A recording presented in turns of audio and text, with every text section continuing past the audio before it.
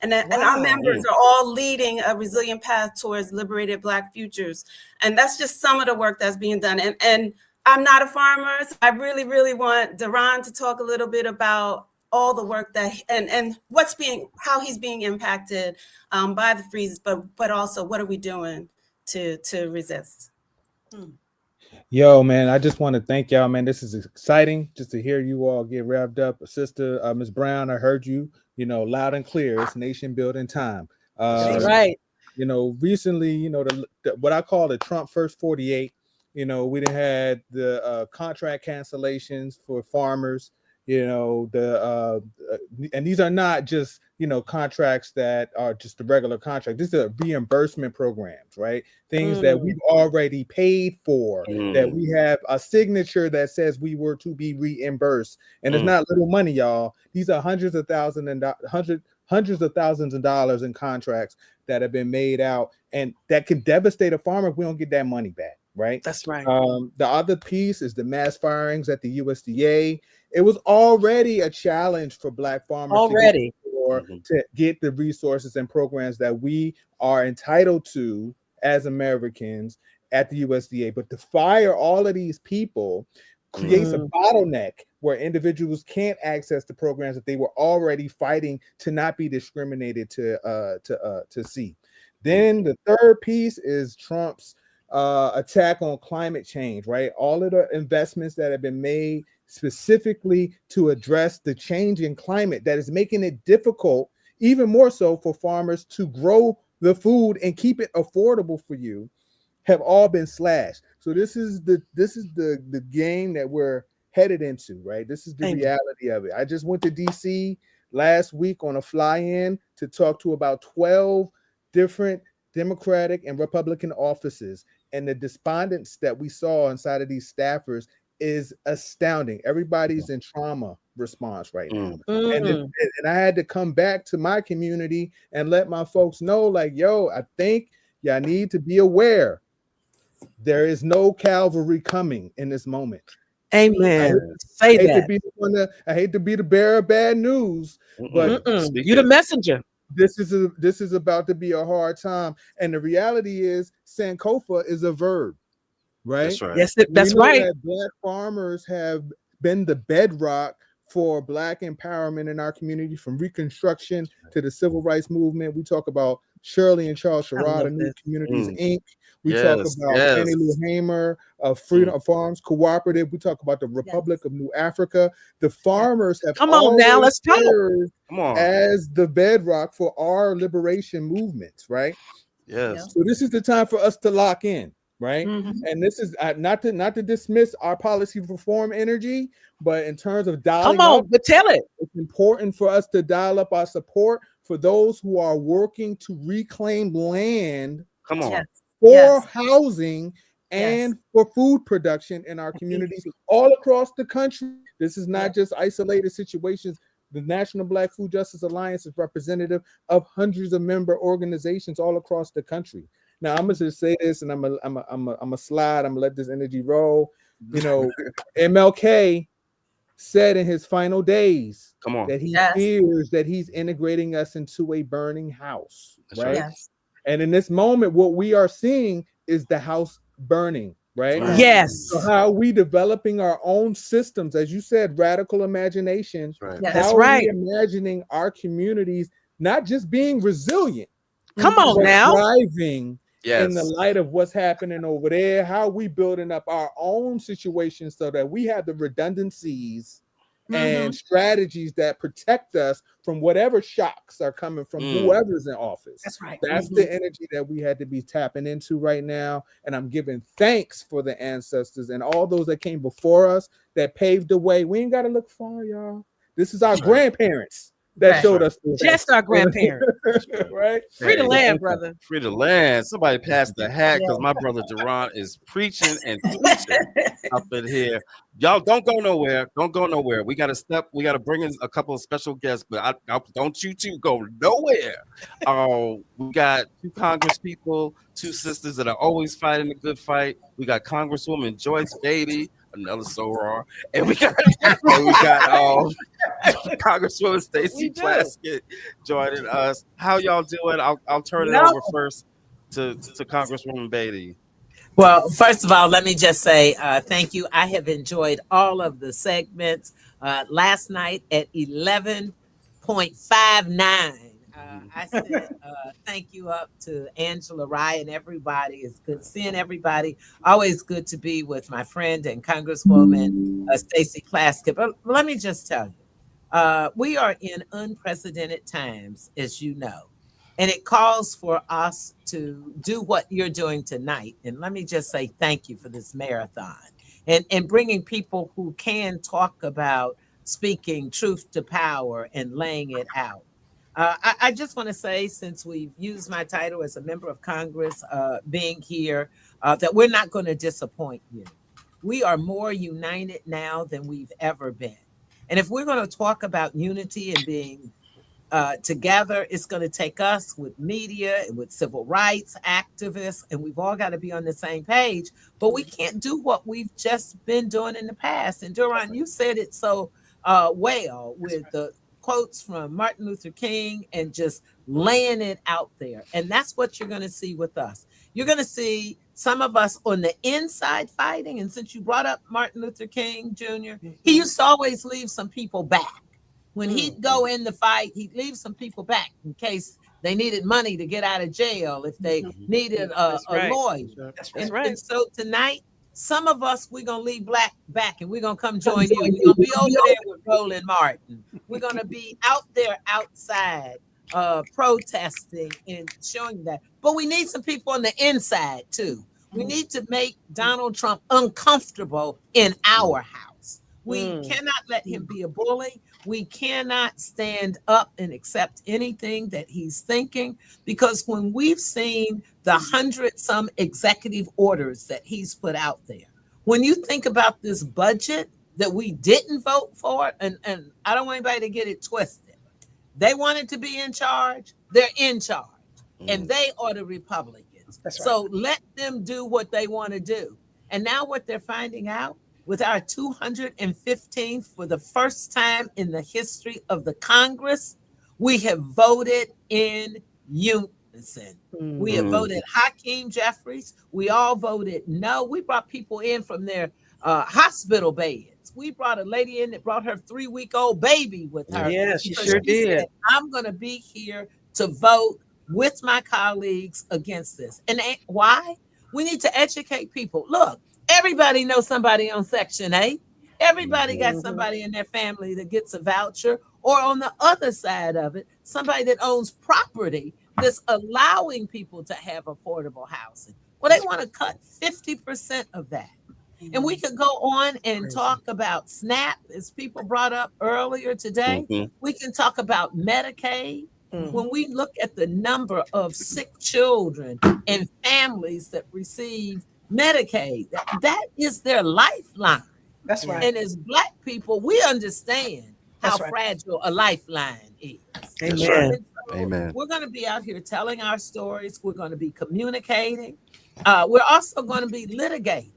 And it's important for us to do it in amica briefs. It's important for us to do it as legislators, because if you look to that damn Supreme Court, you know what you're going to get there. Well, and you know what you're not going to get there. And we know the two folks that are going to be fighting for us. And we are so grateful to have Ketanji Brown Jackson there, because she is fearless and she speaks up for us. So when we look at the victories that we've had, that's why they're scared. That's why they're not meeting with constituents. That's why they're canceling their town halls, because people now are getting it.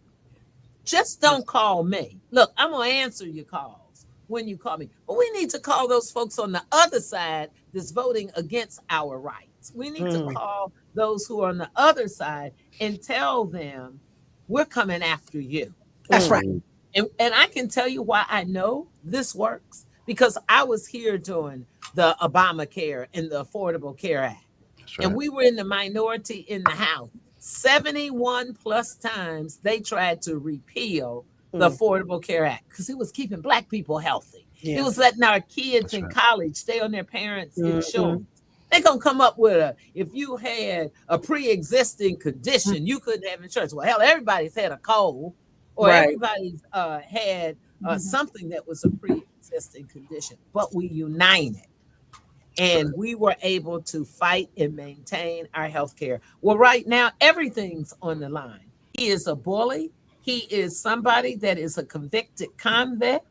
And so we have to treat him that way. And to add on to it, he's got Elon Musk doing a lot of his dirty work. But I've been saying this, and I want to say it right here so you all hear it. They're going to get a divorce soon because Democrats going to split them up. We're going to come after both of them. There will be a divorce in the future because we're going to split them up. And how dare Donald Trump come back to the same place, the same scene of the crime, where on January the 6th, he incited those folks to come, break into our house of democracy, disface it, and put lives at stake. You know, the Republicans forget about that. They were lying on the floor, scared and crying like other people. So I think we have to remind them. And I think having members and civil rights activists and other interested parties come on this marathon show to support you all in media, to support Angela and Joy Reid. And I'm leaving here, and tonight I'll be over there with Roland Martin. And let me just tell you, it's folks who don't look like us as well. We've got some Tri-Caucus supporters. They're wearing black for justice and unity today. And we're rocking shades of pink for protesting today. But it's more about, it's not just about what we're wearing. It's about what we're doing.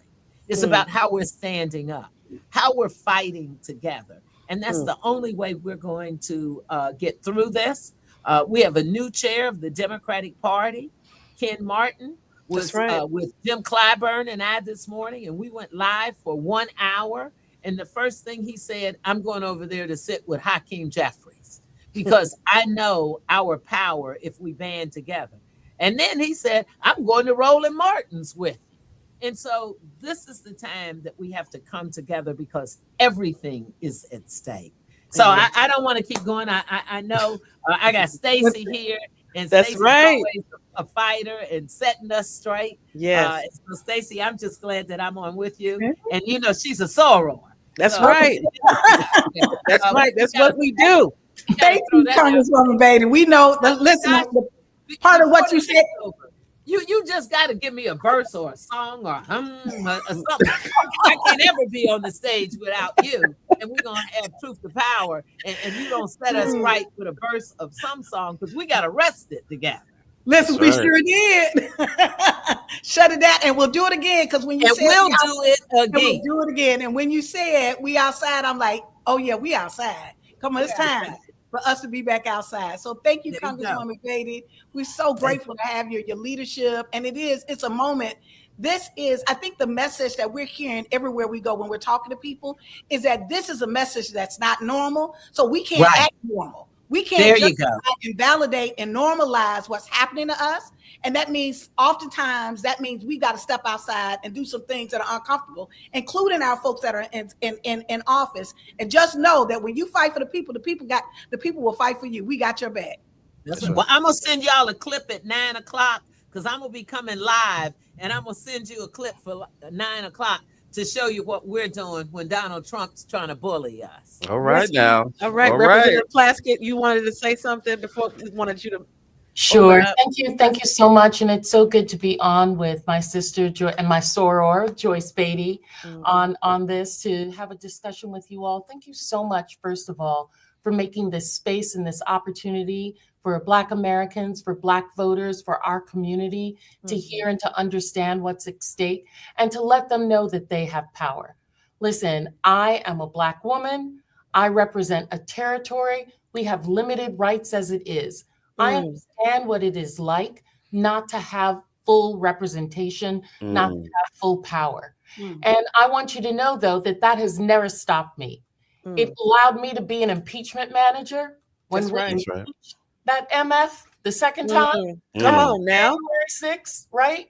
We also, I spoke up during the speaker race to talk about individuals who don't have rights. So we can raise our voices and we can be heard, and individuals can hear from us. And we need to hear from you, because right now, the Democratic caucus does not have the votes. We are in the minority, which means that we cannot bring a bill to the floor without the speaker's approval. We cannot call a hearing in Congress. We do not have subpoena power. We can sign on to litigation as amicus briefs, but we do not have standing as members of Congress to be involved in lawsuits. Therefore, we need you. We need you, the people, to be with us in this fight, to elevate us, to direct the energy that you have on 3 Republicans. We only need 3 Republicans to vote the right way, to vote with their constituency. Listen, there are Republicans who have more people on Medicaid than Democrats do. That's right. There are more Republicans who are on SNAP than there are some Democrats. There are more Republicans who have constituencies who rely on Head Start, on all of the social entitlement programs that are there to uplift all Americans, not just Black Americans, not brown Americans, but all Americans. And you can best believe that it's occurring more in red states than it is in blue states. Yes, sir. And so we need them to do the right thing by the people that they represent, whether they be Black, brown, or white. And they're not, because they have fear in their hearts, they have greed in their hearts, and they have a desire for power. Those are the things that are stopping them from doing what's right and what will uplift all Americans. America is only great because of its diversity. America is only the power that it is because it has allowed itself to recreate itself over and over again by allowing new ideas, new people, new genres to come into what we call the American experience. And so Elon Musk wants to stop that. Donald Trump wants to make sure that it's only for himself. And there are plenty of other people out there who know they are in the last gasp of white privilege. Come on. Tamp down the rest of us to ensure that they and maybe their children have the benefits of it. But as I've heard so many people say, we are not going to go back. I'm not going to live how my parents live. I'm not going to live how my grandparents live. And I sure as hell are not going to let my children live like that. Amen. So I will stand up to power along with all of my brothers and sisters in the CBC. We are over 60 members, and we will represent ourselves differently because we have different constituencies, but we are all of one mind that what is best for the least of us uplifts all of us. And so that's what we're working on right now. And so, we've got to continue. I'm so grateful that you guys will be going on and be in the time that Trump is spewing lies and hatred and division during that speech. We know that that's what he's going to have. And so we've got to direct truth to those people in our communities, particularly our young sons, whose algorithms are getting them a whole bunch of misinformation, which we saw that was occurred during this past election cycle. And so we've got to get truth to them. We've got to flood them with the truth and with love. I know that that is also something that I recognize that our community has not entirely felt from us. And so not only do I want to show them power, but I want to show them love, sacrificial love that I'm willing to do to put my life on the line, my voice on the line for them each and every day. Representative Plastic, a quick question before you leave. So you were saying that you all are in there. We know that you're fighting. You're fighting. We know that there's a fight going on in there. We know it's an intense fight. And so people that are listening right now, that are looking right now, and they are deeply, deeply concerned about the budget cuts, and they want to put pressure. As you said, there were 3 Republicans. What do you suggest that they do? Do you have any recommendations of what they can do? I think, the best Republicans to go after are those who barely won those seats against Democrats. Right. The ones who are in those purple districts and those red, what we call red to blue districts, those seats that we were trying to flip, as well as those members. There are some in California. There are some who are in Michigan and other places, Illinois, even Ohio and Florida, who have large pools of Black individuals who did not come out and vote. We've got to ignite them. We've got to wake them up. We've got to get information to them. We've got to share with them, Sister Brown, that they are about to not only, you may not be on Medicaid, but that's going to mean that uncompensated care is going to happen in your hospital, which means that nurses aren't going to be able to be paid. Services are not going to be available to your entire community. Head Starts are going to close. School lunches aren't going to be available. We know that when children are hungry, they can't learn. When children can't learn, they drop out. When they drop out, they can't find a job. When they can't find a job, they move to crime, and the prison pipeline begins. We know that this is an insidious attack on our communities, and we've got to share that with them and let them know that their vote, their voice is their power. Yes. And that we cannot allow some soon to be trillionaires algorithms stop them from their power. Well, thank you. Thank you so much for joining us, for sharing that advice on that strategy. And just know that even as we get past this immediate moment that we're in this immediate fight, that, you know, as you continue to raise the alarm and the need for our brothers and sisters in Virgin Islands to have full representation, just know that you have a friend in Black Voters Matter. Thank you. And I know that my soror, my sister, Congresswoman Joyce Beatty, talked about Martin Luther King. But I'm from the Caribbean, and I'm of the Stokely Carmichael. Malcolm X. Hey, come on. You can't see the other picture we got. Y'all know where I'm going to be. Y'all know what I'm going to be doing.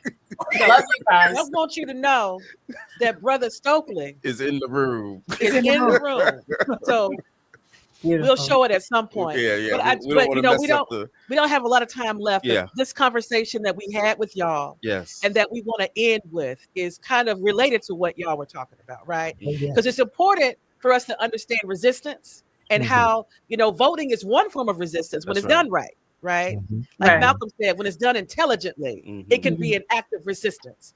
And we want to talk about the things that we can do in our own communities to help insulate us, right, from the policies and the regressiveness. So if they're going to cut off our food, we're going to provide our own food, right? If they're going to make it so that our education is not going to be taught to us, right, then we're going to teach ourselves, right? And so that part of what y'all are talking about is important, but it's also connected to reimagining, because the one thing the Declaration of Independence had right was the section when it said that when this government ceases to give you life, liberty, and the pursuit of happiness, it is the right of the people to abolish it and create something new. And so that's the part that Black Voters Matter, we cleave to, and I know y'all cleave to it too. And so we want to make sure that we end this, making sure we send a message to our communities that it is time for us to, what Latasha always says, radically reimagine, right? Be founders of a new nation that is going to give us the rights, because you don't get no rights from interpretation of a law or the Constitution. You get rights because you have decreed and drafted a Constitution that gives you that right. So we as a people have got to start thinking differently, and we want to open up the floor to start talking about that as we talk about how we fortify ourselves in this moment. I know Duran has some things. I just want to talk about some call to actions that I have for folks to just, I think it was Representative Corey Bush talking about, we need all the tools in the toolbox, right? So we need folks to support their local Black farmers. That's number one. Just like we had the blackout last week, Friday, right? But okay, so take that money to your local Black farmer. You can look on the Black Farmer Index, blackfarmerindex.com. The Alliance has a Black food map on our website. You can buy seeds. Give us that website. blackfoodjustice.org. There's and you don't have to, I'm not saying everybody's a farmer. I'm just saying if you organize your block, and I'm growing tomatoes and you're growing cucumbers, and we can share what's surplus, we can feed ourselves. We can get seeds from a Black seed company, Ujama Seeds, UJAMAA. They're beautiful Black organic seeds. You can buy an organic cucumber at the supermarket and dig out the seeds and save them and plant them yourself. You don't need an acre or half an acre. Just start with a container, put it by the windowsill. You just need some window, some soil, and I was just going to chime in. Some water, right? So organize your block, support your Black farmers. Oh, go ahead, Duran. Oh, I was just going to say, you brought up Kwame Ture name, and he said that it's important for us to organize. Yes. Right? Mm-hmm. There's two pieces of this puzzle that I feel like is we haven't really figured out the strategy, how to hold these things together. Back in the day, we did. How do we hold policy reform and direct action in the same hands? It's not an either or, it's a both and. Right. And when we're in line, those that are doing the grassroots activism, the direct, tangible things that you can taste, touch, see, and feel are married with the folks that are doing the policy work, then we see that impact over time. You know, Emil Cabral taught us, tell no lies, come on now, victories. That's right. right. This is about to be real. It's about to get real, y'all. About to get real. I'm gonna tell you on the food tip, right? Spring is 30 days away. There are farmers that haven't been able to plant because they have no workers in the field due to the mass deportations. There are folks that have had canceled contracts, so the money that they were going to spend to hire staff, to get seeds, to get fertilizers is now out in the wind. So you ain't gonna feel it right away. You know what I mean? It's gonna be a slow trickle, but then it's gonna hit summertime when it's time for your babies to be at home from school, and you looking for that lunch and that breakfast program, and the food ain't in the stores like you thought it was. This is prepare now, right? And by prepare, I mean organize. Get connected to organizations that are already doing the work, that have established ecosystems of real people and real relationships that exist outside of social media, that are in real time. The people that I can go knock on my neighbor's door. That's the energy that we need in this moment. Farming has taught me that this social justice work is a communal work. It's not an individual thing. It's about our individual contributions to a collective good, right? That's right. So let's figure out the mechanisms to, if you ain't got an organization that's close to you, start one, right? And lock in when it comes to the most basic thing that we want to do every day. Eat. You know what I mean? Jordans might go out of style tomorrow, but broccoli ain't. So we got to figure out so that our families can eat. This is the land conversation that Shirley Sherrod and Fannie Lou Hamer was say those names. Fannie's in here. I got to keep reiterating that because we seem to be forgetting. We like to forget that the work that our civil rights ancestors and the legends did as they got into their final days was, how do we get land? That's right. Space that we own and control, so that we can have housing and food to feed our community. And if we lost sight of that, y'all, maybe this is the warning shot. This is the book that's hopefully going to wake us up, so that we understand that we need to have our own self-determining communities, right? That interface with this system however it needs, but we need to be able to be resistant to these shocks. So that's all I got to say. Thank y'all so much for having us. We are an organization. What you said, Cliff? No, I said go ahead. We talked about resistance and resilience, and now we talking about radically reimagining. We got what we need, y'all. So it's a moment that we really are happy. We got to think about how we're going to feed and take care of our people. And so we're so grateful for the networks that exist. I'm hearing you. I heard that we've got to find and support Black farmers. There are networks that already exist.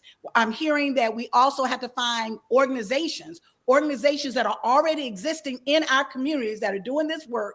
You don't have to start another organization. We got plenty of organizations that are in our community. Another thing is about Black spaces. We have to reclaim spaces that we have. We can't have churches that are closed for 7 days and only on Sunday are open. All those spaces got to be open. We need Black spaces so that our people can gather and organize and work together. We need our Black institutions. And as we're thinking about that, ultimately, it has to be self-determination. And so given that, I know, Cliff, you were going to say something, and I want to say one more thing before we leave, a quick piece, but that's it. Just real quick, because we got a couple of minutes left. First, I want to thank the two of y'all for joining us. As we said before, this is not the end of the conversation. This is just the beginning of a conversation and relationship. So we'll be seeing a lot more of y'all. We talked about like organizing, right? And connecting with organizations. I just got to shout out the way that we even got connected with Kenya and then Duran, is that we reached out to our fam at Movement for Black Lives and for BL. and we all in this together. We all family. And so shout out to them. And then lastly, I just wanted to mention, as you were talking about land, the brother behind me, Malcolm, said land is every revolution. Land is the basis of every revolution. That's right. Right. That's right. And so that's what this is partially about, y'all. We have got to have our own land and be able to feed ourselves in order to be truly independent and have true self-determination. So thank you, Kenya. Thank you, Duran, for joining us. We'll be talking to y'all soon.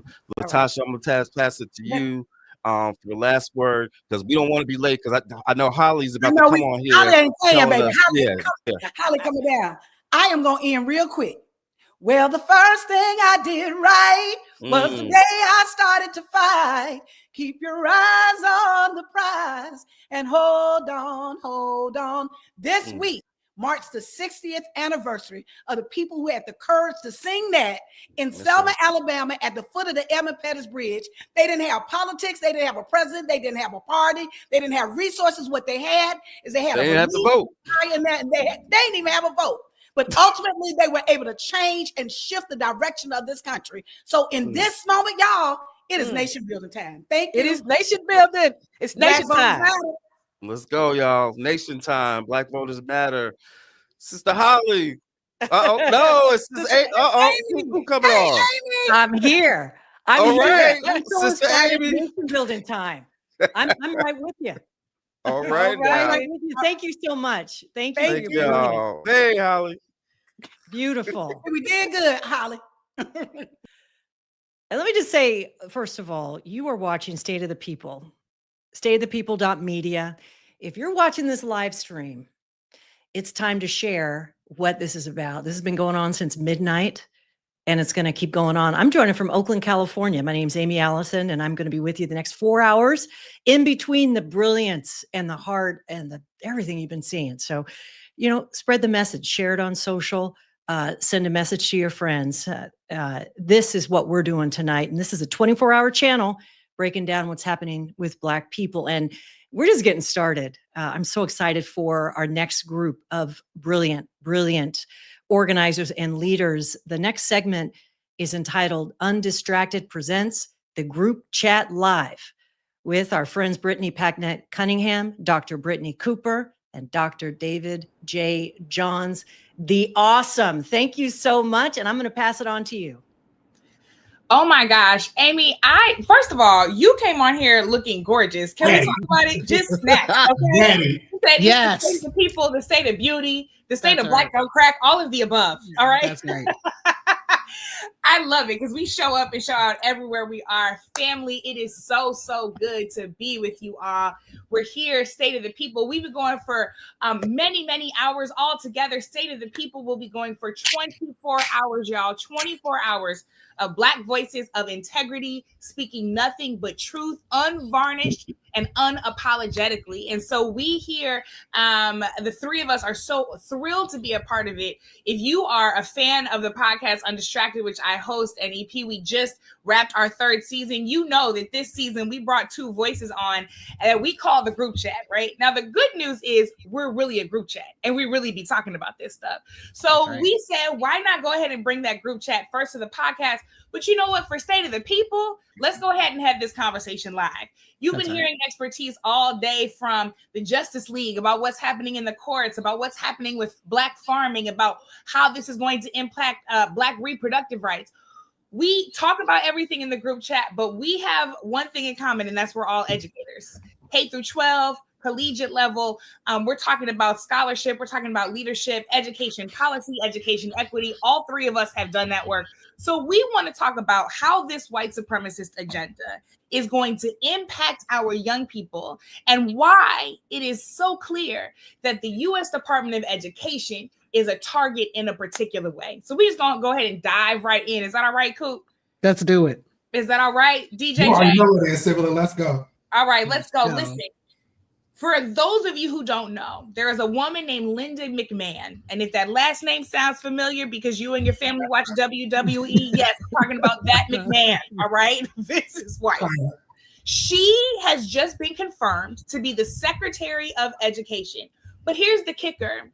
Project 2025 told us, Trump told us, and now Linda McMahon has told us. She has been confirmed to be the secretary of an agency that she intends to dismantle. I don't know about y'all, but I don't need to be the boss of something I'm trying to end. But that's exactly what she's doing, right? She just got confirmed at 9:30 p.m. last night. She sent out an email, wasted zero time, and said a couple of things. First, she said, quote, "My vision is aligned with the president's to send education back to the states and empower all parents to choose an excellent education for their children." That is what we call coded language. But before we get into that coded language, David, let's talk about why abolishing the Department of Education is not just bad, it's real bad. Tell us just how bad it is. Yeah, in short, first, let me say thank you all for creating this space. I love the two of y'all, and shout out to everybody who's powering this. Y'all are the real MVPs. Also want to offer up a consideration. I know that many of us are used to naming white supremacy, but I want to take back the power and name it for what it is. It's white delusion. Part of the way that white delusion works is to divest in the people, the communities, the institutions that support equity, that are about fairness, that are about investing in the people who built this country for free, as our sister, my twin, Angela Rye would say. And if we think back 51 years ago, this is in part why I started the Teach the Babies podcast, to celebrate and remind us about the lessons that we should have learned from Brown v. Board. But 51 years ago, Brown versus the Board of Education, one was tried. And before that case was tried, it was the reality that states and local municipalities abdicated responsibility for developing our babies. Now, let's be clear, that is not new. What we know is since the transatlantic and trans-Pacific slave trades, Black people have had to do the work of ensuring that our babies know who they are and whose they are. We've never fully trusted public education as a system, but having a Department of Education that provides federal oversight to ensure that states aren't legislating genocide, like what's happening in the state of Florida with the failed history teacher turned governor and all of his antics, or what's happening in the state of Texas, where I am in this moment with Greg Abbott. If we lose the federal protections, we should expect that our babies will be consumed, they will be terrorized, even more than they have been heretofore. You know what, Coop, I'm going to come to you, but first we actually have some voices coming from Congress. Actually, I'm going to come to you right now, and I know that they're going to join us in just a moment. So David really helped us contextualize exactly why this is so dangerous, right? And yet this is an attack we've always faced. Clearly, those that think that they're in power and want to try to wield that power as they see fit know that Black knowledge is dangerous, that Black literacy is dangerous to their agenda. That is why it was illegal to teach Black children how to read and write, whether they were free or enslaved, right? That is why it was illegal for us to assemble in certain ways. That is why, once again, we find ourselves with certain texts about our history being banned over and over again. But you know what? Go ahead and ban them books, because we're going to make sure that they sell out, okay? That's right. Run up these book sales. Correct. Right? But so David contextualized for us that this has always been the case. And yet the Department of Education has been central to our continued fight for freedom. Why attack the Department of Education to be dismantled? Why not the Department of Labor or Interior? Why the Department of Education? Why is that so critical to their plan? So thanks, B Squared. It's good to be here with you and good to be here with my brother, Dr. David Johns. So here's the thing. There has been a 40-year assault on public education that this is the culmination of. There has been an attempt to undereducate the populace, because look, when you have an educated populace, then you have an informed voting electorate, and they tend to choose differently. This is why folks get very upset when their kids go out to college and then come home with a bunch of liberal ideas about inclusion. And we have a strain of that in our community. When I was going off to Howard, all the church folks in my life said, now don't go up there to Howard and act like you don't remember the Jesus that we taught you about. So there has always been this suspicion about the kinds of liberalism and inclusion that you get when you start to mix people in different perspectives. But our folks have never let that take away their good sense. They always meant stay grounded in the things that are going to keep you and don't walk away from the people who loved you and who raised you. And that's the difference, right? So look, I work in higher education, and these assaults are not just going to come for our people in K through 12. They are also going to come for kids who need Pell Grants to go to school. They're also going to come for departments that grew out of the civil rights movement, like departments of Africana studies, like departments of women's and gender studies, like these, programs like McNair and Upward Bound that give our kids a leg up. So you have to ask, what is the ultimate goal? The thing that distinguishes America from the rest of the world has been our public education system. You didn't have to come from nobility to deserve an education in this country. You didn't have to come from money to be able to walk into a school and be serviced. Even sometimes when the quality of the services weren't great, there was this sort of democratic ethos that we educate everybody. There's also this desire or a set of legislation that comes out of the Civil Rights Act that also protects kids with disabilities. That's why your kids that have disabilities can get special education, can get IEPs. When you begin to dismantle the Department of Education, you take away all of those kinds of protections. And the reason they want to do it is because access to education has been Black people's pathway into the middle class. That's it. I am the daughter of a single mother and a father who passed away when I was a little girl. You don't become a PhD from the projects unless you have access to a good public education. Even though I grew up in one of the poor states in the Union, in Louisiana, in rural northern Louisiana, I still had good teachers and an advocate mother for sure, but I had access to a public education that put me on solid footing with my classmates and made a pathway for me to be able to go to college. And then there were programs like Upward Bound and McNair that helped me to chart my path. They want to dismantle every pathway into the middle class. So this is also firing all of these public workers because Black people are overrepresented in federal government employment. This is of a piece with that. They want to shut down our pathways to make ways for ourselves. Brittany, can I? David, just give me one moment because we've got two members of Congress with us that I want to make sure that we bring in ahead of this joint address tonight. We've got Representative Hank Johnson and Representative Kelly. You all have been doing this work for so long. Thank you so much to both of you for joining us. We know that your time is limited. Congresswoman Kelly, I want to come to you because you know that the fight to protect public education for all families, but for Black families in particular, has been critical. What is the Congressional Black Caucus prepared to do to make sure that those protections are in place for us, knowing that Trump's got a plan and it's not in our favor? Well, one thing I just wanted to add to Dr. Cooper, I started the Black Alumni Scholarship and the Black Alumni Endowment 20-something years ago, and it's still going strong. And I have to go to my college April 25th because Black students are so despondent that they think that they're not going to be able to get those scholarships anymore, so on top of the Department of Education, just see other parts of it too. As you know, we are fighting with one hand behind our back because they're in charge of everything, but we have an awesome leader in Hakeem Jeffries, but also an awesome leader on the Education Committee, Bobby Scott from Virginia.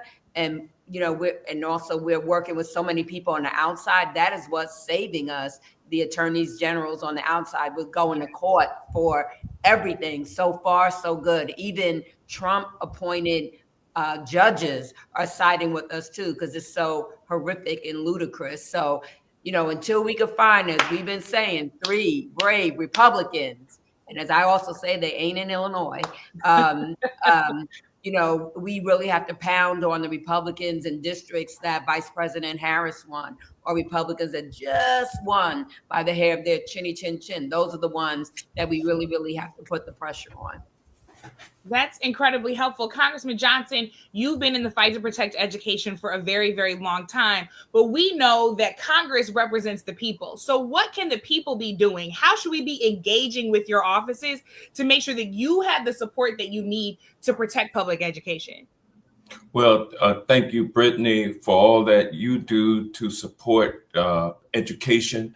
And thank you all for all of the work you have done in that space. Of course, it's been education that has allowed us to lift ourselves from the agrarian nature of the economy back in the previous century or century before the last century into the industrial age and then into this current information age that we are in. It's education that is key to the uplift of our communities. And used to be a time when parents, Black parents, encouraged their children. I mean, it was never in my growing up, I was always going to college. There was never any doubt about it.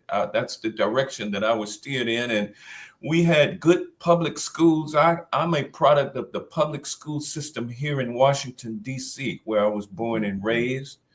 Went through public schools, ended up at Clark College in Atlanta, Georgia, now known as Clark Atlanta University. Matriculated there for 4 years before going down to Thurgood Marshall School of Law, Texas Southern University, another HBCU in Houston, Texas, and attaining my law degree. And so I'm a product of the Black schools and the HBCUs. And I believe that I would not be where I am today without those. Because I'll tell you, my mother and my father graduated from HBCUs, Clark College and Morris Brown College. And so it's within my DNA to be supportive of higher education, HBCUs in particular, and the public school system. And so it's distressing to think that we have someone who is the Secretary of Education now who is committed to abolishing that department of the federal government. Moreover, she is a strong supporter of things like the misnamed school choice. She's a school choicer, and she's a charter school advocate. So all of the ways in which they can kill public education, from defunding it from a federal level and then also enabling state monies and local monies to flow into the private for-profit school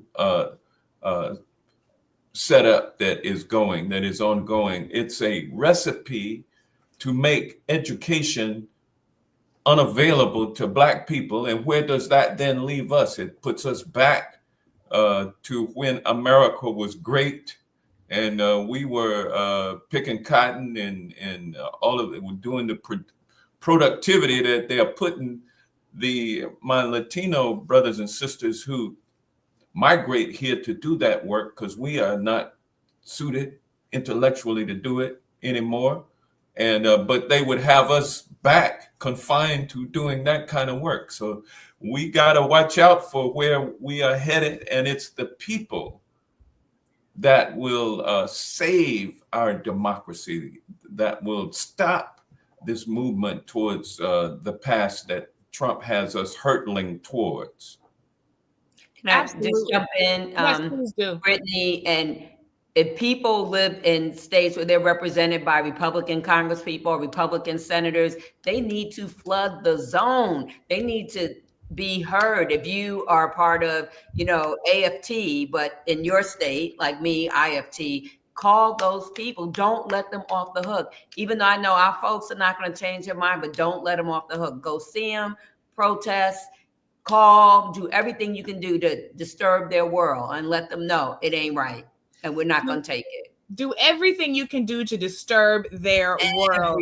That is the perfect place to keep it. I'm so grateful to both of you, Congressman Johnson, Congresswoman Kelly. Thank you not only for joining State of the People today, but for holding the line. We'll be continuing to look to you, and we'll make sure that your colleagues' phone lines are absolutely flooded. Thank you both so much for joining us.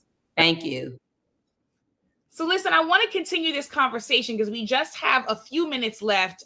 You all both did such a great job of covering why the Department of Education matters and why attacking it means attacking Black people, right? That the kinds of protections, the kinds of support, the kind of funding that our young people to be clear, deserve, right? We're not asking for something that they don't deserve. We are demanding what they already do deserve. But that those things are critical to their to our collective ability to rise as a people, to the middle class, to educational attainment, to generational wealth, and to the kinds of thriving that all Black people deserve to experience across the diaspora and certainly in this country. So as I said earlier, Linda McMahon laid out for us exactly how she's going to create that attack. So it's going to be through the lens and the language of states' rights, which, if that doesn't sound familiar to you, if you think back to when you were in school and you studied the Civil War, states' rights is code for keeping things racist, because then Mississippi can do what it wants to do and doesn't have to pay any attention to any kind of federal law that would stop people from discriminating against folks, right? So states' rights is code for keeping things racist. And the other way that they're going to do that is through parents' rights, but they're not talking about all parents. They're not talking about me, even though I have 2 sons. They're talking about white parents, those moms for liberty who like to run for school board and then ban all of the books, right? Ban all of the queer books, ban all of the Black history, ban all of the books where young people see themselves. So that is the language of the attack, right? Race and gender, states' rights, and parents' rights, right?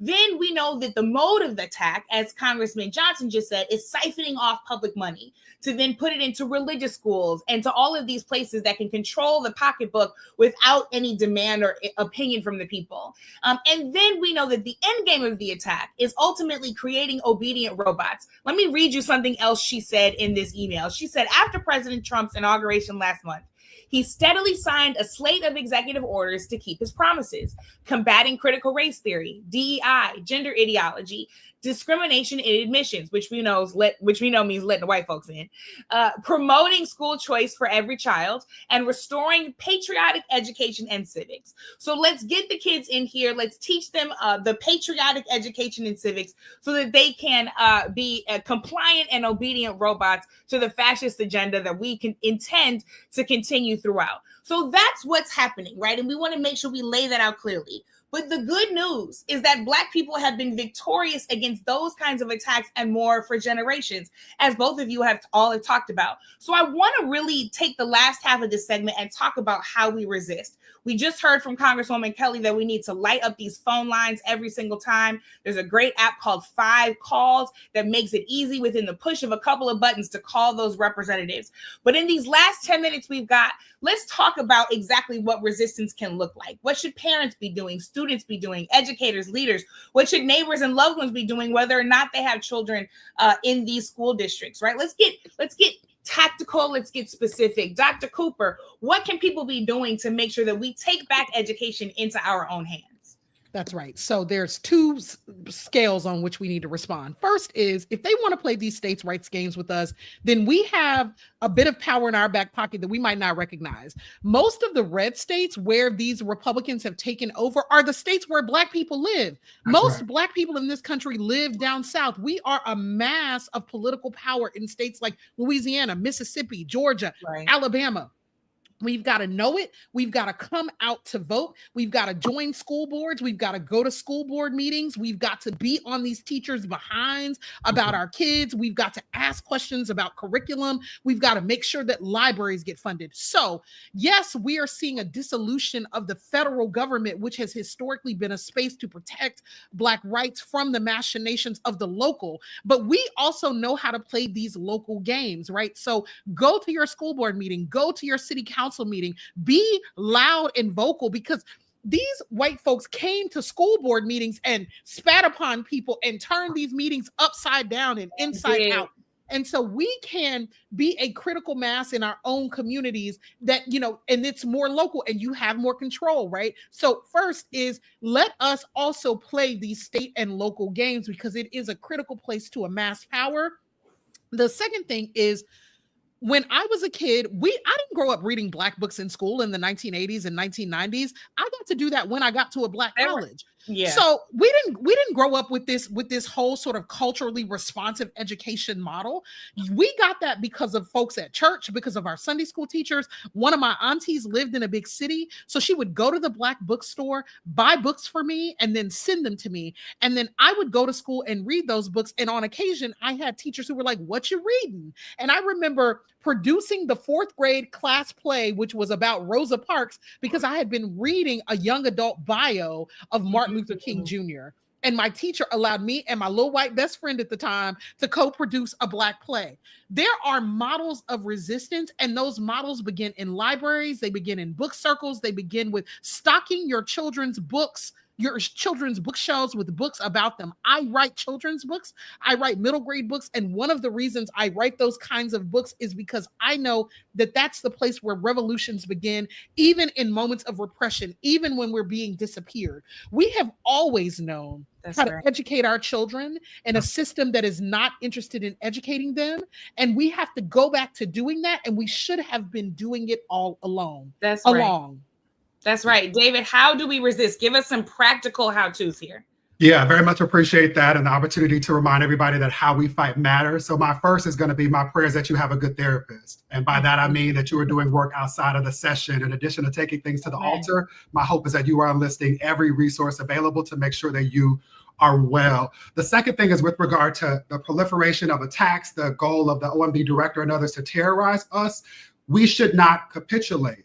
We should make them fight for everything that they are desiring to take. In the words of the laureate Kendrick Lamar, we need to squabble up at this moment and be prepared for the fight. Don't concede. Don't act unless you have to, especially with regard to these executive orders, which are not laws. I also think, to underline the points that have been made, organize in community. I'm asking each of you, do you have a political home? Is there a place where you are organizing with people who have like hearts and like minds? Do you have a place where you are tithing to protect and deepen the institutions and organizations that we can go to get through this moment? I'd highlight 2 resources in addition to us ensuring that we teach our own babies the model of the Panthers, Sunday school, Saturday school, after school, whatever that is. There also are digital resources we can use. Our sister, Kaya Henderson, created Reconstruction so that we can leverage existing curriculum to teach, because people say silly things like teaching isn't rocket science. They're right. It's a lot harder. Not all of us are called to do this work, but each of us have a role in supporting the learning and development of our babies. And then the last thing for me is this.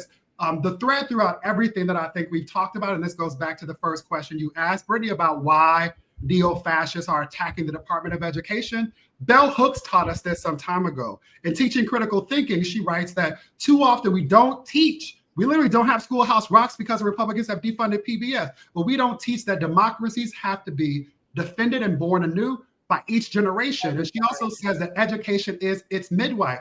What they know, for all of the reasons that Coop talked about, is that if they dismantle education, they don't have to do a whole lot of work to keep us oppressed. We'll do the work for them. The last thing that I don't want to miss is that in addition to acknowledging all of the layers that you did, Brittany, and framing the question, I want us to remember that sexual orientation and gender identity plays a role in this. We got to think about this intersectionality. The Department of Education is also where Linda McMahon and Donald Trump and so many others are dismantling protections that have existed for women and girls, Title IX, and using them to target and terrorize trans folks. I want to say generally, but trans women specifically. And so acknowledging how all of these intersections show up in our lives, let's be as expansive as possible as we're thinking about solutions and organizing. And let's recognize that then pitting us against each other is a tactic that does not help any of us, right? Absolutely. So I want to close with this. This is one of my favorite stories to tell, and I'm telling the very short version, but y'all know I'm from St. Louis, I'm from the Lou, and I'm proud. And Missouri was obviously an enslaved state, but it was also a place where when Black and white clergy started to teach Black children how to read and write in their church basements and during Sunday school, the state legislature made it illegal to teach Black children to read and write, right? They saw the power of that action, and they literally passed a law, passed statute to stop it. So what did John Barry Meacham, a Black preacher, and his wife do? They got together some wood and some sticks and some hammers and some nails, and they built a boat. And they built a steamboat school and put it on the Mississippi River, because in between the enslaved state of Missouri and the free territory of Illinois, the Mississippi River was unincorporated territory, which means that the laws of the state of Missouri did not dictate what happened. So all those young people who weren't allowed to learn to read and write in those church basements, they learned to read and write on that steamboat school. That is what we call creative subversion. That is exactly what we need to be engaging in. So all of us should be asking ourselves in resistance, what does it look like to create our own steamboat school? Am I going and buying out all of the banned books from Black authors and putting them in a free little library in my front yard? Am I taking the young people in Sunday school that I'm already teaching and once a month giving a Black history lesson? Am I making sure that during the summer, the neighborhood kids come into my house and they get a hot meal and they also get a lesson, which, hello, was the free breakfast program that the Black Panther Party started in the first place, right? So let's be creative, because all of us have the power to be creatively subversive and build our own little steamboat school to teach ourselves and our young people what they need and deserve to know to be victorious. We are going to wrap up with that. I want to ask each of you for one word of how you're feeling after after over 10 hours, right, of State of the People. How are you feeling? Give me one word, Coop. Buoyed. I'm buoyed. There we go. Lifted. There we go. Hallelujah. Buoyed. That was real churchy of you. John, how you feeling? I feel encouraged to stay in the church. Come on, hallelujah, encouraged. I feel victorious. We're all very churchy here. And with that, we're going to thank you for joining Undistracted. You can catch us anywhere podcasts are. We thank you for joining this group chat live. We thank you to the entire team behind State of the people in front of the stage, behind the stage, making it happen. We could not be doing this without you all. Your creative subversion is why we're here. And with that, Amy, you better moderate, Brittany. You better moderate. You did your thing, girl. You did it. You gotta do that. I had to get back in my seat. You all are brilliant. Brilliant. Thank you so much, Brittany, Dr. Cooper, Dr. Johns. I love it. Thank you so much.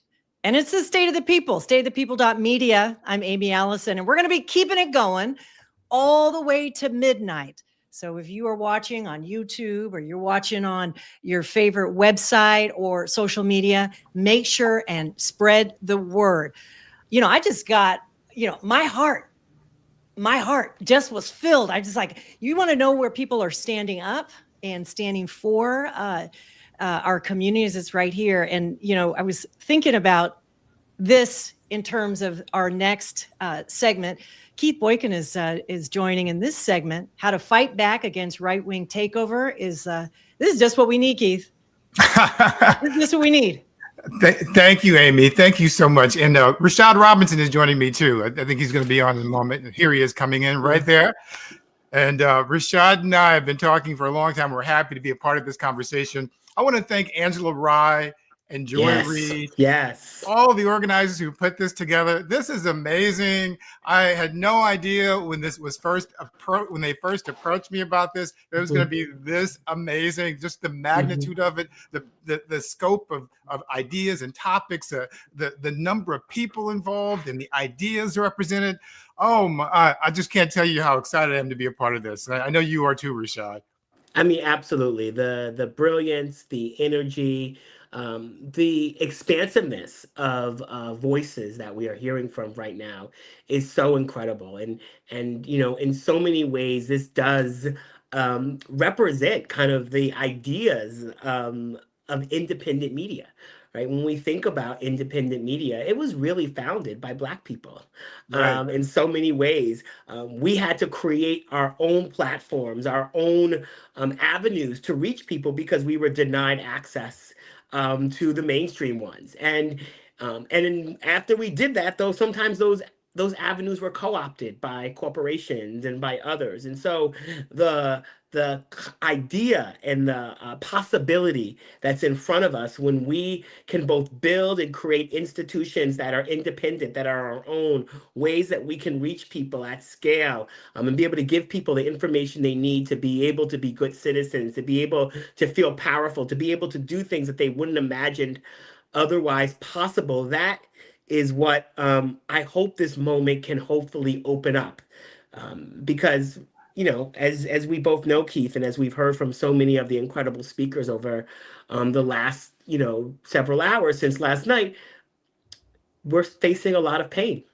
We're going to face a lot of challenge. It's going to be incredibly hard. And I fundamentally believe that when I think about Black joy is not the absence of pain, but it's the presence of aspiration, the presence of possibility, the presence of being able to fight for something bigger. And so thank you. I just want to join you in thanking all those who put this together and hopefully giving us a little Black joy in the midst of the pain. And can I also thank you too, Rashad, because, you know, I met Rashad 20 years ago. He doesn't want me to talk about it. We met on a reality TV show 20 years ago. And now this brother is so amazing. He just came off of how was it, 12 years at 13 years Color Change, leading that organization. And I know no person in the country, I know a lot of people, no person in the country who is a better strategist and thinker about what to do and how to create change than this person right here, Rashad Robinson. So thank you for being a part of this conversation. And so today we're going to be talking about reclaiming the narrative, how to fight back against the right-wing takeover. And, in the past few months, the right wing has really redefined the whole civil rights progress of the past, not just 10, 20 years, but the past 180 years, 160 years, if you will. And they've defined that civil rights progress of the past as somehow racist. They've twisted the constitutional guarantees of the 14th Amendment that gave Black people birthright citizenship way back in 1868. And they've defined that as somehow dangerous. They've distorted the meaning of Lyndon Johnson's 1965 executive order ending racial discrimination in the federal workplace, which Trump just rescinded.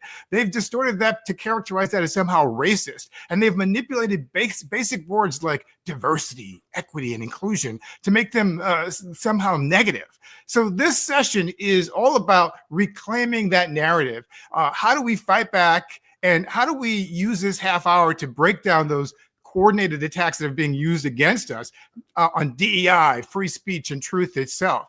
And so as Trump and his allies are working to dismantle diversity and to try to weaponize corporate power, we need to recognize the tactics that they're using and what we can do to take action. So we want to focus on three quick questions here. The first is, what exactly is DEI and how is it being misrepresented in the media narrative?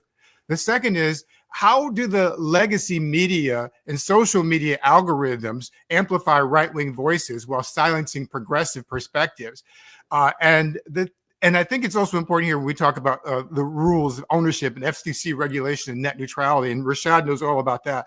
And the third is, what strategies can we use to organize, to build independent platforms and mobilize our communities to push back and win? So that's our starting point. And, Rashad is, like I said, he's the expert strategist. I'm going to sort of get us started in terms of defining what DEI is, because this has been something that's been bothering me so much.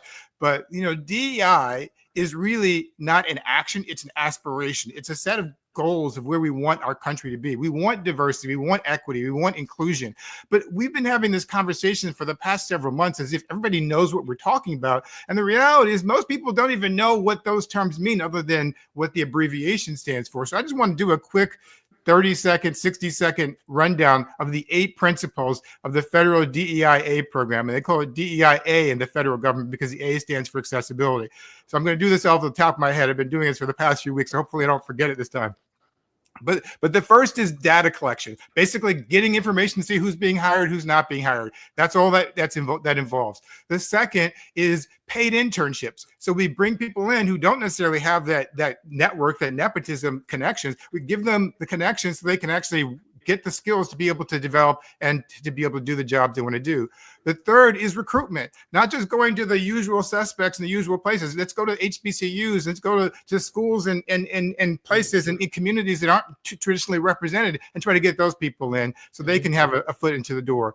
The fourth is professional development. Once you hire people, you want to make sure they have skills so they can continue to do their job, so they're not just thrown to the wolves and they don't prosper when they're there.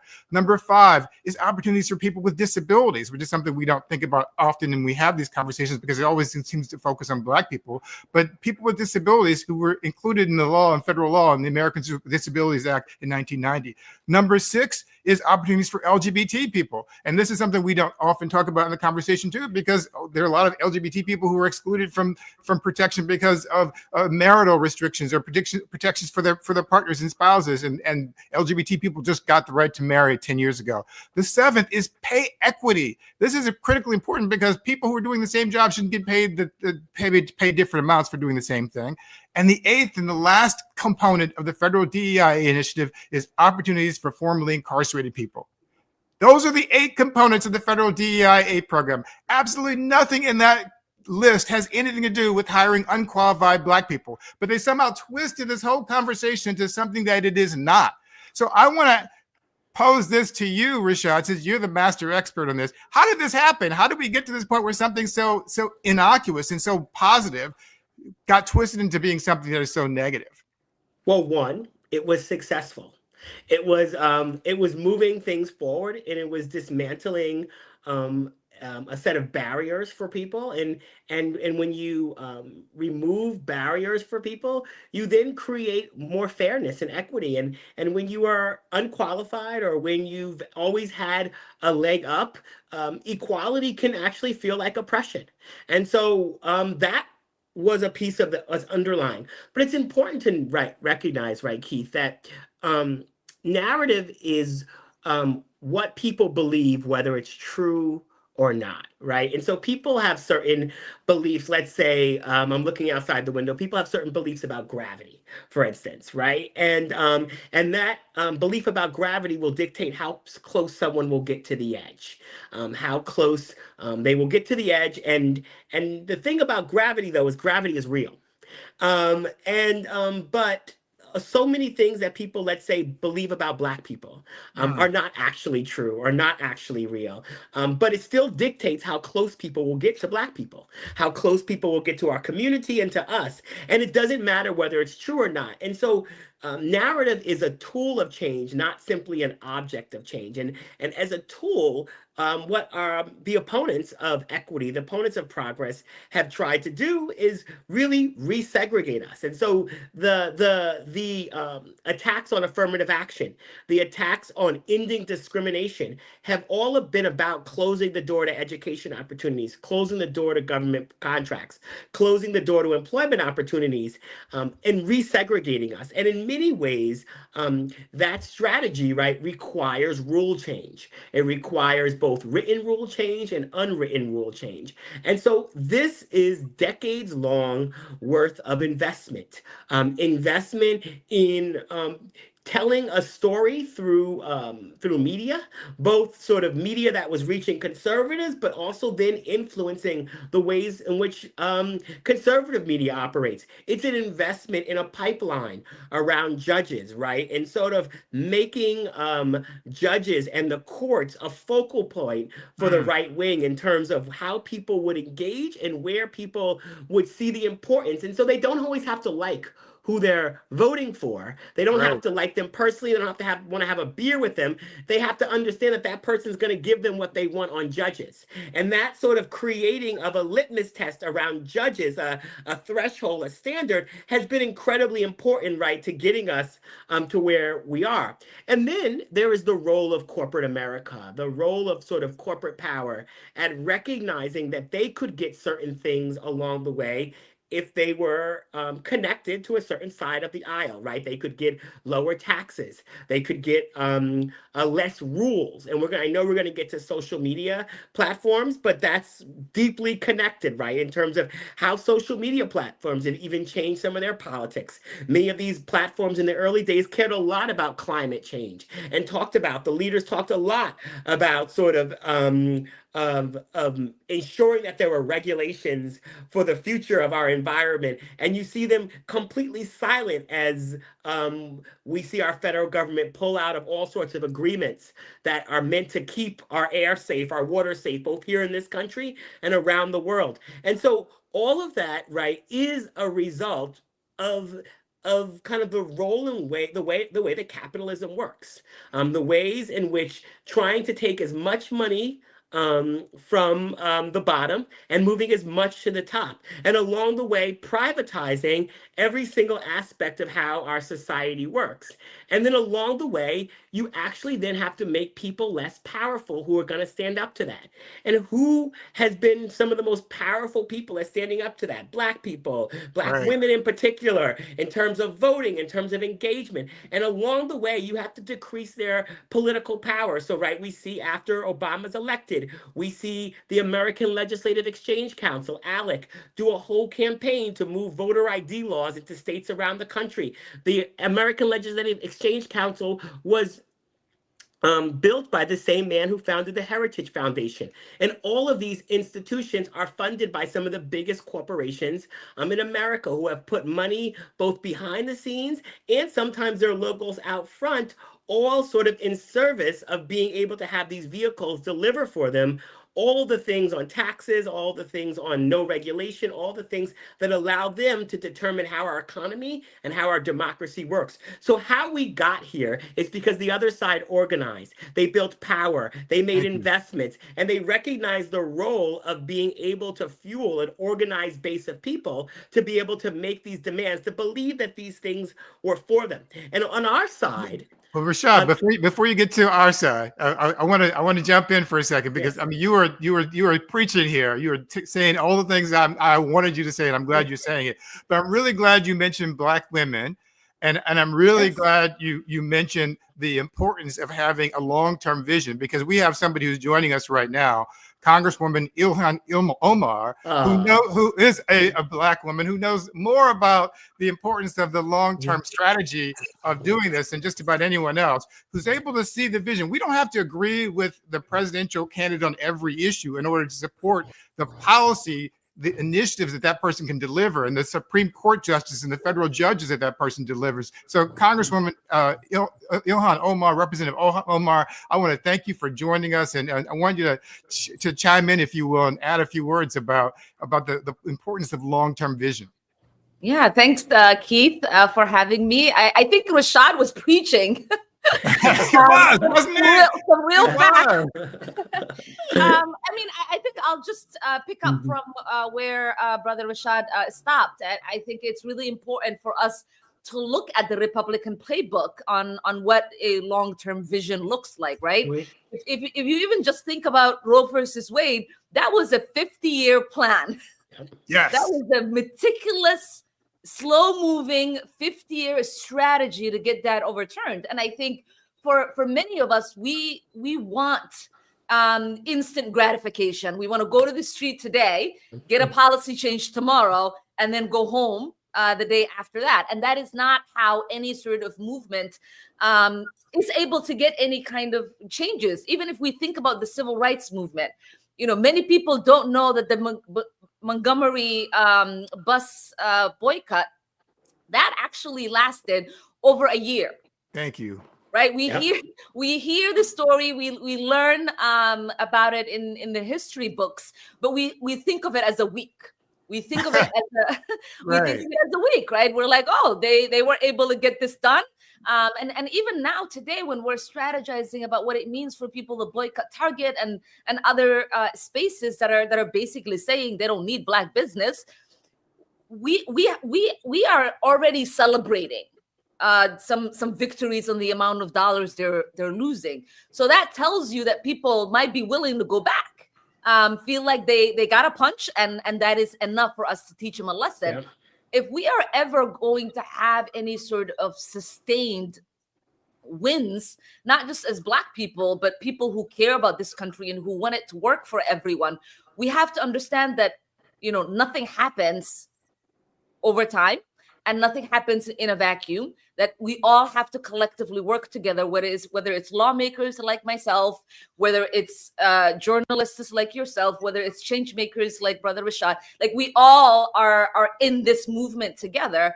And that this small building, you know, whether we pick on an issue that's on a local level and we drive it all the way up to federal level, or whether we do it the other way around, it's important for people to understand that resistance takes time, and it takes a lot of effort, it takes a lot of energy, And also change making takes a lot of time, a lot of energy, and it's not something that happens overnight. And once we get the change, this is what the last thing I will say. Once we get the change, we have to also continue to be in that fight. Yes.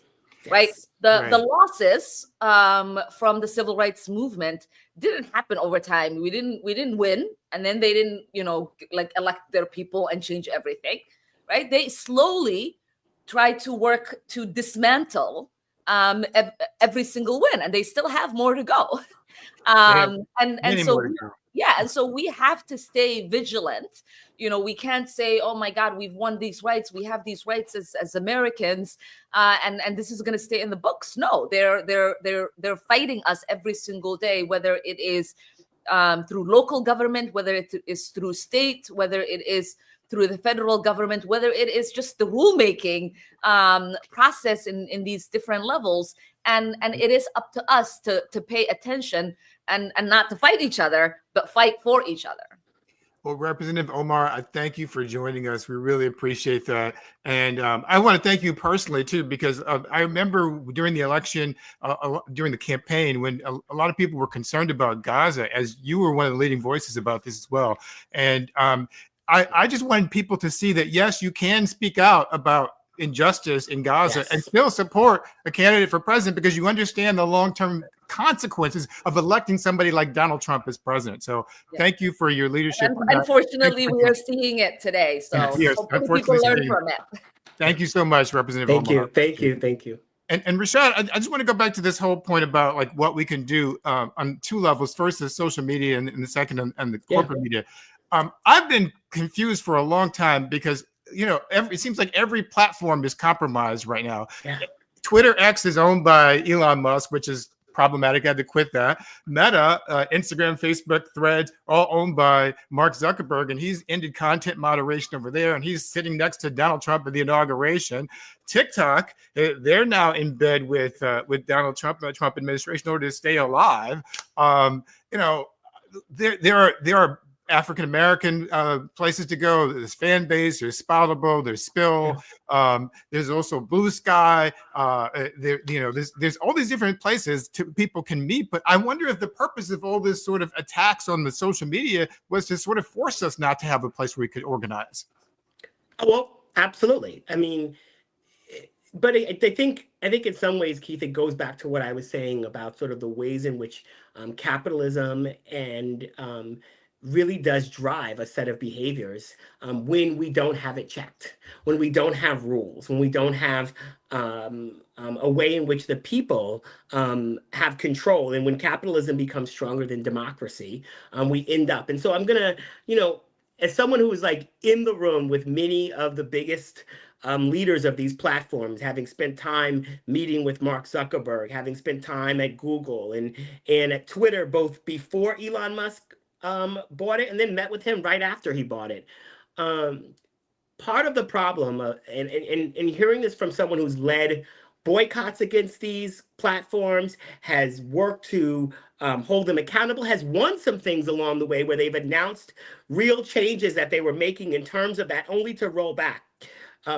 Our cars are not safe because of the benevolence of the auto industry. They are safe because of rules and regulation. And expecting a billionaire to choose rules and regulation when it may get in the way of their growth and their profit is actually a fool's errand. And so we do have to rise up. And yes, I urge all of us to use the various new platforms and the new entries, but recognizing the ways in which it's a setup. And we can't simply outrun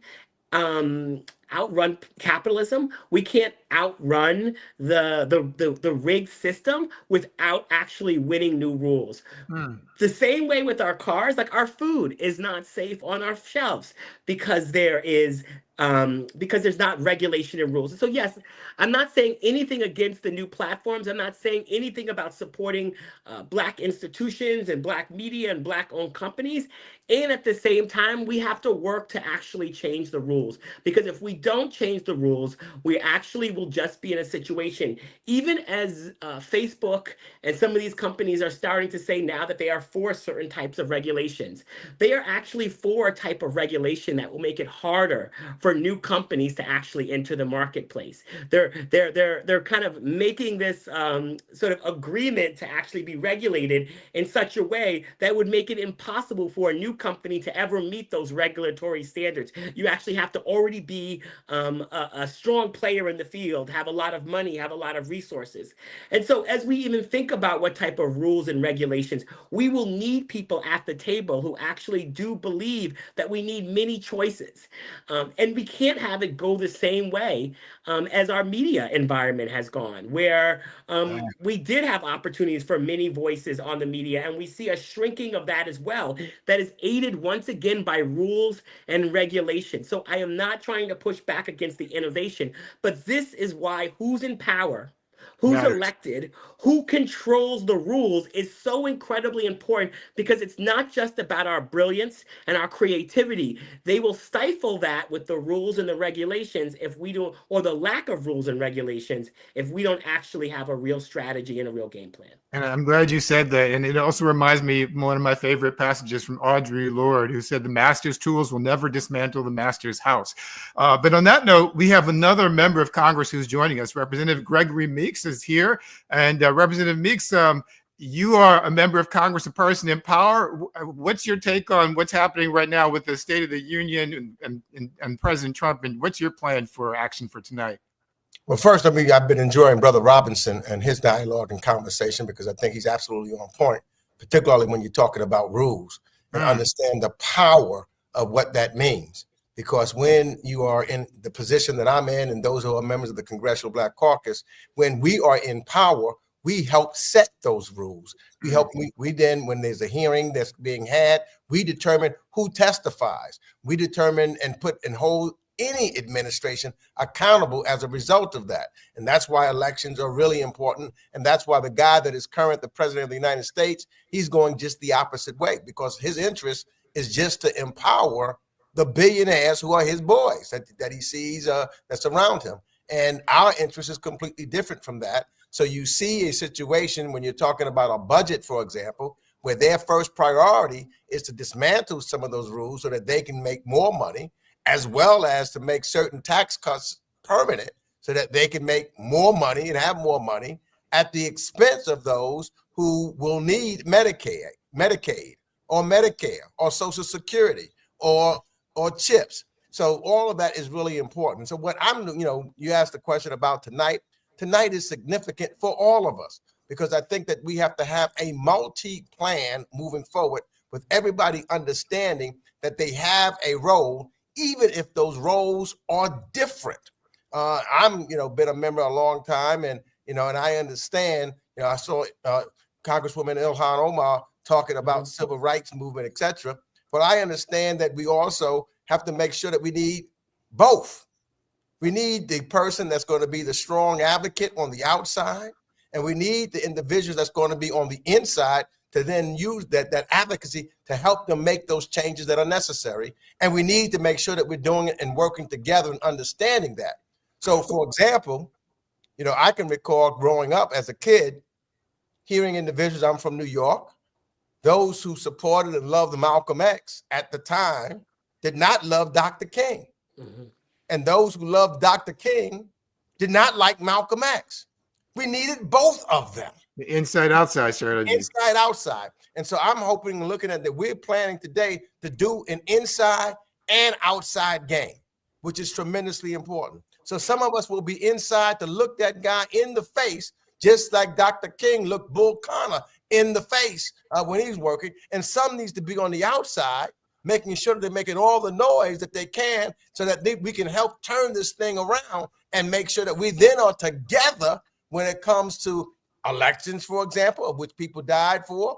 And when we do those elections, we understand, for example, Hakeem Jeffries would then be the Speaker of the House of Representatives. 4 members of the Congressional Black Caucus would be chairs of major committees, and over 32 members of the Congressional Black Caucus will be chairs of subcommittees. And then we work, and everybody doesn't have to know everything that we're doing, because we talk among ourselves. We work with folks on the outside and pull some in, like Brother Robinson. He should be one of the guys that was on, for example, the Energy and Commerce Committee to talk about what he knows in regards to technology and moving forward and giving us, one of the biggest secrets, I think, in town is when I was chair, for example, of the Foreign Affairs Committee, I would go to people who looked like the people here and said, this was all, when I was on the Financial Services Committee, also with Maxine Waters, we would go to you. And when we had when we had a Musk or a Zuckerberg or somebody coming for us, we would go to you and say, what do you want us to say to them? What questions do you want us to make sure is addressed so that we're dealing with those issues with those of you who are the experts in that particular area? Well, thank you very much, Representative Meeks. We appreciate you taking time out of your busy day to join us, and we wish you the best for tonight, and stay strong. Thanks. All right. And Brother Robinson, I'm glad that Representative Meeks was here and had a chance to talk about using our power.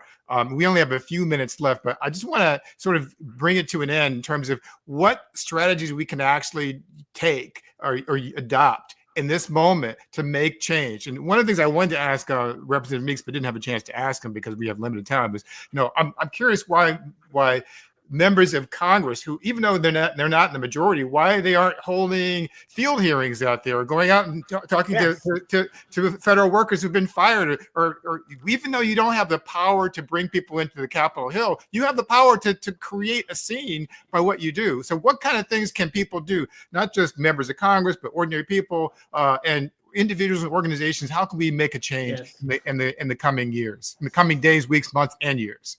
Well, first and foremost, join into something. Become part of a local organization, a national organization. Individual activism is not going to get us over the hill in this moment. It's going to be about collective will, collective power, and building power together. Secondly, I think that we really do need to focus on the enablers. All of our energy cannot be focused at Donald Trump, but at the forces that are playing hear no evil, speak no evil, and see no evil. And they have to actually be held accountable. Corporations, media institutions, other elected officials, creating an environment that makes it incredibly hard for people to go about their day to day if they are supporting and they are aiding Donald Trump and this administration, if they are aiding and supporting Elon Musk takeover of the government. And so that enabler strategy actually has to then have a real strategic imperative that it has a long game behind it, that actually sort of goes after the bottom lines of corporations. And that's why I think we have to focus very much first on public facing companies who come to our community and say, buy our products or use our services, and actually get very clear with them around that, and then have very clear demands around how they should operate and engage in this current environment. So there's the sort of corporate behavior. We also have to both amplify and find ways to engage in the voices that are telling the stories that we want to see, making sure that those homes and those places, whether it be outlets like this or what Roland Martin is doing, or some of the other sort of Black media outlets, Angela Rye's podcast. Rashad, I'm sorry I gave you an assignment that was impossible to do in 2.5 minutes, but you did your job. You did your job. And, I want to, and you are always so great, my brother. And I appreciate you so much. Yes. They say all that is necessary for evil to prevail is that good people do nothing. And you are doing something. And the people who are watching this are doing something. Don't let anybody take away your power. Know that you have power. I want to bring back Amy into the conversation. And thank you for allowing us to be a part of this for this past 30 minutes. And thank you for all of those who've been watching, because it's been a great opportunity to just get people mobilized and know that you can do something. Incredible. Thank you so much, Keith, Rashad. You're amazing. And let me just remind you, if you're just tuning in, State of the People and stateofthepeople.media is where you go to be part of this 24-hour broadcast. It's really special. It's an alternative. Like, the State of the Union with all the lies, the misinformation, all that stuff is happening tonight. But what's happening here are, the nation's best thinkers, organizers, strategists, journalists who are sharing their best thinking right now. So if you haven't had a chance to share this broadcast and live stream, do so. We are in 14 of 24 hours. We're going to be here 24 hours. So we're 14 hours in. And this next hour, I'm really excited. I want to say thank you both to Keith and Rashad for sharing your brilliance. And we'll see you, I know, out in these streets where there's so much we're covering. I'm joining from Oakland, California, and there's people from all over the country. This next hour is about the 92%. It's about the 92%. It's about Black women. And we're going to focus this next half hour on Black women and the backlash that we're in the midst of right now, organizing in the hostile political environment. And I want to ask my friend, colleague, sister, Ashanti Golark, who is president of Emerge, founder of the Brown Girls Guide to Politics, to join. I'm so happy to see you here. Oh, I'm so happy to see you, sis. You've been killing this moderation. Love it. Yeah, and I'm really, this is our chance to talk about the 92%. Mm-hmm. And this is our chance to talk about what the reality for Black women is. And if you don't mind, I will just, I'd love to hear your take, because if you look at TikTok or you look at, Facebook, a lot of Black women say, we did our part. Mm-hmm. It's time for us to rest. But this is not about rest exactly. How are you looking at the moment for Black women? Yes. I mean, after the election, we were all tired. After every election, we're tired because we continue to do our part. And not just in presidential elections, there are elections every single year. And we show up, we volunteer, we are the campaign staffers, we're the candidates on the ballot, and everyone else doesn't do their part. I was just saying to someone the other day, I was like, voting is the worst group project ever. Because Black women, we always show up, we have studied, we're ready, we're acing the test. Not everyone else is with us. But we also know as Black women, this is what they want. They want for us to say that we're done, because then they can do all of the things that they want, which is make sure that things don't change. When we show up, when we have our voices, when we have our seats at the table, we are making sure that this is an inclusive and reflective democracy. We move things forward. And there's a huge group of people in this country, in the White House, that do not want that. That's why they don't want our voices, our power, because then they get the status quo, which means it's just things for them, their rich friends, especially rich white men, and we continue to be at the disadvantage. And while we all are tired, we still have to show up. And one of the things that I like to talk about is the fact that we don't have to think about the macro and huge. We can think about micro. What are the small things that we can do to incorporate this activism into our everyday life? If you are going to church, you can show up to church a little bit early or stay a little bit late and tell people that you're going to be there so you can talk about the issues facing the community. If you're involved in a parent-teacher organization, you can let people know that you will draft the templates to email to the elected officials and school board members saying that this is absolutely unacceptable. If you're involved in social clubs, email 5 friends to come with you who will care about the issues that you are talking about, that are going to be talked about, if they're impacting them. So there's all of these little things that we can continue to do as Black women to make change in this country during this time, because our voices are needed. And especially with all the rollbacks with DEI, equity and justice, today he's saying that he's going to ban protesting on college campus. They want to limit our voices, and we cannot let that happen.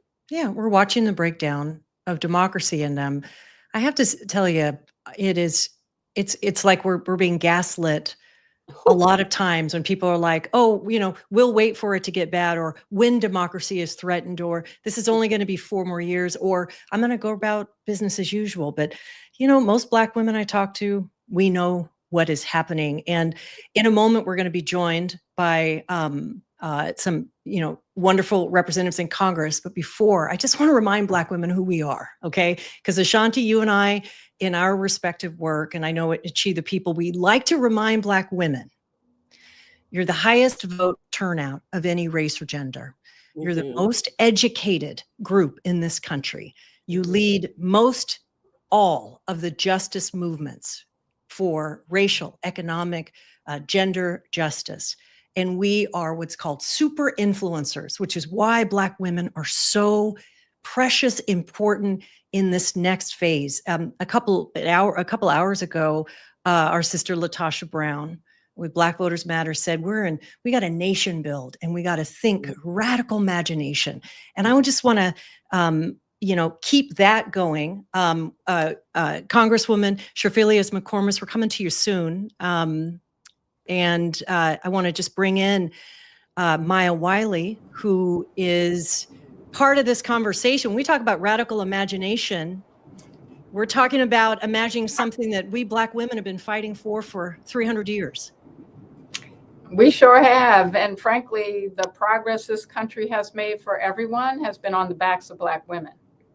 So you're welcome. You're welcome. Before we go to the Congresswoman, Maya Wiley, when you think about organizing and the backlash and the difficulties facing Black women in particular, what comes to mind for you? Well, first, what comes to mind is resilience. And I think it's important to say that up front. Black women have faced hardship for generations and have nonetheless never stopped fighting, never stopped fighting for our families, for our children, for the future of this country. And what comes to mind first is that it is still and will consistently be Black women who continue to fight. But I'm also thinking about how we're also so often, as is the case, those blamed by those who are victimized by fairness, those who are where the effort is to take us out of the game because they can't really compete. And we've seen these signs, but where we become the people who not only bear the brunt of the rollbacks on everything from our rights, but also spending cuts. When we looked at the spending freeze that was going to happen, some of it affected every American. But as we know, when we need to see a doctor when we're pregnant, and when we want to have healthy babies, when those kinds of cuts come, they come first to our communities and to us. And so I also think of the incredible importance of that resilience, but also how so much of this country needs to understand that when we do well, the country does well. And when we don't do well, the country doesn't do well. So rather than making us a part of the problem, recognize that we are the solution. We are the solution. And I want to bring in Congresswoman Sherphilius McCormick, who's, I know you got a busy day. And I know you're in the green room. I'm really glad you could stop by. We're talking about Black women. What is this moment for you? What is your plan for the State of the Union? What wisdom and experience can you share with us at this critical moment? Well, right now, as a Black lawmaker who is a woman in Congress, our goal is to really be strategic. We need to be strategic at this moment and understand when we step in, when we fight, and what we're fighting for. I think we haven't heard the president or any Republican articulate a vision that not only incorporates us, but our families, our parents, every single generation. The lie they sold America of this going to be an economic opportunity for everyone is playing out every single day, that it was nothing but just that, a lie, a scheme, an agenda to trick everybody into thinking that they were going to do something. What we have actually seen more cuts, more rolling back of everything we put in place to give Black people, Black women, an opportunity to have a pipeline into government, a pipeline into federal jobs, a pipeline into actually living a better life. And so with all this tearing down, I want to see if they have any kind of real vision that they want to articulate. I'm 100% sure they will not. And I'm 100% sure that even if they did want to say diversity, equity, inclusion, that there was something negative about this, I always ask, so what is the merit standard you want to put forward? Please let me know, because there's one thing that I know for sure. No matter what standard you put forth that is merit-based, we will not only meet it, but we will exceed it, because we are the highest educated, because we are the hardest working, because we've been on jobs longer than any other race or gender waiting for a promotion. So what is that standard? Please spell it out, because we'll meet it and we'll exceed it. And I think we shouldn't be feeling bad or feeling down or feeling tired. I think we need to move more strategic. I think we need to know when we're going to enter the scene, how we're going to enter it, and make sure that when we do enter the conversation, that they are incorporating us intentionally, that we're not a bystander of being incorporated, that we're not just coming in fighting someone else's fight, and then once we win, it goes to them and not us. This is a moment for us to be included intentionally, for us to be leveraged intentionally, and for not being taken for granted. And I know you have a very, very busy evening, but let me just ask this before we let you go. You know, there's a lot of Black women around the country who are just wondering where our power is right now. Where is our leverage right now? Things look so positive a few months ago, and now we're facing this situation. I mean, what do you say to just the average person? Well, we still have our power. You can't argue about the power that Black women have. That is not the issue. The issue is, did they trust us when we were telling them this was happening? So I think the entire country now has to take a seat back and been like, you know what? We should have trusted Black women, because look at where we at. I mean, if you even look at who my guest is today, I have a guest today who came here from Florida working for the CDC, and she thought this might actually be a good administration. And who was the first on the chopping block? It was her. Right. And if you had believed us and realized that they're not just coming for us and our family, they're looking to elevate only white men in a certain situation, that this was never about all of America and Americans being first. This was about the billionaires being first. Everyone was duped.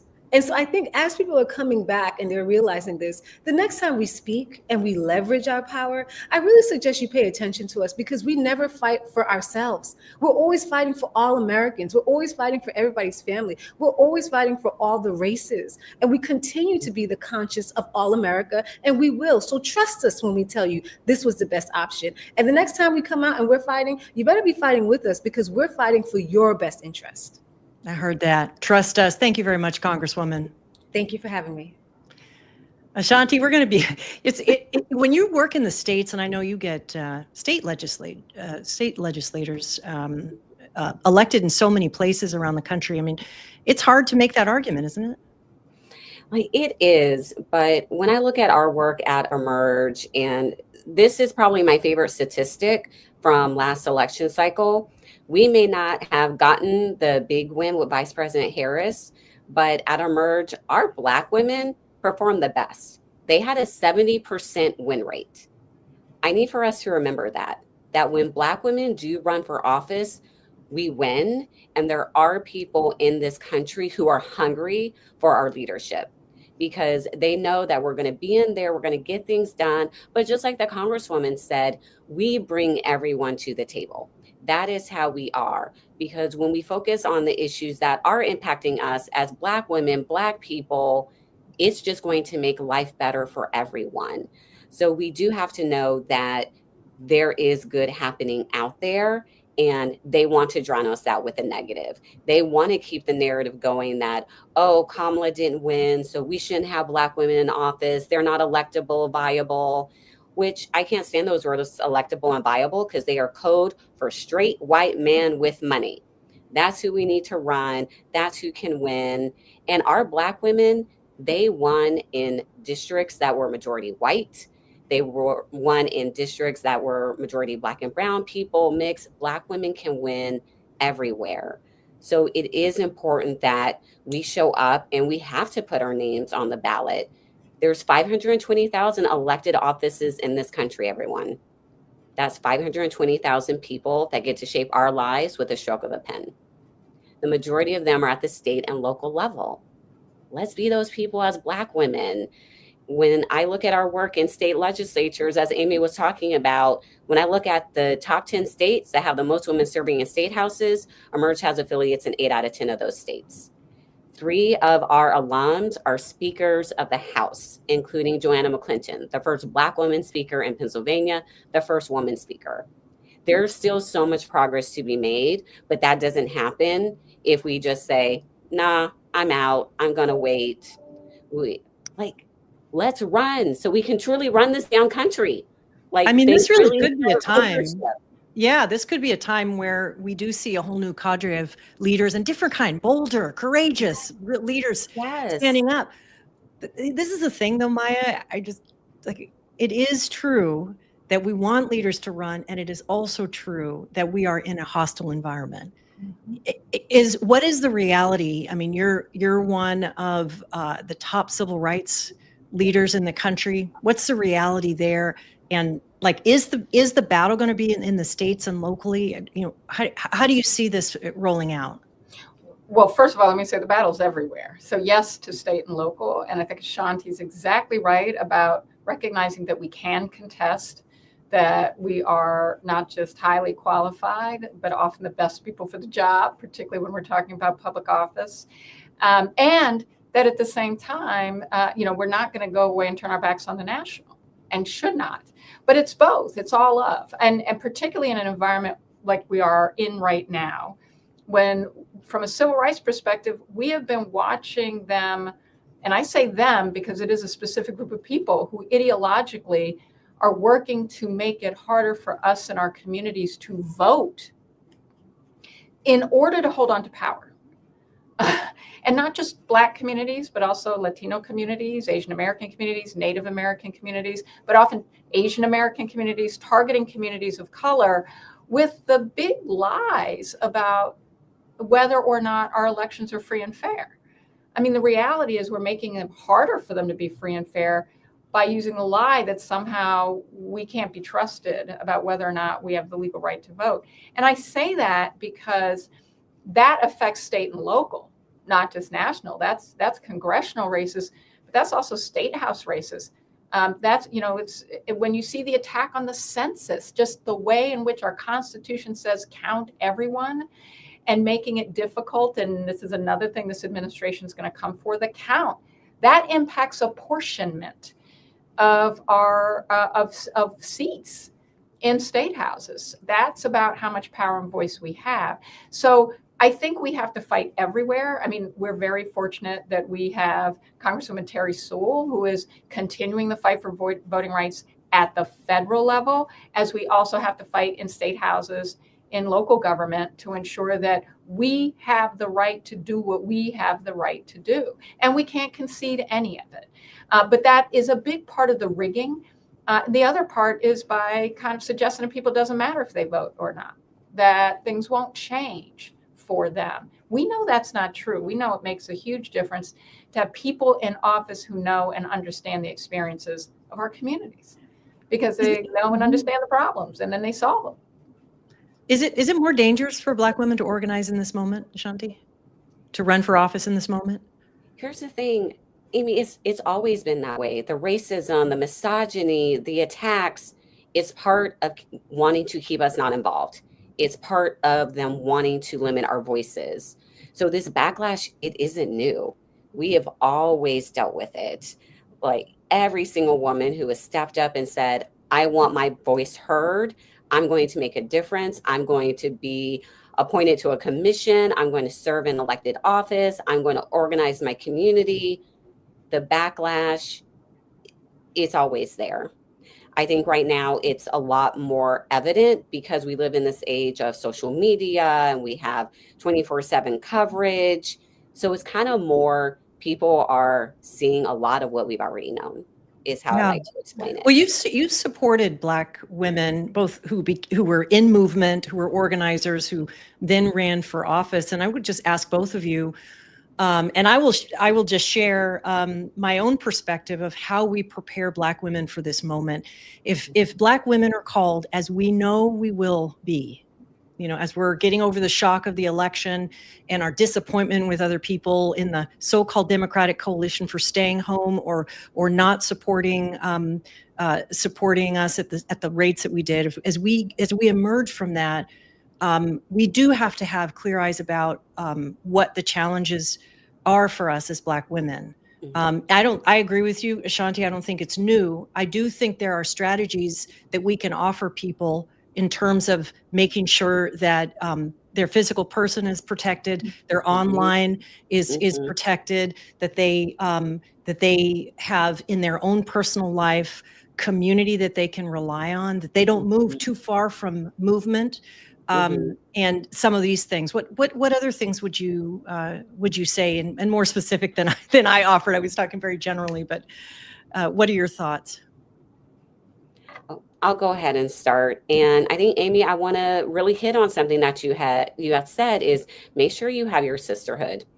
That is going to be something that is really going to hold you down during your time in leadership, no matter how you serve. Like, I'll tell a quick story. I celebrated 5 years of being president of Emerge 2 weeks ago. I'm the first Black woman to lead this organization.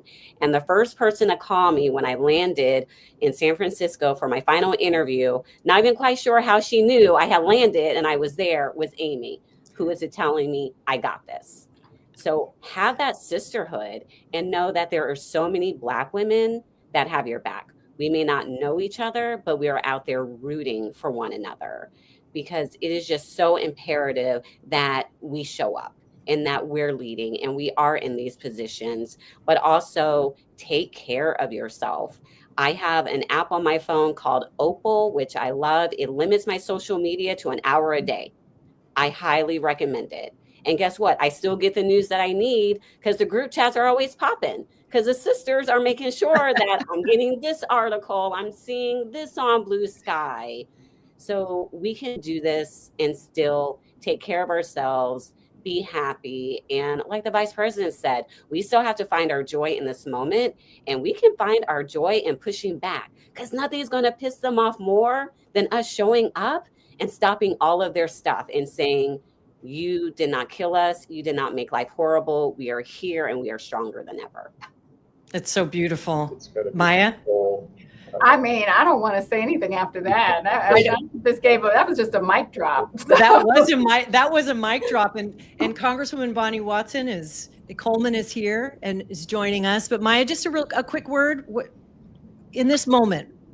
Look, I think it is incredibly important that we recognize how much social media is being utilized to weaponize not just words, but in some instances to incite.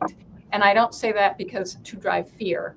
There's a way to face it down, and it's the way we also organize on social media to ensure that we're a protection network, just as you said. We have to be ready to flood the zone when the attacks come on social media.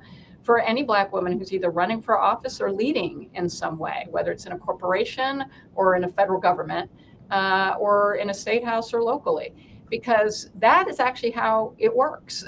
And the internet spaces to do that, and also to demand and go after the companies that are not protecting us online. That is also something we can do collectively and together, and that includes especially how our elected sisters are targeted and how we can help keep them safe. Yeah, and speaking of elected, Congresswoman Bonnie Watson Coleman, thank you so much for joining. We're just talking about Black women. We're talking about the backlash. We're talking about how we survive, dare I say thrive in this moment. And you're there in DC. We got, tonight, State of the Union. Talk to us more about this moment. This is an unprecedented moment. And I hope that this moment is turning into a movement, because we do see these organic demonstrations that are emerging around issues, but we don't see that collectiveness that we really need to see, that volume. Tonight we don't know what to expect.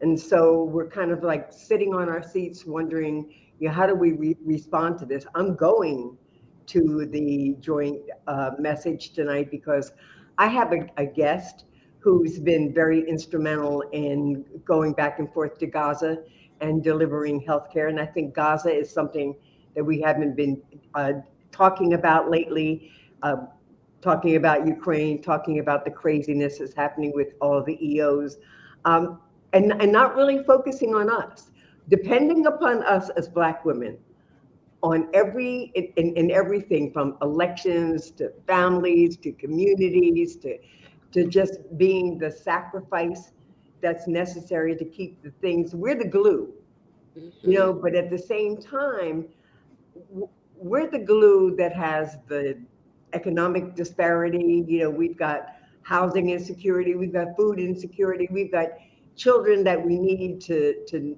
nurture and don't have the capacity to do that. We have the healthcare disparities. We're still at the sort of bottom of the rung when it comes to caring about us. That's why I was just so impressed with the study that was done, An Economy for All, Black Women Best, I thought people would get caught up in the title of it, but if they read it and recognized that by focusing our attention and our solutions on those who are at the lowest rung of the economic ladder and creating an environment where there is a floor beneath which no one has to live, then we would be elevating everybody. We'd be elevating everyone's economy. We're right now at a time where we're trying to figure out how to keep Black women motivated, how, even though we're disappointed and we've been disrespected and disregarded and underappreciated for all that we've done, we can't give in. We can't not show up because it just doesn't work without us. So for me, the challenge is, how do I keep having conversations? How do I keep saying to people when they say to me, well, what more can I do? Well, your voice must be heard. You must talk to your friends in the red states, talk to your friends in the blue states, call your members, state, federal, and whatever, and let them know where you stand on issues. Even call us when you know we're on your side, because we need to be able to report out that we're being inundated with calls because people don't think that we're doing enough. And so my greatest frustration is that I know that the sisters in the House and in the Senate, because we got two over there, doing as much as we can to be on whatever platform anybody wants to interview us, you want to tag us, you want to do whatever. We're willing to be out there and do it, but it seems that the media is cool on us unless we're saying something that's real salacious or doing something that's real salacious, like being at an award show half naked. And it is a very difficult time for all of us, because we could allow ourselves to be depressed. Oh, we have been depressed, Congresswoman. Let us be honest in this forum. We can't be depressed. We can be momentarily pissed off and hurt, but to be depressed means that there is a daunting of our power, a lessening of our energy. And our children, my granddaughter, she needs me now more than ever, because I see what's happening at her being 11. What's going to happen when I'm not here and she's 21? And you're talking about the generational responsibility that we Black women feel, and that is real. That is real. And Congresswoman, we're gonna wrap up this conversation. I'll ask you, Ashanti, and you, Maya. I think for Black women like us, we look forward and we also look back. Leave us with just a couple of sentences. Who inspires you, and a word to move forward for everybody. Ashanti, you want to start us off? I will. I mean, I feel like I can't even name names. I'm just really inspired by every single Black woman who paved the way for us to even be here and have this conversation and talk about moving forward. We get to move forward because of everything that they did. And my word is just power. I want for us as Black women to continue to own our power, because we have it. They want to take it away, and we're not going to let them. That's it. That's it. Maya? Well, look, you see this photo behind me? Is that Shirley Chisholm? That is Shirley Chisholm. And I'm both someone who lives in Brooklyn, from the first Black woman to sit in Congress, but also to run for president of the United States. And what Shirley Chisholm taught us, not both in word and deed, was don't let anyone tell you can't. And one of the things that she also, and she famously said, if they won't give you a seat at the table, bring a folding chair. We have more chairs at the table and don't need a folding chair. And we have to remember it and use those. So thank you, Congresswoman, for having one of those chairs. But she also, when she ran for president, when everybody kept telling her, but you can't win. And when even some of the Black members of the first Congressional Black Caucus disrespected her for running. And people claim you can't win. Why are you doing this? And she said, someone has to be the first. And that determination, so my word is determination, I love because it. she was determined for Kamala. She was determined for everyone who is holding a seat that a Black woman hasn't held before, but also for telling all of us, just because we don't get the seat doesn't mean it didn't matter that we didn't try. And I think we have to remember that as well. No, these are words. And listen, I'm so grateful, Ashanti and Maya, for both of you. And Congresswoman, do you mind staying on? We're going to keep talking about the 92%. Okay. In this segment, as we wrap up, I just want to wish you, Ashanti and Maya, to go in grace, determination, power in your work. Thank you so much. I really appreciate it. And, you are here with State of the People, stateofthepeople.media. Thank you very much, Maya. Yeah. And as we get ready for our powerhouse panel next, I will just say that State of the People was a brainchild. It came together very quickly. The people behind the scenes are brilliant. If you are part of this now 14 and a half hours into the broadcast, you'll know as a part of a 24-hour that, the State of the Union is happening elsewhere, but the truth and the spirit and looking forward is happening right here. So spread the word. My friend and sister, Karen Finney, is here to introduce our next panel. It's good to see you, Karen. It's so good to see you. I am not looking quite as glam as you. I just got off a plane, but I'm so excited to be here. The whole plane ride, I was like, I have to get there so I can do this. I'm so excited. Thank you so much, Amy. As Amy mentioned, we have Congresswoman Bonnie Watson Coleman with us. We are so excited and so honored to have her with us. We're about to do 45 minutes on the state of Black women. And this is brought to you by Power Rising, which was founded, frankly, in 2017, 2018, after the last time Donald Trump became president, because we knew we needed a space for Black women, a place for us to come together to create our own agenda. And just like this 24-hour marathon of magic, of Black excellence, has been about having a space where we come together and you're hearing our voices. So if we could bring Congresswoman Bonnie Watson Coleman up, that would be wonderful. We also are going to have with us in this first segment Joteka Edie, who is the founder of Win with Black Women, among many other fabulous titles that I could name. And also joining us, the one and only Glenda Carr, who is the president and CEO of Higher Heights for America. And we're going to start, obviously, with the Congresswoman. We know you have to go. We know you have important places to be, but we're so grateful for your time. And Congressman, I want to start with you. We're talking about the 92%, but you play a very special role in the Congressional Black Caucus as the chair of the Caucus on Black Women and Girls. And we would love to just start to hear from your perspective in this moment, since we're talking about the state of Black women. What are you seeing? What are you thinking about right now in this moment about how we protect Black women, make sure we protect the gains that we've made, and protect our Black girls from everything that we're seeing? I know, Karen. I first of all, let me just say that it is a pleasure to be here with you, and an honor and a pleasure to be with these two amazing women and the work that they do. So when I think of the state of Black women and the impact that even Power Rising has had on us, I think of the fact that we recognize that we work in spaces that we're very efficient and effective in, and that we're very needed in, but then we don't necessarily get the credit for the work that we've done. We don't necessarily get the recognition or the opportunity to sit in the leadership positions, whether it's the Democratic Party or some other entity, that respects the fact that you depended so much on our being there.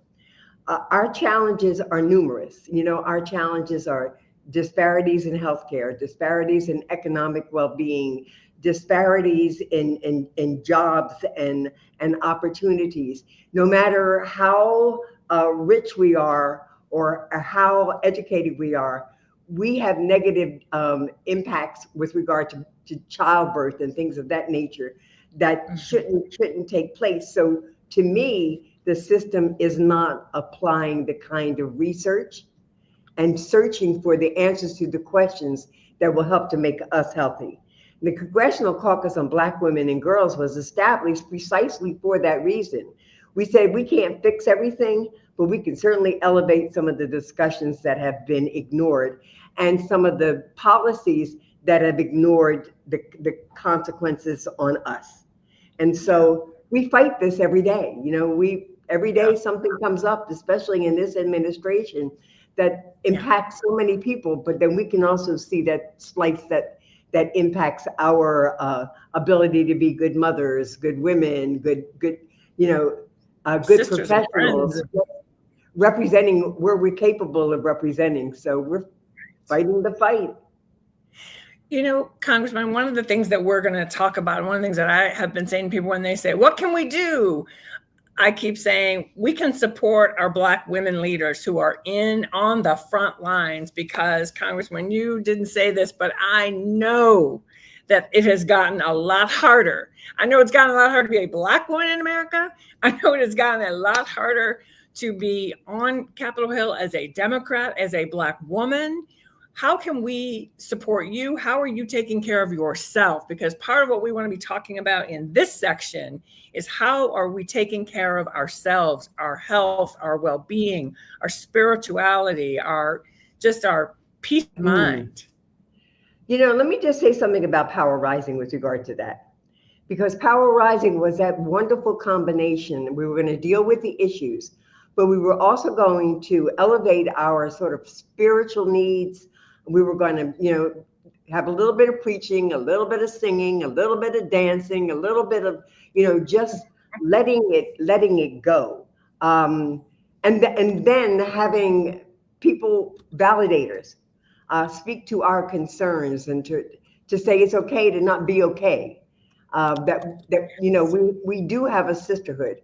I feel very much connected to my sisters in Congress and even to my staffers. I mean, I feel that we're here for a purpose, that we know it's tough. We know that it's sometimes very difficult to get our voices heard, but we still got a responsibility to do it. I believe that, we do keep increasing in number. And we have to recognize that collectively, if we work together, we could have more say in things. And it's important that people see the need to pursue policies and practices and legislation that look to how it impacts us. Because if you elevate the status of those at the lowest economic rung, like us, then you make life better for everybody. So like, what's so difficult to understand? 1 in 5 Black women live in poverty. And that doesn't mean that they're not educated or able to work. It's just they're in low-paying jobs or no-paying jobs. It should not be in America.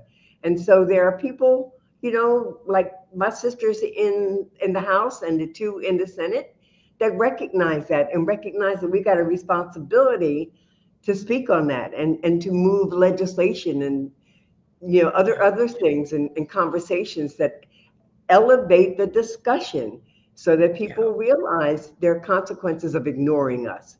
And that's a big deal. It should be consequences in ignoring us.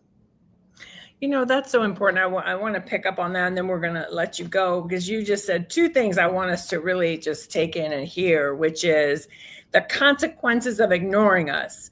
When, by the way, as you first said, we do a lot of the work that we don't get credit for, but they sure know when we're not there, don't they? They sure, when we said at the beginning of this year, you know what, go ask somebody else. We're the 92%. We're going to take a break for a beat. People sure were up in arms.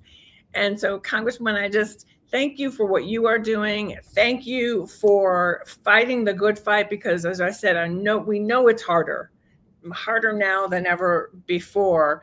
And we know you're going to be there fighting for us.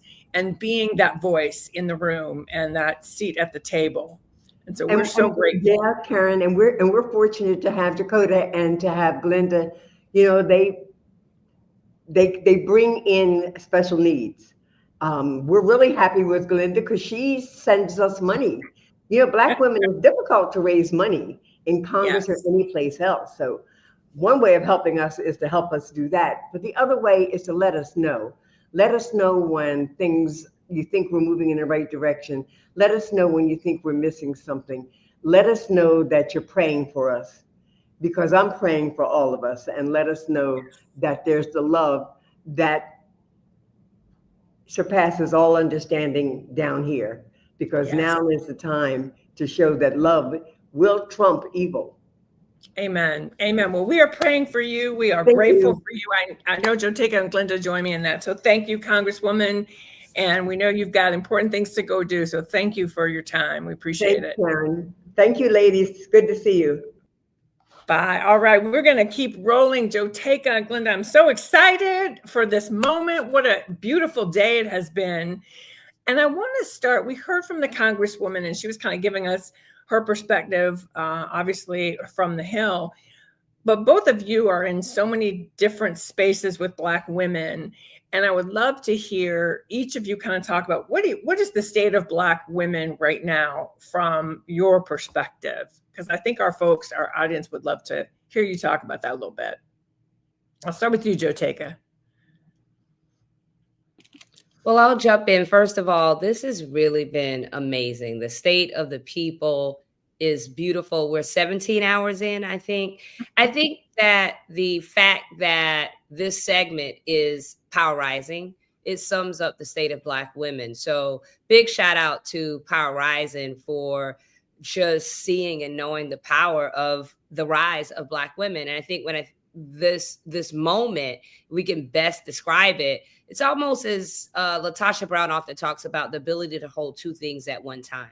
So it was indeed the best of times and the worst of times at the same time. And I think that Black women, we absolutely are rising, but we also find ourselves at a state in our country where we are constantly and intentionally being attacked, our rights being taken away. And I think it's important for us, though, to recognize the part and the aspect of the rise, that we have two Black women simultaneously in the United States Senate. That has never happened in the history of the United States Senate. We have a historic number of Black women serving in Congress. We just saw one of them a part of this segment. We have a historic and a rising number of Black women who are running for office, largely because of the great work that Glenda does. And we also have Black women in other spaces, in corporate, in entertainment, in culture, that are rising, in sports. And so we know who we are, and we see that power. And I believe that our collective ability to come together, to be in power in various spaces, the power of Black women-led institutions in this moment is at an all-time high. We know who we are. We know we're the 92%, but yet we find ourselves where there is this vicious attack. And I think, as you said early in this segment, yes, we took our rightful rest, but I think we also now know that we, as Black women, have always done, we can't sit on the sidelines. I think there's a balance there, but we are going to make sure that we fight for our country, because fighting for our country is fighting for ourselves and our communities. Amen to that, Joteka. And we're going to come back and talk about Women with Black Women, because that is part of how you are helping us to fight for us, fight for our collaboration, our peace, our, how we keep ourselves sane every week or every other week. Glenda, I want you to talk a little bit about the state of Black women, particularly because the work that you do with Higher Heights is so critical in helping to elect Black women, pro-choice women. And we have made phenomenal gains. So many more Black women in Congress, in the state legislatures. I don't want to forget that, because our state legislatures are so critical in serving as mayors, serving on city councils. But it is a tough time. It's always been a tough time to be a Black woman in elected office, but it feels like this is harder. We're going to talk in a minute about disinformation, which we know targets Black women and our community at higher numbers. But I'd love to hear you talk about just the state of Black women. And are we showing up to raise our hand to keep running for office, or are we kind of taking a step back? mute. So, you know, how did we get to 2024 and to have a Kamala Harris literally in a tweet begin to run for a 107-day historic presidential campaign? It's been more than 10 years in a making. But Karen, let's just share a little bit about a 10-year snapshot of accelerating Black women's political power and leadership. So in 2014, when Higher Heights and the Center for American Women in Politics started releasing our status of Black women in American politics, we just had 18 Black women serving in Congress. We now have 31, including, as Joteka said, 2 Black women serving at the same time in the Senate. And that still only makes 5 Black women serving in that body for our entire history. You talked about state legislatures, right? Which is where we're going to see a lot of, you know, ground happening in the fight happening in this moment.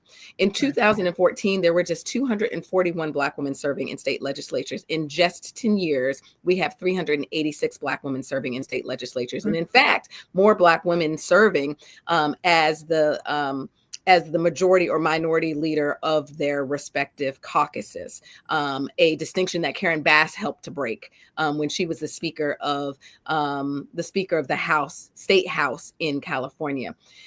In 2014, just 1 Black woman serving as a mayor of a top 100 city. We now have 7. In January, literally every major man-made disaster or natural disaster that happened were in a city that had a Black woman mayor serving. And then our state-wide executive offices, just 2 Black women serving in 2014. In 10 years, we now have 10, including Attorney Generals Letitia Tish James and Andrea Campbell, who are leading the Attorney Generals at fighting back many of the executive orders coming out of this administration. And so we have positioned Black women in 10 years to be those who are going to help fight for this democracy, which we have always done from the voting booth to elected office. And we have not seen Black women saying, no, I'm not going to run for office. In fact, we know that there are current elected women who are developing blueprints to run for higher office. And there are Black women who are fired up to run for local office like school boards. And you know what? Can we just mention the Vice President of the United States of America, a Black woman who in 107 days did something unbelievable. And by the way, a lot of people don't realize this. She won 10 million more votes than Hillary Clinton did in 2016. And she moved, when she got into the race, she moved herself and the Democratic ticket 15 points in 30 days. So when we talk about Black women's leadership, yes, we have headwinds, but Glenda, to what you're talking about, America is ready. When we have the chance to really, because I firmly believe if she had more time, we would be in a different position right now. America is ready for Black women's leadership. We're seeing that, to what you just said, in our cities, in our state legislatures. And I want folks to understand that these roles are so important because that is where the money is getting moved. That is where the decisions are getting made about what legislation is being, I was just in Arizona, some of these legislatures, they meet once every 2 years. So everything goes through real quick. So if you're the one in charge, you're deciding the agenda for that state, sometimes for 2 years at a time. I think that's so important. And I would just add this one quick thing, Karen, because I know that we needed 2 hours, y'all. Power Rising needed to ride for 2 hours. The way we get a Kamala Harris is her trajectory. Here is a woman who has run and won and governed on every single level of government, a local prosecutor, a statewide executive, attorney general, a U.S. senator. She served in the White House as the vice president. And so she was uniquely able to step into a 107-day election cycle. I say that to say is she's the byproduct of, as she would say, the Chisholm effect from the 1972 historic run from Shirley Chisholm. And there are the Kamala effect that has already happened. It is what Senator Angela Osbrooks already talks about. She models her career in her blueprint off of a Kamala Harris. And so we don't know who the Barbara Lees of this right. 2024 election cycle was, as a young Barbara Lee was the direct descendant of a Shirley Chisholm run. And so I'm excited about Black women's political leadership. That's right. That's right. And so, Joe, let's talk a little about Win with Black Women, because that is also part of how we got to, we are now able to support. It's another way we can support Black women, both in office and in all the spaces you talked about. And I think it's part of what I want us to be talking about in this time, in this frame, is ways that we are supporting women, ways that we can support Black women. And I think Win with Black Women is so important. And then I'm going to ask you to talk about that, and then shift gears a little bit, because you also hold a very unique space in the tech sector. And we know that social media and technology, Lord knows I know more about the tech bros than I ever wanted to, but you have a unique view, and I would love for you to give us some insights there. And then we're going to have Esosa Osa come on, and she's going to talk to us a little bit about disinformation. So take it away, Joe Tega. Yeah. So Win with Black Women, and both you and Glenda are inaugural, on the very first call we had nearly 5 years ago. And I think it's important. It's about the consistency. And I think in this moment, the way that we support Black women simply is just checking in. I think that's the first thing that we can do. That's something that anyone can do. You can just check in with your sister, your friend, your family member, and just check to see how they're doing in this moment. But also what we could do more on a macro level and in community is making sure that we are creating spaces where we could come together and we can exercise our power. And I think we cannot allow ourselves individually, we might feel defeated in this moment, but together we're unstoppable. We're that force multiplier. And so being able to come together and putting together our energy towards a common goal. And then when we're successful, celebrating that. And that's very important as well. And that's what Win with Black Women seeks on every other Sunday, to be a space for information. I'm so glad we're going to be talking about mis and disinformation, because that's so rampant right now, but also creating an opportunity for us to act collectively together as Black women and as Black women-led and centered organizations. And I think that's a way to segue into this question about tech bros. My background is I worked in civil rights and advocacy, but I also was a C-suite executive in Silicon Valley. And I spent many years in Silicon Valley. I still do a lot in Silicon Valley, more so as an investor now. So I know a lot of these tech bros. And it's unfortunate that we are in a time where the tech bros and leaders of some of the largest tech platforms have made a financial decision to side with an administration that is devoid of much of the values that Silicon Valley really set itself to be.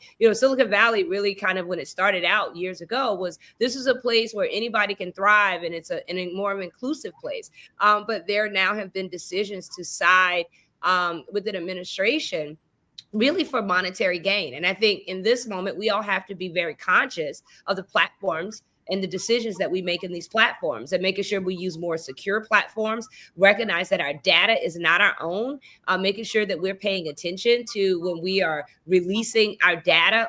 You get on a platform and it's free. It's not free. It's a business model. It's a business model to capture your data because your data is probably worth more than a $2.99 or $4.99 that you might pay a month. So they'll give you all the things for free, but you're giving them data. So it's very important for you to be very cognitive of that. And I think it's also important for us in this moment to recognize that there are Black owned and more safe and people of color centered platforms that are creating technology for the people. Platforms like Spill and Fanbase and others that are centering and creating safe spaces, and also platforms and tech companies that are focused on solving problems and not just creating gain. And I think the more we can highlight that in this moment, but the more we can make sure that we are cognitive of our data and the protection of that data in this moment is so important. And also making it very clear to these platforms that we're making very, very rich and powerful, that we do not agree with their alignment with an administration that is moving in a direction to silence us and to harm us, literally and figuratively. And a sector where we are still fighting to be in the room, at the table, to have the same kind of power that some of these the fellas do. And I love men. Don't anybody try to say I don't love men, but hey, we need to be in those spaces too, because we've got great ideas. And so that's the other thing, Joe Taylor, that really concerns me, is that we've got to make sure Black women are still making, like you, who are still making gains in those spaces. I think we have Asosa coming up, the phenomenal Asosa Osa, who I just think is so brilliant. She knows that. I always tell her that. And so you've done just some incredible research and helped keep us straight about the way that technology is, and this disinformation is disproportionately targeting Black women, our community, our culture, and some of the things to look out for. So I'd love for you to talk about that. And then I'm going to ask Glenda to weigh in again, because I know we're seeing that particularly in the political space. Will you talk about that, Sosa? Absolutely. Absolutely. And I think, agree with every single thing Joe Taylor said, and such a powerful panel. And, our research has showed we're all feeling that, like, at the end of the day, we are in an information war that we are losing, right? We're in a war for not just our truth, but for our art, for our history, for our very likeness, right? And what we're seeing is social media manipulation that is fundamentally shaping public discourse, right? It's suppressing Black voices, and it's amplifying harmful and racist content. Like, we know that 42% of social media online traffic are bad bots, right? That is fundamentally changing what we believe to be true conversations, right?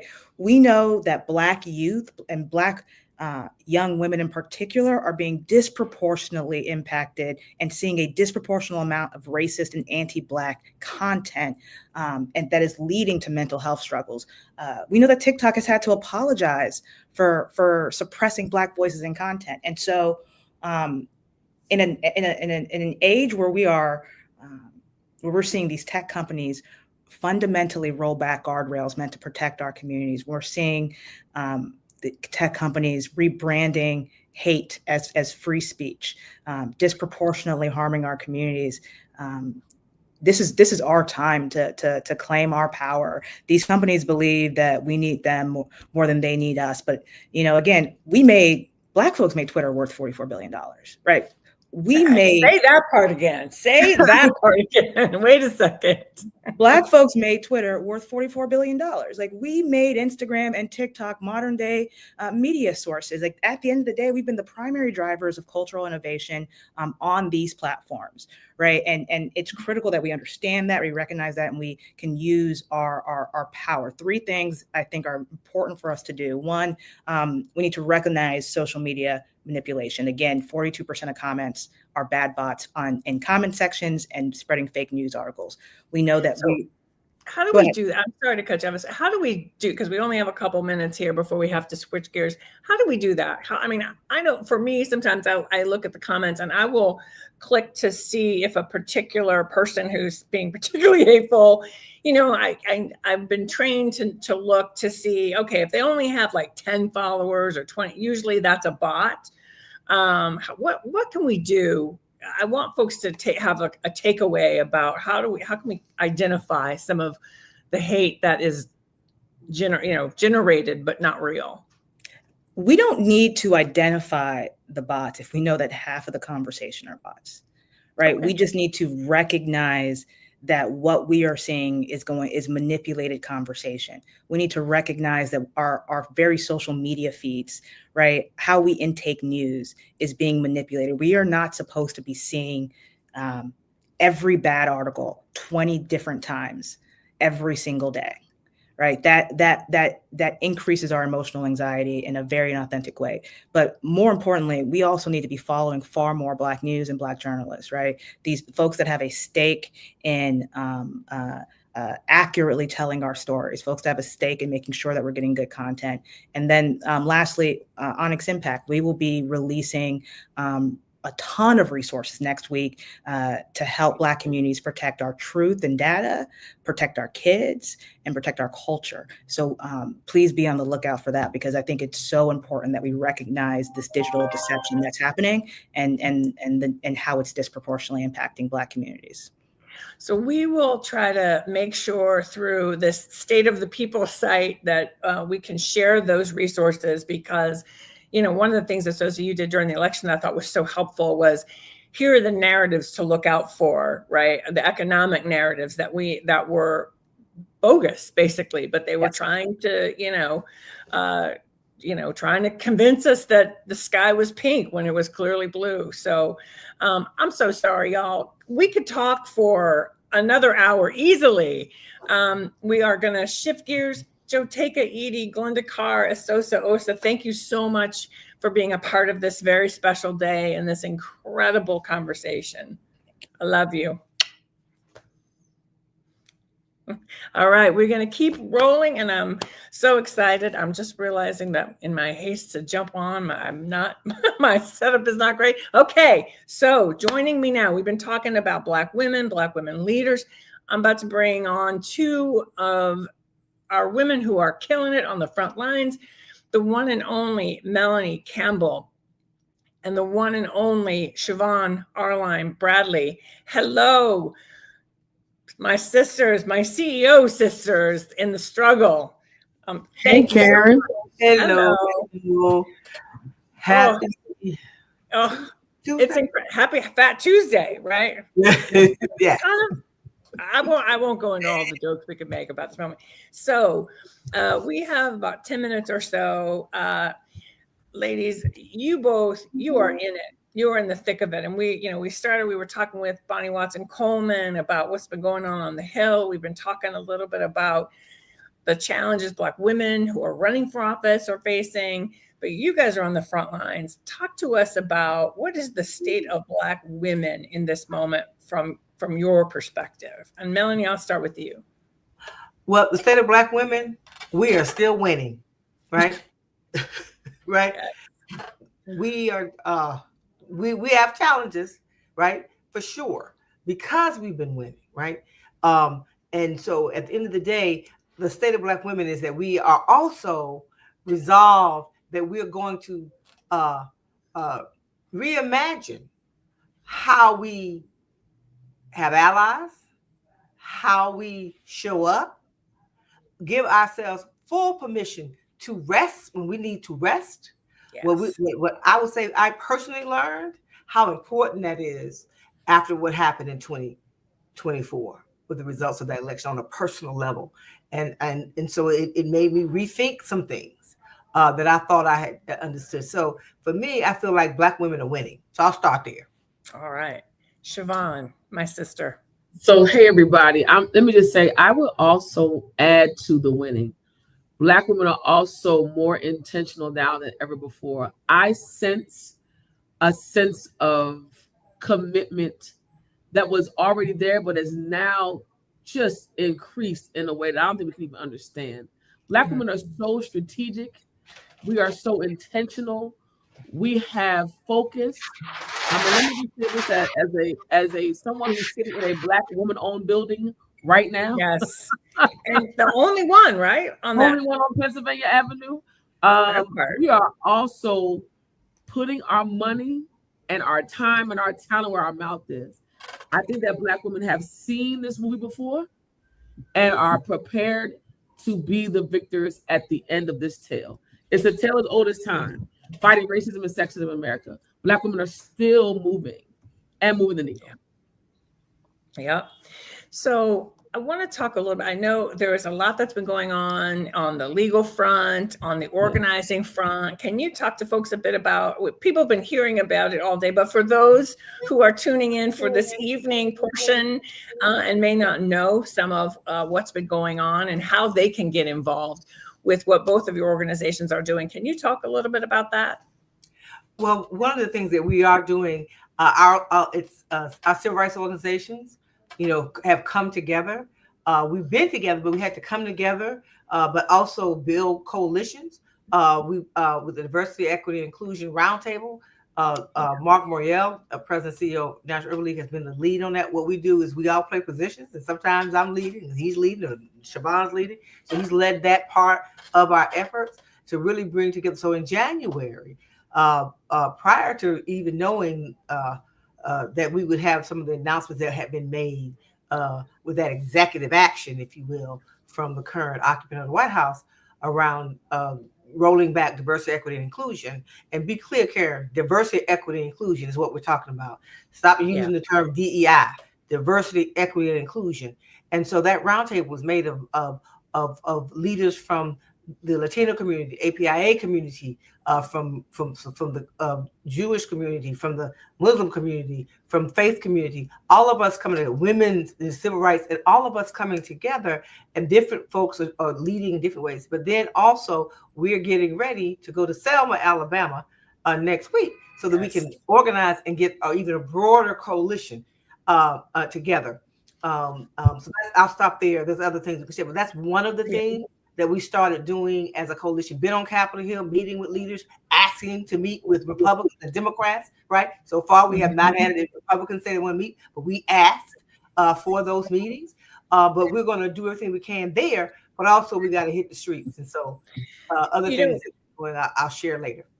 Siobhan, same question, but I just want to pick up on a couple of things Melanie said. Obviously, hitting the streets is important. Asking for these meetings is important, because I also think it's important that our own people know we're watching. We gotta do what we can with the Republicans, but we need our own. Maybe we have to bolster them a little bit. I don't know, some of them, some more than others. Let me say that. But something, Siobhan, you've also talked about. Black women spend $2 trillion in the American economy. That is economic power that I know y'all have been looking at different ways that we can sort of flex that muscle. Can you talk about that in the context of some of the work that's going on? Yeah, so if you look at the African American spend in our country, it's about $2 trillion. We are, as our own country, could be the country of Australia's full spending, right? Our GDP would be the entire economy of Australia. And I want us to be clear. NCNW has been activating the 3 C's. The consumer strategy has been first. So it's identifying those corporations that value the consumer, and the consumer being valued means the consumer gets to be able to shop at those places.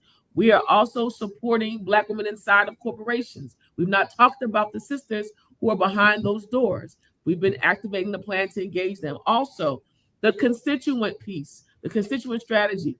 How do we deal with these agency leaders now that have policies that affect our families? You see, we don't have to always just talk about Donald Trump. His appointees in these cabinet seats are affecting Black people, healthcare, education, economics. So we've been digging deep there. Let me be honest about the ground game. It's time to talk about the House of Representatives and the U.S. Senate. We have to look at this budget. We've been activating primarily with the United States Senate to say that the budget that is now being proposed will literally harm African-American families through Medicaid, Medicare, Social Security, SNAP, as well as long-term benefits for our families. The last thing is we've been pushing a commitment strategy. Buy Black, invest Black, identify Black institutions to invest in. And these are our priorities.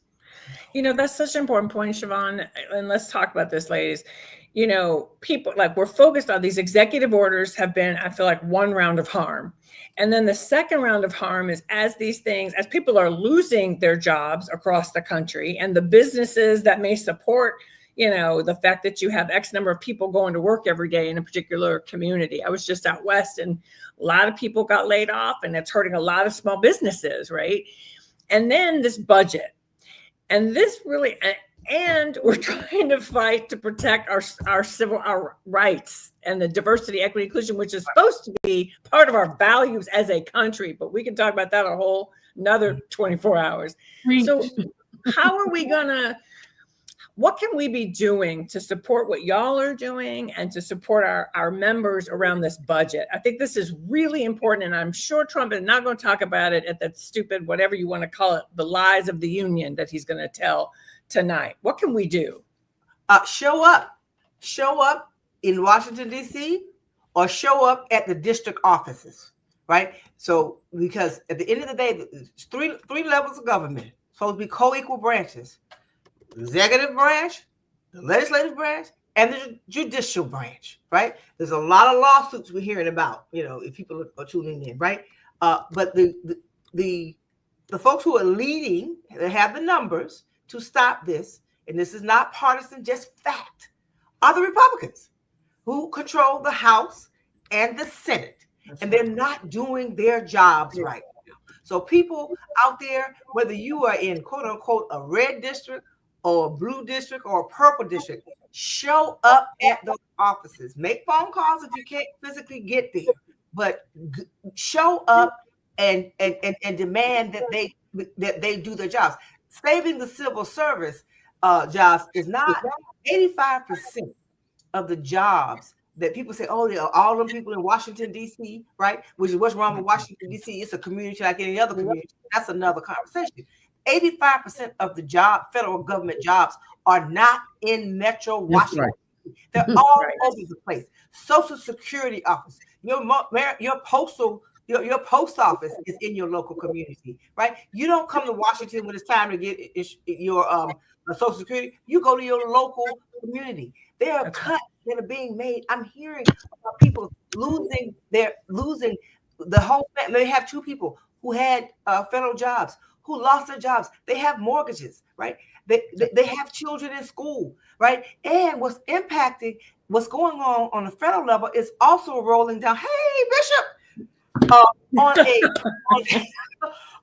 it's trickling down. Companies who have no business rolling back on diversity, equity, inclusion are also laying people off. I have a personal family member who's lost their jobs because why? Because Elon Musk, who somehow is acting as the president, telling people that if you rolling back federal contracts and telling companies, if you have a federal contract, you can't have a diversity, equity, inclusion program. I got people in my own family who've lost their jobs, had nothing to do because they have federal contracts. It has real consequences on people's lives. So we have to fight. It's so true. I mean, and you have cities like Kansas City, 30,000 government jobs. What happens to Kansas City if all those people get laid off, or even half? I want to say to our viewers, we have been joined by one half of the co-convening brain sisterhood of Power Rising, Bishop Leah Daughtry, the visionary who said, we need a space to come together. And we're so thrilled to be part of this state of the people coming together. It's so exciting. And we're going to have a moment with Bishop Daughtry in just a moment because we got to center ourselves. But before we do that, just real quick, Melanie and Siobhan, and then Leo, to you, what are you doing to keep yourself protect your spirit, protect your health? I mean, Melanie, you talked about taking time.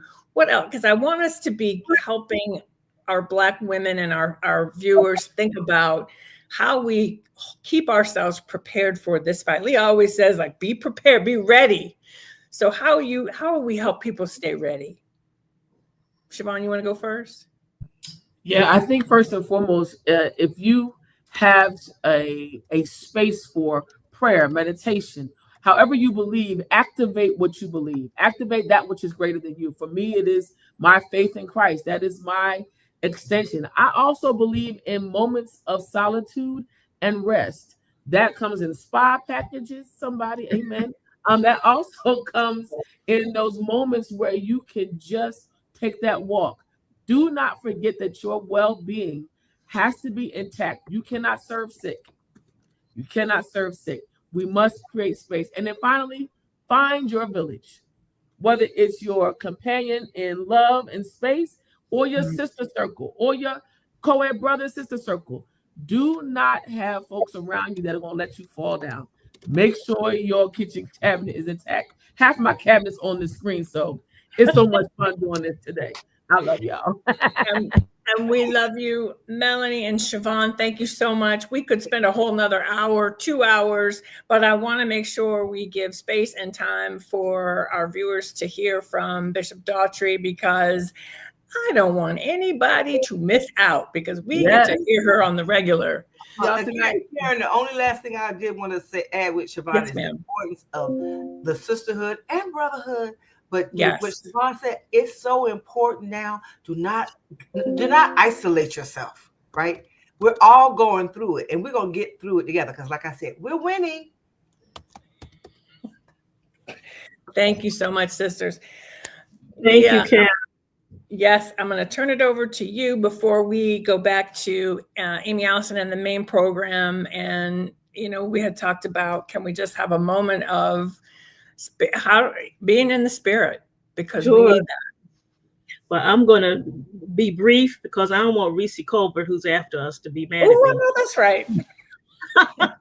We thank you for joining us for Power Rising segment here. And you've heard from our sisters, our partners, and we're always glad to be in good trouble with them. Here's what I want to leave with you.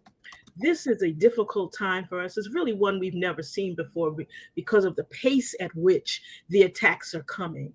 You can barely catch your breath from one thing before something else happens. Here's what I want to assure you of. Something that the old folks in my church used to say. In the end, it's going to be all right.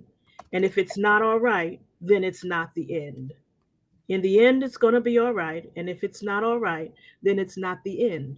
And if it's not the end, that means we still have time to fight, to work, to pray, to love, to laugh, to be in sisterhood and brotherhood, to hug on our families, to go take the walk, to do the work. We have time, and the time we have is the time we need to make a difference. Rosa Parks said, we only fail when we fail to try.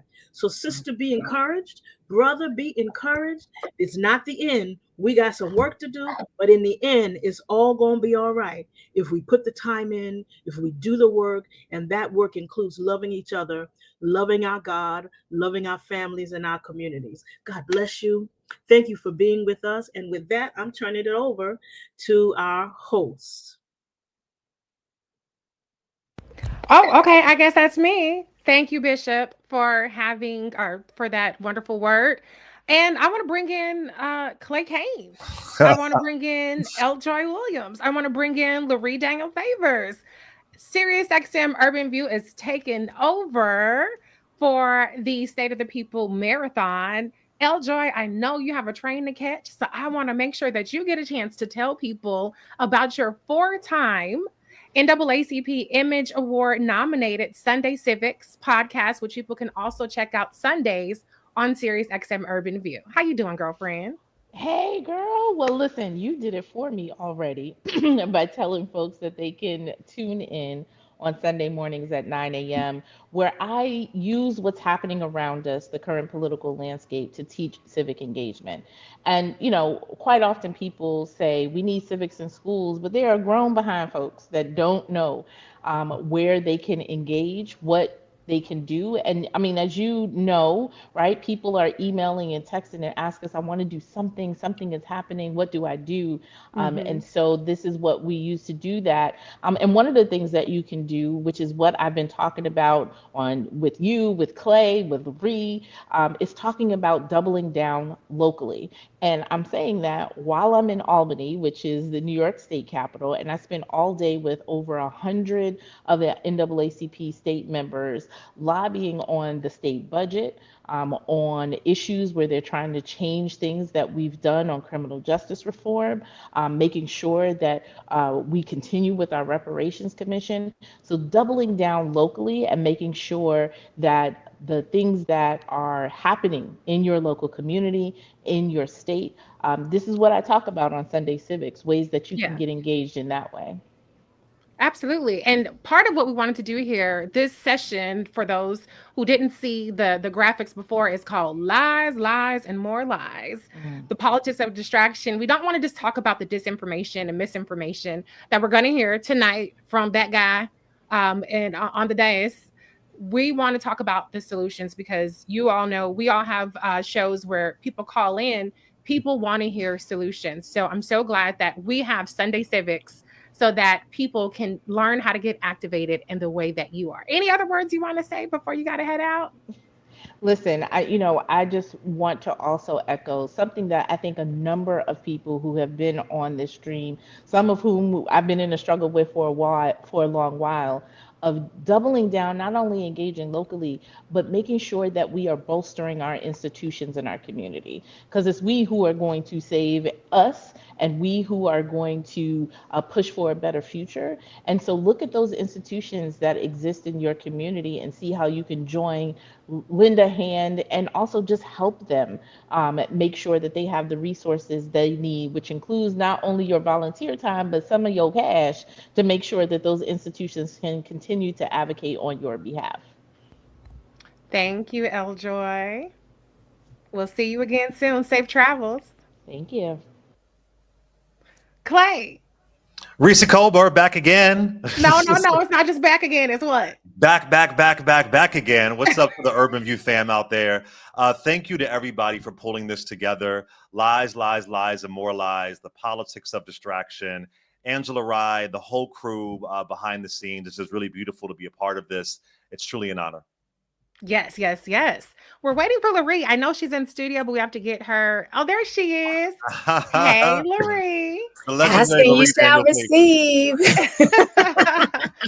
Listen, Laree, you always give us a moment of gratitude, but tell folks more about how they can get all of the Laree Daniel Favors goodness every Monday through Friday and all the other things that you're working on. Yes. So thank you so much for this chance just to build with you guys. I have nothing but love for both of you, my fellow SiriusXM co-hosts. You can always catch me live on SiriusXM channel 126, Monday through Friday at 10 a.m. The Laree Daniel Favors show sits squarely in the intersection of racial, gender, culture, identity, politics, and the law type issues. And it is a heavy show because we are dealing with the realities of this day and age, which is why we always start out, Reese Colbert, with a moment of gratitude to get centered, to remember that we not only have the power to solve every problem in our community, but we also have the power to resolve the issues in our personal lives. So it's a pleasure. Oh, and also now you can catch a little bit more of the Laree Daniel Favors goodness on Laree Breaks It Down, which is a podcast that I launched this week on the Women's Empowerment Network. We will be sitting in those topics a little more in depth, connecting the dots. I believe a lot in using history, Clay, as you well know, and the power of Sankofa, that West African principle that tells us we have to use our history in order to understand the fugaziness of the world we find ourselves in today, and if we want to build a brighter future. So, yeah. Thank you, Laree. Speaking of the Women's Empowerment Network, shout out to Karen Hunter, Professor Karen Hunter. Yes. The Empress of Urban View. Yes. She's built this space where we've got Black-owned media in one element, and then we've got Black-facing media in another element, and she ensures that we maintain a sense of integrity and love for our people that shines throughout all of it. So I'm grateful to be in that space. But y'all said lies, and more lies. And I know we are not going to be watching the lies tonight, because we are going to be doing the work of building this independent Black media space, these independent institutions where we really get to recognize our own power, something we probably should have done before, but I'm just going to be grateful that the ancestors have allowed us to reach that point now. Yes. Thank you so much, Laree, for popping in on us. Appreciate y'all. Keep up the great work. Love y'all. Love you. Clay, all right. Why are we here? Tell the people. So part of this is to debunk in advance the foolishness, the demise of the union that you're going to see tonight. And we're going to break down some of the lies you're going to hear. But one of the things that I really want to hammer in is the lies and foolishness that you're going to hear. This is not just a Trump issue. This is a long time in the making of the Republican Party. Today, 148 years ago today, was the end of Reconstruction in 1877. Today is the day they devastated it, Reconstruction, with the Compromise of 1877.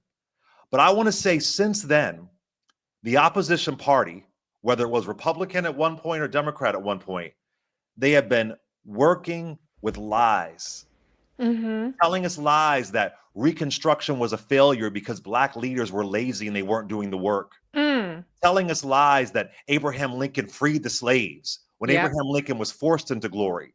Telling us lies about the war on drugs for Richard Nixon. telling us lies about the welfare queen narrative for Ronald Reagan, when the majority of folks who are on welfare happen to be white and also in red states. Period. Telling us lies about the Willie Horton ad, telling us lies about DEI and woke and CRT, telling us all these lies to scare people, scare people into voting for what they believe to be is the truth. But the truth is that the truth isn't sexy. A lie is sexier. Oh, it sure is. And right now we're in a time where they're using Southern Strategy 2.0 tactics to harm people.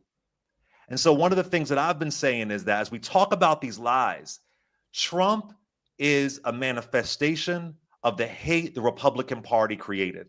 And lastly, I'll say, I also want to think about this.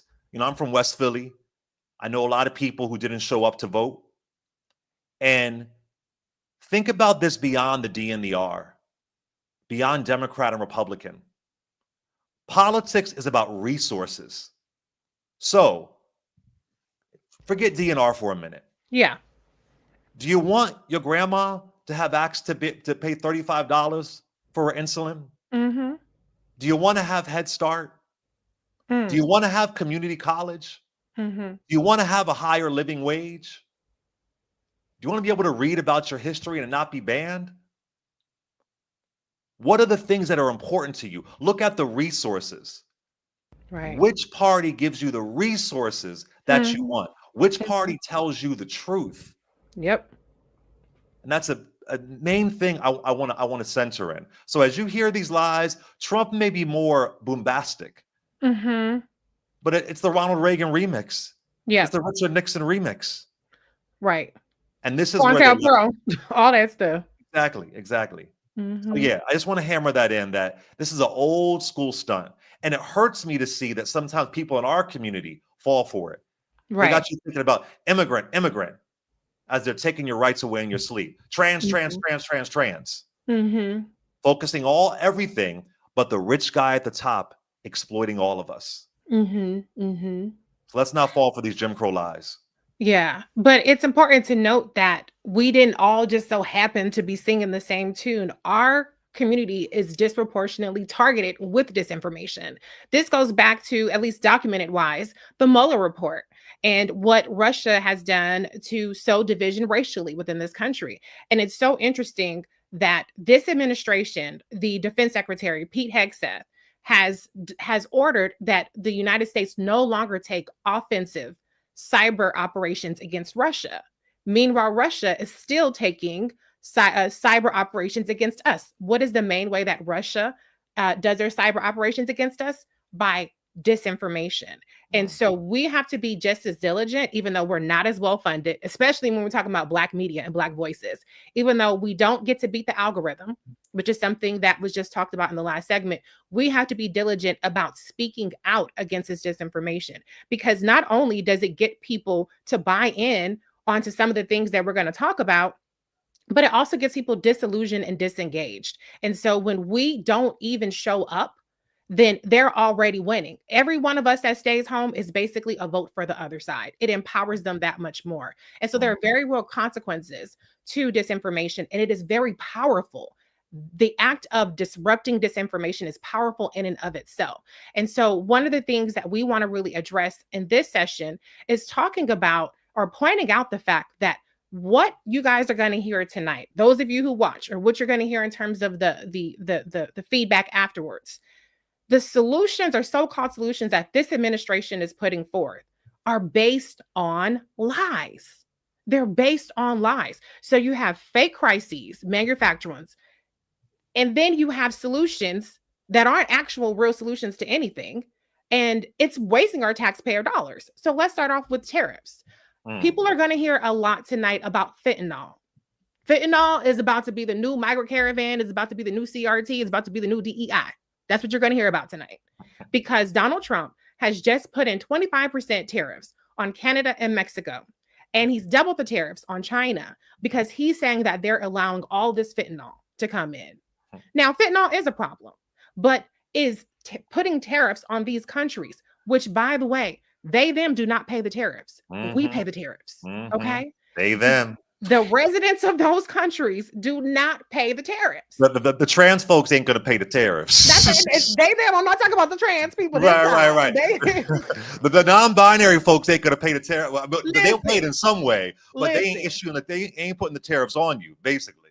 That's what I'm trying to say, because the they them, everybody, they them. They them. What the ad say? Kamala cares about they them. But Trump he cares about you. Donald Trump. Hold on, Reese. I went and bought a dozen eggs today. Cost me over $6. The average price of eggs is $7. $7. Yes. I'm just saying. That's double. I'll take a drag show any day over. I've been to a drag show that was cheaper than $6. I went in for a $5 cover charge. So I'll take that any day over these damn price of eggs. But I guess she didn't talk about the economy enough. But anyway, go ahead. That's why I'm trying to talk about the economy right now. Exactly. Okay, and we're actually going to bring in a special. That was sarcasm, y'all. That was sarcasm. And somebody give me the cue when she's ready. But like I said, we're going to hear, or the country is going to hear a lot tonight about fentanyl. And fentanyl is going to be used as a justification for tariffs that are going to increase the price that we all pay. Meanwhile, it's not going to actually resolve the problem with fentanyl. And because tariffs don't resolve fentanyl problems, they just don't.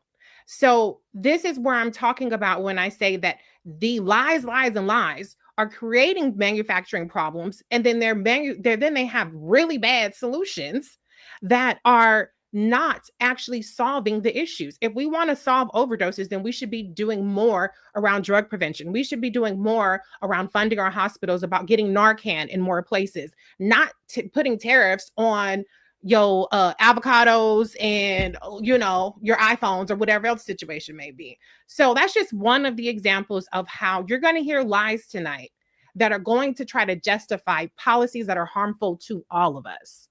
But Clay, let's take a pause for a second, because we have two congresspeople who are going to be joining us right now.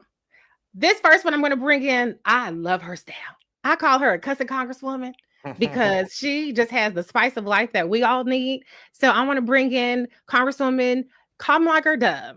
Let's see if she's ready. Hey, how you doing? Hello, Congresswoman. I think you're on mute, Congresswoman. I am on mute. Hello, how are you? Doing great. Good, Thank you for being here.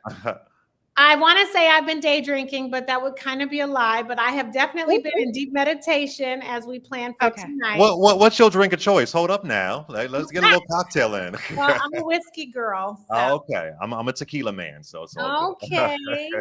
Mezcal if you're nasty. Exactly. Ooh, I know that's right. Well, I'm a whiskey girl like you, so we got two things in common, Congresswoman. That's right. That's right. Yes. Okay. Let's pause and let's bring in Congressman Steve Horsford. Is he there? He's serious.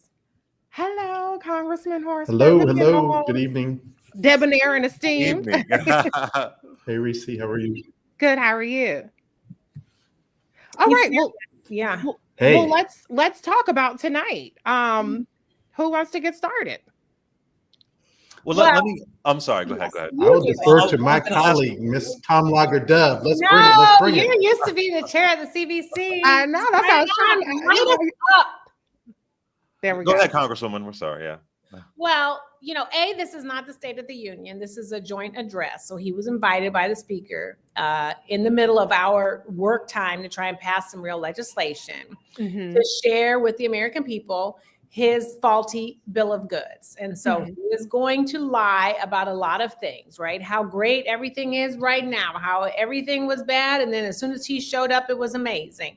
And if anybody just takes a pause, you will see that the tariffs that he has just, put in place with Mexico, with Canada, with China, is really an act of war, of economic war against people.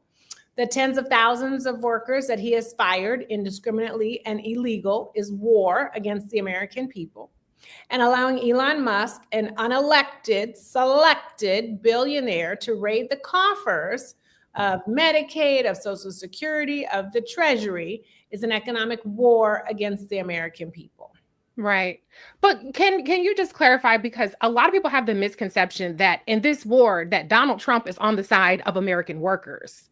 And please, one of you explain, and maybe Congressman Horsford, you can take this one, how these indiscriminate, or I should say just blanket tariffs, it's not the kinds of way that tariffs are typically used, which is a strategic or industry based, as opposed to just tariff the whole country.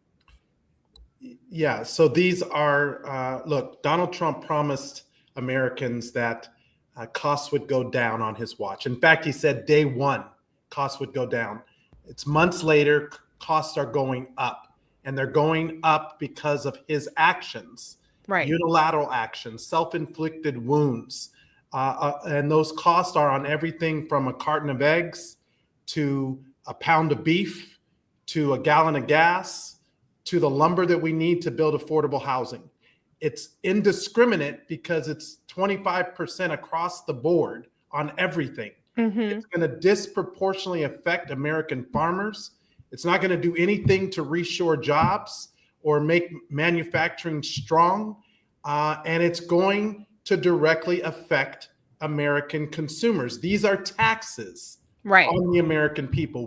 We will pay the cost. And already he is feeling the pain because the stock market tanked today, 700 points. And in addition to the cost that everyday consumers are going to feel, it's also his rich friends who are not going to be happy because they're losing money on the stock market. May I ask, I'm on Sirius XM 3 hours a day, 5 days a week, and I received so many calls over the past couple of days saying that they wish that Democrats would not even attend the State of the Union, that do something really aggressive and make a statement and not show up. That was 90% of the calls I was getting today. Where do y'all stand for some people that say, we want y'all to not even show up and boycott the State of the Union? And what's your response if you're deciding to be there? Either one. So first, I want to also say what people aren't talking about with the tariffs is that President Trump is engaging in market manipulation by forecasting tariffs and when they're going to start and who they're going to be exacted on. He is actually giving some leeway to his friends in certain industries to either buy or sell, to short out, because they're getting a window. Remember, he said he was going to do tariffs and then he held back. And that is illegal. There are so many members that represent all kinds of districts. And so for some, it's an act of defiance to show up, to not let him crowd us out by putting his own homies and cronies in our seats to applaud him, right? And if Democratic members show up, we can be an act of resistance by not standing up and clapping like sycophants. There are also a number of members who are saying, for my mental health, I'm going to boycott because I cannot flush the toilet enough to get rid of the bullshit that I'm going to hear, right? Yeah. And then there are some others that are saying, well, how can I show my solidarity with the American people while I'm there, but not really condoning what he's going to say? So I think folks are all across the board, just like people in America are all across the board. But what we all are united in is the notion that these are not normal times and that we must stand up and resist him. And we are not going to allow him to sell us a bill of goods. Yeah. And look, this is this joint address. This is theatrics. And this is what he's known for. He is a show horse, not a workhorse. He wants the theatrics. And when people don't show up, you're actually, in my view, you're actually giving him what he wants. We are also a co-equal branch of government, Congress. And as a member from Nevada in a battleground district, I have a job to do. And I don't like the majority of the crap that he's advancing. And it's my job to check him. But I have to be there to hear his arguments, to hear the context of the debate. And it's not going to just be about tonight. It's going to be about the government shutdown that the Republicans are risking in a week from now on the 14th. It's going to be about the fact that they're cutting $2 trillion on the backs of everyday Americans in order to give tax breaks to billionaires and the tech tycoons and the big corporations. And even though they call themselves fiscal hawks, they're doing it by adding $4 trillion to the deficit, which is going to make us all hold the bag for their tax cuts. And so I want to lean into this fight. I want to show up to the fight, and I want to be ready to take a punch and to give a punch on behalf of my constituents who need their health care to be defended, who need their rights and their opportunities to be protected. You know, Clay, the other thing is, let me tell you what's going on right now. The Secret Service are there, they're sweeping. And Republicans are actually coming to our side of the floor, and they're trying to reserve seats where we would sit because they don't want us to show up. They want all of their little nasty, stanky bodies to be in our seats so that they can get up and applaud and be like, wah, wah, let me kiss your booty. So part of it is we have to show up to be like, nah, boo, I got elected by 700,000 people too, and I'm going to put my ass in that seat. So he has to look at me and not all of these folks. But I can tell you, those are the shenanigans that are happening right now. They're trying to crowd us out of the room. Before you all go, Congressman Horsford, I know a big thing that Donald Trump promised was no tax on tips. And I expect they will hear lies. This is about lies, lies, and more lies tonight with them claiming credit that the no tax on tips is in the House bill that just passed. Can you clarify, before you guys go, what is the status of no tax on tips from this Republican bill? Well, it is not in the House Republican, I call it the Screw America bill. It is not in there because there's been no markup. I'm on the Ways and Means Committee, and I am the sponsor of the TIPS Act. There is no bill but mine that eliminates the tax on tips, which is a gift, not a guarantee. And just as significant, Reese, is 6 million tipped workers in America today make as little as $2.13 an hour. This is a post-slavery Jim Crow era policy, and sub-minimum wage has been on the books since 1991, and we have not increased that sub-minimum wage since 1991. My bill is the only bill that eliminates that sub-minimum wage, that raises the wages of these tipped workers, 70% of whom are women, Black and Latina, and that allows them to keep more of their hard-earned money. So, you know, Donald Trump has a concept. He made a campaign promise, but he has no specifics. I do, and I'm working with the Culinary Union. I'm working with One Fair Wage. My guest in the State of the Union is a worker from Las Vegas who's affected by these policies. She will be sitting in the House gallery tonight because I want to center her voice and the voices of workers like hers, not big corporations or billionaires like Donald Trump wants to. Well said. I want to add, Reese, the congressman is a Taurus. I just want to let you know. Oh, Lord, here we go with the Taurus. She wages war on Tauruses. It's not fair. I'm just saying. I'll let you know, Reese. He's a Taurus. Thank you, Congressman Horsford. And then Congresswoman Kamliker-Dove, before you go, I just want to ask you, I know that Donald Trump is planning on taking credit for disaster relief tonight. Can you tell us a little bit about how he may or probably did not, how he has hindered the disaster relief? I know that you cover Southern California. So what kind of light can you shed to preempt the lies he's going to tell about the disaster response from this administration? So in December, Republicans and Democrats passed a CR that included $100 billion in disaster relief. So the money that is going out to states to deal with disasters is actually reimbursement money, because they pay to get, their states back on track. We are using some of that money for the urban fires that have taken place in the Palisades and in Altadena and Pasadena.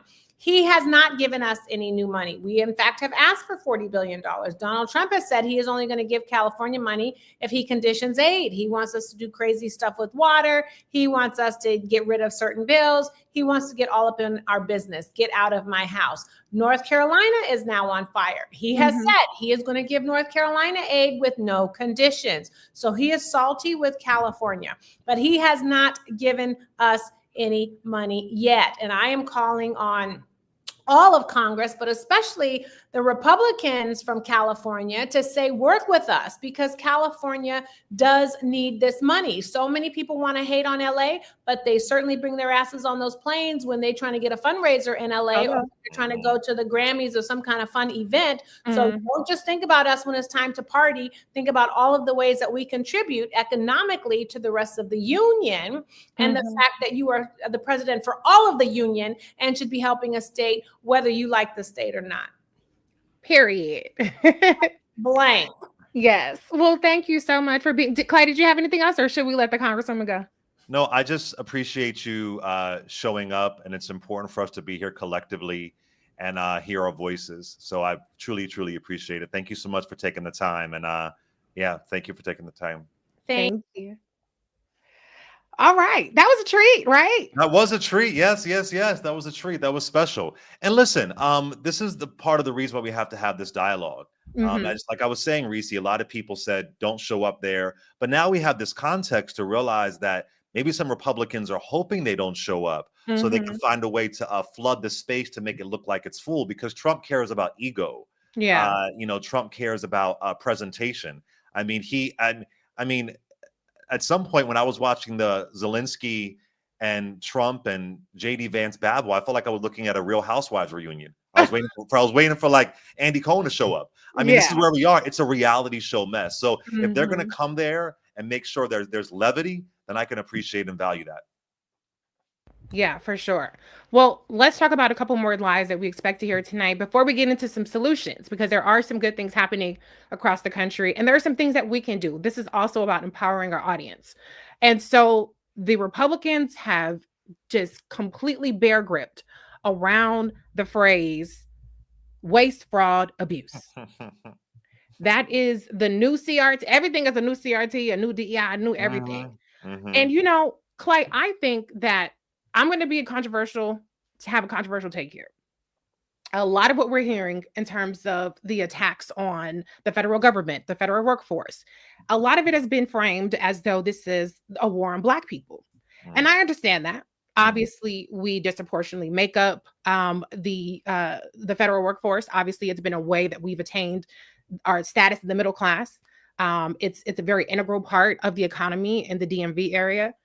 But I think that this is actually a war on white people, and Black people are the collateral damage.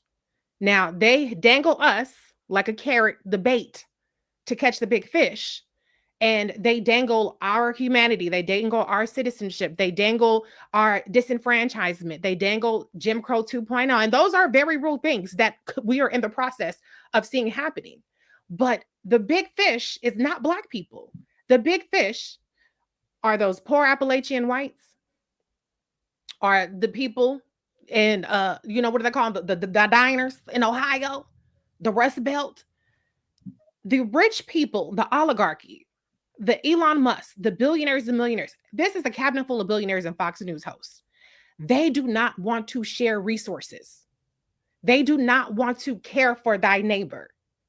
And there are a whole lot of them, in terms of the white people, that they have to find a way to break from this system.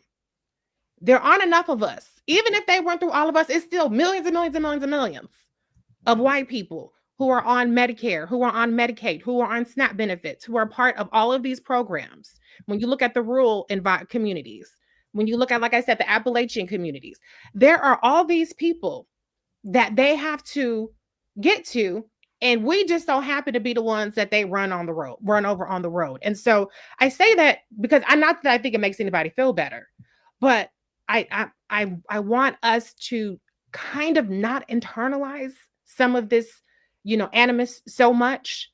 I also want people to understand that this is a little bit different. I know we're used to being under siege. It's like, well, they always after Black folks. What else is new?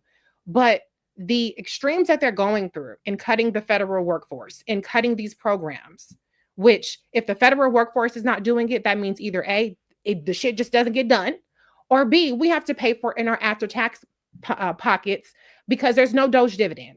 That was just a little tweet that Elon Musk sent out. That's not really happening. Republicans are raising our taxes. And so I just want people to understand the gravity of the situation. This is about restructuring our society, undoing the New Deal. Going back to FDR, I know you could talk about that. Undoing all the progress that we've made so that the millionaires and billionaires at the top have to share a little bit more of the pie with us. You know, you hit it. Lyndon B. Johnson, he famously said, if you can convince the lowest white man that he's better than the best colored man, he won't notice you're picking his pocket. Hell, he'll give somebody to look down on and he'll empty his pockets for you. You brought up Doge. Nearly 40% of contracts canceled by Doge will produce no savings. Right. And this is the thing that Fred Hampton tried to narrow in on. Dr. King tried to narrow in on. That they're trying to exploit you too. Right. They're dangling. It's the black folks taking your resources. If we have this 1964 Civil Rights Act that goes through, you know, you're going to lose your jobs. You know, if we end slavery, this is going to ruin the economy.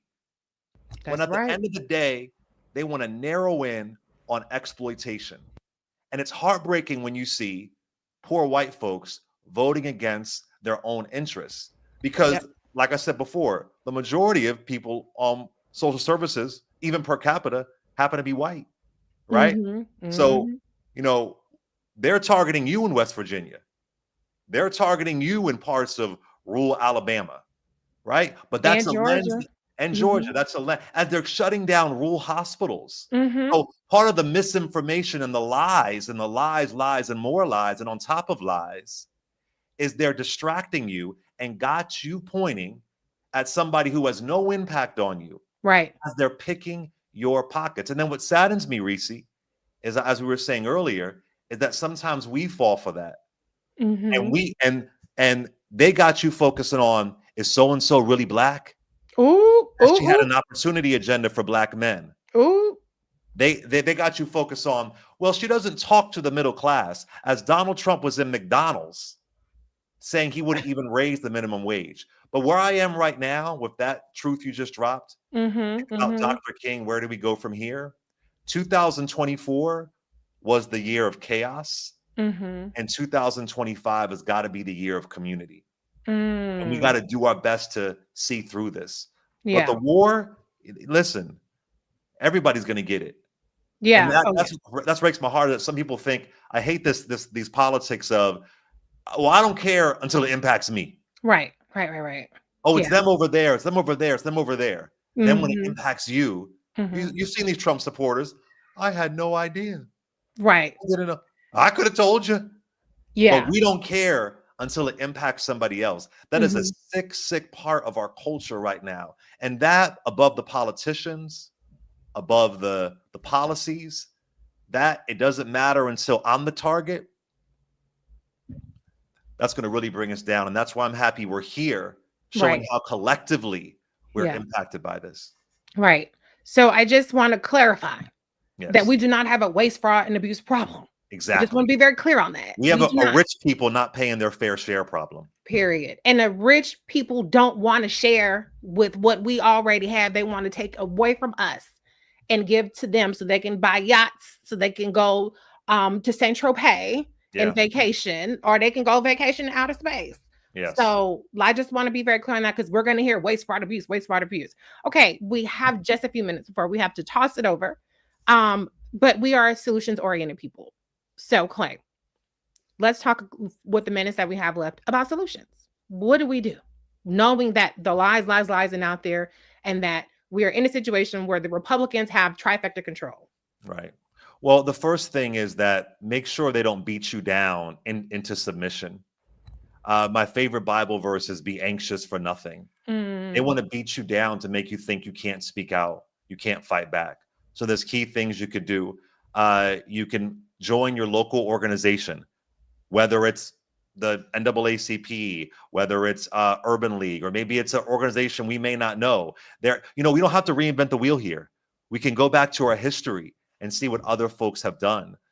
So I think we should lean into that. Call your representative. Folks have been saying that, but that really matters. Every time you call your representative, they have to document it. They got to document that. So make sure that you do that. And locally might just be your block. Locally might just be your apartment building. That's kind of where we are right now. So I think we have to really narrow in on our local politics. And I hate the language of states' rights, but we are turning into a states' rights country. So make sure you know the rights of your state. Make sure you know who represents you in Congress. Right. So you're aware. So I think those are some key things that we can do, and also tune into and support media sources that will tell you the truth. So support media sources that will make sure that you're aware of what's going on, because now they're trying to colonize media. Right. That's So true. those are some key things that we have to make sure we're aware of, and spread the word at your barbershop, spread the word at your beauty salon, and let's hope that we can understand the collective and realize that we have more tools than many folks had back then. And I think that if we capitalize on that, we're going to be all right. But I lean into be anxious for nothing. I lean into that. We can't let the anxiety think we've already lost. Right, right. I would say, I know we say vote, vote, vote, vote. People are probably tired of hearing about voting. However, I still have to say that. But what we try to emphasize to people is that people need to vote in primaries. So 2026 midterms are coming up. But before we get to the midterms, we're going to have a primary election. We saw the loss of brilliant voices in the Congress because they lost the primaries. Those seats did not flip to Republicans, but we saw the loss of Congressman Jamal Bowman, of Congresswoman Cori Bush. And we know in particular that Black electeds, incumbents, are often targeted for primaries. So we have to make including mayors. Yeah. So we have local elections. There's elections in Virginia this year. There's at the state and up and down the state and local elections.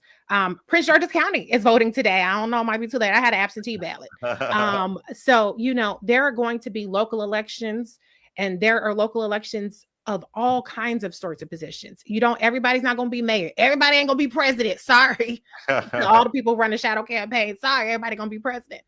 But it's very, very important to participate in our primaries. And then I have to say that we have to support those electeds that are doing excellent work. When we talk about rural solutions, Governor Wes Moore is the only Black governor in the country, and he's already setting up resources so that people who are getting booted out of the federal workforce by Donald Trump and Elon Musk, that they can find a landing spot in Maryland, whether that's a new career or whether that's opening filling openings in the state. And so we have to continue to support our electeds that are doing good work at the local, state, and federal level. And we have to continue to be engaged. And then the last thing is we have our voice. We've seen where Republicans are running scared now from town halls, where their leadership has said, do not hold town halls. And that is because when we get up in arms, then it shifts policy. Even if it's one win at a time, we're still shifting the needle. We saw where they tried to undo the Tuskegee Airman training, and they tried to undo the scholarships to HBCUs. But when people spoke up, all of a sudden, oh, that was a mistake. Oh, okay, well, we didn't really mean to do that. So we have to continue to use our voice. We have to continue to use our pocketbooks with these economic actions. Now, everybody wants to boycott. That's fine. Don't do it. But for those of us that want to put our money where our mouth is, or don't put our money where our mouth is, then these are the kinds of actions that we can continue to take. And I always say this to the non-voter out there: if you don't do politics, politics will do you. There Absolutely. are over 100 cities that have mayors and city council races this year. If you don't do politics, it will do you. And they're hoping that you won't do it so they can completely change your life. So show up and show out. And think about the resources. Not Democrat or Republican. What are the resources that you want? Politics is about gaining resources. Who will help you gain your resources? Yeah. And I like to say that there's no abstaining in politics in terms of voting. You either vote or you abdicate your vote. And when you abdicate your vote, you're empowering a person who has the opposite views of you on everything. So if you are a non-voter, and a lot of people sat out, we had millions of people sit out in 2024 that voted in 2020, and we see what happens. And so you have to utilize your power, or you have to understand that you're abdicating it. And that doesn't mean that you're going to solve every problem. That doesn't mean that this ain't The Bachelor. You ain't giving a rose to the politician. Okay. You are either you might be voting for harm reduction, or you might be voting for a person that you really believe in. Yes, we can, hope and change, and all that stuff. Either way. Progress, not perfection. Exactly. Either way, I'm going to say, get your ass out and vote. Okay. Yeah. I don't know if everybody's going to say that, but I'm going to say that. All right. Clay, tell folks how to follow you before we get out of here. Clay Kane on all social media. I love you, Reese. Thank you, y'all, for putting this together. And Clay Nation, you know the deal. I ain't never really gone. Yes. And y'all can follow me, Reese Colbert, on all the socials. Black Women Views on YouTube. Hey, y'all who's watching on there. And we're on Sirius XM. My show is on Saturdays. Clay, I'm on with Clay Tuesdays and Thursdays. Shout out to everybody who listened. Thank you so much to the organizers. This was just a brilliant Herculean effort to get all of us on this 24-hour live stream. Now I'm going to throw it to, I have to see this little tiny bot, Amy. Hey, Amy. Reese, Clay, that was the word. Thank you so much. Thank you so much. And we're going to see you around, and I'm going to definitely follow you. I'm a fan. I appreciate it. You're watching State of the People. It was a Herculean effort to pull this many bright lights, leaders, thinkers, organizers, elected officials together for 24 hours. We're currently in the 14th hour, and we're going to go all the way to midnight tonight. And I want to just tell you that we're going to have a really incredible Black Leadership Forum that starts at 9 p.m. That's going to have this Black Leadership Summit, 9 p.m. That's going to have all the important national voices and analysis and kind of where Black people are going to go from here. And so, stay tuned. You're watching and you're listening. State of the People. And speaking of the people, we have our former DNC chair, Jamie Harrison. He is here with us. He has got a whole bunch of stars and is going to tell us what's going on for Black people in this. Jamie, it's so good to see you. It is great to see you, Amy. Thank you so much for what you're doing, and thank you for holding us down and anchoring all of these great panels. Listen, I'm learning so much just by watching this. This has been nothing short of amazing, and I have to say a special thank you to Angela Rye and Joy for their vision and their leadership. It's incredible, and I'm looking forward to your conversation about what's going on in the States. Tonight, there's the last segment was about lies. This is all about where the battle really is in the States, and so I'll hand it over to you, Jamie. Well, thank you again, Amy, and hello, everybody. I am Jamie Harrison, the former chair of the Democratic National Committee. And folks, listen, like so many of you, I am still reeling from the results of last year's presidential elections. And the nation has begun to really feel the ramification of those results. Veterans are being fired from federal positions. Farmers are losing guaranteed federal contracts. We're seeing that our schools are being impacted by draconian cuts in programs and services. Elon Musk, this foreign unelected billionaire, is threatening the healthcare safety net of the nation. He's threatening Medicaid and Medicare. House Republicans, they're threatening Social Security. Folks, in Trump's Washington, he and his minions actually believe that they are all powerful. But what we're seeing across the nation, from town halls to rallies and protests, Americans are expressing their frustrations. Their frustrations with Trump's decimation of our social safety net. The people are starting to stand up, they're speaking out, and they're demonstrating. Again, Donald Trump believes he is all powerful. But my friends, the true power in America is not the occupant of the White House, but the people of America. Donald Trump and Elon Musk, they believe that they have all the cards. But in the words of my grandmama, we're about to show them better than we can tell them. There's a saying that in the darkest nights, we see our brightest stars. Well, my friends, it is dark right now in America. But over the course of the last 14 hours in the State of the People live stream, we have seen and heard from some of America's brightest stars. And I am so lucky to have several of those stars joining me tonight.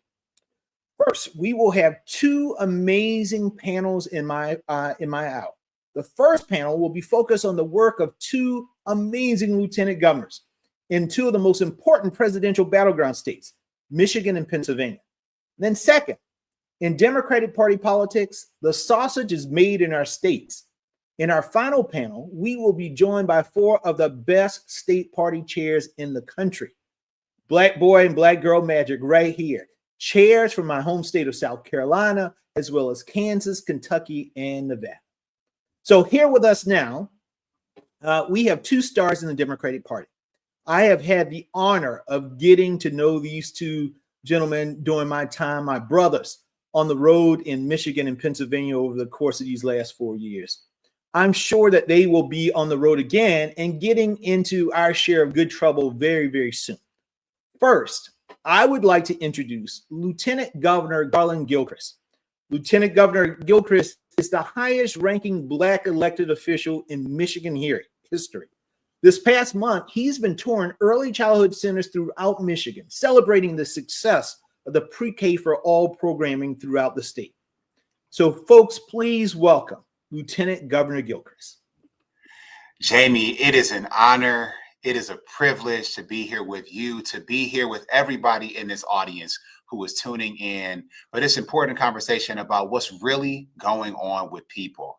I'm here in the state of Michigan, here in the city of Detroit, a battleground state in a city that is full of battleground fighters. We are people who are always stepping up and standing tall, standing in the gap. Michigan is a place where people came to a freedom and opportunity like my family did. The city where the east side of Detroit let me be an engineer, and this is the place where we are finally going to be the ones who say no, who say we will not stand for, we will not tolerate it, and we're instead going to invest in our people, our families, and our futures. But we got to make one thing really clear. When we are under threat, we are under attack. When we talk about those child care centers that I visited, I sat with the parents who have spent $30,000 in the last year on childcare and needed to be something they can afford. But you know what they told me about? Besides their pocketbooks, they were worried about the money in the pockets of those education professionals who take care of their babies every single day. The ones who would be hurt, the children who would be hurt if the doors to that center got closed. I talk with people, our farmers here in the state of Michigan, our Black farmers who are struggling because they were selling their crops internationally and now have had that thrown into limbo, which throws off not only their finances today, but their families' future finances going forward. I've talked to the automotive suppliers, not just the big three like GM, Ford, and Stellantis, but the small suppliers, the minority suppliers that are the bedrock and backbone of so much of our middle class communities here in the state of Michigan. They have talked about what these steel tariffs are going to do for their employees, for their businesses and their bottom lines, and then all the people who they support in the value chain for our automotive vehicles, whether it's internal combustion engines or electric vehicles. And finally, I'm thinking about my pocketbook, all our family's pocketbooks who had to go to the grocery store earlier today. And I'm thinking about how food is going to be more expensive, everything from eggs to lettuce to meat and everything in between, because these people are doing nothing but setting fire to our pocketbooks, fire to our paychecks, fire to the bottom lines of our small businesses. And frankly, it's just because they are reckless and disrespectful and dismissive of the experience of our people. But I know something else. I know that when we band together, I know that when we decide that we are going to support one another and have each other's back, that is when we will be able to have the resolve to make sure that our people are protected and that we can make progress no matter who's on the other side of the table. So I'm proud to be here with you. Well, thank you so much, Garland. And listen, I'm going to bring in another firefighter right now, another brother who is putting out fires in the great state of Pennsylvania. We have Lieutenant Governor Alston Davis. And Lieutenant Governor Davis is the youngest active lieutenant governor in the United States, and he's currently the chair of the Democratic Lieutenant Governors Association. Just this past month, the lieutenant governor has been actively hosting roundtables addressing early childhood education and after-school programming, as the Shapiro-Davis administration has announced more than $11 million in state grants to 46 after-school programs across Pennsylvania. Folks, give a welcome to Lieutenant Governor Alston Davis. Well, what's going on, brother? Good seeing you, Chairman Harrison. It's back with you. To my brother, Garland Gilchrist, thank you for joining us today. That was a heck of an intro. You know, I'm hailing to you, coming to you from the Keystone State, another battleground state here in Pennsylvania. I've been on the road talking with everyday Pennsylvanians, Democrats, Republicans, and independents about the things that they're worried about. And quite frankly, what they're seeing coming out of Washington, D.C. only gives them more concern each and every single day. They're wondering when President Trump and his administration is going to work to bring down the costs of their grocery bills to help make sure that their family can make ends meet. And Governor Shapiro and I have been fighting back and standing up for real freedom here in Pennsylvania. When the Trump administration decided to freeze the federal funds to Pennsylvania, we went to court. We sued Donald Trump and we won to unfreeze those dollars to come to the Commonwealth of Pennsylvania. We have so much work to do to make sure that we continue to put our country and our values to the forefront, to make sure we're standing up to an administration that seeks to destroy many of our communities every single day, from cuts to the National Institute of Health that'll devastate Pennsylvania's economy to not economic policies that are hurting working families like mine. I'm the proud son of a union bus driver and hairdresser and a first-generation college graduate. I know what it means to fight for working class people. I went to Harrisburg to fight for working class communities like mine, and we need more leaders who are stepping up every single day to deliver real leadership for the folks here in Pennsylvania and across America. Well, you know, I got an opportunity to really see both Pennsylvania and Michigan with the two of you over the course of the last few years. And I know that you go to barbershops, you go to beauty salons, you're talking to people out in the streets and the restaurants and the grocery stores. What are Black folks in your states really saying? What are they concerned about right now? And what do they want to see all of us, elected leaders, community activists, leaders in this country do to address some of the issues that are being created by Donald Trump and some of these crazy MAGA Project 2025 initiatives that they got going forward? Austin, you want to start off? Yeah, I think that the first thing that we're seeing that I'm seeing that folks are most worried about is the economic policies that are coming out of the White House. They're seeing many policies that are making inflation worse. Pennsylvania families are paying more for food, gas, and utilities, and many families are being forced on the food banks. And those food banks rely on federal dollars to keep meat, produce, and other groceries on their shelves. And so they want leaders who are going to stand up to make sure that we're addressing the problems that them and their families are facing, not cutting taxes for billionaires on the backs of working class people here in America. Those aren't the policies that people voted for, and that they want leaders who are going to stand up and fight for them and their families. I think the one thing that we have seen, or that I've seen as I've traveled, not just Pennsylvania, but this country, is that folks who are requiring more from their leaders. They're requiring us to think outside the box, to come with a fighting spirit and to fight for them and their families in a way that we have never done before. And I think it's on all of us as elected leaders to meet this moment with a sense of urgency, because many of the things that we all care about are hanging in the balance. And the reality is, unless we fight for these folks to bring down costs, to make sure folks continue to have access to healthcare, these are matters of life and death, unfortunately, for a lot of folks. Yeah. Garland, how about you? What are you hearing in Flint and Michigan and Detroit? So I think that last year, what I was hearing a lot of is they didn't feel like, certainly Democrats, were meeting people's energy. Like, people were really pissed off, really frustrated, and they didn't feel like we were as mad as they were, as that the change and the need for change was urgent. Coming into this year, you know, I'm thinking about this like I'm an engineer, Jamie. Like, I want to see solutions to problems, not somebody who creates more problems. And like, all Trump does is make more problems, like make more mess. He's like a kid who doesn't clean up after himself. And I think that our people are sick of more problems coming from leaders than solutions. But even if you try to masquerade, you know, your method as a solution, like tariffs are not a solution to any problem. There's a reason we haven't used tariffs since World War II as the driving factor of our economic policy when it comes to other countries, because they don't work. All they do is take money out of our people's pockets. And it hits us harder than any other community, given the level or lack of wealth across the board that our community has. And so when prices go up, they hit us harder. And so I just think that people that I'm talking to, whether it was a brother who I saw at a basketball game, my son's basketball game, I was talking to him. He was on the other team. My son's team won. I was very happy about that. but what we were talking about those, he said, just man, when are we gonna get back to the time when I feel like I can trust the people in leadership? Because he's saying we don't want people to, they don't have to do everything for me, but if they're gonna do something, I gotta believe that they're gonna be able to do it right.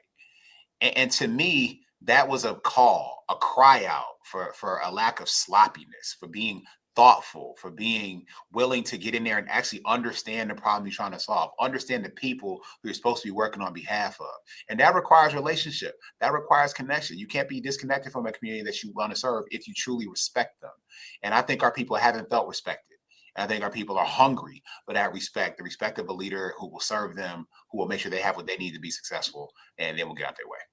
I think that is spot on. People are looking for authenticity. People want you to be real. And I think sometimes, particularly in Democratic Party politics, we get these consultants and all these folks who want to package us up in this nice little package in which they think a political leader should do and be. But in essence, people want you to just tell them the truth. If it's going to be hard, tell them the truth that it's going to be hard. If we got to be creative about how we do something, then we need to tell them the truth about how we're going to be creative to do something. But in essence, they just want to hear authentic, real truth. And that's sometimes hard for us to get at in our politics. But I think for the future of our party and the future of this nation, we're going to have to just be real with people about what's going on. But I also think that in the end of the day, people want to see, when I was a school teacher, I used to say to my kids that the most powerful way to persuade somebody is to show and not tell. Right? Democrats, we are good at telling everybody about what we are and what our values are, but we don't do the best job of actually showing that.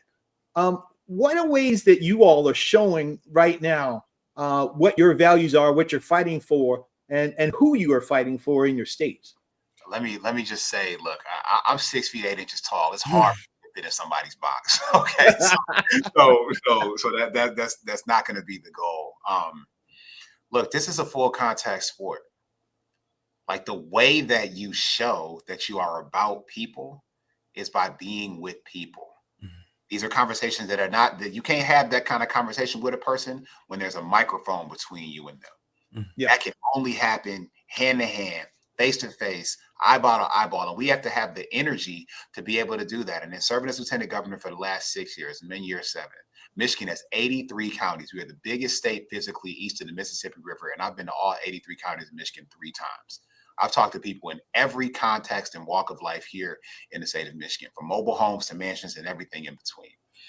And what people want to understand is that, one, you will actually listen to them, and that if they tell you something, it will result in some action that will help them.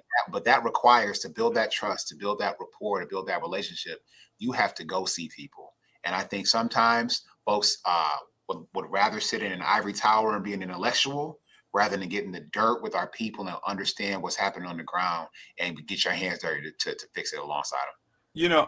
I just to piggyback on that, I think, there has to be a connection between meeting people where they are and the actions that we take in state capitals and United States Capitol and our government offices every single day. One of the things that I have heard consistently about is people's desire and need to feel safe in their communities. People don't feel safe under the threat of gun violence. And so we've responded to that by investing hundreds of millions of dollars in public safety programs, from successful violence intervention and prevention programs to after school programs to investing in law enforcement to make sure that we have police officers that have the resources that they need and are properly trained to police our communities. And so I think for a lot of people, they lose trust and faith in elected officials when their words don't match their actions. Yeah. And I think we have a responsibility to make sure that everything we're doing in government is lining up with our words and our actions. But I also think, to one of the earlier points, when I ran for office, my philosophy was that the people closest to the pain should be closest to the power. And what I mean by that is the decisions that we make every single day in government disproportionately affect Black and brown people, disproportionately affect women. And we have to have diverse voices leading in government and running for office. And that doesn't just mean gender diversity. It doesn't just mean racial diversity. It means background diversity. It means making sure that if you're a small business owner, they have an opportunity to run for office and serve in their community. If they are the son of a union bus driver and a hairdresser, they have the opportunity to run and be Pennsylvania's first Black lieutenant governor. Everybody can't be a lawyer. We need people who have actual, real, lived experience. And I think the Democratic lieutenant governors across the country represent that well, from myself to Kim Driscoll in Massachusetts, the wife of a bricklayer, to Sarah Rodriguez, a former nurse, to Garland Gilchrist, was a tech entrepreneur doing big stuff in Michigan. Like, we all have a different perspective. And I think it's important to have leaders who have a different perspective and who can speak to the authentic concerns of real people. Well, one of the things I often tell people is that our party in particular has to transform itself.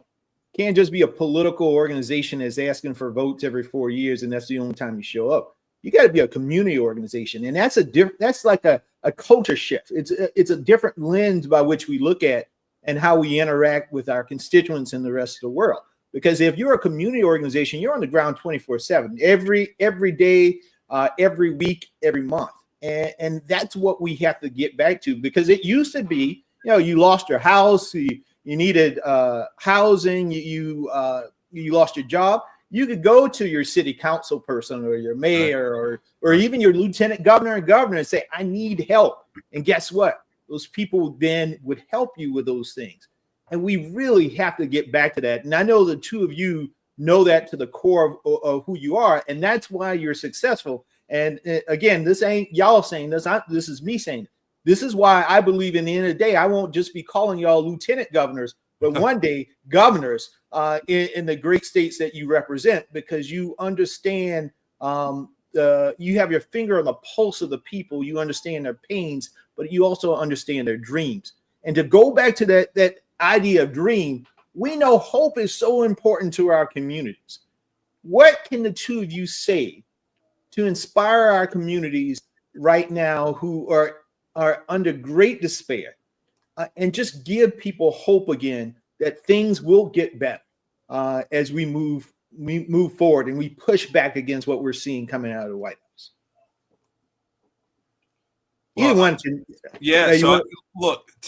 I would say that there are elected officials and concerned citizens who are organizing and mobilizing every day in their communities, despite the chaos that is going on in Washington, D.C. An example of that here in Pennsylvania, Donald Trump, one of the first actions he did was shut down the Federal Office of Gun Violence Prevention.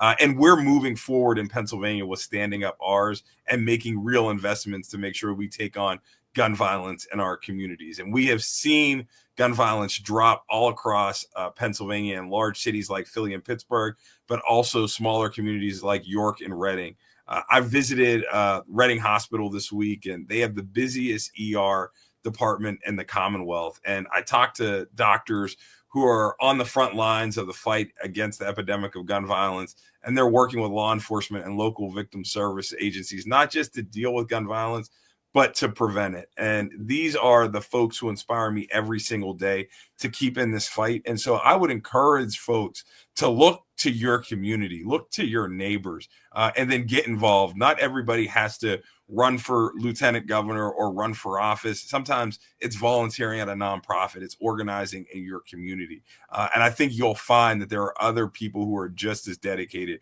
as you are to moving our country forward. When I think about this moment and what has I've seen keep people going, where that hope comes from. We are a people who have always had high expectations. And if you think about it, hope is really, an illustration of having expectations that something better is possible and that something better is reachable if we make certain things true. The beauty of this system, as flawed as it may be, is that our reality is not, it wasn't ordained by God. The decisions that we have had in place, the systems that we work under, they're not ordained by God. They're the result of decisions that were made by people, which means that a more connected, more inspired, stronger set of people can make a different set of choices, and that we can help meet those higher expectations that fuel that hope that we have.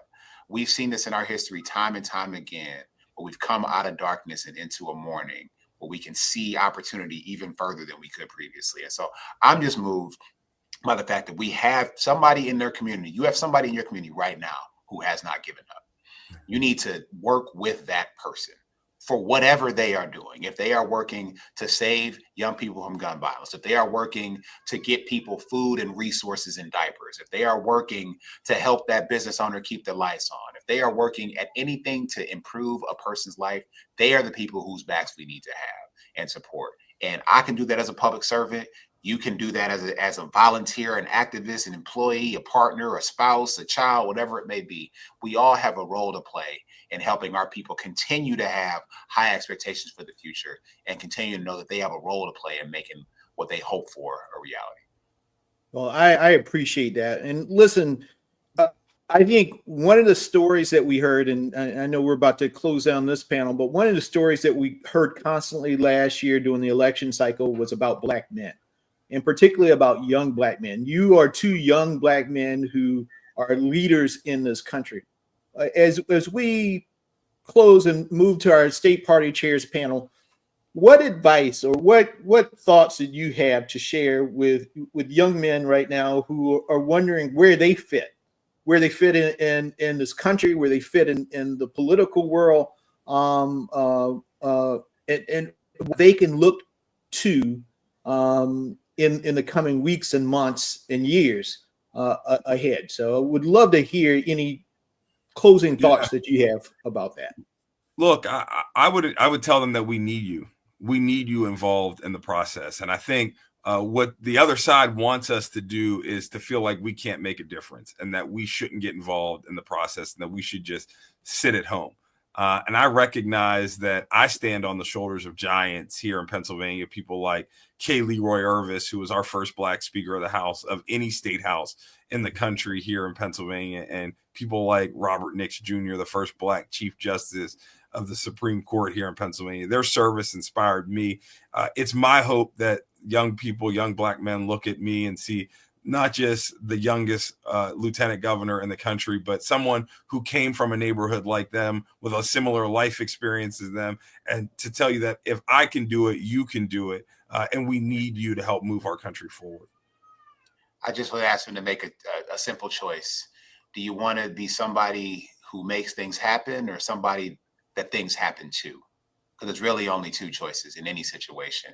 And I believe that we are a powerful people. I believe we're people who can impact the present and the future. But we have to make the choice to make things happen. And I let them know that if that's the energy they have, then I will meet that energy and be right there with them to help them make things happen. Well, Garland, Austin, thank you so much for your leadership. Thank you for all that you're doing for your states, but most importantly, thank you for what you're doing for our community.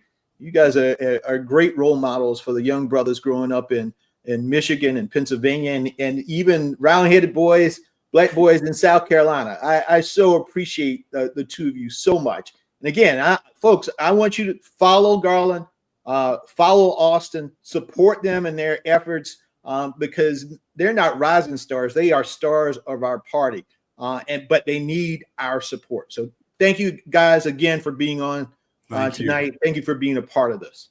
Thank you, brothers. Now, for our second panel tonight, we are bringing together people who are at the forefront of creating and sustaining the strength of the Democratic Party. And I know this from personal experience because I was a state party chair in South Carolina.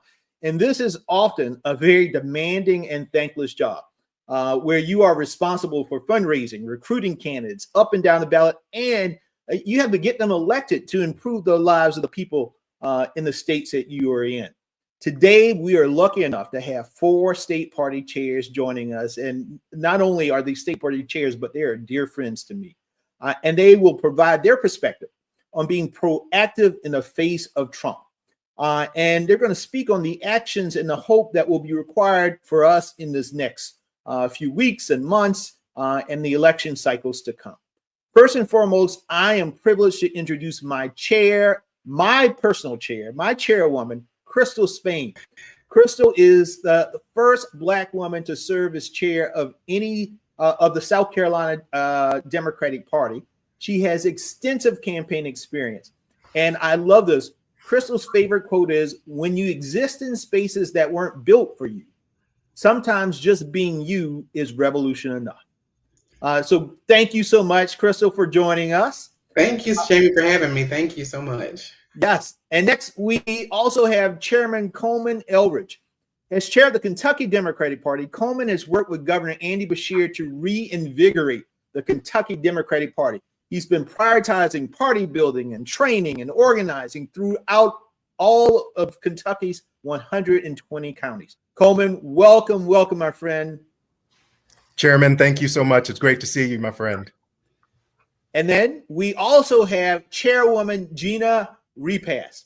Now, she was just reelected, so congratulations on your reelection, Madam Chair.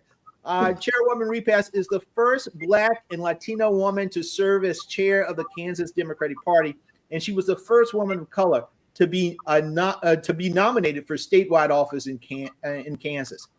Her quote, her philosophy is, "Be the change that you want to see in the world." So, welcome, Chairwoman. It's good to see you, my friend. It is good to see you. You will always be my chair. Thank you. Forever. And last but not least, we have Chairwoman and Representative Danielle Monroe Marino. Chair Monroe Marino is the first Black woman to chair the Nevada Democratic Party, and she proudly represents Nevada's first assembly district in the Nevada State Legislature as the Speaker pro tem of that legislature.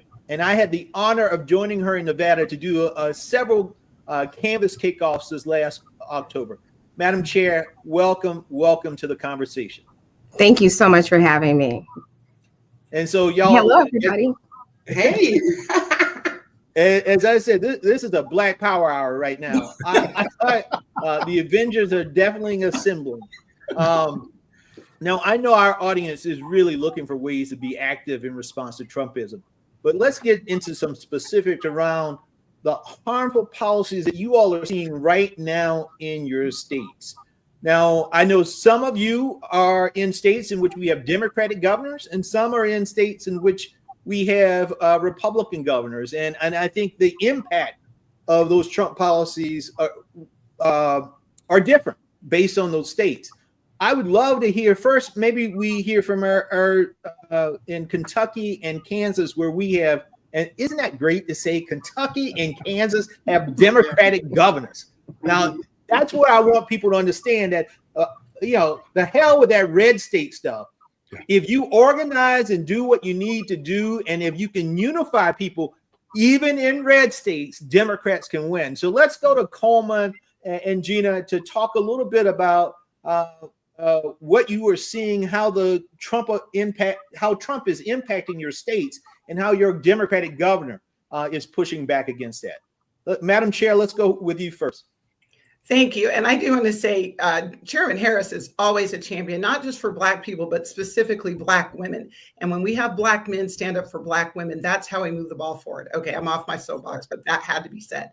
Well, it's wonderful to have a governor in the state, but I will tell you, DOGE is wrecking through rural communities and agricultural states like Kansas. Kansas State University lost $50 million in grant funding that was going to research to make your food and your crops better and more to yield more. And then our farmers got raided when USAID got gutted. And that is a direct impact. But Governor Kelly is in here fighting it. She's trying to put in legislation that's going to make sure that we keep our schools open. And we know they're going after the Department of Ed. So it's great to have a governor, but right now, some of that stuff is affecting us in a way that we just have to stand in the gap for our farmers and our rural communities.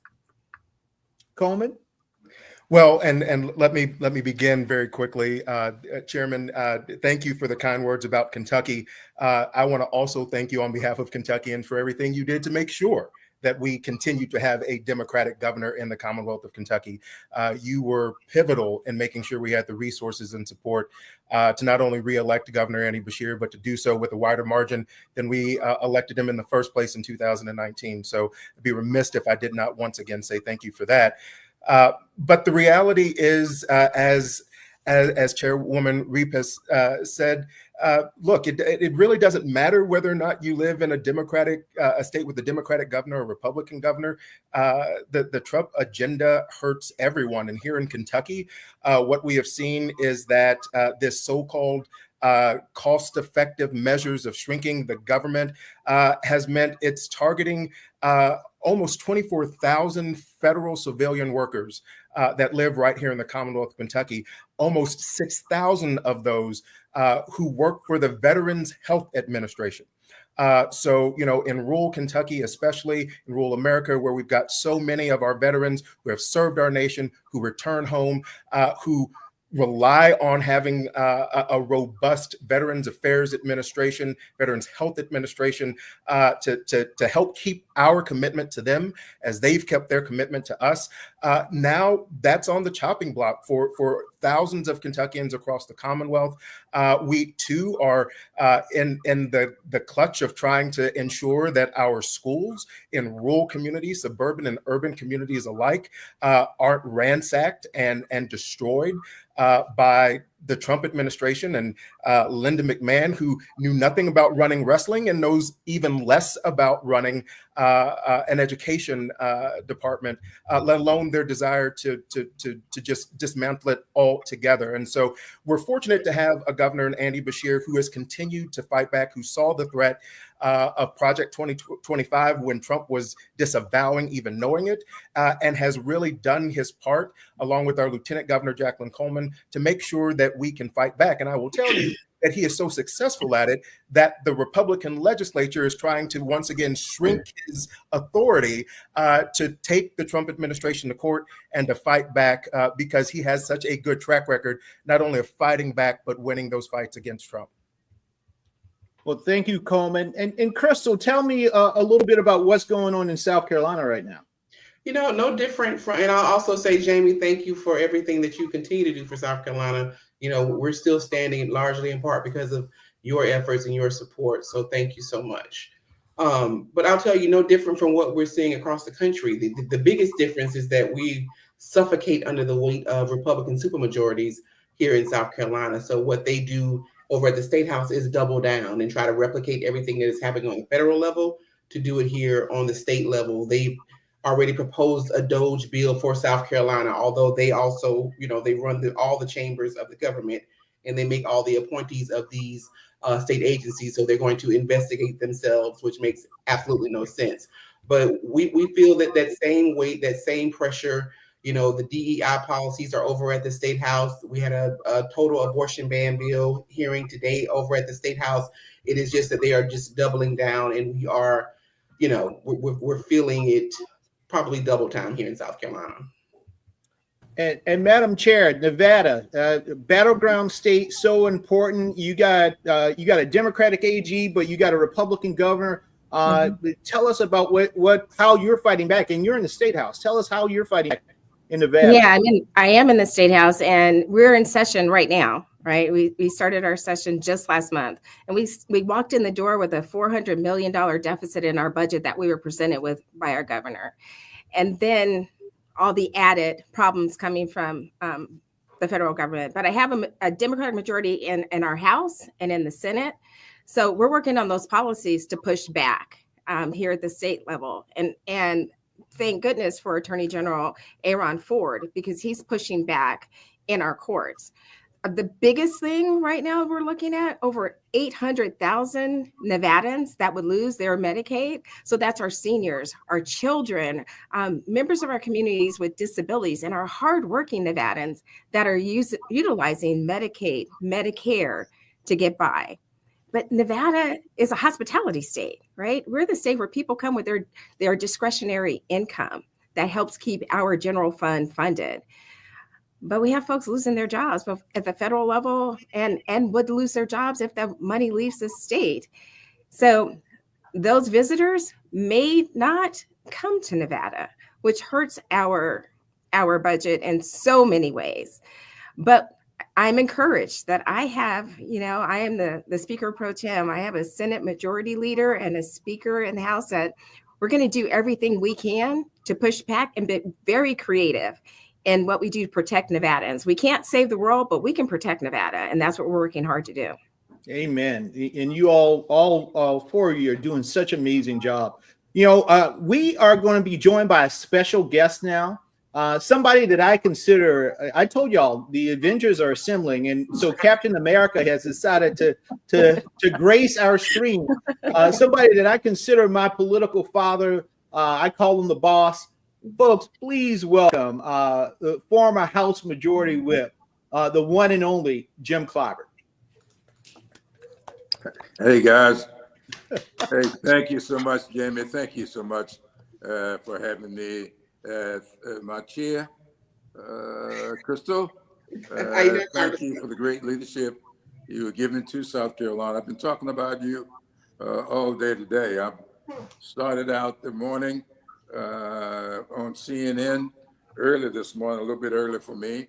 I spent some time later with our former president, my favorite president in this decade, Joe Biden. And we talked about this evening and reminisced a little bit about his administration and the challenges they've got before us as we approach this evening. Look, we are going to be treated to one of those rare, maybe I'm saying rare, I've not looked at all of the State of the Union or joint session speeches ever given, but I've studied history pretty thoroughly. I don't believe you'll ever see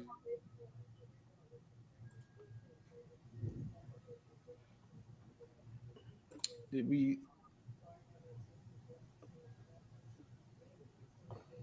I think we lost him.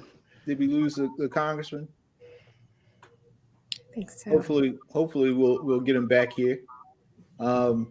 And he was about to give us a history lesson, Crystal, as you know. I want to take. I got my pen. I was here for it. I was like, get it. Anytime you have Jim Clyburn going, you get a notebook because you about to learn something that you didn't know. I'm about to use it. I'm about to hit the road out into Western Kansas. So hopefully he will get back soon. And one of the things that I really want, when he does come back, one of the things I want to chat with him about, if he could, there's some similarities in past election cycles to the one that we have coming up soon. Some of us were involved in politics back in 2006. I was the executive director of the House Democratic Caucus in 2006 when Democrats got our butts waxed in 2004. I mean, John Kerry lost. We lost the Senate. We didn't win a Senate race other than Barack Obama that year, I think. We didn't control the House, and George W. Bush got reelected in 2004. But in 2006, we came back. That was the comeback.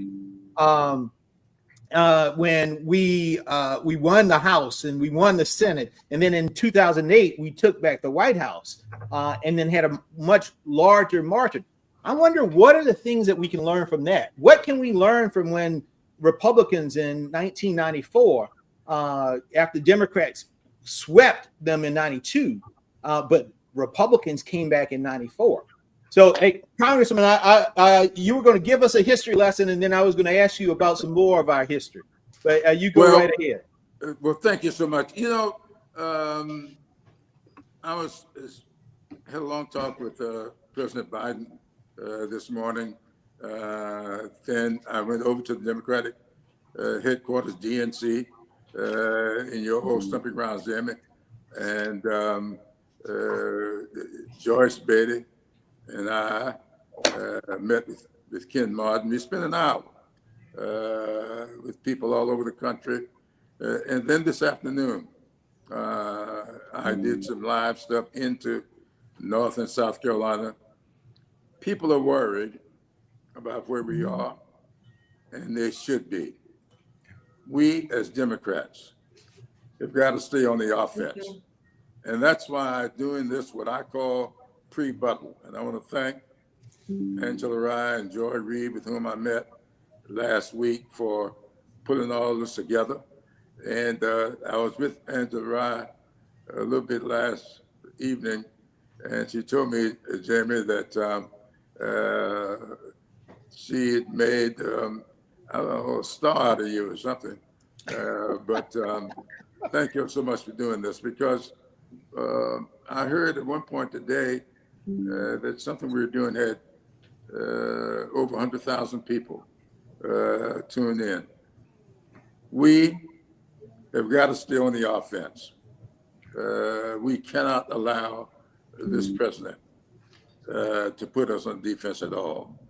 And I think what you're doing tonight, and this will continue even after the speech is over, is exactly what we need to do to demonstrate to the American people that Democrats are going to fight through this, and we're going to come out successful on the other end. So thank you so much for doing that. Thank you for letting me be a part of it. And I'll answer any questions you may have to ask. Congressman, one quick question. You know, I was just telling the panelists that, you know, this is unprecedented in many ways, but there's some similarities to what we have seen in the past. We saw back in '92 when Democrats swept the White House and the House and the Senate, and they had large majorities. But in '94, Republicans were able, the Tea Party emerged and were able to take away those majorities in the House and the Senate. And then we saw in 2004 when Democrats lost the, George W. Bush won.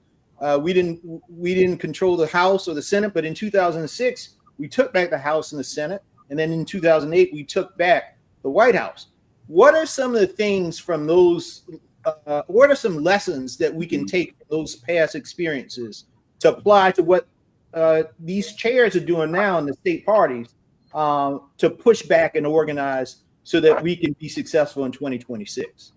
Well, Jim, I'm glad you brought that up, because every time we have an election like this, no matter which party comes out on the losing end, people will start singing those hymns and making the prayers and pronouncing us dead.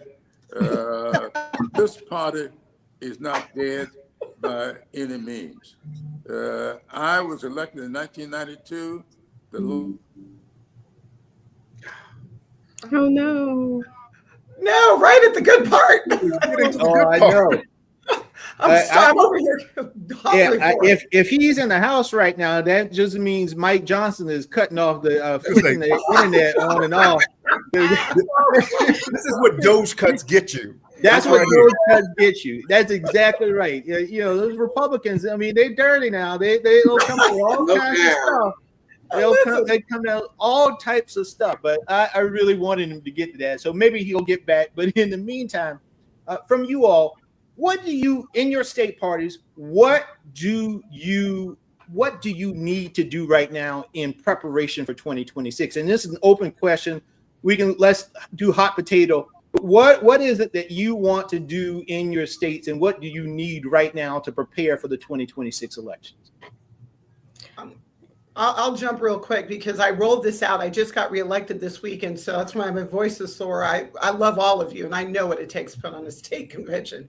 And but what we introduced is Rural Fest. We are going to go out with literally keg beer, hot dogs. We're going to hit the farms. We're going to go out in the field. We are going to take this message to the farmers and let them understand that it was Democrats that got the farm bill passed. It is Democrats that are here to help you after we have when we need bailouts, I don't like the word bailout, but when our farmers need that assistance, that comes from Democrats. So I am hitting the road. I'm putting on my best Jamie Harrison, and I'm going out to Western Kansas. And I don't know if y'all saw Roger Marshall got run out of he actually ran himself out of the room.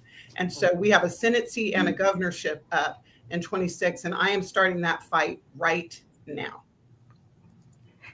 You know, Jamie, you had mentioned that you were in Nevada at the end of the last election cycle, and you came to Nevada after we had done that statewide tour. We went to all 17 counties. It was called the Kitchen Table Tour. It's doing more of that. It's being in community, right? I think, I think they used to call it retail politics. All it is, it's talking to people, right? And it's listening to people, and it's letting them know that we're the party that leads with empathy, compassion, and respect. But Democrats, we do the work. We haven't touted our story. I'm telling everybody from the hilltops of what the work we are doing as Democrats in the state. We have 6 congressional members in the state. 5 of them are Democrats, and they are working their butts off in DC for Nevadans. But you also have state legislators here in the State House doing the same thing. It's putting the tennis shoes on, being out there talking to people, but more importantly, listening to people and showing up for them. It's more of that. And it's building what Gina's doing. It's those rural connections. It's the urban cores, my frontier communities, letting them know that we got Democrats everywhere. But when Democrats are elected, we're not elected to represent Democrats. We're elected to represent everybody. We're only as strong as the weakest area in our state and in our country. We are here working for everybody. So that's what we're doing here in Nevada. That's what I'm doing and our party's doing. Well, we're going to pause before Mike Johnson turns off Congressman Clobber's internet again. I'm back. Let me just say what I was attempting to say. When Bill Clinton got elected president in 1992, I remember so well. Nobody wanted to run. I mean, we were supposed to be dead. Bill Clinton got in the race from a little state of Arkansas. They had like 9 people, and they were called the 9 Dwarfs. Bill Clinton gets elected. He brings with him the largest class since in 1992, the largest class since 1948. And then 2 years later, we lost 56 seats. I tell people all the time, no party is ever dead. I don't care how big the victory may have been for the other party, no matter how your loss may have been. We just had a very disappointing loss. But let me tell you something. Here, this year, we can't wait until next year. Yeah. We got to concentrate in Virginia, in New Jersey. We've got 2 gubernatorial races going. Virginia will be a flip for us if we can win in Virginia. We must hold in New Jersey and let this be a warm-up for what we're going to do next year. I'm telling you, this president is going to flame out, and we have got to be ready. You know, I was born and raised in a parsonage, and one of my favorite sermons from my dad was keep your lamps trimmed and burning so as to be ready when the bridegroom comes. So let's not sit here whining, wringing our hands, oh, pity me. Let's go to work. The pendulum in politics is always going left to right, back left again, back right again. And we must remember, when the pendulum is going from left to right, it passes through the center. When it's going from right to left, it passes through the center. We've got to make sure that the center holds, because that pendulum theoretically camps out in the center twice as often as it does left or right. This country took a big lurch to the right last October. Let's keep our lamps trimmed and burning, and let's prepare to move the pendulum back to the left this year, not next year, this year. I'm telling you, we pull off a big victory in Virginia, that will be the launching pad for us to do great things in the 2026 election. That is what it's all about. So I'm ready to do it. I know we can. This history guy has always said, anything that's happened before can happen again. If we've done it before, we can do it again. So I know we can do it again. So let's just get ready to do it. Well, Congressman, you said a whole word. You said a whole word there, and I am a firm believer that political overreach always precedes a wave election. They are overreaching in a way that we have never seen historically before, and that means we're going to get the biggest wave that we've ever seen before. But we got to be ready. If we don't run people, you can't win a race you don't have a candidate for. And so we need to be putting people in place in every seat. I don't care how big of a Republican seat it is. There should not be a seat in this country, if we can do it, that does not have a Democrat running in it, because we will win elections in 26 that we would never probably have an idea that we could win before. And that is where Crystal, you, Coleman, Gina, Danielle, where the work that you are doing is so important. So I got 5 minutes left. So Crystal, one closing quick thought for 1 minute, Coleman 1 minute, and then Congressman Clyburn, if you got one last parting word, we'll close it out. I just will echo what everybody else has said. The main thing that we're trying to do is make sure that we're listening to our voters, as Danielle said so eloquently, that we're in community with people, making sure folks know that we are here and we are fighting. That is just the message that I want to send. We are not dead. We are fighting back, and we are here, and we're not weak. Our party is healthy.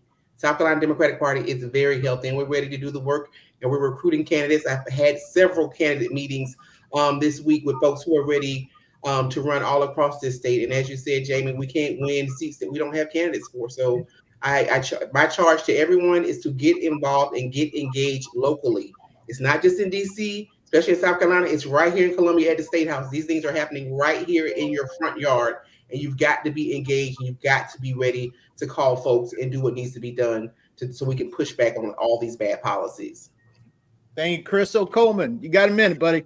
Yes, sir. I will co-sign what everyone else has said. In Kentucky, to kind of echo something in particular that Congressman Clyburn said, when we won in 2023, I level set for everyone that if we could prove we could reelect a Democratic governor in a state that Donald Trump won by more than 30 points, that would begin the process where folks would realize in the most rural places, urban places, suburban places, that Democrats actually could win.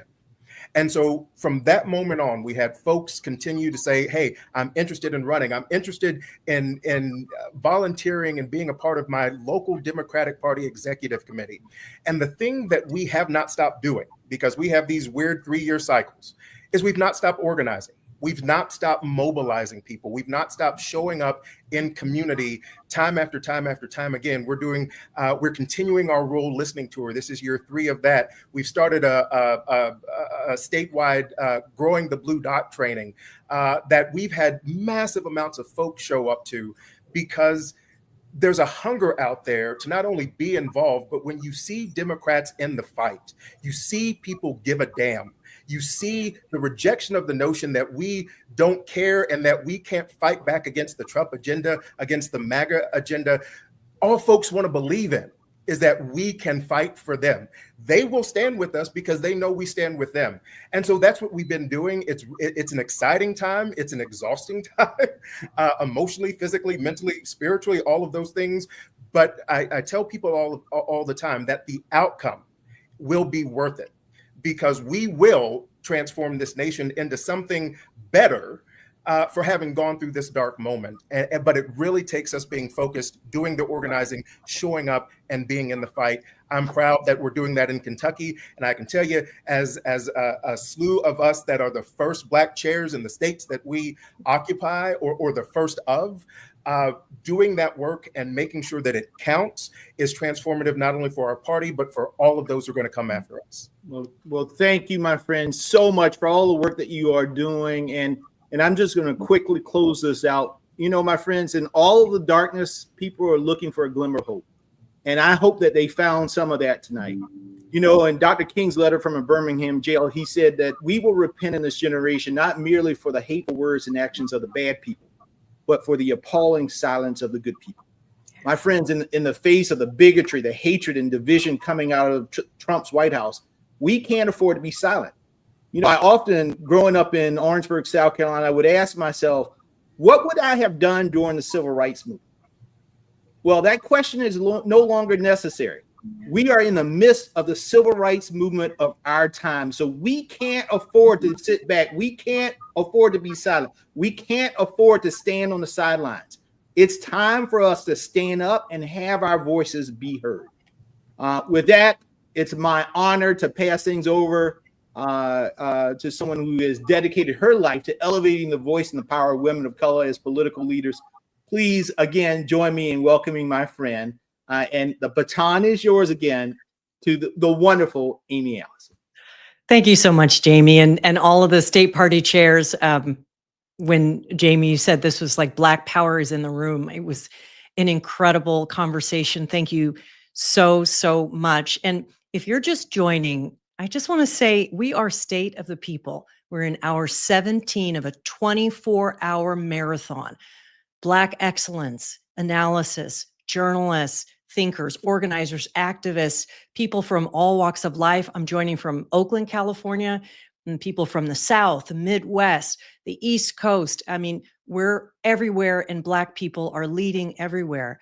And it's starting to get into mainstream media where they're taking note to what we're doing. Black people are planning. We're standing up, we're strategizing, and we're powerful.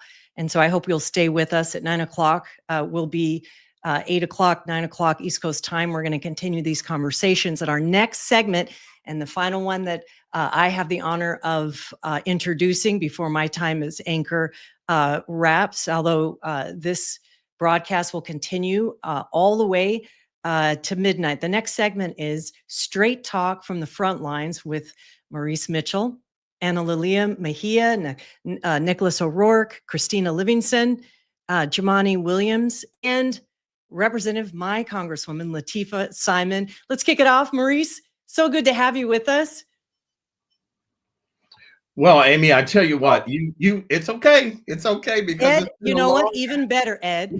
Listen, it's been a long afternoon for you, and we've got a lot of people still to come. So what I'll do is I'll just say congratulations to you. You did a yeoman's job, and though you've stolen my thunder introducing Mo, we'll get to that in just a minute. Well, listen, it's all yours, Ed, and have a wonderful next 4 hours. All right, Amy, thanks so much. Greatly appreciate it. Great job.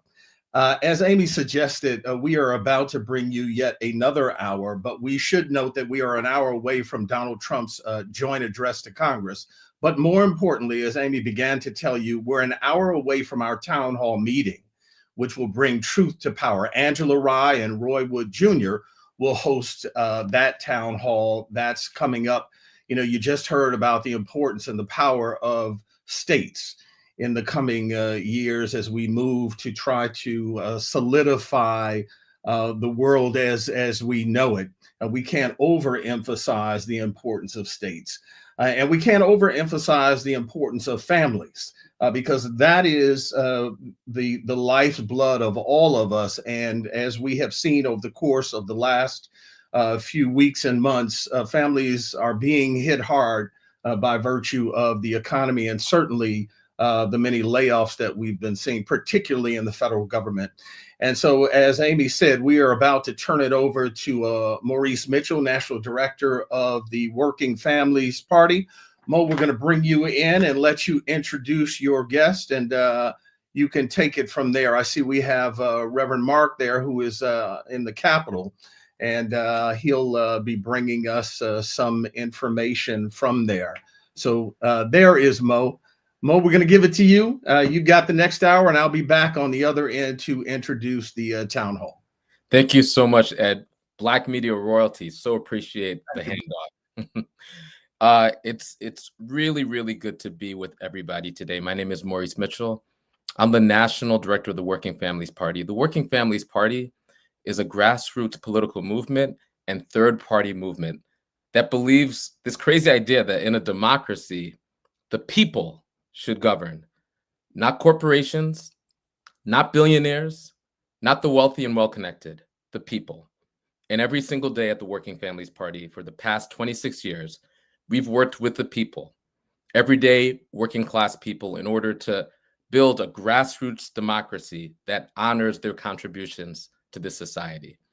We're on this historic live stream where so many Black voices have gotten up from media, from grassroots organizations, from politics, to join in a unified voice to say that this is not business as usual and something is terribly wrong. We're joined today because people recognize, especially working class Black folks, we understood the assignment in November and we understand the assignment now. We recognize who and what MAGA is, who and what Project 2025 is, who and what Elon Musk is, and what their actual designs are. This is probably one of the greatest smash and grab robberies that we've ever witnessed. The destruction of critical services to working people all over the country, disguised as somehow trying to get at race, fraud, and abuse. The greatest abuse, the greatest fraud is happening right in front of us. Believe your eyes and ears. Don't believe what they say, believe what they do. And so I have the honor to bring folks who have been fighting on the front lines to be in this conversation. We're going to be joined by folks in local office who are standing up. I know that some people have been disappointed because they're not seeing the leadership that they want to see in some spaces. I'm here to say that all elected officials are not made the same. All Democrats are not made the same. And there are people who are leading, who are fighting back, who understand that this is a time for opposition on the local level. And so this panel is about the grassroots leadership. We'll be joined by Nicholas O'Rourke, who is a Philly City Council member who is fighting the good fight. Christina Livingston, who is the executive director of ACE, a grassroots organization building power in California and building the Working Families Party. We'll be joined by Ana Lilia Mia, who is the executive director of Popular Democracy, a national organization building people power from the ground up. And this is an opportunity for us to hear from people who are building the Working Families Party and doing the work on the ground to hear exactly what's going on. So let's start with you, Christina. How you doing? Come off mute. Hi, I'm doing well. How are y'all doing? We're doing well. It's so good to see you. So good to hear from you. I was just with you not too long ago in California, where we at the California Working Families Party, we're talking about strategy. We're talking about this moment. We're going to get to Latifah Simon's speech later and get to the other guy's speech later. Outside of those two speeches, what's on your mind today? Yeah, thanks for asking. You know, I'm really stricken by sort of the paradox of this moment. Like, on the one hand, it feels like there's no denying we're in a moment of massive transition, right? Like the old way of being in this country is dying in this moment. And it's leading to this uncovering of actually how important all of our individual actions are, right? As an organizer on the doors for decades, I've heard people talk about how little their voice matters. And there were so many ways that I couldn't deny that, right? I had to recognize that in a myriad of ways, people's voices were being stifled. But in this particular moment, that doesn't hold true anymore, right? Like our willingness to stand up, our willingness to take space, our willingness to connect to people, to challenge what seems like foregone conclusions, like that all really matters right now. And our ability to do that emboldens other people's ability to do that. Like it matters in a very different way. So that's on the one hand. And at the same time, the day-to-day work of fighting against poverty and fighting against exploitation and, you know, the dehumanization of folks and the erasure and scapegoating of folks, that all feels so familiar to our people. So that paradox is really on my mind a lot. But I guess I just am starting to feel like maybe we're at a point where the conditions of the time are like catching up to the ideas that we've been baking for the last 50 or 60 years since the civil rights movement. Like, it feels like in some ways it feels the same to us because we've been dreaming up how to get past this moment for so long, that I'm really interested in figuring out how to use this moment powerfully to get us where we need to go. Use this moment powerfully to get us where we need to go. I couldn't say it better myself. I want to bring in Nicholas O'Rourke, because you're governing every single day on the ground in the city of Philadelphia. So Nick, same question. What's on your mind today? So thank you for the opportunity to be able to talk about this and to be on with you all tonight in light of what is about to happen in about an hour or so. What's on my mind today is the importance of governing at the local level. In light of everything that's going on at the national level, with the as Christina lifted up, with the shift that is happening as it relates to what we believe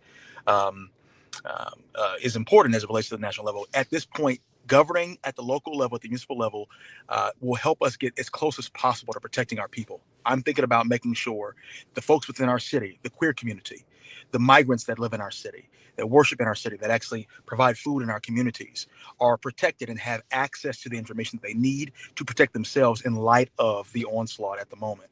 And so I think I'm grateful. I was having this conversation with some colleagues and friends over the past couple of days about how things have shifted from the first Trump administration to this one. When I was in the first Trump administration, I was an organizer on the ground in the streets, an activist, an organizer, an advocate, all of those sorts of things. But now I have the responsibility of governance over the sixth largest city in the country as a lawmaker. And so in many ways, while I may miss the energy of being on the concrete, boots to pavement, being in the streets, I also have a focused responsibility now that allows me to think about ways that we can materially and measurably improve the lives of working people in spite of what may be happening at the national level. And I think many folks would be looking for that. So I see this moment obviously as a challenge. I'm mindful of those who are suffering in this moment, also as an opportunity. This is the time where, as we said all the time, all politics is local. We can really lean into that right now. And I'm hoping that as folks, unfortunately may see the light at the end of the tunnel getting dimmer as it relates to the national things, that they see the light getting brighter at the local level. And I look forward to encouraging other folks to pay attention there as well. That's right. All politics are local, and presidents aren't kings, and power is diffuse in this country. So especially on the local level, there's so many opportunities to form the opposition, to be on the front lines, and you're doing that work every single day, Nick. So thank you so much. Anna Lily, I want to bring you into the conversation. You have done work as an advocate and an organizer on the local level. You've advocated for policies and passed laws in state houses. You've helped build mighty coalitions. You've worked at the heights of politics on the presidential level, and you've worked in government. And now you're leading a mighty grassroots organizing network. What, from your perspective, is on your mind, and what's keeping you up at night? Oh man, Mo, it is, I'm thinking a bunch of numbers, to be honest, as I was listening to my sister, Christina, and the councilman. I just feel like, first and foremost, I'm thinking of the 90 million people who, for one reason or another, swung in, not out, in this past presidential election, and how we must work to engage folks so that they feel the connection between government and the things that are keeping them up at night, and take action. And the way in which we do that, I believe, and I know my comrades here also believe, that it's by giving people a glimmer of power and possibility through their political action, just like we do at WFP day in and day out, and how we push everyone, You know, it's our belief of not any blue will do. We need to have progressive leadership that responds to the needs of people so that 90 million swing back in. That's the first thing I'm thinking about. The other thing I'm thinking about is $1 trillion. I'm thinking about the massive transfer of wealth that is about to happen if Donald Trump gets his full way on this budget. And that is to make almost $1 trillion in cuts in order to move $1 trillion in additional tax benefits or free rides or additional, like all of the perks with none of the responsibilities to his cronies. It is a reason why we will see them lined up tonight. It is the reason we saw them lined up in his inauguration, because it's pay to play in the Donald Trump administration. And what they're trying to move is $1 trillion worth of grift and stealing and transfer of wealth. And then the last number I'm thinking about, to be quite honest, is 14. And, you know, Christina has heard me say this before. In fact, she said it too. We know that what is slowly happening is a deconstruction of reconstruction. We know that the 13th, 14th, and 15th Amendments, in which we granted not only equity and opportunity in the political process, but we expanded those words of freedom to cover more people. We know that they're trying to grab them back. And so we must be very vigilant and ensure that we continue to protect and denounce any attacks on the 14th, because that's an attack on our full citizenship, on the way in which we are seen as whole humans under our law. So I'm paying attention to those numbers, and I know that bottom line, tonight, tomorrow night, and all the way through into 2026, we must mobilize for action. So thank you for holding space, and I hope we share opportunities that folks will have to engage with either the Working Families Party or organizations and leaders like those that you are making space for today, Mo. Absolutely. Thank you so much. And thanks for that historical context. It's really critical to understand what our people fought for and how in this moment, so many of those protections, so many of those rights are in question. So I want to bring it to you, Nicholas. So I want you to make it plain for us. You're on the ground in Philly. You're talking to folks all across Philly every single day. What are you hearing directly from your constituents in this moment? Well, I can say what I'm hearing directly. Certainly, I was just at a meeting the other night of a number of folks from the Asian community, Pacific Islander community as well, who are all quietly having a very large town hall to discuss what could actually be done to protect their community and to protect their family members and what have you. There is a desire, at least in our context, that elected officials become more outspoken and courageous in their defense of their constituency. Unfortunately, we have not had the sort of bold protection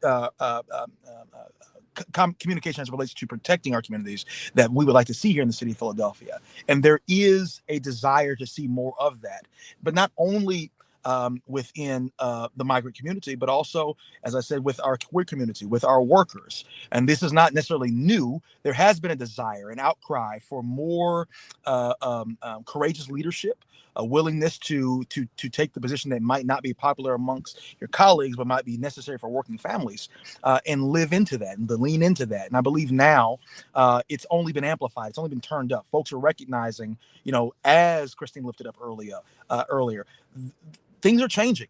And so they're looking for they're looking for something else. How many times have we all probably heard since Election Day how folks are frustrated with the Democratic Party? Not to shade them at all. I'm just naming what I'm hearing on the ground. Frustrated with the Democratic Party, frustrated with the Republican Party, and they're looking for something else. They're looking for something real, something authentic.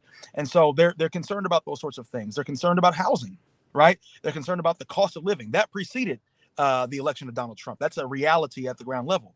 And so these very brass tacks material things that can help measurably improve folks' lives is something that has only been turned up and amplified. And so we're looking at how we can actually meet folks where they are to address those sorts of things and not be only reacting to, as I'm sure the right wing would have us to be, reacting to everything that happens, but proactively moving towards those things that we know aren't just an interest to who our constituency is, but reality is many of the folks that got won over by MAGA care about these same things. And so I see an opportunity here. And I hear people speaking to it, and so we're going to seize that moment. Christina, same question, and I know our brother Jumaane Williams, the public advocate of New York, just came by, so we're going to bring him in. But Christina, as we bring him in, Christina, same question. What are you hearing from your members? First of all, I had my mic on mute, but I was doing all the amens and that's rights over here. I know, Councilman, that you're a man of the church. Our folks are feeling, a mix of like targeted real fear. People are afraid to come out of their homes. People are afraid at what attacks might come to them. People are paralyzed in ways that are keeping their kids from going to school. They're paralyzed from ways that are keeping them from going to work and being able to earn a living. There's a lot of real fear in the community. That's real. There's a lot of deep frustration that folks are experiencing. And that ranges from finger pointing. How could we possibly have gotten ourselves back into this situation? Are you one of those people who voted this way or that way? There's, a lot of economic desperation, as Councilman O'Rourke was alluding to, people who are, at the end of the day saying, whatever's happening at the federal level, like, that's terrible. And also, I might be homeless next month. Or I don't know that there's any way that I can, pay for my medical bills, or my house just burned in a fire and it got turned into some political zoo, as opposed to figuring out how folks in a historically Black community like Altadena can rebuild and reestablish the wealth that they fought so hard to create. All of that's real. And I was in a meeting the day before I was with you, Maurice, with community members who really have the will, the desire to really start to fight. Right? Folks who were like, it always sucked for us. And I recognize that if I don't push for something real, push for something else, push for something different, then there is an agenda that is going to be established in this moment. They're very clear-eyed about that protection is really critical and important. We can't leave our folks behind. We can't build a new world that's only for the people who are fortunate enough to have made it out of the slaughter that's coming for us. That doesn't work for them. So we've got to protect our people, but protection is not enough. And so our folks are saying in every room that they're in, yes, let's do this really important work of keeping our people safe. And let's not pretend that doing a lighter version of what the Republican Party is saying is going to win people to a Democratic Party that never worked for our people anyway. Let's not pretend that there isn't already a party established to do that. Let's create something different. Let's create something that actually is by and for us, and put me in every space and place possible where I can make that happen. That's the range of emotions that our folks are feeling right now. Absolutely. Yeah, I hear every single emotion you could imagine. From F around and find out, to I'm fired up, to the despair, and to tap me in, I'm ready to move, and everything in between. Ana Lilia, what are you hearing? So I'm working day in and day out, not only with community organizations like Christina's. Proud to again be in community with all of those here.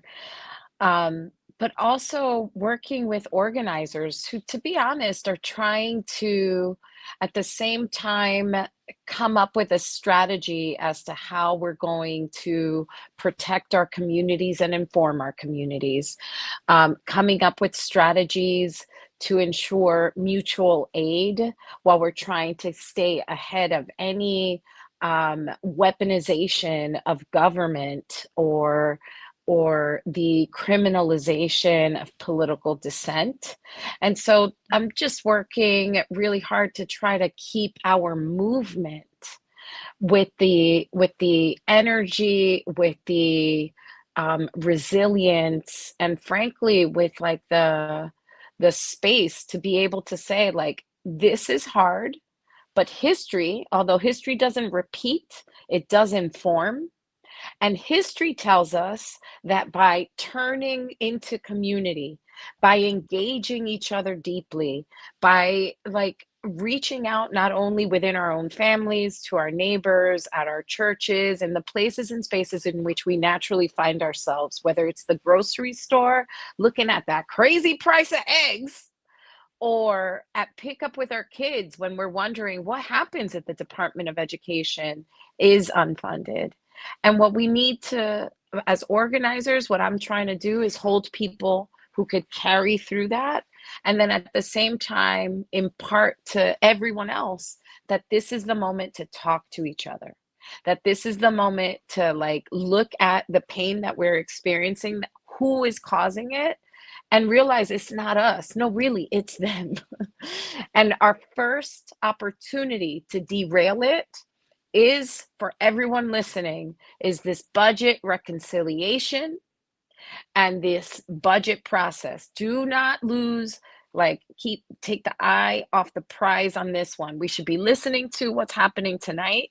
The truth is, we need to know our ideological opponents so that we could undermine whatever it is that they're trying to do. They've given us their roadmap. We should believe them. And then we should be looking carefully at budget reconciliation, because that $1 trillion that I spoke about, it's going to be, that $1 trillion in tax cuts is going to be given to the Jeff Bezos of the world by cutting agriculture and food programs and school lunches and school breakfasts. It's going to be achieved by cutting education and workforce so that we don't have training programs and we don't have bridge programs to get young people into jobs and careers. It's going to be by cutting education and commerce. It's going to be by cutting the national resources. It's going to be achieved by cutting oversight and government accountability. It's going to be achieved by cutting transportation and infrastructure. So this is the time, whenever you drive over a pothole, I hope when you get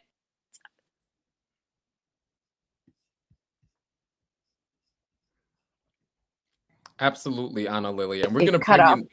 Yep, we got cut off, but we're gonna bring in Jumani Williams, and I want everybody to understand a theme here.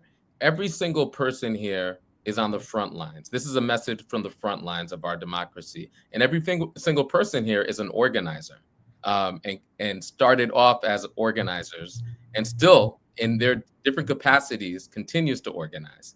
And so I'm happy to bring to the conversation organizer, former city council person, always an activist, New York City's public advocate, my brother Jumani Williams. Peace and blessing. Love and light, everybody. And just so folks know, public advocate is a citywide elected official position.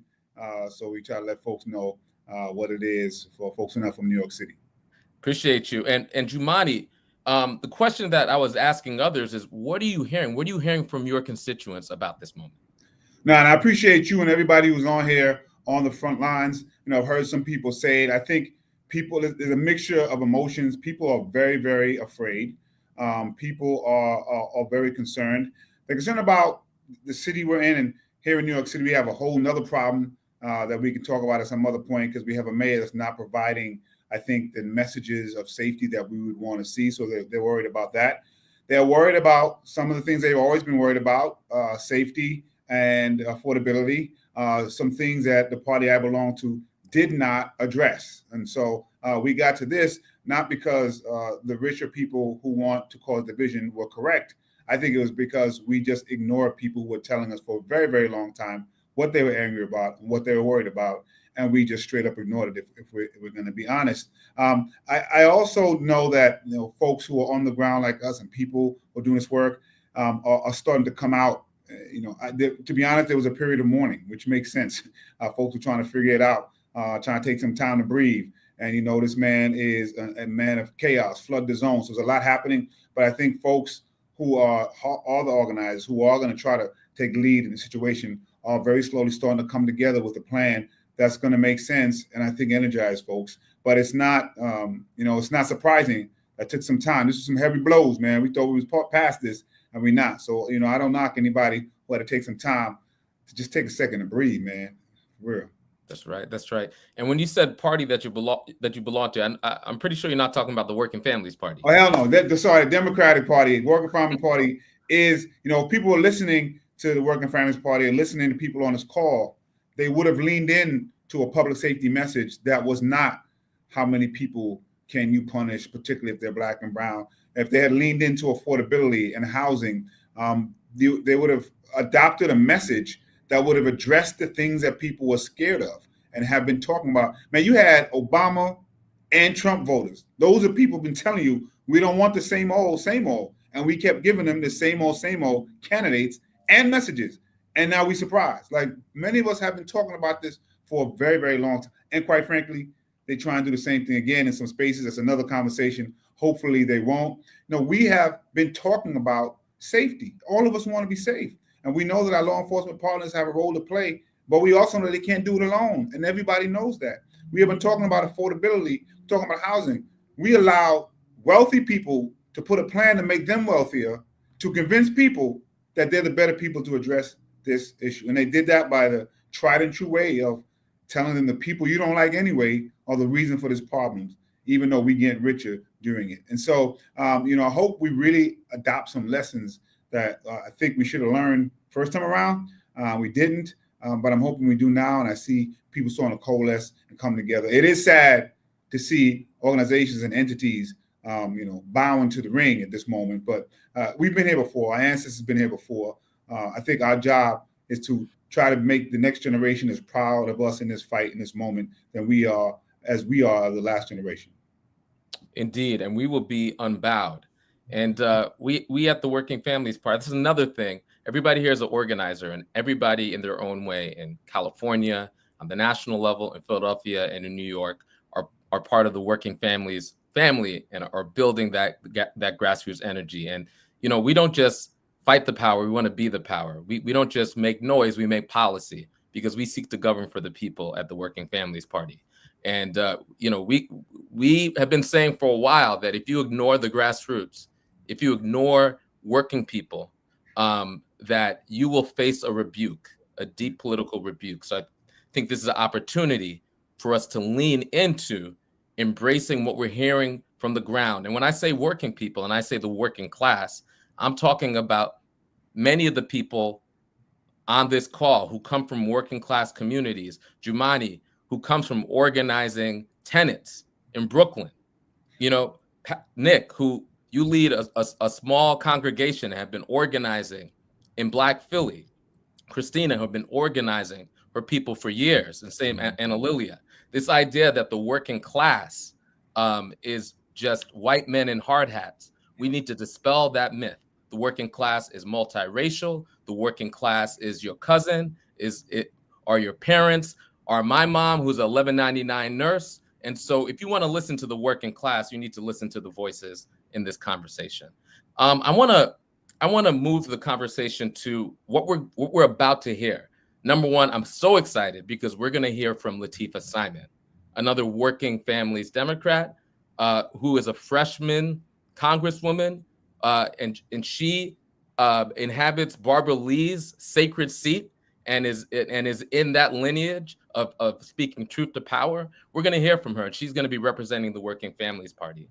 But before we hear from her, before we talk about her address, we also know that we're going to hear from Donald Trump. So I guess my question is, what do you expect to hear from Donald Trump tonight, and what do you hope to hear from Latifah Simon? And Analila, since you came back, well, good to see you. Why don't we kick it to you first, and then we'll go to Christina. I mean, I know to expect lies from Donald Trump.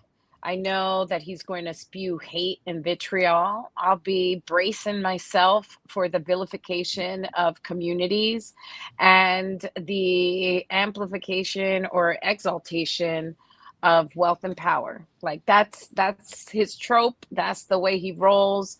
I want the American people to believe him when he tells us how much he actually doesn't care. As for our own address, the people's address, what I'm listening for is hope and direction.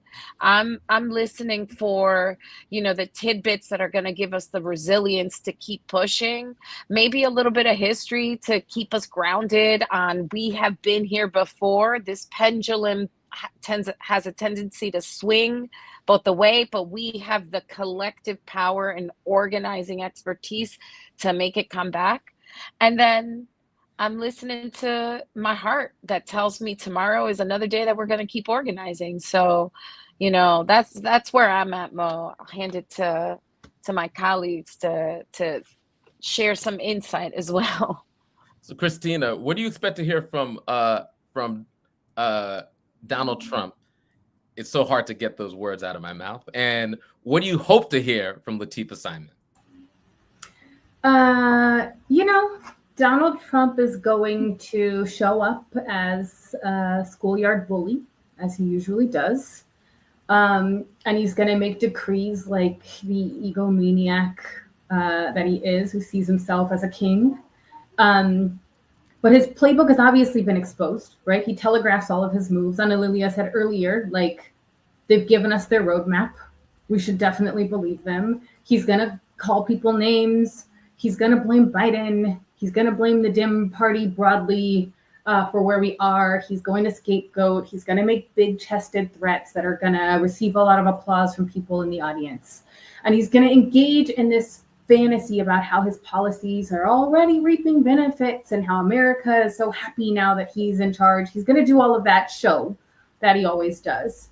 And unfortunately, I expect a lot of the Dems to posture toward the middle as he says these things, to try to capture people, as I was talking about before, into a party that they don't want to be a part of because that party's not speaking for them.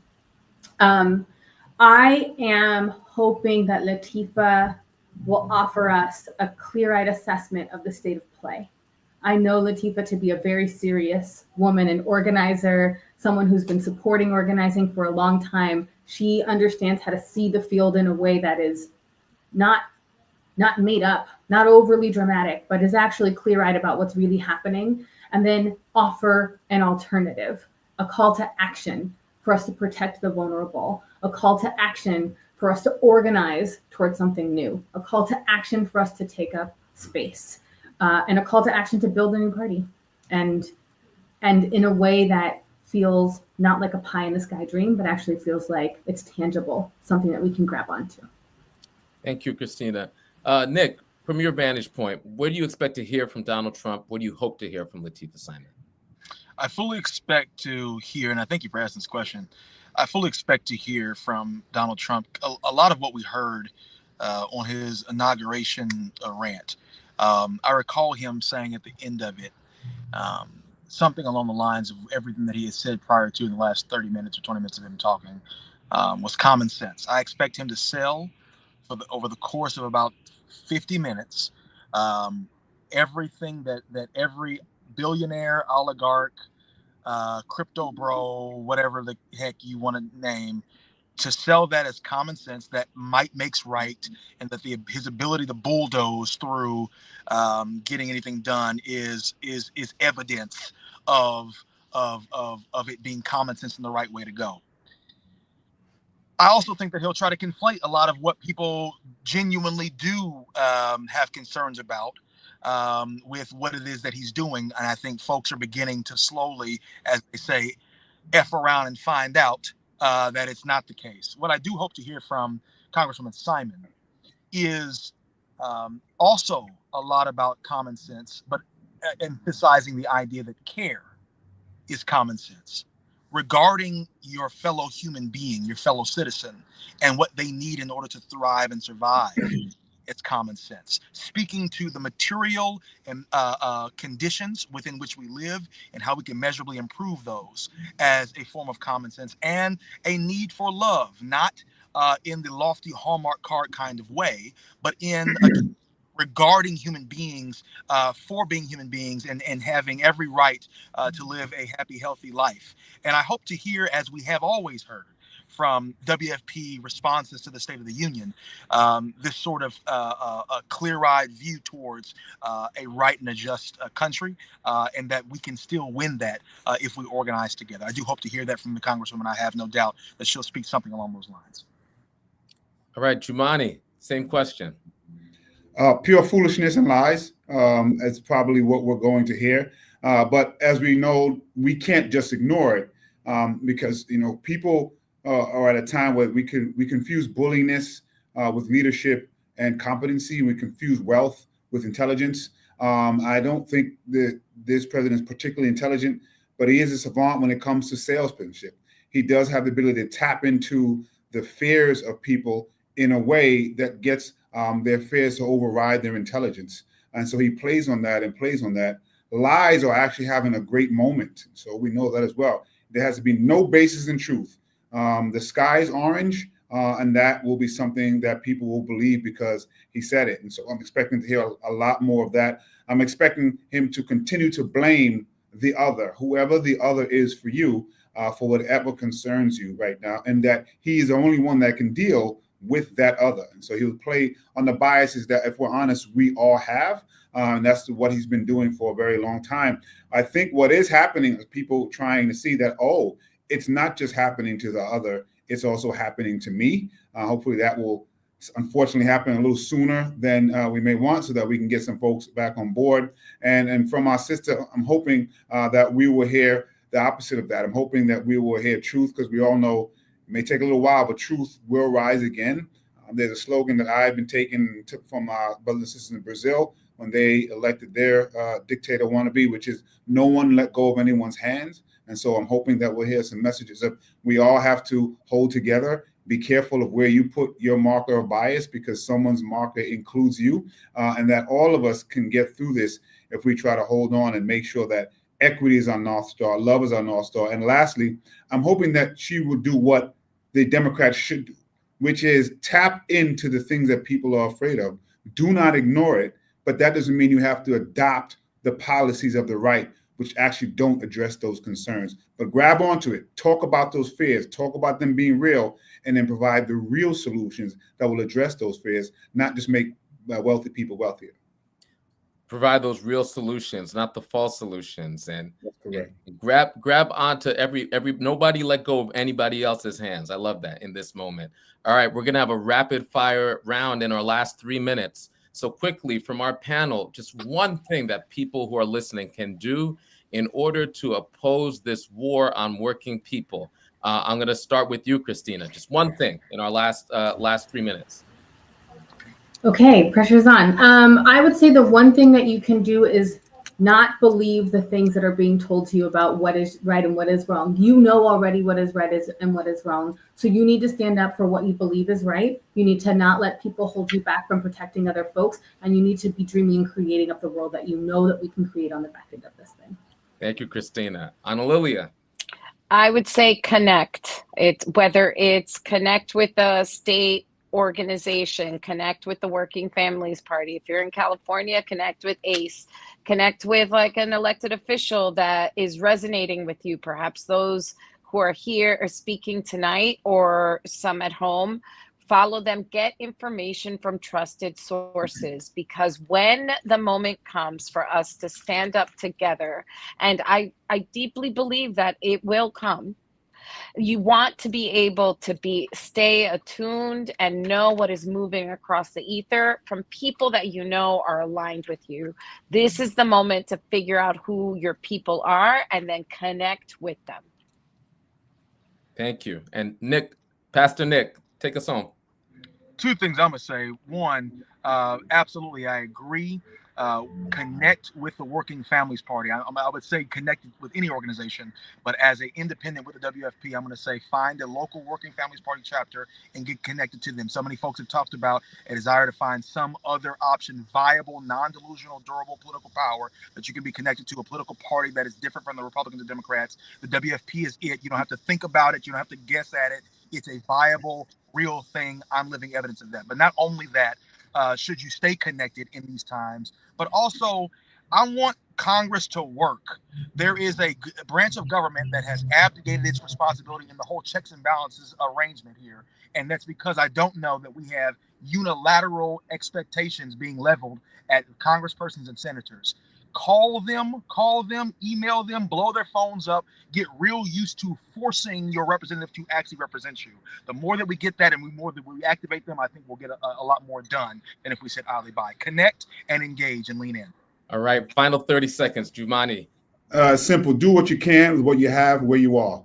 If you got $1, make it count. Link up with somebody else who got $1. If you have 1 minute, make it count with an organization. Link up with somebody who got another minute. And lastly, for self, I got something from RuPaul. I'm not a big RuPaul fan, so I was surprised. I heard an interview, and this is for self. And he said, it's okay to look at the darkness, just don't stare at it. And so while we're in some dark moments, make sure you look away at your children, look away at your family, look away at the sun, and get rejuvenated. We've been through this darkness before. We're going to get out of it. Amen. That is a word. And on that word, I'm so honored to introduce Representative Lateefah Simon, who is going to give the working families response to the president's address, the prebuttal to the president's address. Thank you all. Good evening. My name is Lateefah Simon, Congresswoman for California's 12th Congressional District in the East Bay. My district covers Oakland, Alameda, Berkeley, and Emeryville. It's the home of the Black Panther Party, the home of political courage, and it's the home of 21st century technology companies and life-saving medical innovation. If you travel through my district, you'll hear people speaking over 150 languages. My predecessor, Barbara Lee, is a mentor and a trailblazer. This is the district that sent me to Congress, and I'm honored to serve as a fellow Working Families Democrat. We are the party for working people in this country from every background. We come together with a simple belief that government should be run by and serve the people, not just the privileged and the wealthy. And when I look at what has been happening in our government today, this mission has never felt more urgent. Each year, the Working Families Party selects one leader to respond to the president's address. And tonight, I am honored to be that voice, to offer our response to the president's actions over the last few weeks. But no matter what he says tonight, we've already seen and heard enough. I have only been in Congress for 2 months, but let me tell you, I'm already alarmed. I'm clearly dismayed about what's been happening here in Washington, D.C., where the people's health, our healthcare, our education, the lives of real people are being treated as numbers. Every family, every child, every senior, every worker, every veteran has a life that matters, and they have people that love them. You know, my story is not a typical congressional story, and I've experienced so much of what other families, many families in this country, are struggling with today. I was born in San Francisco to a mother who escaped the Jim Crow South in search of a better life. I was born premature and was visually impaired at birth.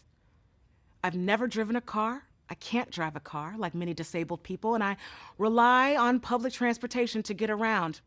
The first office that I ran for was for my local transit board of directors, the BART board, so that I could fight to ensure that everyone had access to affordable and safe and decent public transportation. Growing up, I was in and out of school and I was in and out of trouble. I became a mom as a teenager and saw how government wasn't actually working for folks like me, and I knew that we all deserved better. I found myself. I found my work, my calling, my love for community organizing and being on the ground with folks who deserved more. I began to lead an organization called the Young Women's Freedom Center as a teenager, where, together with other sisters, we helped other young women who were struggling on the streets and in poverty and through addiction to not only get jobs, but to also build their own power and leadership. I brought this model to the San Francisco's district attorney's office, helping young people charged with low-level offenses get jobs, get education, and get their lives back on track and out of the criminal justice system. I got hooked there on this idea that if we bring people together, especially those closest to the struggle, we can make our government work for all working people. In 2012,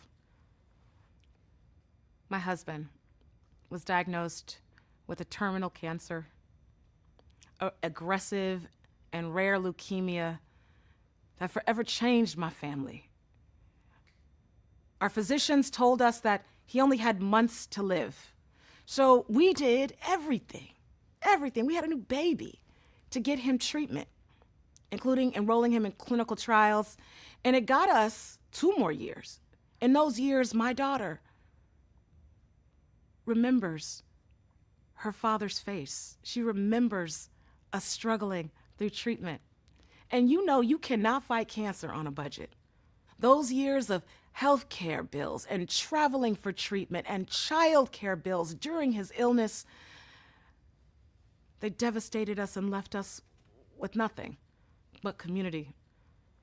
As many Americans know, a severe illness, a cancer diagnosis can mean a financial disaster, as well as deep and profound personal tragedy. Last month, as a member of Congress, I visited the UC Berkeley labs where they are literally moving through life-saving research, holding clinical trials for diseases like dementia and ALS, terminal cancers, and sickle cell anemia. They are close to real cures for real families. And in that visit, it was also clear that the Trump administration is moving a tax forward to cut funding for this very research that will prevent these scientists and these student learners who are also in that lab from finding real cures.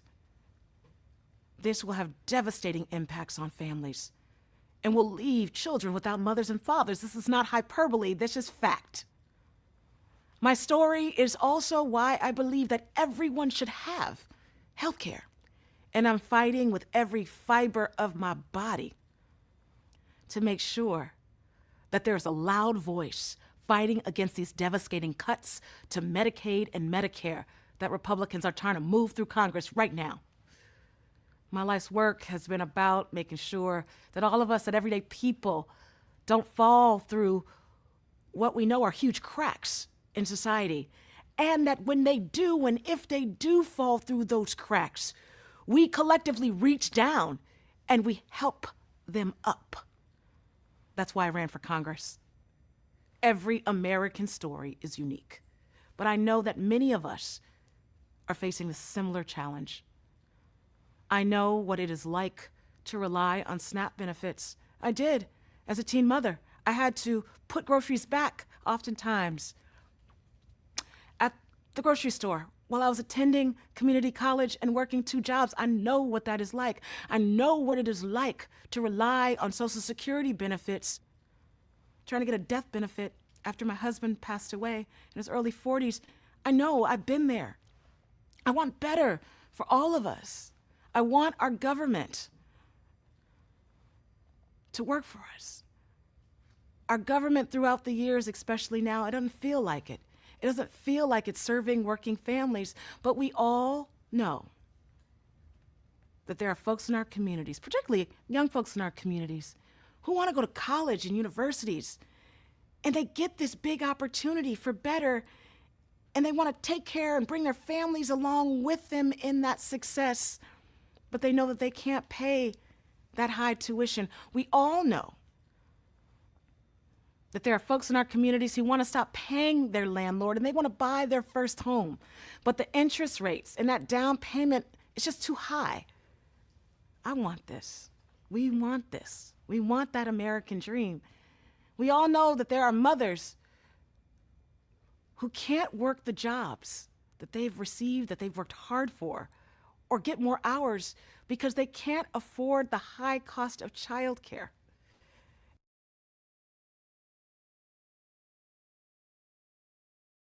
It's getting more expensive day by day by day, but corporate profits are soaring. This is the pain of real working people. We're feeling it.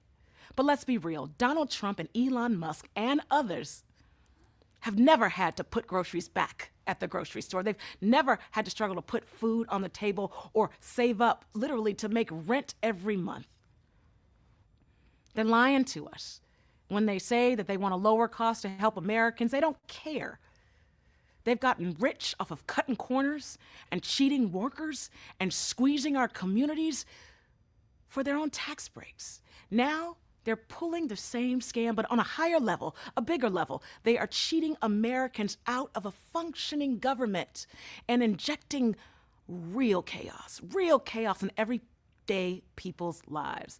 And if they're willing to cut cancer research, I gotta tell you, if they're willing to cut consumer protections, if they're willing to fire our air safety workers, what do you think that they're gonna do to our public schools, our VA hospitals, our Social Security benefits that you paid into? I'll tell you what's coming next. I'll tell you what's around the corner. School classrooms with 60 kindergartners, veterans and children and working families without access to the most basic of healthcare provisions. Working people into their 70s and 80s without a hope of retirement that they paid into their whole lives. Job losses that force real people. We've already seen it. 20,000 federal workers have been fired. These folks will be forced into poverty, potentially shuddering into homelessness. A sicker and poorer America. What Republicans want most for themselves. Bigger tax cuts for the wealthy, the richest among us, and they want us to pay for those tax cuts. We work too hard for our children to succeed. We work too hard to take care of our elders to give it all up now. The fight that we are in, it's not left versus right. It's not blue state versus red state. This is the fight against regular folk and the ultra wealthy. When they talk about immigration, gender, diversity, equity, accessibility, and inclusion, they're trying to make us blame one another. But diversity isn't the reason why families can't afford housing, and immigration is not the reason why you are paying more for your prescription drugs. Billionaires and CEOs who don't care about you are. Trump campaigned every day on lowering prices for all of us, but he's already admitted that he don't know how to, or he doesn't care. So we're going to build our folks together from every background, and we're going to fight back because working families have more in common with one another than we have differences. And when I say working people, I am talking about our nurses, our home healthcare aides, our teachers, our warehouse workers, our waiters, people like the ones that grew up with me and my mama on our block, in our neighborhood, in the Bay Area. Folks who are just trying to make every day a little bit better for themselves and their families. Working people live in big cities and in small towns and in urban areas, but we all live in a system that has left too many behind. And it's in that end that we want the same things. We want a job. Everyone wants a job that pays them enough to pay the bills, the rent, and to put food on the table. We want housing, quality housing that we can afford, healthcare when we need it, and a chance, honestly, to leave something better for the next generation. The common sense idea behind the Working Families Party is that working people should be calling the shots in this country. And if you don't like what's happening, and a lot of us don't, you have the power to change it. If everyone on your block voted for a government that we deserve, we could change this whole thing. We can elect everyday folks to lead our school boards and our state legislatures. We can do that. We could bring these folks, the smartest and the best among us in our communities, to Congress and even the White House. We can get there. But that starts with rejecting every bit of Trump's agenda. We also need to build a government that lives up to our highest ideals, our values, our collective values of Americans.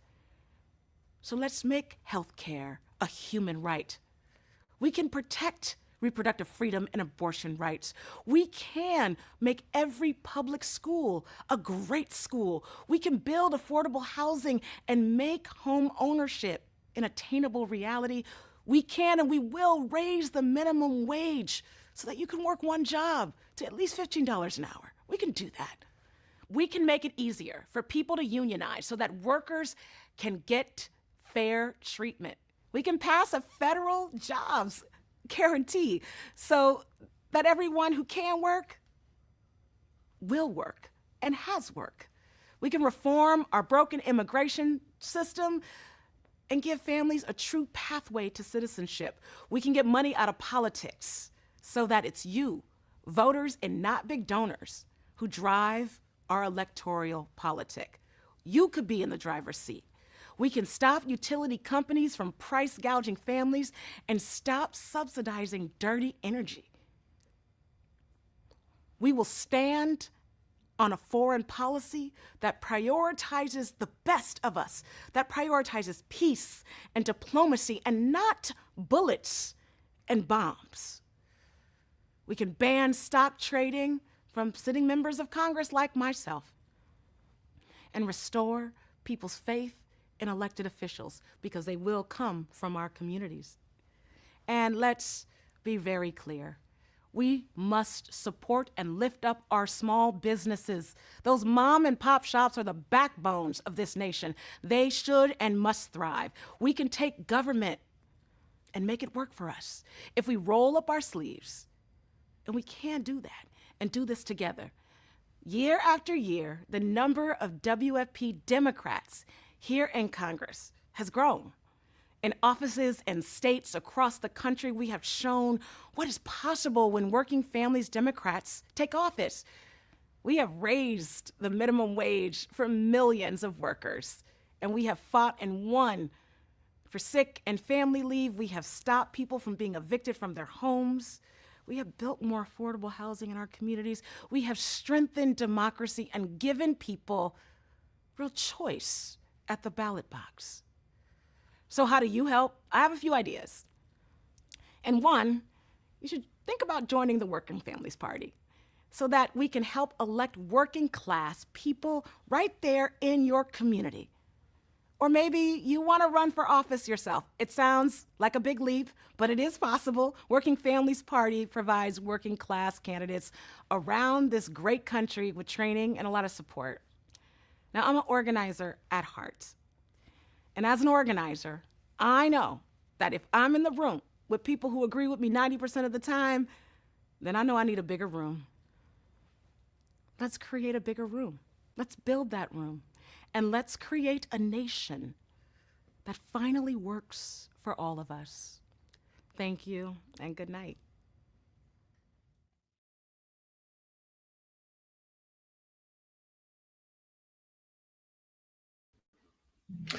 That again, Representative Lateefah Simon from California's 12th District. We're just moments away from a special town hall meeting that we want you to be a part of. Angela Rye and Roy Wood Jr. will be manning that. But before we get to that, we're going to hear from the Attorney General of New York. Here's a word from Tish James. Hello, this is New York State Attorney General Letitia James. Since taking office, President Trump has made it his mission to threaten the foundational values of our nation. He has signed dozens of executive orders and enacted countless policies that put American safety and rights at risk. He has dismantled the critical protections and support that so many Americans rely on. I know that many of you have already been hurt by this administration's actions, and I know that you are fearful of what lies ahead. But I want you to know we have your back and we are fighting back. Together with partners in other states, my office has been cutting through the chaos of the Trump administration to uphold the rule of law, defend vital services, and protect Americans' rights. And we are already winning. On day 2 of the administration, we filed a lawsuit halting the president's unconstitutional attempt to end birthright citizenship. A week later, when the Trump administration tried to freeze all federal funding indefinitely, I led a second lawsuit to stop it and won a court order requiring the release of all funds immediately. And when Donald Trump tried to give Elon Musk and his Doge minions access to your sensitive personal information, I led a third lawsuit and successfully blocked Elon Musk from infiltrating the Treasury Department and accessing Americans' private information. We fought back against the president and his administration at every turn. We stood up against cuts to research funding, baseless attacks on DEI, threats to gender-affirming care providers, and the dangerous politicization of the transgender community. And we are not done yet. We are here on the State of the People to speak the truth. Tonight, Donald Trump is going to lie to the American people. He's going to claim victory and promise new threats. But we know the truth. Donald Trump is and always has been a liar. And even in the face of such hatred and bigotry, justice will prevail. Have faith in the rule of law. Have faith in our nation's legal system. Have faith in the truth. And as my colleagues and I continue to defend democracy in the courts, I welcome you to join us in standing up for what is right. Take your anxieties and outrage and turn them into action, because faith and fear cannot share the same space. Together, we can protect the values, justice, equity, diversity, and protect the great experiment of democracy. And we will defend the promise of America for all individuals who believe in freedom. Do not believe the hype.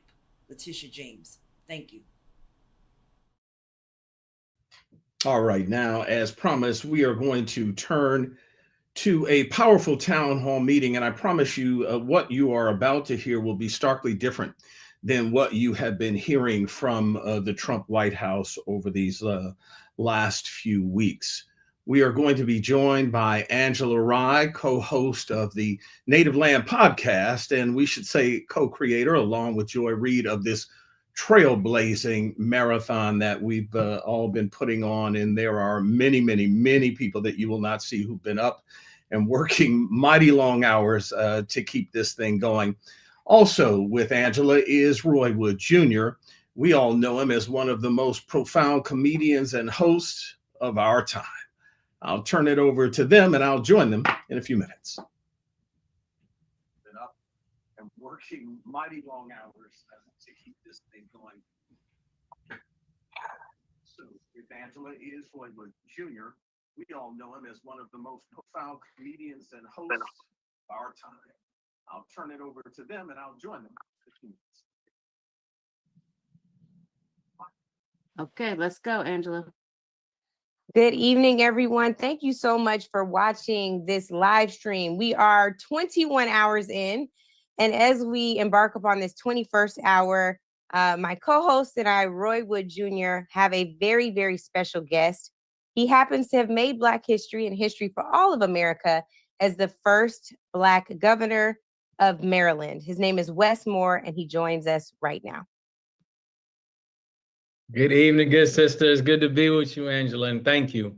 We love you, and we are so thankful for you and your leadership and everything you continue to do. And to everybody else, I just want to say not just good evening, but thank you for continuing to watch over us, continue to love us, continue to believe in us, and to continue to spend your time. So can I tell you something about embarrassing about your time right now in a place, in a space where this is truly a celebration of us, when we know the assault that so many of us and our communities are feeling, when so much of the pain that our communities are inheriting right now. But I want to say that even at a time when we know the kind of pain that is being intentionally infused upon each and every one of us from a federal government, even at a time when I know that I'm standing here as the governor of the state of Maryland, where we have over 160,000 federal employees in the state of Maryland who right now are being questioned about the value that they bring to our society. People who have been working for Democratic and Republican administrations before, where politics has never entered into the equation, simply a love of people, and are now being told that the work that they are doing to make sure that our grandparents are getting the health care that they need. At a time when you have people who are defending our country, both domestically and overseas, at a time when we have people who every single day are ensuring that our communities are safe, that our parks are open, that our homeland is protected, who are now being told that they are adding to inefficiency within our society.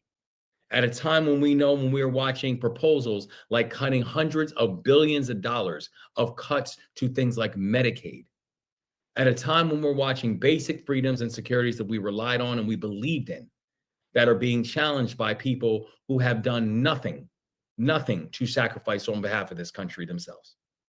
I just want to say that I continue to be uplifted about the place and the space that I'm in right now. That I'm speaking to you from Annapolis. I'm speaking to you from a place, from the state of Maryland, that was literally the birthplace of Frederick Douglass.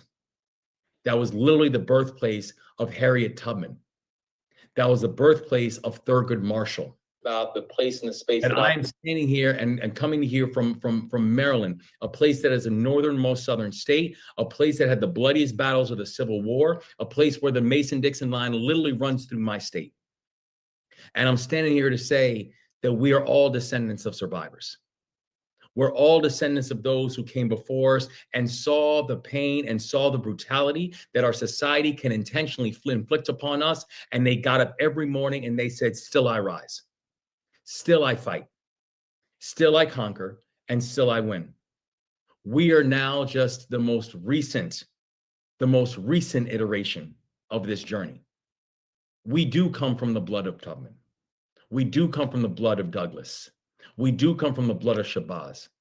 We do come from the blood of Marshall. And just like them, still I rise. And so even in the times when it can feel darkest, hold on to that light. Hold on to each other. And know that in this time when we stand strong, and yes, when we mobilize, that there is no weapon that is formed against us that shall prosper. We have been told, it is written, and yes, that joy will come inside the morning. And so I'm blessed to be with each and every one of you. Thank you to Angela and to Ed and to Roy and to everybody who made tonight happen. This was the fulfillment that we all needed tonight. This is the entertainment that we all needed tonight. This is the joy that we all need to feel tonight. And I'm here to say, I will rock with you tonight and tomorrow and always. We love you and God bless you and thank you. Thank you so much, Governor Westmore. Does he have time for one question or does he have to bounce? I always got time for Just one question. I'm not going to ask you about the samurai sword on the wall in the background. I know we don't have time for that, Governor Moore. Oh, you can ask about that one. No, that's tonight. That's getting ready to get used. Okay. You flipped the Republican gubernatorial seat to Democratic.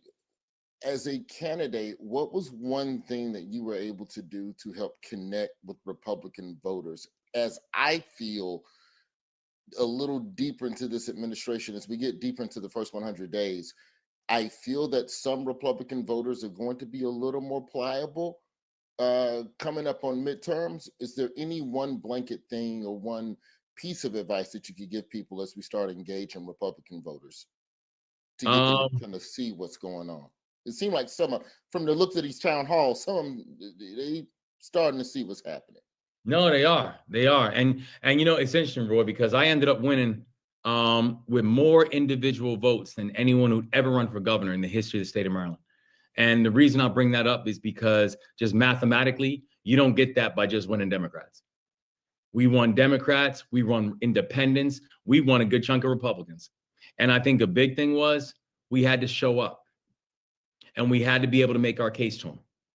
And I really do believe that one thing that we have seen is that you've seen how Trump, he mastered something. It's this idea of telling people to be afraid of it and then telling people who's to blame for it, right? That is the strategy. That's the whole game. And it's rinse and repeat. It's rinse and repeat. It's either saying that the reason that my daughter is not winning a state championship is because they're allowing boys to play. The reason that my child is not getting into college is because of affirmative action. The reason that my son lost their job is because of DEI. The reason, and it's a rinse and repeat model. But here's the thing that I have found out, that if you are willing to go everywhere and you're willing to make your case and you are willing to show up, that you will be able to not just energize a base, you're actually going to be able to enlarge it. You're actually going to be able to bring more people on board. And then you just have to go out there and show that you know how to deliver results. And I think that's the reason that I think we've been able to not just get done what we've been able to get done in the state of Maryland, but I think we've been able to keep the vast majority of people on our side on it. But I think you got to be able to show up and you got to make the case, and do not let someone else define yourself. You go define yourself, but do not give anyone else that power to go define you. Yes, sir. I love it. Governor Westmore, we are so grateful for your service, for your time, and for your fight in what we know is a very, very difficult time, not just for our people, but all people. And that is why we are 21 hours into this marathon, and we will continue to go. We are not watching the lives on the State of the Union, but we will bring people into the knowledge of the truth here. So we wish you well. We thank you so much for making time for us tonight, and we'll see you soon. God bless, family. Thanks. God bless you. So, Roy, I want to do something a little different real quick. We have someone who is a queen and a sister to us. She said recently at Essence Black Women in Hollywood, she said, I recently went through a little breakup. You may have heard about it. So I want to bring Joy Reid up really quick, because her name isn't just Joy. She is joy. She is walking joy. She illuminates joy. She oozes joy. And she has been such a tremendous treat for so many of us for so long. Joy, you join us tonight in this time to talk about the state of the people. We've been on this marathon. We started together, we ended together. We started from the bottom, now we're here.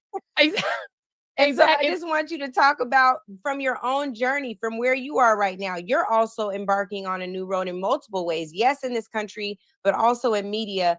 Where do we go from here, Joy Reid? Well, first of all, it was so much fun to go on this journey with you, Angela Rye, my good sister. We started at midnight.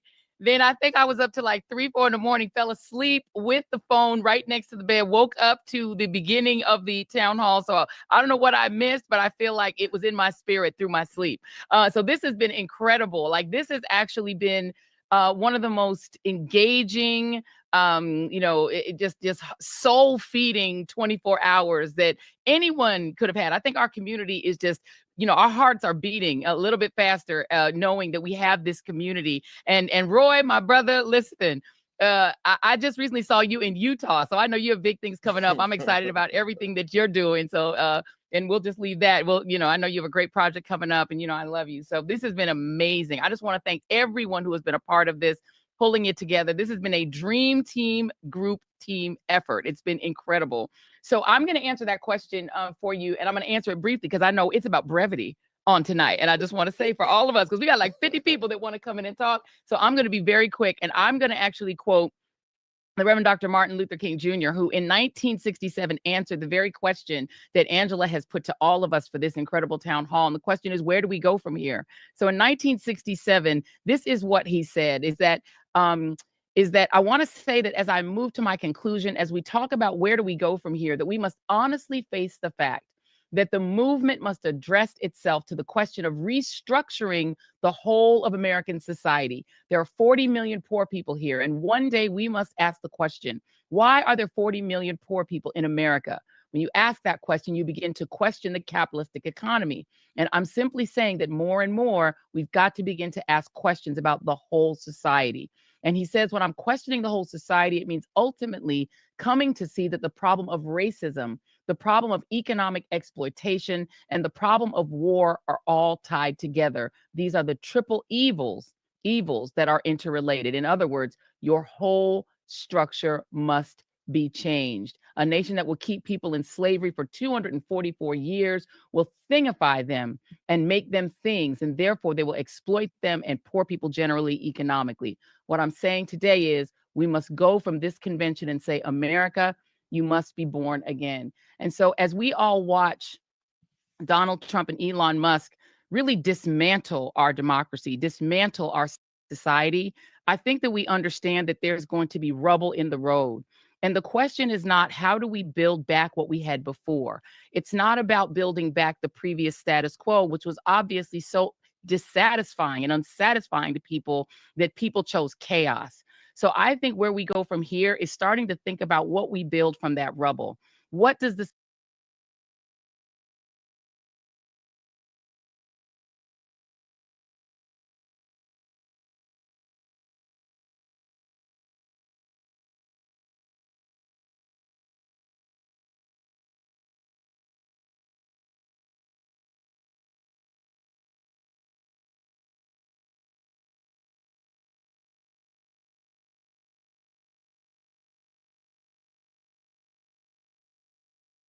the society we want look like? And I think the charge for Democrats, for independents, even for Republicans who are sick of this and seeing it and losing their Medicaid and wondering, start to communicate what that society should look like. What does this new society we want to build look like? Because going back to what we had before, that ain't it. That is not a message that can sell, that will get people to vote, that will move people. We need a movement. This, I think, tonight or this last 24 hours is the beginning of a movement. So I think that we, because, Black people have always been the ones to be the conscience of this country. Let's start thinking about what that movement looks like and what that society we want looks like and start communicating that. It's not about going back to where we were. It's about bringing the country to a new place. Start thinking about what that place looks like. And that's what Democrats, independents, and anybody with good sense should be talking about. Joy, I love that. briefly, I feel like January for Black people was like, all right, this is what it is. All right, let's all. It almost felt halftime isn't the right word, but I felt like we all collectively took a moment as a culture to go, ugh. And I know Black women was going, don't call us, don't tell her, don't check in on us. We are not going to help you. Where I feel like now, especially now, like today specifically, there feels like there's a reinvigoration. There feels like there's all right, we got to get our helmet. We got to go back out there on the field and get ready to fight again. What have been some of your strategies just in terms of just mental rest? And how are you able to, what advice would you give to people as they get ready to fight again, as they get ready to get back out there? What has been your self-care? And I'm not even talking just most recently with everything that happened, but just the duration of the election last year. You have to get up every single day and deal with this and put this into words for people. What were your strategies for just mental survival during this time? Yeah, I mean, well, first of all, everyone cannot have Angela Rye's cell phone number because one of the strategies is to call, phone a friend. And I have to say, I have some of the greatest friends, not just the Machetes, Angie and the other Machetes, but my best friend, Miss Kim, Miss Jackie, that, we do read this, read that together, but she also is like a counselor on the side for my wellness.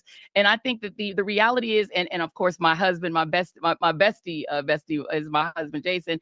I really think you have to lean into the relationships, the people around you, your friends, your family, because unless you're grounded in those personal relationships, you're not going to stay sane in this mess. And look, we as the 92%ers, we were sitting on that wall in that graphic, watching everything burn, but the fire has caught the building we were sitting on. And so as Black people and our 80%ers, our brothers that rocked with us in this election, we did not choose this. We did not cause this, but this fire is burning us up too. So the reality is, we actually just now have to engage. We may have wanted to sit it out, but as you all know on this town hall, we don't have a choice now because this fire is consuming our house. So I think what we have to do, and I love the fact that we leaned into what the Black community is going to do to save ourselves, save our community, save the resources we fought for, save the positions we fought for, because we have to put the mask on ourselves before we can put the mask on the country. So I think unless we're strong as a community, cohesive, and unless we have a plan, we can't even really try to save this country. We've tried to do that for almost 500 years. And there are parts of the country that don't want to be saved. They want this fascism. They want to go in this direction. So I think what we have to do as a community, let's put the mask on ourselves. Let's get cohesive. Let's describe the nation we want, the society we want, and then we can form a plan. And part of that is a communications plan. How are we speaking with authority to our community?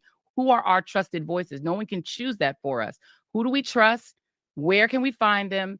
How can we get access to what they have to say? And then how can we take what we hear and form a plan? Once that mask is on us, then we can start to plan for everybody else. That's exactly right. Joy, thank you so much. I want to bring in, we have a big Black family gathering, y'all. I want y'all to see this. We have a full swath of experts organizers, activists, attorneys who are here with us. And I really want you all to see how large of a gathering we have, and it's going to continue to grow over the next few hours. I'm trying to make sure we get the visual where y'all can see the pictures of everybody in here. Right now, it just looks like me and Roy. But hopefully soon, our production can figure out how to get the squares of everybody up. While we're doing that, though, I do want to take a moment, Roy, to recognize Congressman Glenn Ivey, who is joining us. Clearly, he is sitting with us and not in the House chamber. So I want to ask him why. Like, you chose clearly to sit out, Congressman. And I'd love for the listeners to know why. This has been a hot topic, Roy. I don't know if you and your chat groups look like mine, but people have been like, why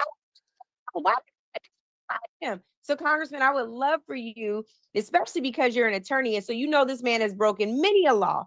Please tell us why you chose to sit out the State of the Union today. Well, I appreciate you having me on, Angela, Roy, and I appreciate what you're doing here. Thank you for pulling this together. And I thank you for hosting me because, you know, I really didn't want to go, and I wanted to do something that I thought was going to be positive and supportive instead of going to the State of the Union. And you offered this opportunity to do it. I know I've got colleagues in there. A lot of the Black Caucus, a lot of House Democrats went. You know, God bless them. I think it's fine, you know, depending on what room they're in, as long as we're all saying the same things. And I think we're all recognizing the need for a change to move forward. And I do feel like the tide's turning for us. You know, we've had a lot of good success with these court cases. There've been about 100 filed. You know, the legal teams that were put together by the unions and advocacy groups gotten a lot of injunctions put in place, probably around 30, and they've won almost all of those. And I think politically too, you know, his numbers are starting to drop. People are starting to realize that, you know, this was an okie doke. This was snake oil. He said he was going to try and help regular folks out economically, but he's really just trying to help out Elon and the billionaire buddies. And I think it's important to see too with the tariffs. I mean, because that's clearly not aimed at helping regular people. There's no way he can spend that. I don't know what he's going to say tonight, but you know, that's just taking money out of people's pockets as a sales tax. So, you know, I didn't want to be part of being in there. You know, I wanted to be out here. And once I heard that you all were doing this, I knew I'd rather be here working with you all in this community, with this strong team, with the, you know, like Joy said, people moving in the right direction, moving together. And I wanted to be part of this instead.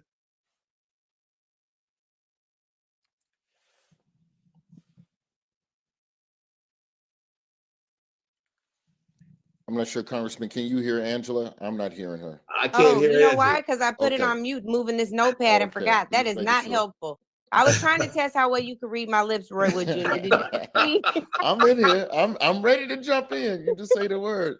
Well, Roy, thanks for bailing me out, man. I thought my laptop had gone south or something. Man, or hearing was going out something. I'm sorry. I was just gonna say the question of the day really is, where do we go from here? So given the amount of pressure that I know a lot of our members are facing, your colleagues on the other side of the aisle have been protested so severely in town hall meetings that they were like, you know what, hell with those town halls. We just gonna go forth and do something else. Where do we go from here? Do we continue in the fight? Do we become more united? What is your plan? What do you suggest that we do? Yeah, I think all of that's right. I think we need to keep the pressure up. In fact, keep increasing it. You know, there was sort of a lull after Trump won. You know, I remember when he won the first time, we had thousands of people come out and march in the streets, and there was a lot of anger and everything. This time around, I think we were all in disbelief. Like, how could this country have elected Congressman this Ivey, dude I don't again? want to cut you off, but I want to note right now, I'm not watching the State of the Union, but reports are coming out that Congressman Al Green has been carried out of the House chamber. So I think that he wasn't carried out. He walked out of his own will. So But who they said he stopped got carried out? Well, it looked like they you were going said to that, escort him Mark. out. Put Yeah. this They can't. information in It the chat. appeared. No, well, that's why I put it in chat. It appeared they were going to arrest him, but he decided to leave of his own free will. Vince and I are just below the chamber, but he stopped the speech. Al Green stood up as the one Democrat and stopped the speech. So he's coming out, and we're gonna go try to see if we can get him now and bring him down here to us. So we may see him in a minute. That would be great. On it, boy. Okay. So Yeah, that, well, this is what the fight looks like then, Congressman he cut in. Let me tell you the facts right now. I'm wearing a suit and I'm in the building. I'll report back in a second, Angela. That's all right. This is what democracy looks like, right? Yeah, I got a note saying Al got escorted out, but that's Al. You know, he's I think he might have already filed articles of impeachment against Trump. So, you know, that's his approach, and I, you know, God bless him. The key is that we're all working together on the same team, trying to accomplish the same goal, because we recognize how destructive Trump has been just in it's like 50 days. And he's put the jackhammer to like everything across the board, especially things affecting the African American community. You know, like the Title I stuff. He was trying to cut funds for schools, Medicare. The Republicans like almost a $1 trillion cut, and that's taking health care away from folks, and Obamacare too. African Americans, but also, you know, low income folks in those red and rural states are going to be hit by that as well. And so, you know, we've always led the charge as African Americans for the fight for equality.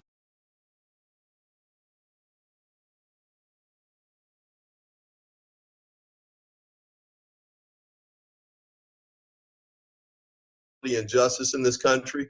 Need the same things. Has it changed much from the data that you all pulled? I know over 250,000 Black people eventually filled out that survey. It's the largest in United States history, but I think we still got a road to go. We got a lot more Black people than who filled out the Black census. When you look at the data then and where we are now, where do we go from here just when you look at that data?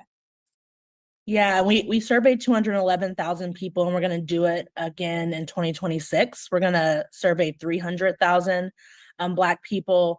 But what they overwhelmingly said is that we need an economy that works for us, and specifically wanted expansion of Medicaid, wanted help for childcare, wanted wages that have our dignity in mind. And now this last 50 days has meant that we need that even more than we even needed it a year ago. And I think we're going to see that with this budget that just proposal that came through that's going to slash Medicaid. And so for us, it's about getting into community. We believe that the antidote to fascism is building community, and to be in community all year round so that more and more people share what they want. And we can get to what Joy said, that imagination about where we want to go as a people, what we want to win, and build a strategy to get there. Love that. Ariva Martin and Demario Solomon Simmons are here. And I want to go to you all because one of the places that we've seen people lean in, Roy, you've seen this too, are around a legal strategy. With this president, most of what has taken place to stop executive action, where there have been more than 119 executive actions taken so far, over 95 lawsuits filed against this administration. You all have also worked to take justice into your own hands, not challenging Donald Trump, but challenging the white supremacist system that birthed Donald Trump in the form of reparations. I'm thinking of the cases that both of you all have. Ariva, I want to come to you first, and then Demario, you, because we are still fighting for justice for the survivors of Black Wall Street. But Ariva, I want to come to you first around you had Palm Springs, you've Bruce's Beach. There's so much work that you've done in this space, and there are so many cases like this that Black folks haven't had the PR or the attention around to really see justice. So we also have some roads to plow there. And I think it's important that we know that we are fighting on every side, but there is still hope. Thanks so much, Angela. Thanks, Joy. Thanks to everyone that pulled this together. I'm still a little sleepy from my 1 a.m.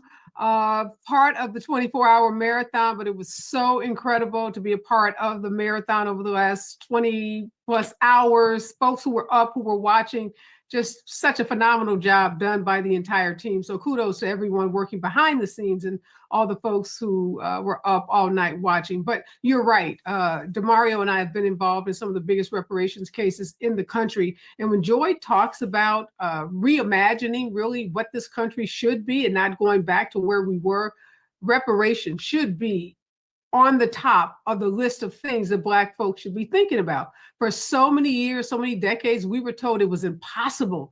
We were told it was a fringe theory. It was a fringe concept. And how dare we have the audacity to expect or to believe that this country would make amends, would acknowledge the sins against Black folk and then do something about it in the same way that they have done for so many other people. Cornell Brooks at Harvard Kennedy School wrote a brilliant piece a couple of months ago about all the ways that this country pays reparations on the regular, on the daily, to so many different groups of people. But yet when it comes to Black folks, the concept of reparations, the concept of giving us what we are justly entitled to, people get all nervous about it. They start clutching their pearls in so many ways, reveal their racism about myths about Black folks. We're not responsible with money. We hear folks say, well, we didn't do it. Why should we have to pay for the sins of our fathers? We hear these, repeated excuses, folks not acknowledging the benefits that they reap in this country every day from the uncompensated wages and forced labor of enslaved people. So yes, Angela, there is a movement around this country. Reparations committees have been started at the state level, at the local level. People are organized, people are mobilized, people are enthused. This is the moment. And I just hope that at the national level, my good friend Glenn, Congressmember Ivey is on this call. I hope that Congress has the courage to do what some local administrative bodies have had the courage to do. But if anyone is feeling like reparations is out of reach, I'm just here to encourage you. Reparations is very much in reach, is very much available, is very much something that we should all be united around. And as we reimagine what this country should look like going forward, please, please, please remember the debt owed to the descendants of enslaved people. And I'm just proud to be in this fight in Palm Springs and St. Louis and communities all over this country. Thank you, Reva. Demario, I want to come to you, particularly around what we can be doing to ensure that we keep what's happened in mind, that we continue the fight for justice, and the other ideas around Black Wall Street. It's very existent. So even if they did decimate Black Wall Street, the ideas that we can hold on to despite its destruction, and we should never forget it, but how do we hold on to the fabric of what Black Wall Street was? And you're on mute, D. I did that too, don't worry. Well, thank you for having me here, and just excited by everything everyone is saying about pulling this together. I represent the last two living survivors of the Tulsa Race Massacre, 110-year-old Mother Viola Ford Fletcher, 110-year-old Mother Leslie Benefield Randall. And in my over 25 years of working on trying to get justice and reparations for Greenwood, I spent probably more time than most people can imagine with people that are over 95 years old and several people over 100. And so what I want to tell people today as we continue to fight for justice for those two women is I want you to all right now think Greenwood. I want you to think Greenwood now, because think Greenwood is what will get us to where we want to be. Think about that Greenwood was created, this Black Mecca, where over 12,000 Black people came together, created all types of businesses, over 200 successful businesses, over 1,550 homes and businesses before the 1921 Tulsa Race Massacre. And they did that during the nadir. They did that during a time that's much like the time we're living in here under this MAGA 2.0 moment. And there was 5 founding principles of Think Greenwood. Number 1 was community love. Number 2 was self-determination. Number 3 was ownership. Number 4 was wealth and education concentration. And number 5 was resilience. These are the founding principles of Greenwood. And this is what we need to emulate today and make sure we understand that Greenwood and Black Wall Street here in Tulsa was more than a physical location. It was a mind state. And so what I'm asking everyone to do on this call, and for everyone that's listening, to go to thinkgreenwoodnow.com, thinkgreenwoodnow.com, and sign the pledge that you will live by these 5 core principles. And then this is more than just talking about action. This is about a plan to move forward. That's thinkgreenwoodnow.com. And you can connect with us and connect with these survivors who are still fighting for justice and reparations, not just for themselves, not just for their community, but for the entire Black community. They're standing strong. Angela, you know this. They have been at every court hearing. They've been back and forth to DC. You talked about Representative Green. Representative Green has come to us and stood with us. He is going to put forth legislation on behalf of reparations because, as Aretha, my good friend, stated, reparations is necessary for the structural changes we need. Listen, the racial wealth gap is worse than it was in 1968. And so as we talk about everything else besides, DEI and anti-woke and all these things, if we don't have structural changes, as Joy talked about, we will never get the racial wealth gap to be shrunk. And that requires reparations. But we start that by thinking Greenwood. Go to thinkgreenwoodnow.com, sign the pledge, and let's get to work. I love that so much, Demario. Roy, I was watching you when Demario was talking about going to thinkgreenwood.com, and I didn't see you take a note. You've been standing right into that light. You didn't see me look down real quick. Think Greenwood now. It's thinkgreenwoodnow.com? Thinkgreenwoodnow.com. See, Roy, did you write that down? I muted myself so that you wouldn't hear the click clack on the keyboard. Oh, okay. Okay. I was down here. You know my mama taught keyboarding at Miles College. Shout out to Miles College. I was looking up. Well, we need to go to take this pledge. So, Demario, you said there's 5 principles. Yeah, 5 principles. Community love that built Greenwood. One of the things about the community love, it's about making sure that we are standing together. We're doing everything to make sure that we can all be successful, but also making sure we understand it's we, not the I. And that's what built Greenwood. Self-determination. You understand that Greenwood was built during a time where more lynchings were going on, open white supremacy, white segregation, but people went to Greenwood to be free, to build and have a life, as they would call it, to be a person. Ownership. People wanted to own their businesses, own their property, own their communities, and have ownership of themselves. And we've seen over the last decades upon decades that regardless of anything, we're going to have to take ownership for ourselves as we continue to fight for better policies. And then wealth and education concentration. We have to focus on building wealth and becoming better educated about what it takes to build generational wealth. I know we all just saw the tragic news of Angie Stone that was killed in a car accident just a few days ago. When things like that happen, one of the things I think about is I hope she had her estate plan in place. I hope she had her life insurance in place. I hope she had a discussion with her family, what's going to happen to her royalties and her intellectual property. These are things that we have to start thinking about today.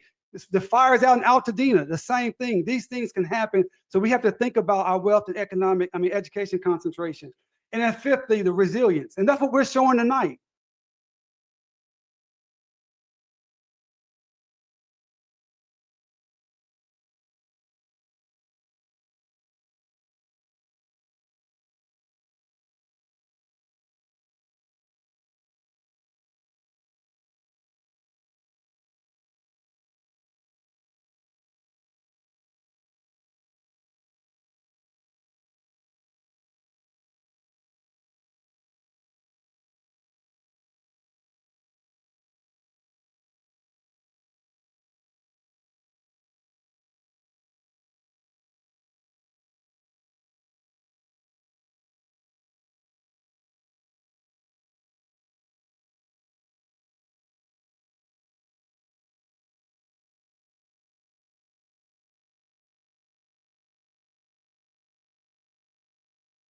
We're showing despite open white, this is a dangerous time. There will be some dark days, but we must be resilient. And if nothing else, think Greenwood now, and we can get through this thing. I want to go to April Verrett, who has made tremendous history. We're talking about resilience, and we know that many of our labor union brothers and sisters and family members are deeply resilient. Y'all have been on the front lines of some of these lawsuits, labor unions writ large. When you think about the inherent connection to that question, April, where do we go from here is something that Dr. King asked all of us. And of course, he had a tremendous strategic partnership with labor. Where do you think we go from here now in 2025, given the tremendous setbacks that we are all collectively experiencing? So thanks, Angela, and everyone. Incredible show of resilience and spirit, and how much we can center this squabble up in joy and in love and in community. And to the question of where do we go from here, I'm so glad Joy invoked the spirit of Dr. King, because it is the very same things he called for that is unfinished business, that is the North Star, I believe, for where we go from here. We have to, I believe, join forces and build enough power to end poverty and systemic and structural racism forever. And if we center those who are suffering, continuing to suffer from economic exploitation, it's us, right? It's our other sisters and brothers and people of color. It's women, it's immigrants, right? When we center ourselves and when we build enough power for ourselves to dismantle the systems of poverty and racism in this country, I think we can begin to get stuff done. And I think that we have to stage, as folks have been saying, a fight. I don't get the Donald Trump phenomenon, but I've been thinking a lot about it. What attracts folks to that type of leadership? And I believe Americans are people who want to feel protected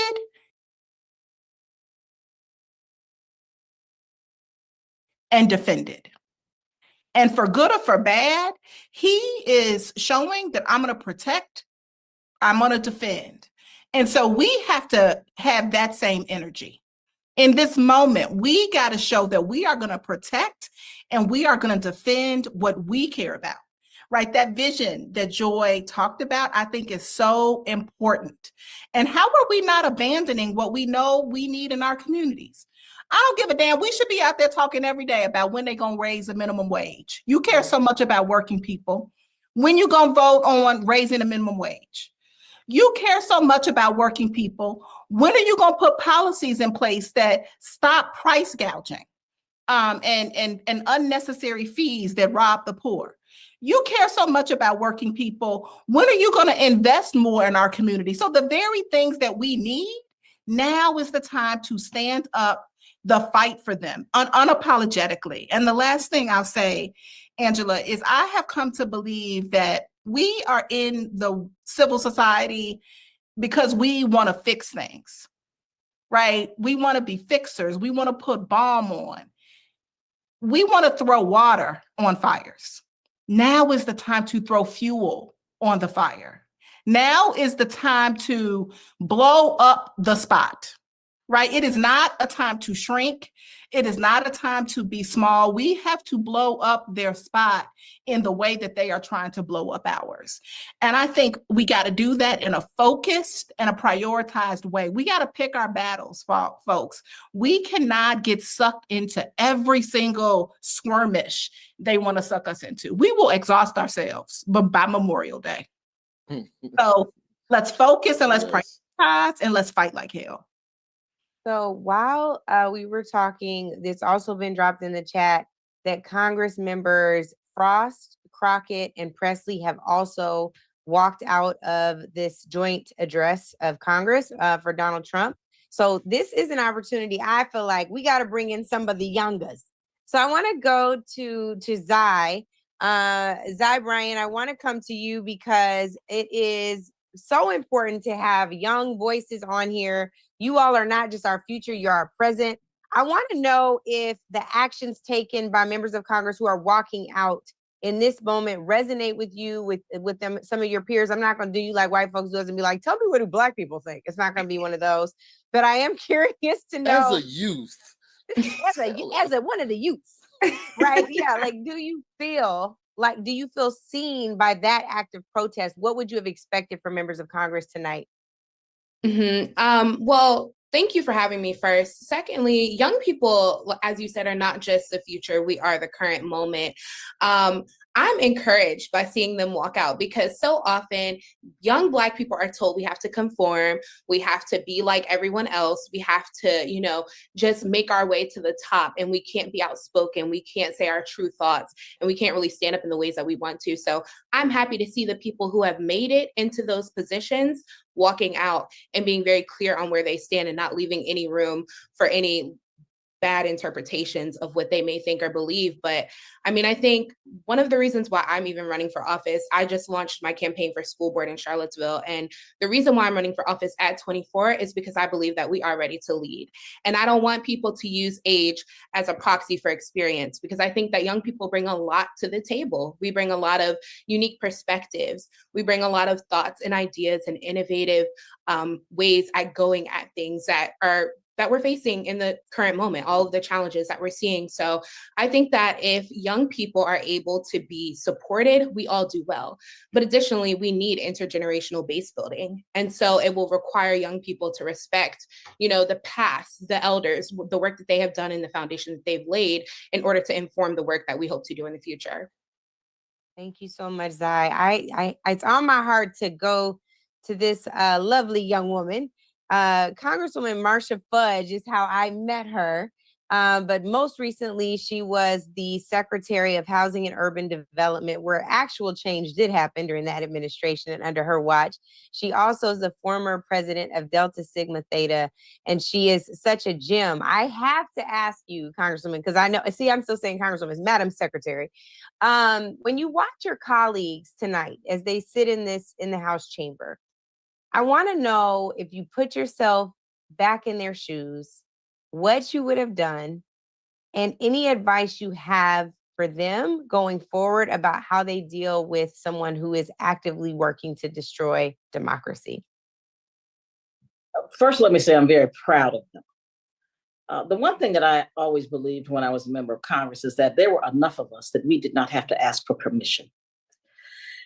We sit back too often and want to find out, what does the group want to do? How do we all want to work together? Sometimes we just need to stand up. And this is one of those times I think that the caucus in particular needs to stand with all its might. Because when you are 60 members of Congress, you are strong. And I think we have to use the power that we have. So I'm very, very proud of them. I probably would not have gone. But those who did go, I am glad. I really feel so good about them standing up and letting people know what they think. Because the more we stay silent, the more we are ignored. And so I'm really, really happy about what I'm hearing. I want to go to the nation's oldest civil rights organization. The president is our good brother, Derrick Johnson. I have to ask you, what is the NAACP telling us to do going forward? How are you all going to help us march forward, keep pressing on, keep pressing, keep hope alive, and also keep the pressure on this administration that doesn't seem to be accountable to any one of us, is only yielding to entities that have money to buy? It feels like this administration is for sale. I'm not trying to put you in a partisan question. So I will just say, as a general matter, we know that it seems that white supremacy is ruling the land here. And it seems like people who are poor and don't have something to offer them are put in harm's way. And we're seeing that with the federal freezes. We're seeing that with the funding cuts. We're seeing that with the proposed budget. Across the board, we are seeing that. How is the NAACP recommending that Black folks watching at home fight back? Well, great question, and thank you all for organizing this. The last 43 days was the distraction. The real fight starts on March 14th with the continuing resolution budget. This is about the money. Many folks outside of our community, they're going to begin to feel the pain. They want to do away with Social Security. Let's be very clear. They want to do away with Medicaid and Medicare. They want to redefine the role of government. And so as we have been consumed with DEI and all the things that are out there, the crown jewel of all of this was to get their base motivated, get us distracted so they can drive a Mack truck through the budget and redefine everything, privatize services. So leading up to March 14th, we need to be telling members of Congress who we put in office, don't cut a deal without guarantees. Don't be worried about shutting down the government when we know if they get a clean CR through September, no matter what they say, Trump is going to disavow all the money that they appropriate. So between now and March 14th, we need to talk to all the Democratic leadership. Don't cut a deal unless you have a guarantee in legislation that the money will be spent as necessary. Now, when we get to the new budget, that's the real fight. Everything else has been a distraction. For NACP recognizing, for Black folks recognizing, race is a tool. Money is the game. And we have to figure out how not to get distracted with racialized questions when at the end of the day, they are trying to redefine the role. The special elections are coming up. We have to play in those elections. But unfortunately, we will feel some pain. But white folks gonna feel some pain too, because if they cut Medicaid, there's a lot of folks gonna leave nursing homes because they're dependent on Medicaid. If they cut SNAP, the biggest benefactors of SNAP is the Walmarts of the world and all of the farmers. They have already felt the pain with USAID being cut. Those farmers in Mississippi. Cindy Hyde-Smith, the senator here where I live, are all already telling farmers she's trying to get exceptions from Trump on USAID because they're losing money. So the focus now forward is about how all these programs are about to be cut, and white folks are beginning to feel the pain. And we need to tell CBC members who want to capitulate, thinking this is business as usual. Democratic members who want to capitulate, think they can cut a deal. There is no deal to get cut. If government gets shut down because they don't get what they need from the CR bill, so be it. Because if it goes forward with them being able to appropriate through September and still not spend the money on the entitlement programs, we're no better for it. So right now, let's focus on the budget. Let's focus on the budget fight. And the only tool Democrats have right now is not to support the continuing resolution unless they get some things in place to force the Republican Party and Trump to do what's necessary. We may be nonpartisan, but we're political as hell. This is not a partisanship conversation. This is about saving and protecting our democracy and progress made. President Johnson. Go ahead. No. Go, Ray. President Johnson, now, if that's the directive to our elected officials, how do we convey something similar to our brothers and sisters who are just out here in the electorate, our friends who get caught up in the algorithm of swipe, and some of them distractions will get you riled up. There were 2 cops who were convicted of killing. So I don't remember the city, but they were reinstated to their respective police force this week. There's, granted, I don't write anything off as outlandish anymore, but there's talk of people proposing a Derek Chauvin pardon. Yep. For some point, but they're gonna try and sneak in around Juneteenth. Something like that, it's not policy, but it emotionally empowers a base that has been misinformed to then continue to push back on all of the things that as an electorate, we actually need to be paying attention to. So how do we help drive voters to educate themselves and not get caught up in the algorithm of distractions? Or how do you allocate your attentions over here? Put 80% on SNAP and Medicaid, and then you throw 20% over here on police officers getting pardoned. Well, that's the fight we're in. The controlling the narrative in this moment is most important. CBS is compromised because they have an issue of merger in front of the FCC. Comcast is compromised because they don't want to lose the broadband money, the tens of billions of dollars they got for broadcast. Therefore, MSNBC and NBC, they're paralyzed. Disney is compromised because of the regulatory issues they're concerned with. The social media platforms as they exist are all trying to resist antitrust legislation. The fight we're in is around the control of narrative. And we have to figure out how to platform somewhere where we can get enough people to see what's taking place and control the narrative. If I had the solution to that, that's the silver bullet that we all need to have. But unfortunately, the median age of our community is 32.6 years old. That means almost half of our population grew up in school districts without ever having civics or social studies. They don't understand the role of government, the levels of power. And so our fight is more about how do we keep our people informed and focused than it is anything else. That is the fight that we are in. Absolutely. And speaking of the fight, I wanted to go to someone who is another young leader. His name is Yusuf Omer, and he is an SGA president at an HBCU. You talked about Miles College earlier, Roy. And so I want to know what the fight looks like for students at historically Black colleges and universities where you all are being told that your funding could get hit too. This is the same man who took credit for giving funding to y'all that he did not give, and has criticized the last administration for actually giving him. So I want to know what the fight looks like on a student level, what you all are talking about, how you all are talking about mobilizing when your education is on the line, and actually your bodies could be on the line as well. Absolutely, Angela, and just thank you for having us on here. Thank you for highlighting young people, understanding that we are not the future, we are the now.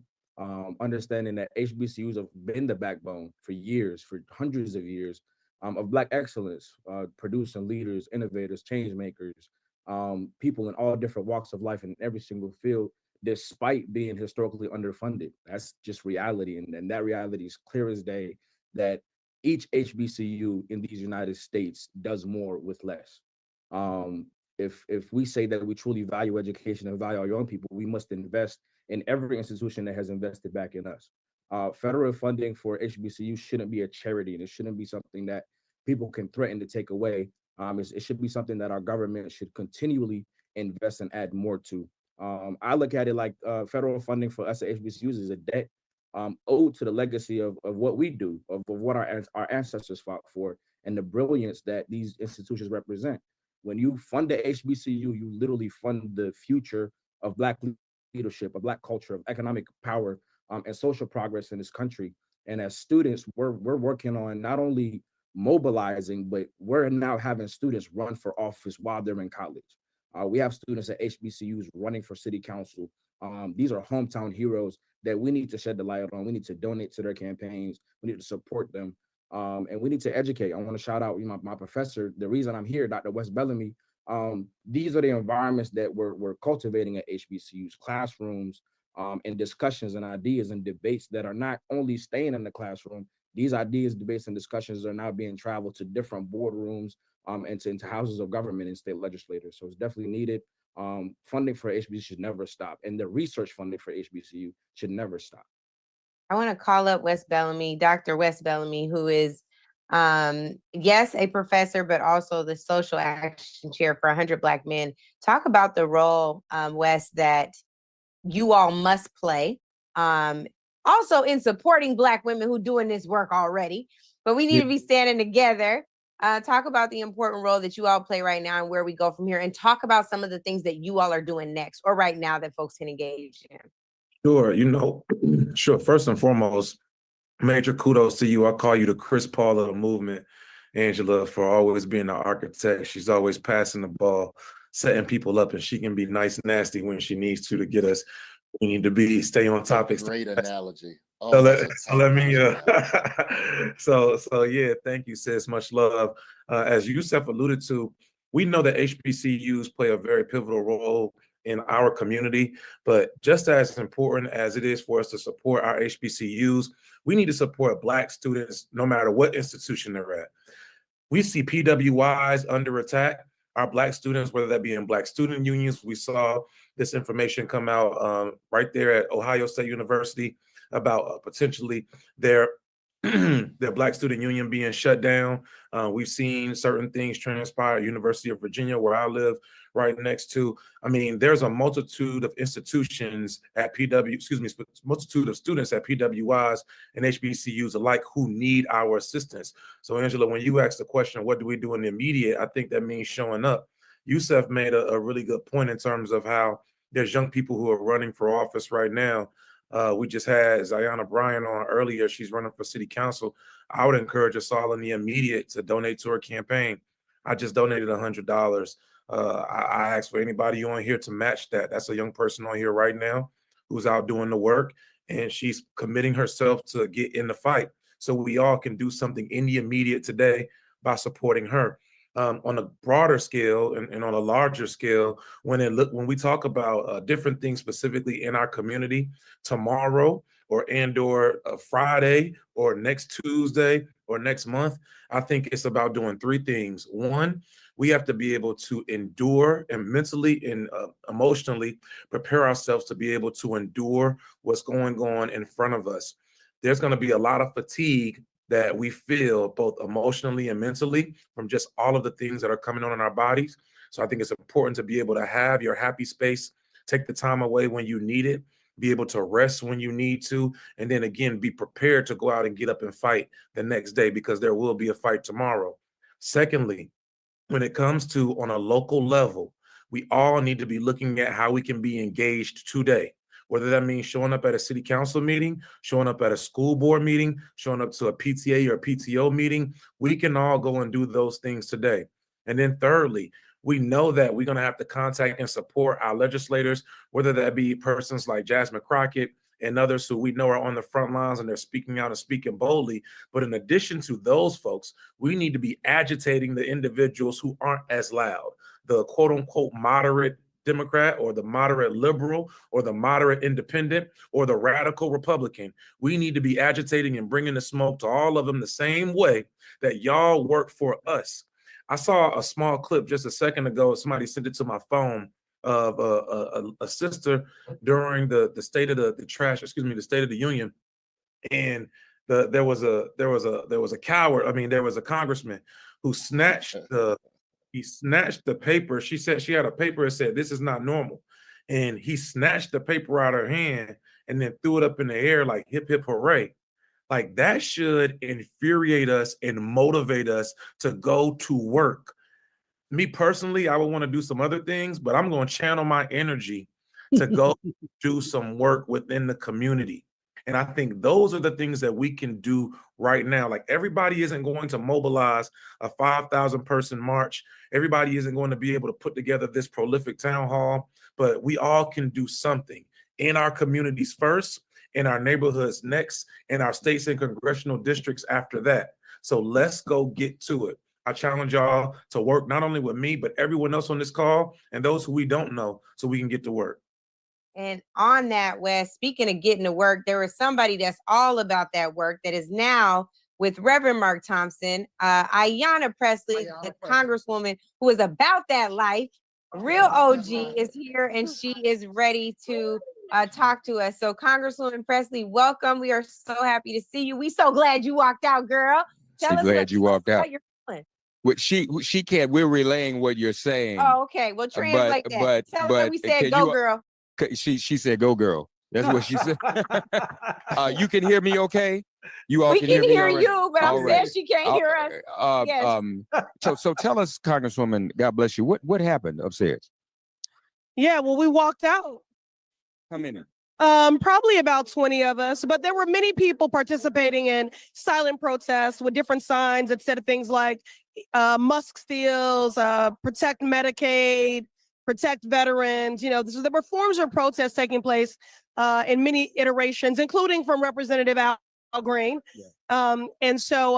Yeah, this is a form of protest. I went very briefly because I was here to hold space for my guest, who is a probationary federal worker who worked at HUD, who enforces national fair housing laws. She's also a wheelchair user. And so she navigated a lot of ableist spaces to be here today. So to honor her, I went to take up space, but I knew that I was not going to stay there because we cannot normalize this. This man has no respect for Congress. He does not respect us as a co-equal branch of government. He has contempt for the American people. He pardoned January 6ers who desecrated the very well that we are in today for this joint address of Congress or State of the Union. So I don't need to be there for a MAGA pep rally, listening to lies and propaganda, hateful rhetoric, and even more hateful and harmful policies. And those policies are coming for every single person that calls this country home. Listen, I've been in Congress 6 years. I've never walked out of a joint address of Congress or a State of the Union, not even for the occupant's first term. Mm-hmm. I've never walked out. But this is not normal. This is a fascist dictator. And I could not sit there and pretend that that man is unfit to be president. He is not the president. And so if he has contempt for the American people, I'm going to stand in solidarity with the American people. And that is why I walked out in protest at 9:40. These boots were definitely made for walking. And again, I wanted to bring visibility to the story of the federal worker from my district who was fired unlawfully, unjustly. And it not only is disrupting her life and livelihood, but it's a disservice to the people that she serves every day. Speaking of this is not normal, a member had a sign. Oh, yeah, let me tell you about that. Okay, so Melanie Stansbury had a sign. Shout out, rest in peace and power to Sheila Jackson Lee. She was sitting on the aisle. Representative Jackson Lee used to sit for hours to hold that seat on the aisle. Melanie Stansbury was in that seat with a sign that said, "This isn't normal," because it ain't. And as Trump was making his way down the aisle, a Republican colleague, I think from Texas, but I don't want to misrepresent, leaned across the aisle, snatched the sign, and threw it up in the air. That's assault. We're talking about that. So the 20 who walked out, was this all Black caucus? No, it was a mix of Congressional Black Caucus and Congressional Progressive Caucus, but I would say that there were more members of the CBC. And you said you did not plan to stay in the race. You knew you would probably walk. I wasn't going to, honestly, I wasn't going to come at all because, again, this is not normal. This is, in what other setting would we give audience to a fascist dictator? I want to be very clear, though. There's honorable in front of our names, every single member of Congress, for a reason. I respect my colleagues and how each of them decided to demonstrate protest, how they chose to center their guests for tonight. For me, I could not sit there. That very chamber was desecrated by January 6th insurrectionists that he pardoned. He does not respect us as a co-equal branch of government. He has no respect for us. So it's insult to injury. So again, if he has contempt for the people, we're going to stand in solidarity with the people. And honestly, it was a part of a broader democratic strategy to have different forms. Yeah. Say hello, Congresswoman. Oh, yeah. Dove is here as Do y'all know this sister? She is the truth. We got y'all tangled up in these wires. So tell her. So what did you all walk out at the same time? Or? So this is my queen, Ayanna Pressley. I take all guidance from her. Listen to her. Yes, and essentially we did all walk out together. We, in our minds, had an idea of what we were going to do. I think each of us said, "There's only so much shit that I can take, right? When I have to keep flushing this toilet," and we walked out within 4 minutes of each other. It was a small wave of us. Okay. And there was also, I heard it was a plan to wear black. Was that kind of a uh-huh.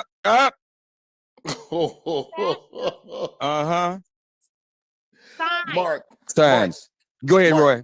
Could you ask either of them, do they feel like Also, I if just wanna say behind I closed love all y'all. doors, So if just behind thank you closed for this doors, critical any of the Republican officials are What? starting to turn against Trump? Do you get the sense any of the Republican members are starting to turn against Trump? No, they're scared, but they also are mad at themselves for having no courage, and they're mad at us because we are the mirror of courage that they should have.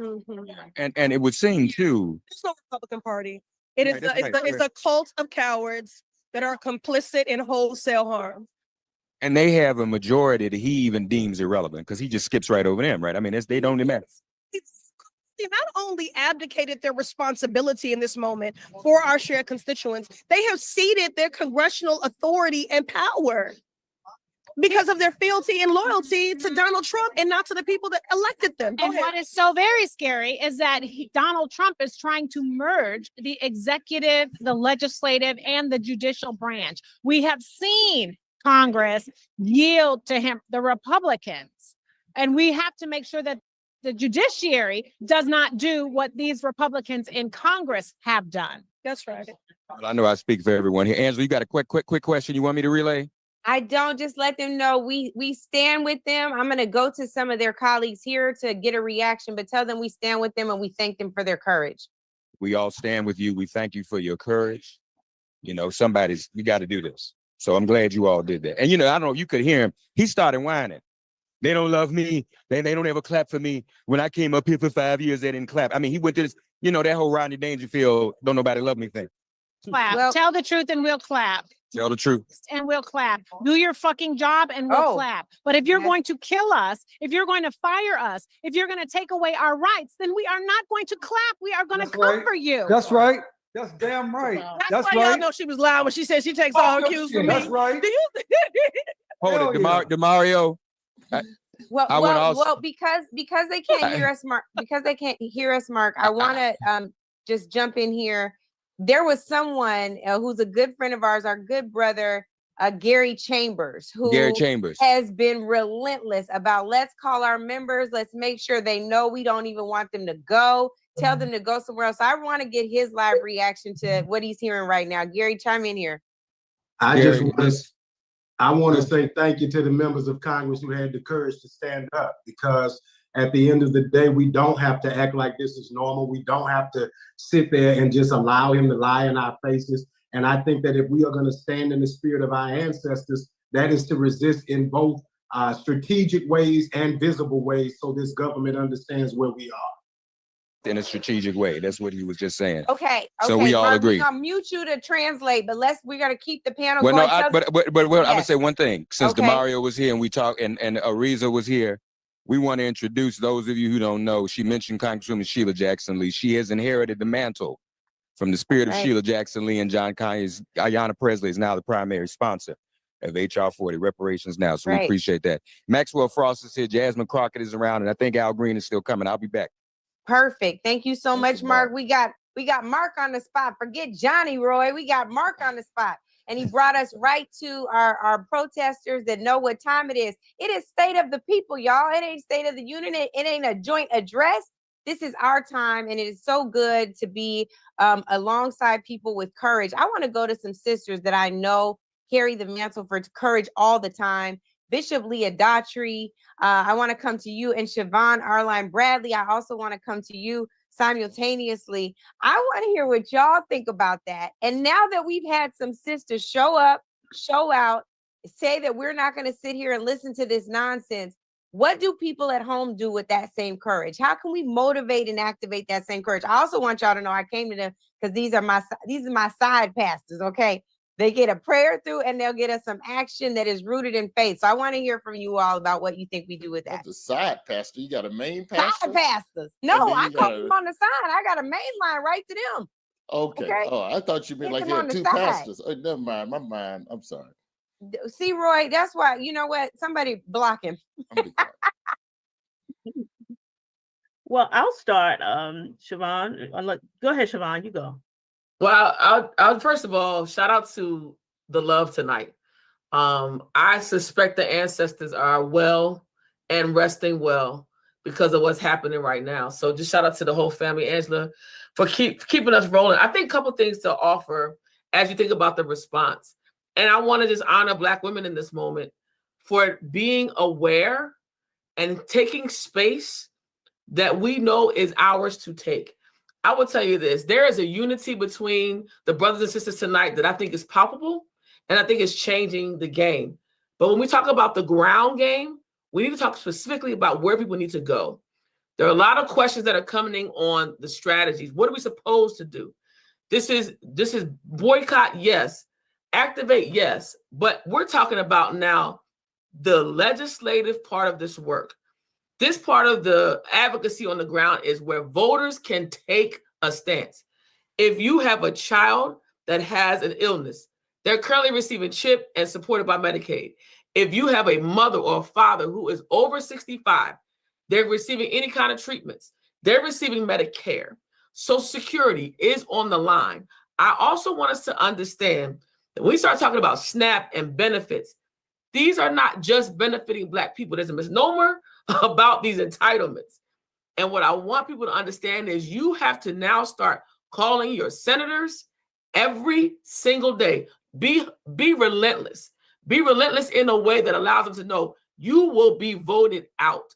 And we've got to also use the phone tree method. Like, we got to go old school. You got to call your people to tell them to call their people to make these phone calls and then show up. Special elections in Florida 1st and 6th District. Do not miss this. I don't care that it's a Republican district. I care that we got Black people that can vote. Here's the last thing I want to say, Angela, for this call tonight. As people are listening to what's happening, we got to understand that strategy will outweigh this foolishness.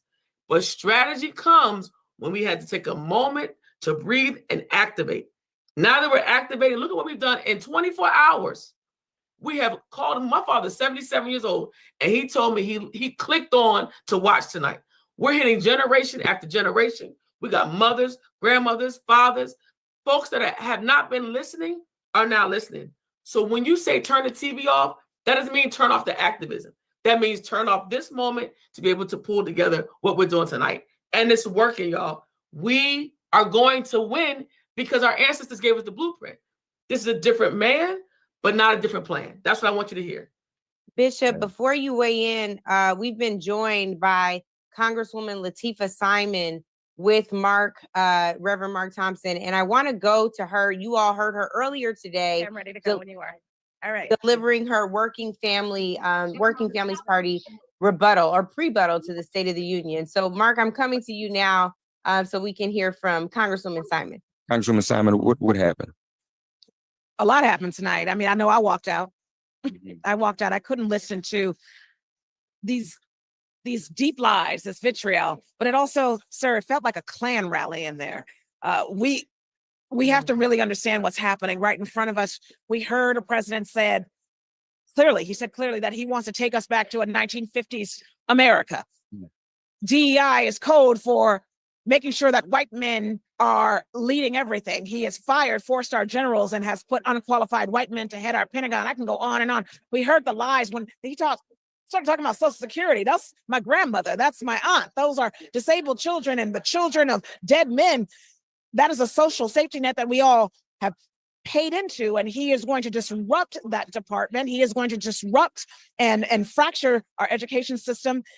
Again, that's disabled children, that's K through 12, that's FAFSA. I couldn't listen to someone who's trying to tear apart the very structures that we have fought to build in the last 60 years in this country. I had to walk out. It's my job to be in this building, but I refuse to sit and kowtow to the neo-Klan. I'm not doing it.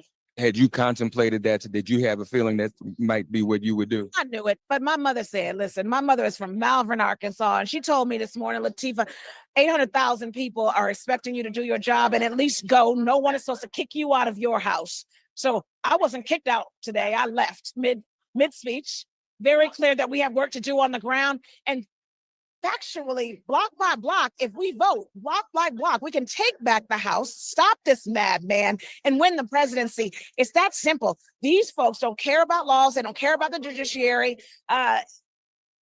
We're facing a constitutional crisis, but moreover, America is about to be sicker and poorer, and none of us are safe. You know, last thing I'll say on this, a few weeks into me being here, I'm a new member of Congress. I was one of the few people outside of DOE saying, let us in and talk to these folks who want to take apart funding for HBCUs, want to take disabled services out of our K through 12 for our disabled autistic children, intellectual and physical disabilities. We want to talk to them. Not only did they lock the doors, they sent Homeland Security. You couldn't see that behind the doors. There was a wall of Homeland Security officers with their hands on their guns. This is not the republic that we have fought for. These are dangerous times. This democracy is in hospice. Watch out and be close and be clear. We have to organize, and folks have to run and win office because we are this close from being in a segregated apartheid America once again. We have literally shed blood, tears, intellectual beauty to have the small rights that we have. My mother wasn't born in a democracy. Yours wasn't either in this country. Literally, they couldn't vote. Their grandmothers couldn't vote. We're only 2.5 generations past those times. This thinly veiled democracy can be whipped away in a second. Look at El Salvador. The president of El Salvador ripped up the Constitution, slandered the legislative body and the judiciary body, and has now created a prison state. We got to work, y'all. I'm ready to work. I'm here not just to legislate, but to organize, but to show up for my people. We got to do better, and I'm going to do better. That's what I'm here to do, and I'm proud and honored to be one of 200 people in this nation's history, less than, that has worn this pin. So it's about action. We're going to be in committee, but we're going to be on the streets too. You may have had a better vantage point than we did. What exactly happened with Al Green? What when they came in to escort him out, did they not? So, that brother is on the floor every single day fighting the good fight. I mean, listen to him, his floor speeches every day. What he did is he shook his cane and he challenged the leader of the neo-Klan, and that's what he was supposed to do. And the Speaker of the House had a Black man forcefully removed from the chamber. by the sergeant in arms. He is a sitting member of Congress. And do you see the heckling and the hollering from the Republicans? Do they have decorum? No, this is a discriminatory body right now. This is a leadership that doesn't see Black men as equal to their white counterparts. It's really clear. If you look at the right side of the aisle, you see a monolithic governance structure. It's a majority white man structure. That's what they want. That's what they're pushing for. And you better feel the realness of that. They are going to make sure that every head of state, every department head looks like those men, looks like the men who come from a lineage who had our uncles swinging from trees. That is not hyperbole. That is the truth. Have to fight back. We got fire up here in the Capitol, y'all. Yes, you I'm gonna do. throw it back because I know y'all having dialogue and folks gonna keep dropping in. Thank you, Congresswoman. God Thank bless you, Mark. Keep them coming. This is right. amazing. I want to go to Bishop Leah Daughtry now. We talking about you. Can you please show everybody your shirt? Because your shirt is prophetic for this evening. Look at this. Oh, yes. It says Black women vote. And what you're seeing is Black women leading, Black women walking out. Boots were made for walking. Black women cussing while they leaving. You got to feel proud, Bishop. I want to hear about this. It is an amazing moment. This whole day has just been an amazing thing. And to see these sisters step up and tell us what was happening on the floor is just singular. And, you know, Black women are doing what Black women have always done in this country. And I'm not discounting the efforts of the brothers, but I was asked to talk about Black women, so that's what I'm going to do. And so I think what we're seeing is the continuation of the bloodline and of the lineage. And I just want to remind us that nobody is coming to save us. There's no army that's coming to save us. We're going to have to save ourselves. And that's just the bottom line. And if we're waiting for some cavalry, the cavalry ain't coming, y'all. We have to save ourselves. And so what I want to offer is a couple of things that people can do. Number one, reject. We have got to reject the lies. What happened today with this 24-hour marathon is one example. We got to reject it outright, refuse to accept what they dishing. We just not going to reject it. Do not engage in anticipatory compliance. Do not obey in advance. We got to reject it. Number two, we got to resist. Put on your boots, get you an Angela beret, do whatever you got to do in the places where you are to resist what is happening, to say, I will not go. Here is the line I will not cross. I am going to do what I can do, which is not to say that we all going to do the same thing, but we ought to practice resistance in the spaces where they are. Number three, we got to reclaim our heritage. We've let it go because we have had an easy time of things in some respects, or we've been duped into thinking we've had an easy time. We have got to reclaim the mantle of our ancestors, what the lineage was that got us to where we are today, where we have all these firsts, where we have people in the Senate, where we have people running businesses. It was not ever so. And so we got to reclaim the authority, reclaim the power, reclaim our legacy as Black people in this country who were built to survive. We were made for this storm. Everything that has happened to us in this country has prepared us for this moment, and we are up to the task. And the last R I'm going to give you is remember. You got to remember where we've come from. You got to remember the battles we've already won in the face of these co-presidents who will try every day to dismiss, demean, and diminish us. We have to remember that we're the stock we've come from.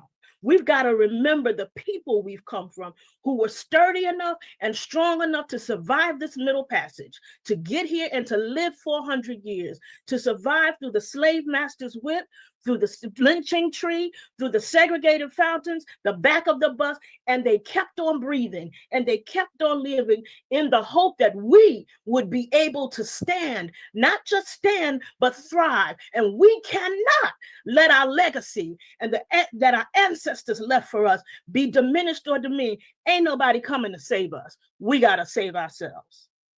That is absolutely right. SOS. And on that, speaking of somebody who's working on saving ourselves actively, he might have upset some party folks the other day because Jamie Harrison was front and center on a USA Today article. while white folks are talking about identity politics no more, there's no space for DEI. We're starting to see white folks in the Democratic Party align with Republicans sounding real Dixiecratish. And Jamie Harrison is like, Sweet Brown, ain't nobody got time for that. So Jamie, I want to know where you will tell the party to go from here. You see Black women and Black men thinking about Mr. Green leading with no direction in some ways, right? They're leading. They're saying, we're going to take this in our own hands. We are going to follow our own conscience. We know they are members of a caucus that's called the Conscience of the Congress. Jamie, how are you feeling about all this? And what do you tell the people at home who are like, finally, we see leadership?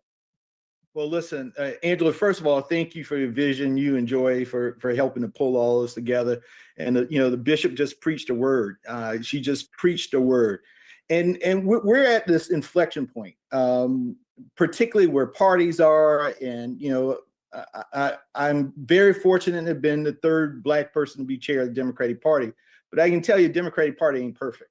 And right now, what you hear is there's a battle for the soul of the party. You got some folks who love to say that Black folks represent the backbone, the heart and soul of the Democratic Party, but at the first indication of any anxiety, electoral anxiety, they want to abandon those folks. They talk about identity politics being the thing that is dragging the Democratic Party back. I mean, hell, the right-wing evangelists in the South is an identity group. Gun owners in the South are an identity group, but you don't see the Republicans running away from them. If African Americans represent the backbone of this party, then why are not all Democrats surrounding us and supporting us in this full frontal attack that is happening on the Black community right now?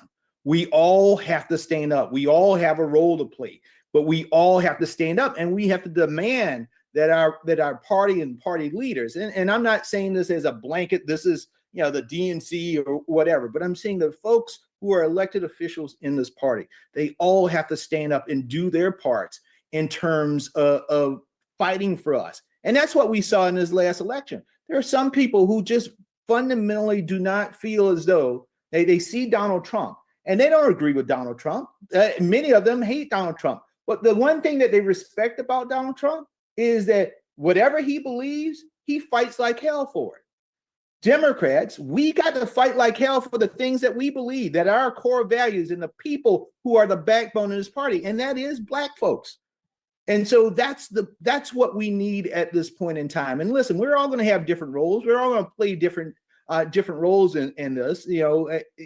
We saw it during the civil rights movement, right? There was the person who there were the people who marched. There were people who sat in at the lunch counters. There were the folks who got the dogs sitting on them. But they were the pastors who organized. They were also the people who paid the bail, right? They were the lawyers that went into the courtroom. We all have roles to play, and we got to figure out what our role is. I often wondered, Angela, when I was growing up in Orangeburg, what would I have done in the civil rights movement? Well, hell, we don't have to wonder anymore, because right now we are in the civil rights movement of our time.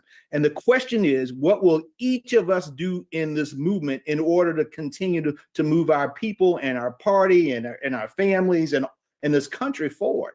And so I'm happy to be a part of this. I'm going to do everything, because I do it. Yes, I do it for my people, but selfishly, who I do it for? My two Black sons who are upstairs right now sleeping. That is who I do this work for. That's why I will give every breath in my body to make sure that my sons don't grow up in a world like my grandparents grew up in, where the KKK marched through their town, where they had to drink out of colored water fountains, where they sat at the back of the bus. I will do every single thing in my power, will give every bit of my blood, every breath that I have, to make sure that my boys don't live in that world. Right now, we have a fascist in the White House. It is fear, it is fraud, it is fascism. And that is what defines the Republican Party. That is what defines Donald Trump. And we got to do everything that we can to push back and fight back against that.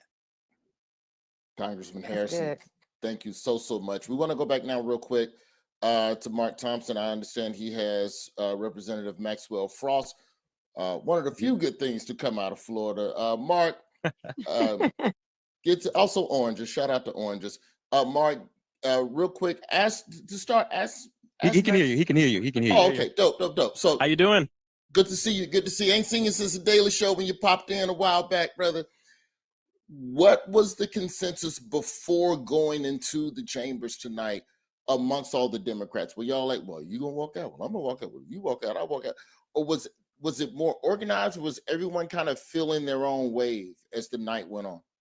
There was definitely a lot of organizing going on. And here was the general consensus is that number one, this isn't a normal address. This isn't a normal time where you stand up when the president walks in, where you have that kind of decorum. Because number one, he's never shown that to us or the American people or any people. He's never shown that to Black people.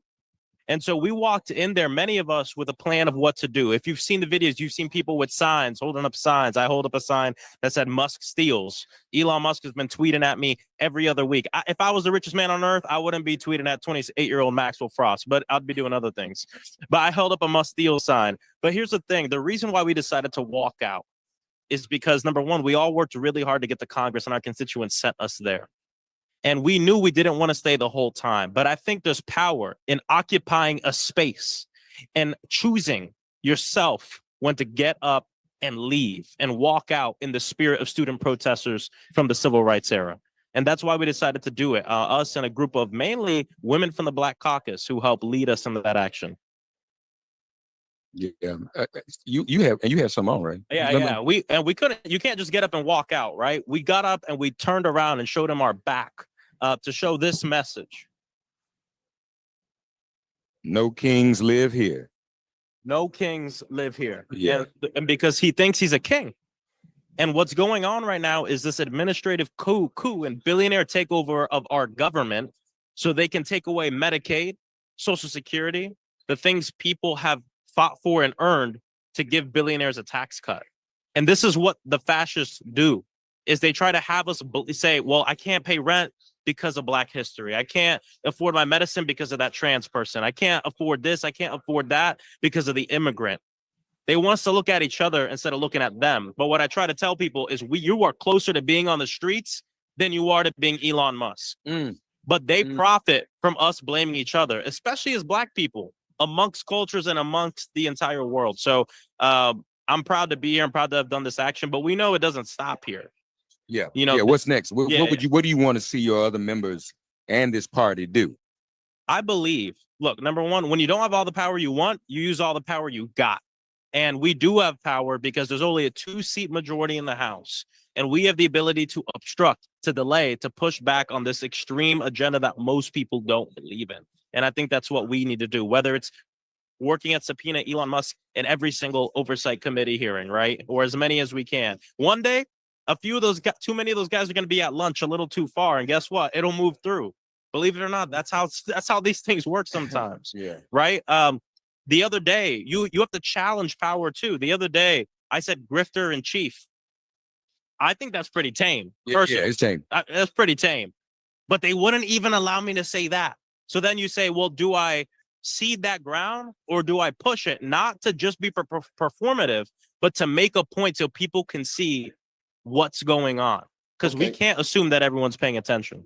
To that point, Congressman Frost, about not ceding ground. Earlier this week, President Trump tweeted or Truth Social or whatever about the possibility when it comes to the youth of if you protest at a college campus, automatic expulsion, or if you protest illegally, which basically means we will draw the lines of the appropriate way to protest and then just say you violated and expel you. How serious do you think of a threat that is as we get into midterms, and how serious I believe protesting is going to play an important part of everything we're talking about over the next 4 years. How serious of a threat is that? Do you think that to be? And what advice would you have to young organizers who are going to be facing these types of potential legal ramifications for speaking out? I think it's a very serious threat. I think that, number one, we campaigned for a while talking about Project 2025. Now it's happening. Yeah. We have no room to act surprised about the things they're doing because they wrote them down and we told people they would do it. And this attack on freedom of speech and students is something that we have to take seriously. So what would I tell students to do? Well, thinking to my organizing, number one, build community and grow your movement outside of students too. I remember during the Black Lives Matter uprising, the nights where I was tear gas mace and when I went to jail, it wasn't just people my age that had my back. And it wasn't just people my age that bailed me out of jail. It was a multi-generational movement of community that brought each other up. You know, our pro bono lawyers, where many of them were seniors, right, who came out to help us. So I encourage people, young people throughout history will always be leading, right? But it is important to make sure that you bring everybody into this movement because it's of us, by us. And I think that's how we protect us. So that's what I would tell students across the country. Take this seriously and also call on your elected officials to protect your freedom of speech, whether you're advocating against babies dying in Gaza, you're advocating to make sure that we have accountability in law enforcement or whatever it is, housing justice, whatever it is, we all deserve to say what we want to say. And that he wants to go after that. And here's the other thing I'll say. I think another reason he wants to go after it is because a lot of times in history, that energy does turn into votes against fascism. We had the largest youth voter turnout in the history of our country in a midterm in 2018. What else happened in 2018? Massive protests. What else happened in 2018? Marjorie Stoneman Douglas was shot up and students around the country said enough is enough. In 2020, we had the highest youth voter turnout in the history of a general election. What happened in 2020? A black man was lynched in broad daylight. People woke up and saw the video and said enough is enough, took to the streets, then they took to the ballot box. So there's a danger in allowing social movements to emerge, and they want to try to scare people from even going out to the street in the first place. We have to take it very seriously. Thank you, brother. Thank you. Just one Go ahead, I'm last sorry. question for Mark. Congressman, it's Angela Rye. Thank you for joining us. Quick question for you. When you consider what just happened and you see how Congressman Green was treated, do you think it was worth it to show up to the joint address tonight? Yeah, obviously this is I don't want to talk bad about anyone for their individual decisions. Everyone's going to decide how they want to represent their constituents. I'll tell you where I'm coming from. Number one, I come from direct action and movement-based politics. And for me, it's all about space. How are you taking up space? When are you leaving a space and making sure you're doing that on your own accord? And of course, I worked hard to get here, but more importantly, my people sent me here. I believe to take up space. But here's the thing that's more from a practical point of view. When you don't show up and sit in a seat, they put a Republican staffer in that seat. When you leave in the middle of the speech, there's no staffers available to sit in your seat. So all these are the things that we try to think about when we do the action. Did I not want to go? Of course I didn't want to go and listen to this BS lies from this neo-fascist racist. But I think there's power in stepping up, leaving in solidarity, of course, with Al Green, but also in solidarity with Black people and oppressed people across this nation. And so everyone has their own way of advocating. Some people boycotted it. Power to them, power to everyone. But this was the way I decided to do my action tonight with a great group of people. Let me say this as he leaves, brother. We appreciate you. Tamika, this reminds me, being with this young 20-something-year-old brother in this Capitol reminds me of when we were with those other young 20-something-year-old brothers in the Capitol in Nashville. So this is deja vu. Love you, man. You keep that up, man. Proud of you, Doc. Appreciate it. All right, all right. God bless. We'll be back, y'all. Go ahead. All right, thank you. I am so grateful for these cutaways to the Capitol. It's putting us right in the moment.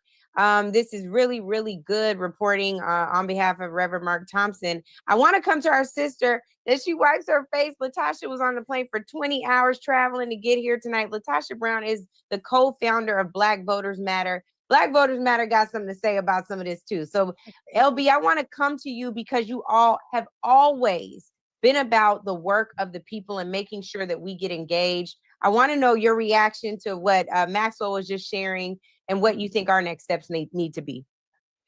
Oh, freedom. Oh, freedom. Oh, freedom over me. And before I be a slave, I'll be buried in my grave and go home to my Lord and be free. You know, I wanted to sing that song because this week marks the 60th anniversary of people who sang that song. on the Edmund Pettus Bridge in Selma, Alabama. It is also a song that our ancestors, when they did not have politics on their side, they didn't have resources, they didn't have any of those things. They knew that there was something inside of them that, no, you're not going to dehumanize me. You're not going to take away the Constitution is not what gives me my right to live. God has given me my right to live. And so I say that in this space that I wanted to bring the ancestors and the history and the long history of the ancestors and our resistance in this space. That is a song of resilience, but it's also a song of resistance. And so in terms of going forward, there are 4 things. I'll be real quick because I think I'm turning into a pot of sand right now. I think there's 4 things, and I'm calling it, but I'm saying it in terms of this strategy around force, what we have to do. The first thing is around the fortify.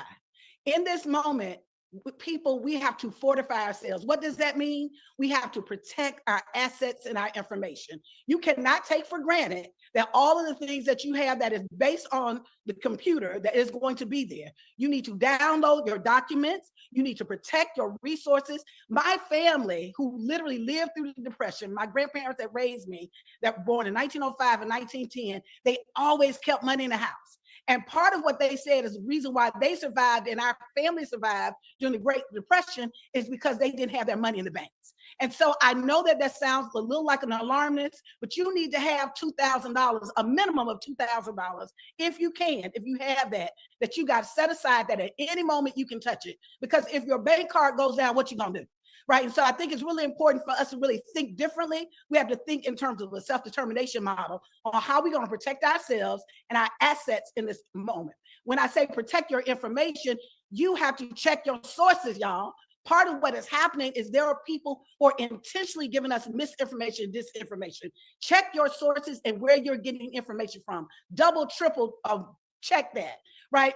The next thing, the next F, as we're talking moving from fortify, we've got to focus. It's really important for us to think about what it is that we need in this moment. You know, we talked about early on the segment that we were on, that we've got to connect to Black farmers, that we've got to figure out where we can get our basic needs met. When we're talking about Social Security cuts, y'all need to understand that 58% of single Black adults over the age that are retirement age, 90% of their income comes from Social Security. 90% of their income comes from Social Security.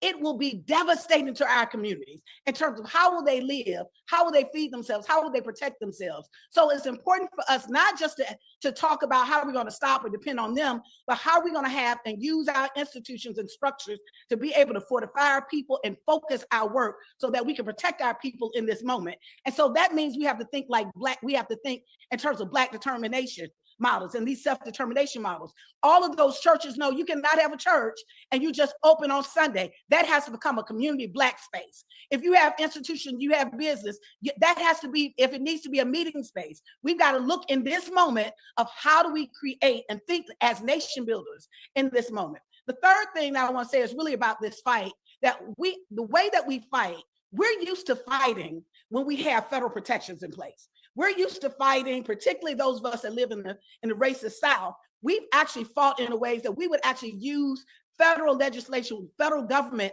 to really be able to hold our states accountable. When that is not in place, how do we protect our people? Part of what we really got to be super, super focused is local control. We need to take over every single, and the wonderful thing about Black folks is we like to live together. So oftentimes we live in spaces that we have substantial numbers where we can take over school boards, that we can take over local elections. We have to focus on local control as much as possible. The mayor's races, the DA races, the local judgeships. The fourth and the final thing that I'll say really is we have to really, it will not be our politics to save us, y'all. It will be our humanity. But we can no longer just think about citizens of a bootleg nation that at will believes that we are at the whimsical nature of white racist folk. We have to think like founders of a new nation. We have to really think differently, that we're not just citizens, but that we're founders of something different. And what does that mean? We have to really be thinking about how will we protect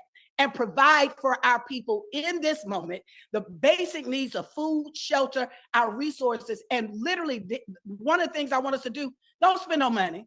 We cannot spend money in this moment.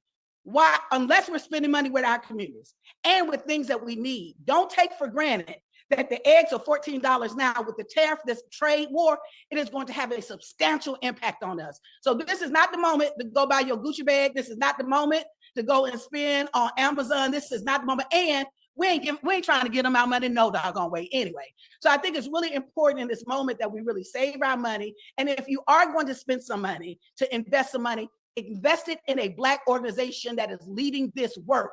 Someone that you know that is on the front line doing this work, whether it's $10. I see my brother Quinn James with Collective PAC. I see David, all these organizations. I see Siobhan that are doing amazing work. Write $10, $20. Pastor Mike that has been standing in this space, really making sure that our communities are protected, those of us who have been marginalized. And so in that, I'll just say, in this moment, I'm gonna leave with a question. I always ask this question everywhere we go.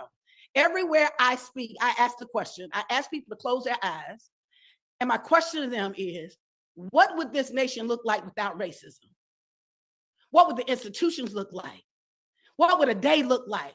And everywhere I go, 95%, most of the time, nobody has been asked that question. And if you don't think, we're not thinking about it. Certainly we don't think the other folks thinking about it. So we've got to change the paradigm in this moment and ask ourselves every single day, what would this nation look like without racism? Because racism is not my birthright. And what will it require for us to build in that? And so we've got to be moving on that, because I will tell you this, there's not been anything that has ever existed in the physical realm that wasn't first envisioned. Somebody had to envision the cell phone. Someone had to envision this. Somebody had to envision a racist concept around what it means around this white supremacy hierarchy. So those of us, we who believe in freedom, we also have to see ourselves as visionaries, and we've got to radically reimagine every single system in this country. Instead of us responding to the limited vision of others that don't want to see us in power, we've got to literally create the systems that every child can get fed. We've got to create systems that we can actually have healthcare for all of God's children. We've got to create the systems that's really about a wholesome education. So shift your thinking. It's not citizens of this nation, but go beyond that. We have to be founders of a new nation, founders of a nation that's yet unborn. And part of that is going to require us having the discipline to lean into that, to really use our imagination, our innovation, and self-determination to move forward. Thank you, Angela. Thank you, Latasha. Thank Let's you so raise the much. offering. Yes, the send the doors of plate the church around. are almost open. We've been joined, you all, by another history maker. I so wanted to go to Jamal and Tamika and Angelo to talk about not spending money. Y'all hold that thought, because we got a queen. They might not be no kings in that house, but we have a queen amongst us. She is the CBC chairwoman. She's one of my former bosses, Congresswoman Yvette Clarke from Brooklyn. She gonna show Donald Trump what time it is. She's a real gangster. He don't want to mess with Congresswoman Clarke. She's here. Tell us how you're feeling, Miss Clarke. What is your impression of tonight, and where do we go from here? These are soldiers who are walking alongside of you, who have your back, who are surrounding you. We need to see you succeed. And so we want to hear from you tonight. How are you feeling, and what are you thinking? Well, first of all, let me thank you, family, for coming together in this moment to provide our community with the undergirding, the understanding, the education and information we need for this movement in this moment. There's a MAGA fest, a MAGA rally going on in the House chambers in this moment. And, you know, I didn't expect anything less than a MAGA parade and pomp and circumstance. And it is, listen, I think he's essentially run out of greatest hits. So he's on repeat in this moment. The challenge around that, though, is that he's got folks around him that are ready and willing to implement the craziest of policies and all aimed at, of course, raising up white supremacy as the operating system of the United States of America. So when I heard Sister Latasha Brown just talk about very, I think, fundamental things that we need to be doing as a community, she's absolutely right. And I believe that certainly there are so many of us who have come together around sort of like mind in this moment, crystallizing where our communities need to go. We need to buy Black. And we've been talking this for years, for generations, quite frankly. We need to undergird each other with knowledge and information so that our folks are not constantly consuming the misinformation and the lies that permeate social media feeds. We need to be able to make sure that we are on the ground and the CBC is ready to get on the bus. We are not taking this moment for granted. We know that we need to be felt, we need to be touched on the ground. And so starting in the month of April, we will be on the move across this nation, educating, informing, mobilizing, encouraging, empowering our folks to see this moment as our sort of generational moment where we have to envision a nation, as LaTosha Brown has said, where we center ourselves as the focus and the fabric of a democracy. What does that mean? You know, and what does it mean to operate in a space where we are valued and we value each other? This is just one of those moments, Sister Angela Rye, and you know, that's constantly reinforced for us, I believe, each and every day.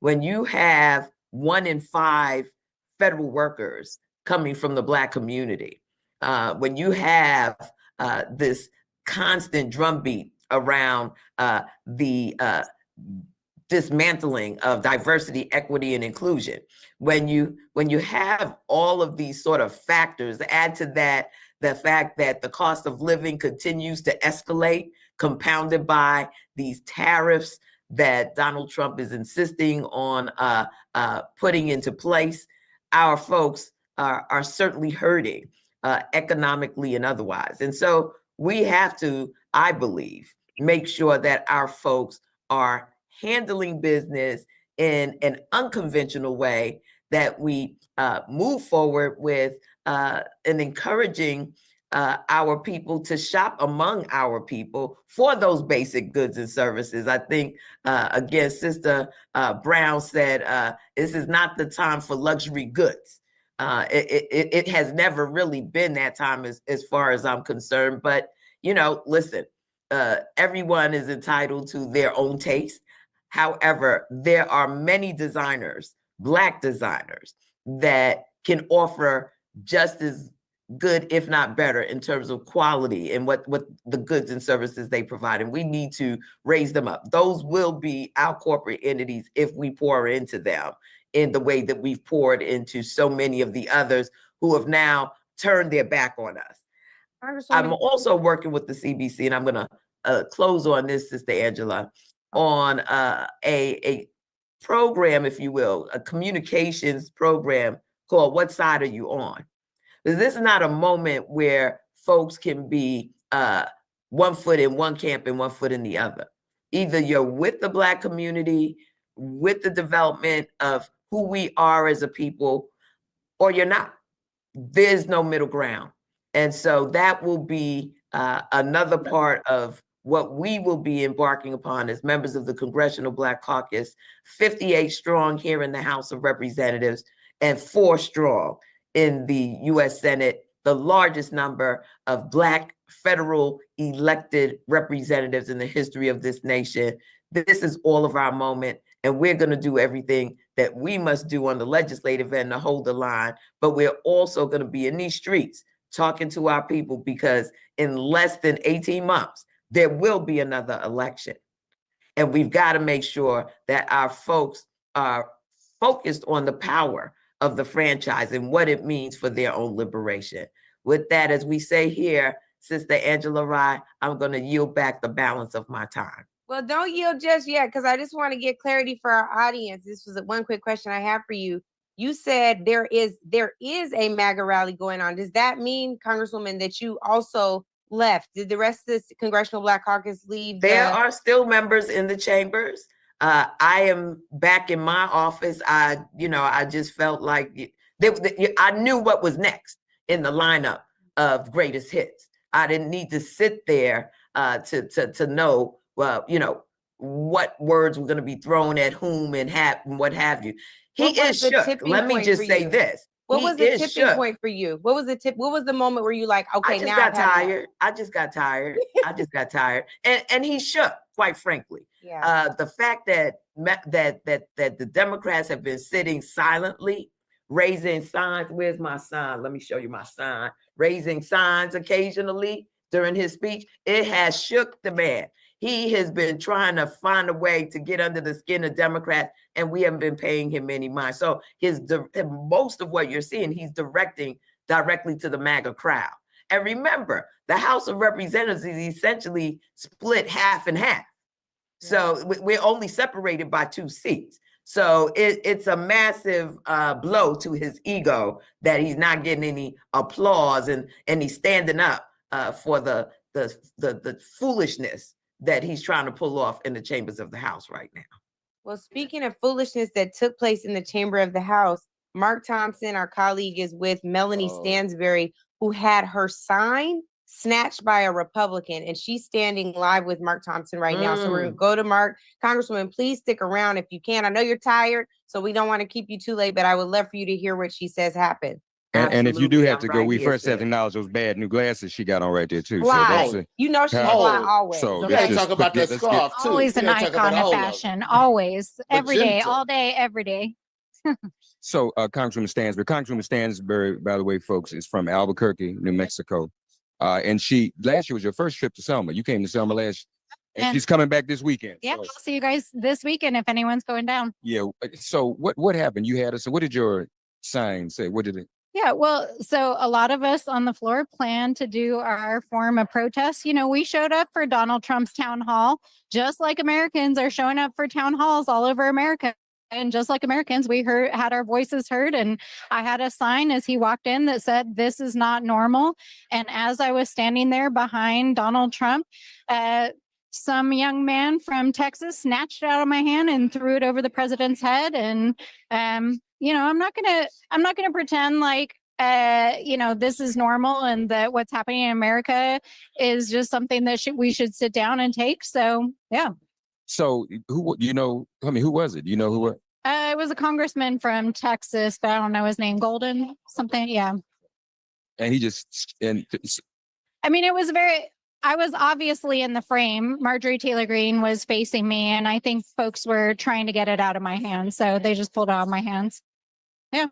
Does that violate any rules or protocol? Can someone just snatch something out of your hand and throw it?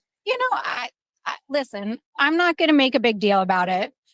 If they want to be children, if they want to have their MAGA party on the House floor, if they want to play games with us, they can do whatever they want. And I'm not going to lie. I grew up in Albuquerque. I was ready to fight, but that is not how I wanted to end my evening. So, Bro, did you know they get down to Albuquerque like that? I didn't know You know Albuquerque. now. I did not know. Hey, He said I was going to Albuquerque, so we need to know. Okay. Yeah. Congresswoman, I have a quick question, Congresswoman.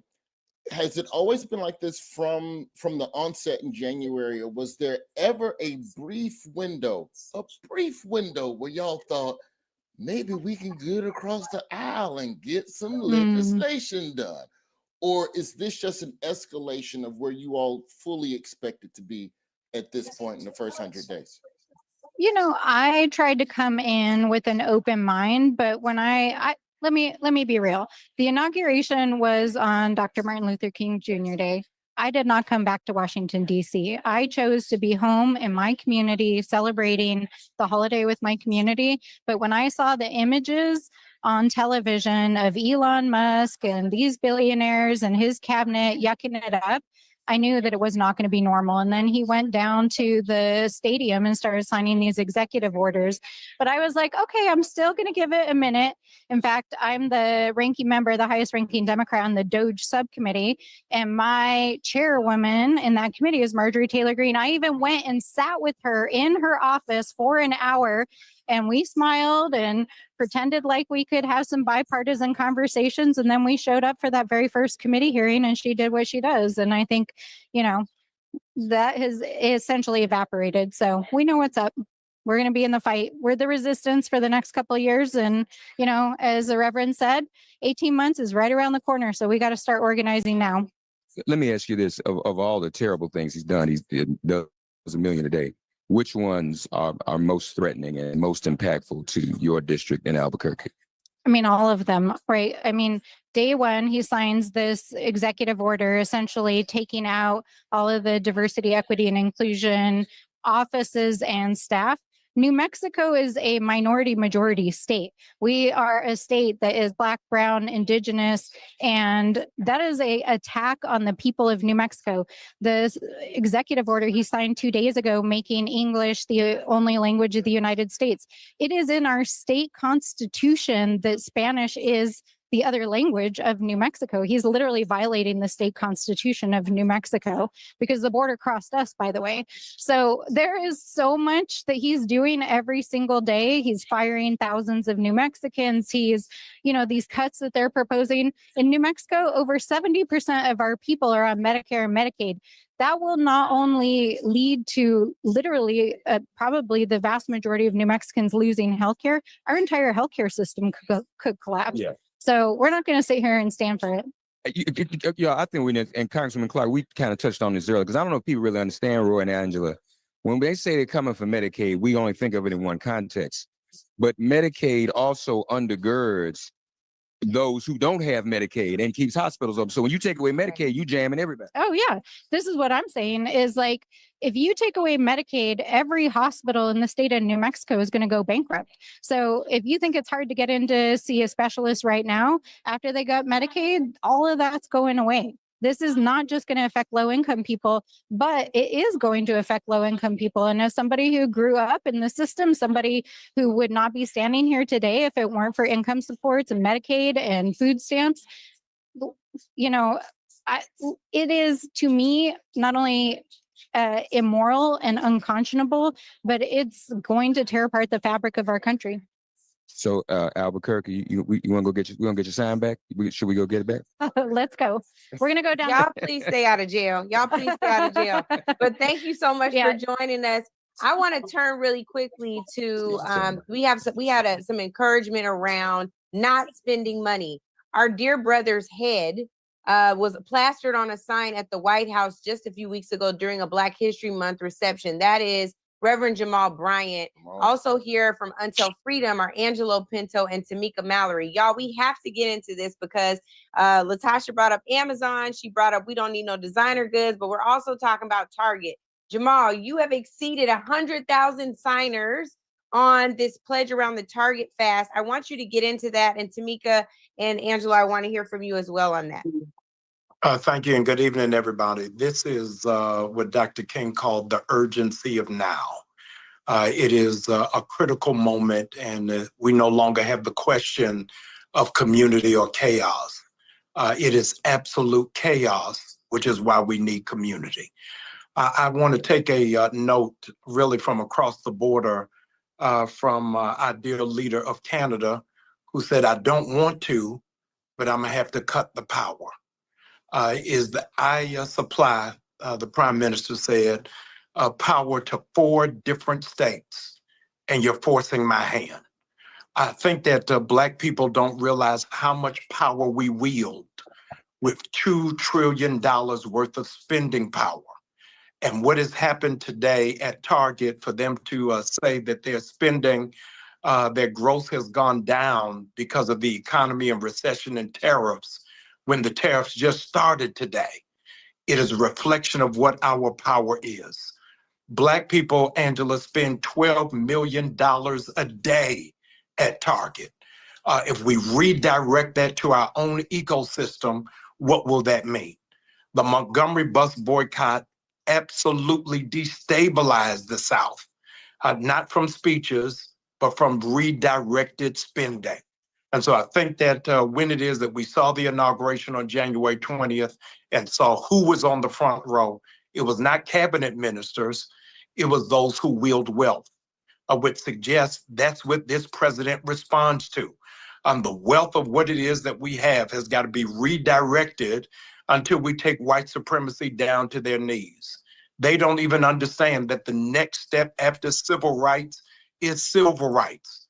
Dr. King was assassinated because he was mobilizing the Poor People's Campaign. And they understand when marginalized and oppressed poor people come together, a revolution has to start. A super bad sister from Harvard University said we don't even need 100% participation, we just need 3%.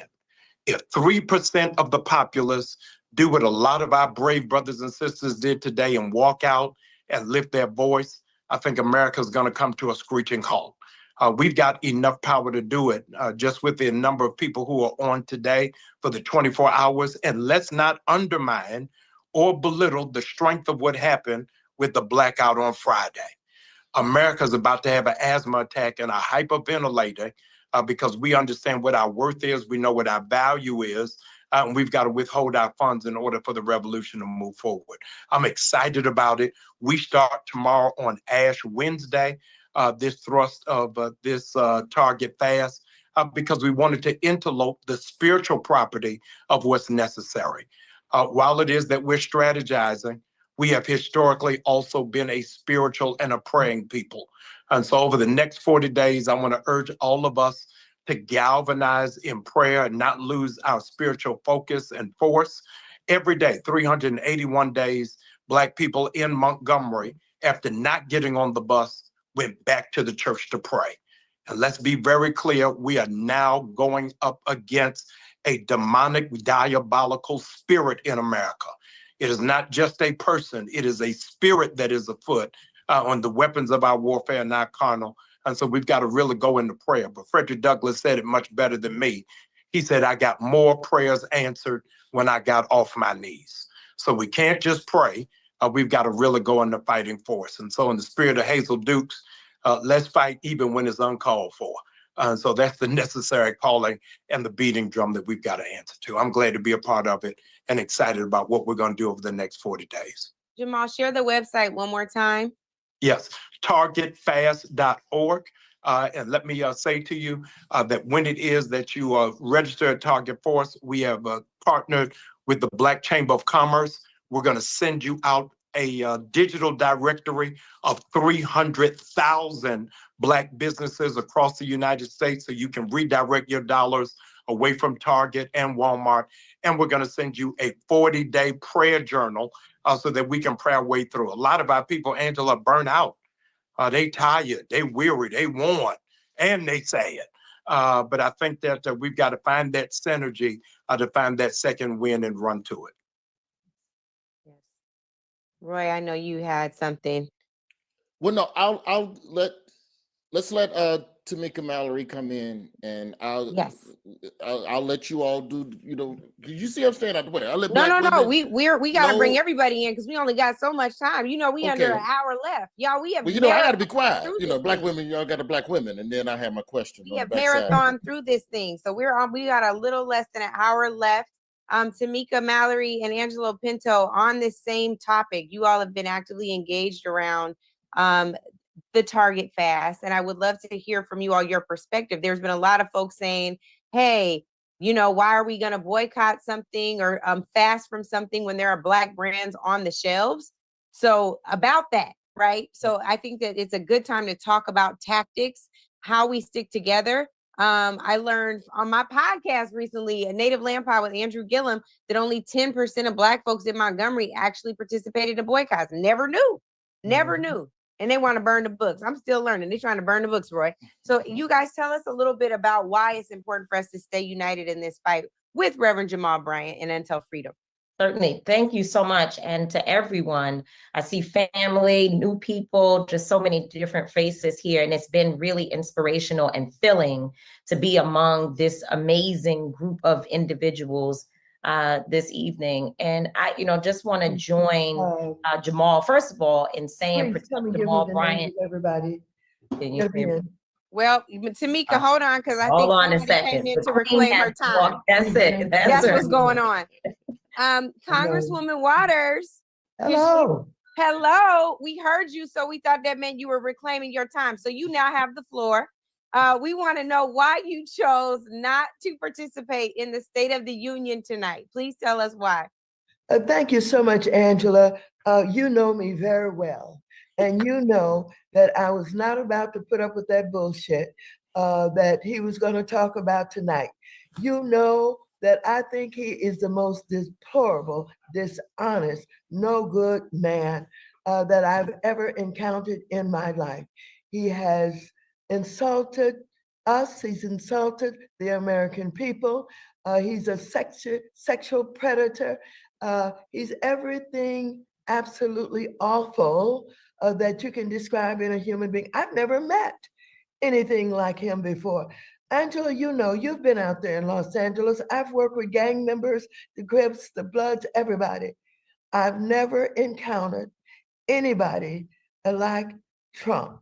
Trump is a person without a conscience. He will lie at the drop of a hat, and he knows that you know that he's lying, but he continues to lie. What he did tonight was, first of all, he continued the lies about all of the Mexicans, all of the people coming from, the countries of, Mexico and Guatemala and everybody.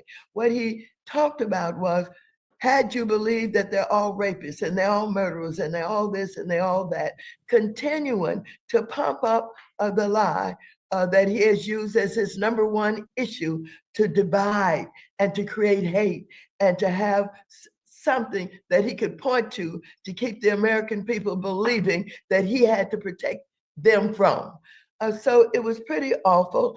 And I really did not like the way he used the tragic incidents and the families that were there, who of course appreciated, what they think is their president caring about what happened, to the 12-year-old and to others who were victims. And we all feel sad and bad for them, but he misused them. He misused them.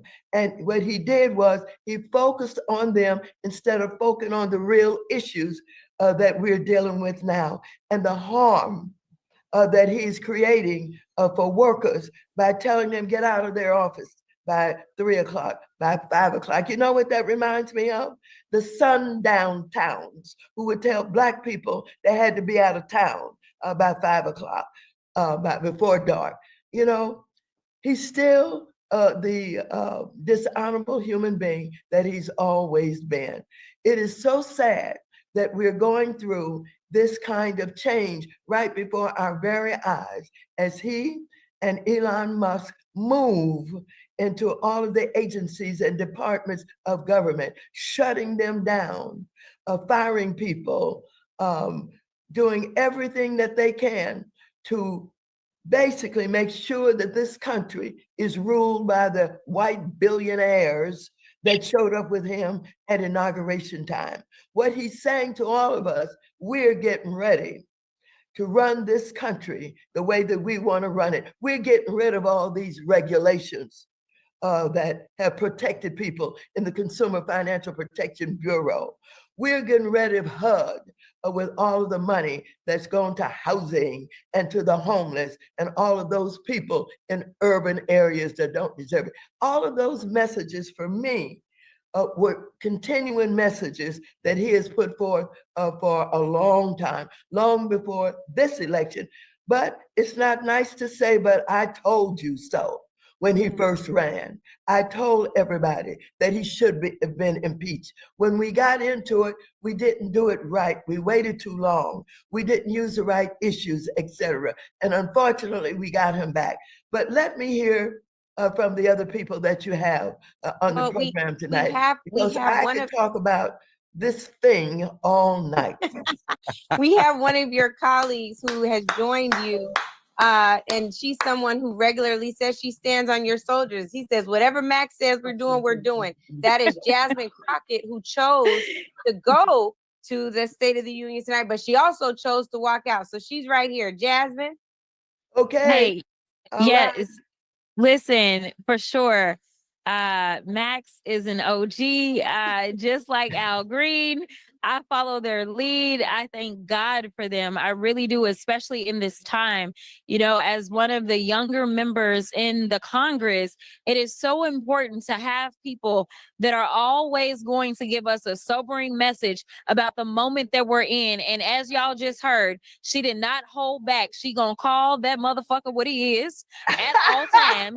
And so, and I'm here for it. And what y'all don't know is we both from St. Louis. Listen, we from the show me state, okay? This is what you get out of St. Louis. But I am so eternally grateful. Where's because Britt? as I was trying to figure out what I was gonna do, I was on the phone calling Max and trying to figure it out. And one of the things that we wanted to do was we wanted to make sure that there was space that was held for us. And if we did not show up, then what they were going to do is just put seat fillers in.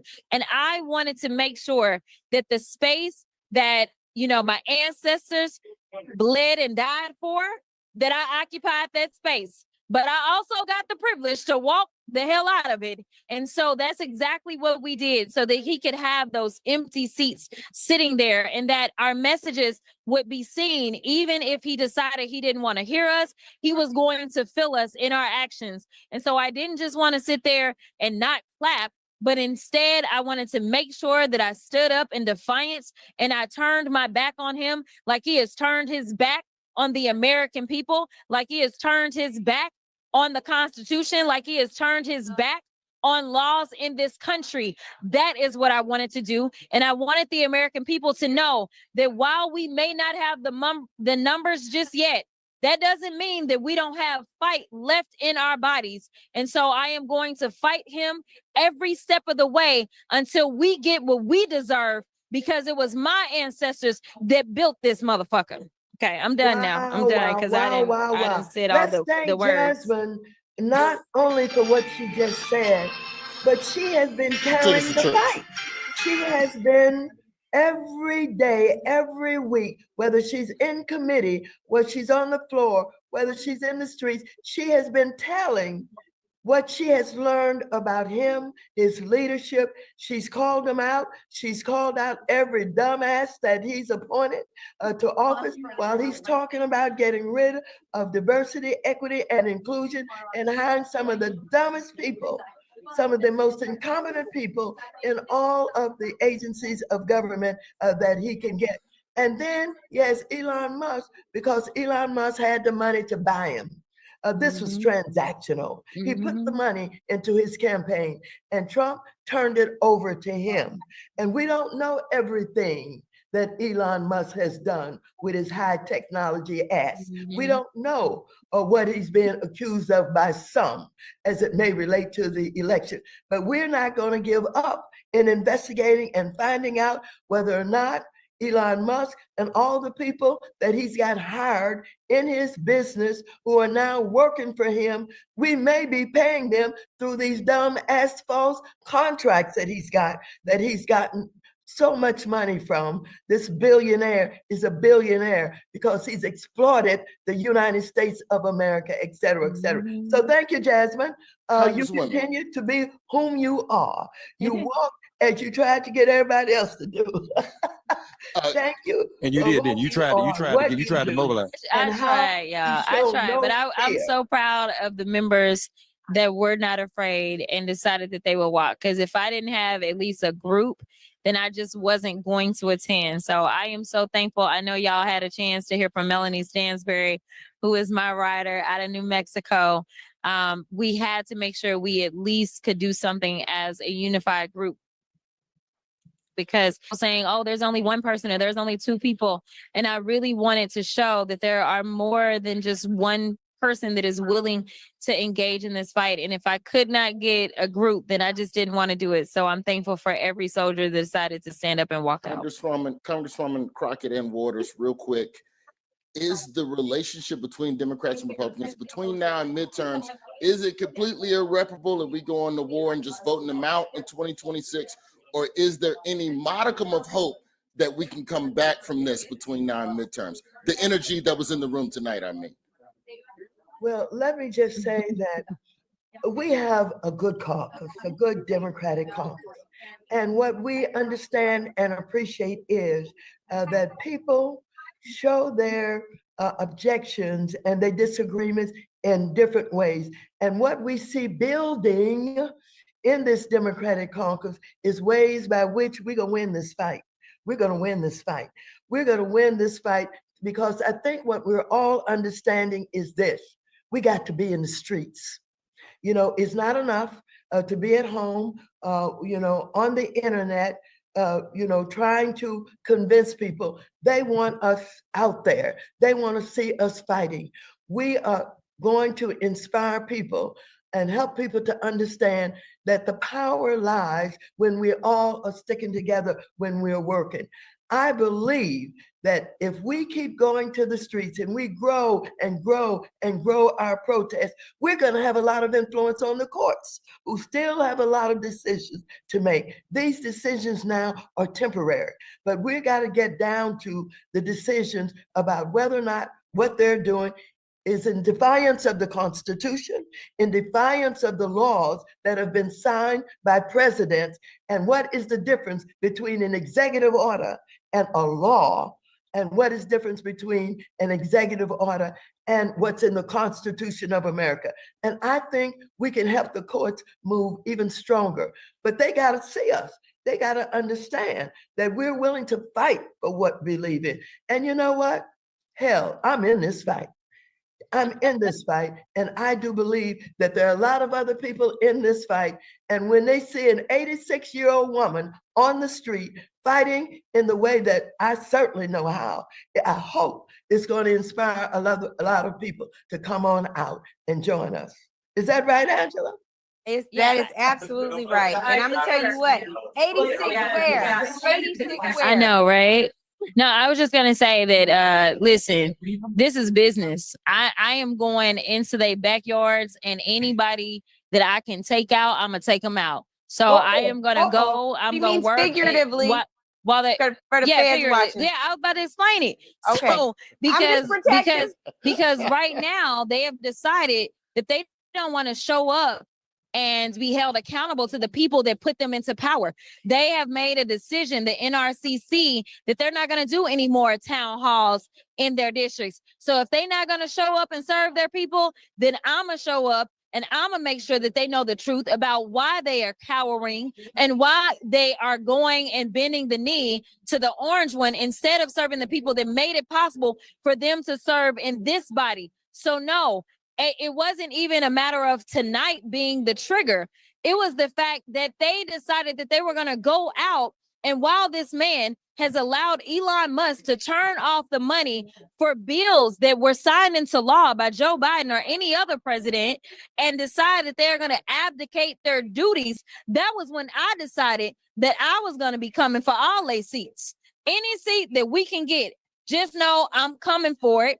And when I say I'm coming for it, I'm not only showing up at their back door, but I'm also raising money. When I raise money, I give money. I spend money. I am in this to win this. Just like Max said, we gonna get this thing done by any means necessary. I'm gonna make sure money, organizing, showing up and doing the work that they don't want to do. We are absolutely going to do it. And yes, I'm going to do the stuff on social media too. I know Max said, you know, we got to get off the computers, but I'm going to do the computer stuff too. Wow, wow, wow, wow, wow, wow. Well, this is amazing, ladies. We so appreciate you coming on. Y'all. We love you, Jasmine. We love you, Congresswoman. Queen Maxine. Thank you. We love you. So I want to just quickly, you know, we were talking to some fighters. We were starting with Tamika and Angelo, and this is how you know MW's a gangster. Congresswoman Waters came on. She didn't even have to say reclaiming my time. She just started talking, and Tamika was like, introducing that, just walked on. Tamika was just like, hey. I was like, nothing else to say. And I'm glad that they did that, because I was getting ready to try to come with my hoop, and I don't even have to do it tonight. They already handled it for me. So I'll just go back to some technical points on this issue around boycotts. Angela, you asked a very important question about what do we do with Black vendors that are on the stores in places like Target. And we talked about how, Pastor Bryant talked about the list that the Black Chamber of Commerce has with Black businesses that you can get your products from directly, as well as ensuring that the businesses in Target specifically, that we continue to support them. I want to bring into this conversation our sister Nina Turner, who was one of the first people to say that we needed to boycott Target for an extended period of time. Also, our sister Nakima Armstrong, who is there in Minneapolis, where the Target headquarters is located, holding local protests and meetings and organizing there on the ground. I just want to make sure that they are not missing in the context for how this boycott has come together. All I will say is that there's been a theme throughout this entire very powerful night, and it's been about us engaging in the streets and getting with our people. And I want folks to know that I didn't wake up to a call about a boycott from a group of leaders. It came from the ground. It came into the comment section on almost every post that I could find where Target said that they were rolling back their diversity, equity, and inclusion programs. People started saying, I will never go there again. I'm not shopping at Target. They said their feelings were hurt because Target to them was a place that they went, especially as Black women, as a safe space, and to see that they would cower to white supremacy and to this effort to take away what we believe is the gains of many of us, and of course people who came before us that fought so hard for us to have diversity, equity, and inclusion in these spaces. They felt connected to this, and we responded as organizers to help put some structure around it. Jamal came forward with the list that he's created with over 100,000 names. So this is a ground up effort. And the reason why I bring that up is because as we talk about all of what has been discussed tonight, important things, I want us to remember the grassroots, the people who are out there who are still fighting to keep gun violence tamed in their community, to deal with the issues of food deserts and poverty and injustice that is happening to them locally, police violence, people calling us from inside of prisons who are dealing with the backlash of what they are seeing happening across the country, where white supremacy is even sparking in those spaces behind the walls. Our people need us on so many different levels. And as Latasha said, let us remember to continue to give money and resources, whatever little bit we have. If we holding it from Target, take it, take half of it, put it under your mattress or wherever you want to save it, and take the other half and send it to a grassroots organizer or organization that is out there doing the consistent work, that while we plan on a mass scale, it is important that we deal with every single issue we talked about here this evening. But we must not forget that there are people who are literally the thing between the trigger and the finger of a 13 or 14-year-old child who might kill somebody tomorrow because their grandmother lost their job. And when we talk about federal workers. So it's really, really serious and important to us that we continue to focus on those folks, that we listen to the voices of the people, and that the grassroots, that the people on the ground be really at the center of all of our organizing. We say it Until Freedom, that the people who are closest to the problem must be at the center of the solutions that we put forth in our society. And we want to make sure that everybody here, whoever you are, wherever you're organizing, let's ensure that we diversify. We want to talk about diversity, equity, and inclusion outside in the world. Let us diversify every single space that we are working in to ensure that our people, all of our people, are there to inform us as we go forward and do our work. God bless y'all, and I love y'all. And I'll just say, I think that we're boycotting because we know we have to make America think again, right? We need to make America think again. And the only way you make folks think is when you speak their language.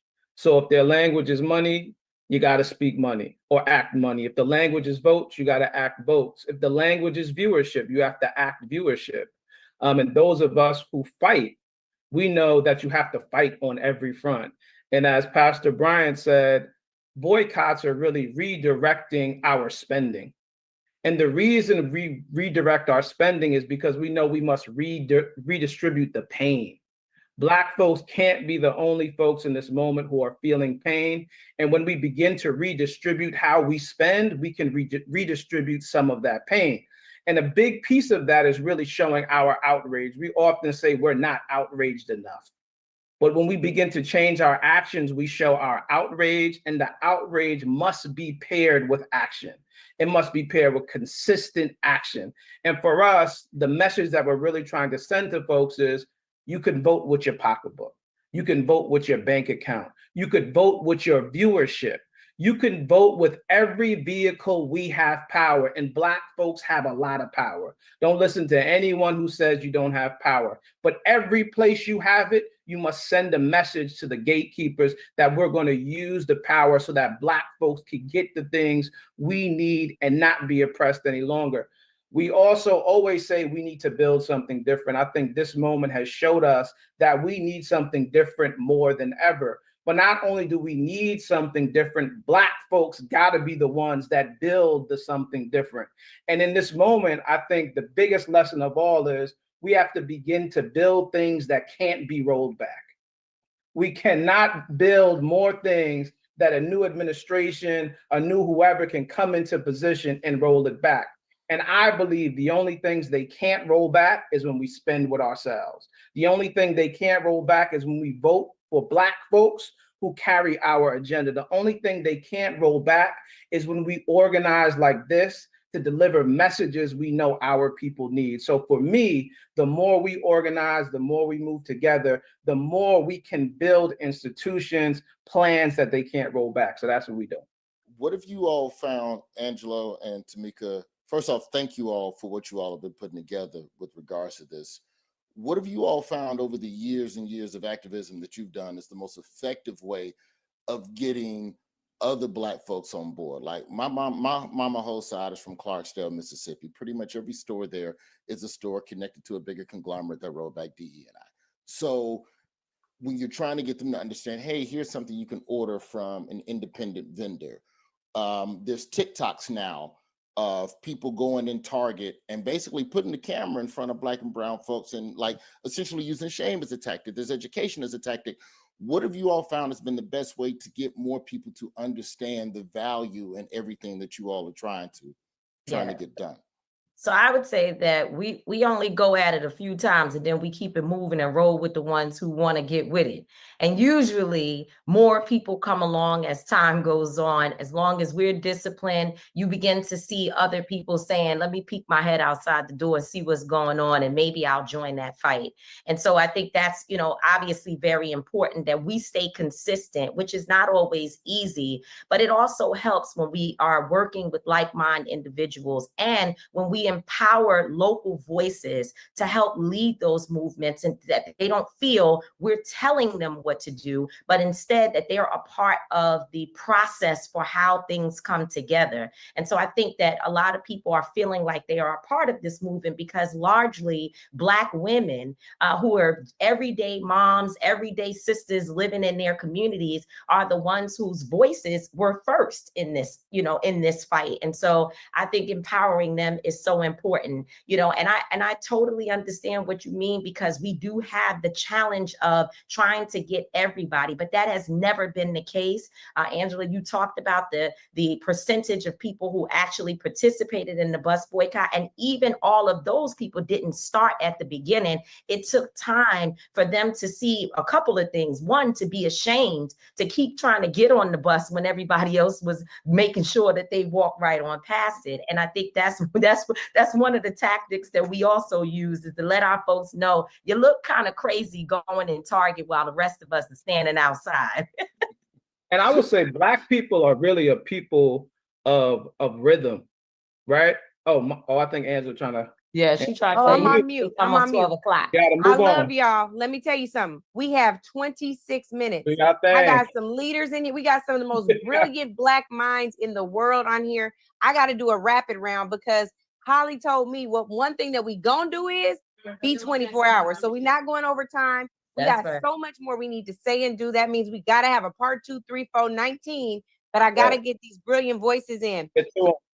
So I love y'all. We're going to keep talking about this on social. We're going to keep going. I'm going to go first to Bernice King, because you just brought up Montgomery bus boycotts.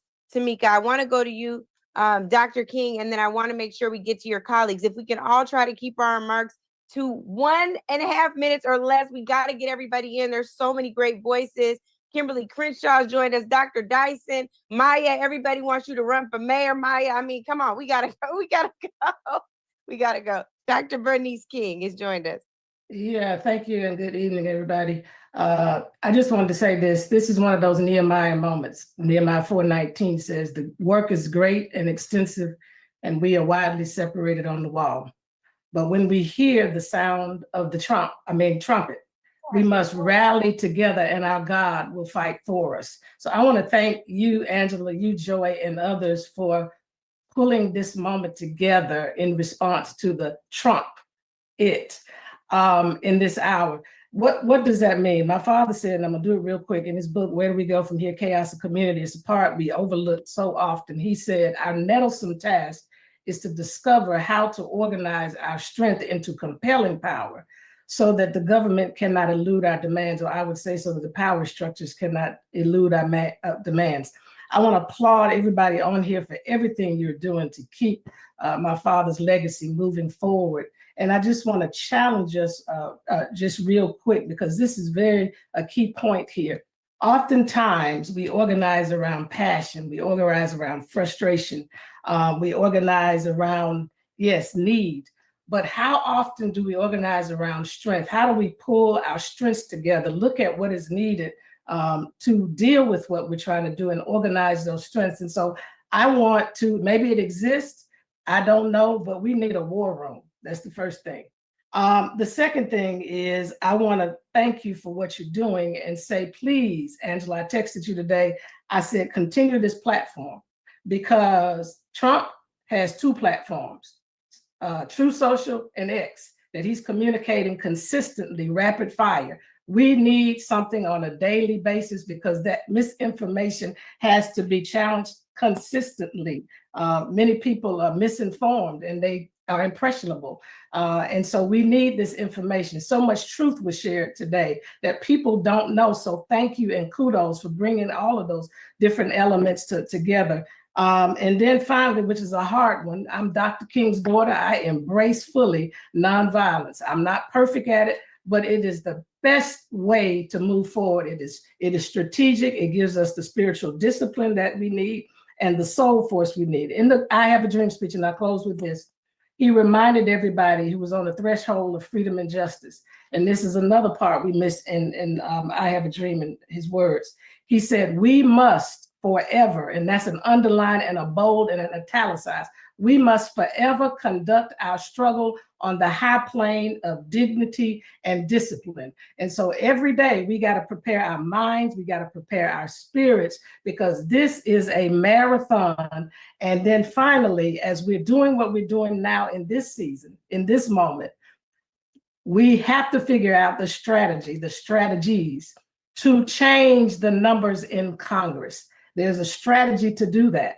Not just registering to vote, but I love what Bernie did to go to the Trump voters. We got to think outside of the box to get those 3 numbers that are needed in the midterm. There's some elections coming up in April. It may be too late for that. But anyway, I just want to leave you with that. Thank you so much, Angela. I appreciate you. Thank you so much, Dr. Bernice King. I'm going to go next to Maya Wiley from the Lawyers Committee, and I'm sorry, not the Lawyers Committee, Leadership Conference on Civil Rights, and then Mark Morial, President of National Urban League, Kimberly Crenshaw, African American Policy Forum.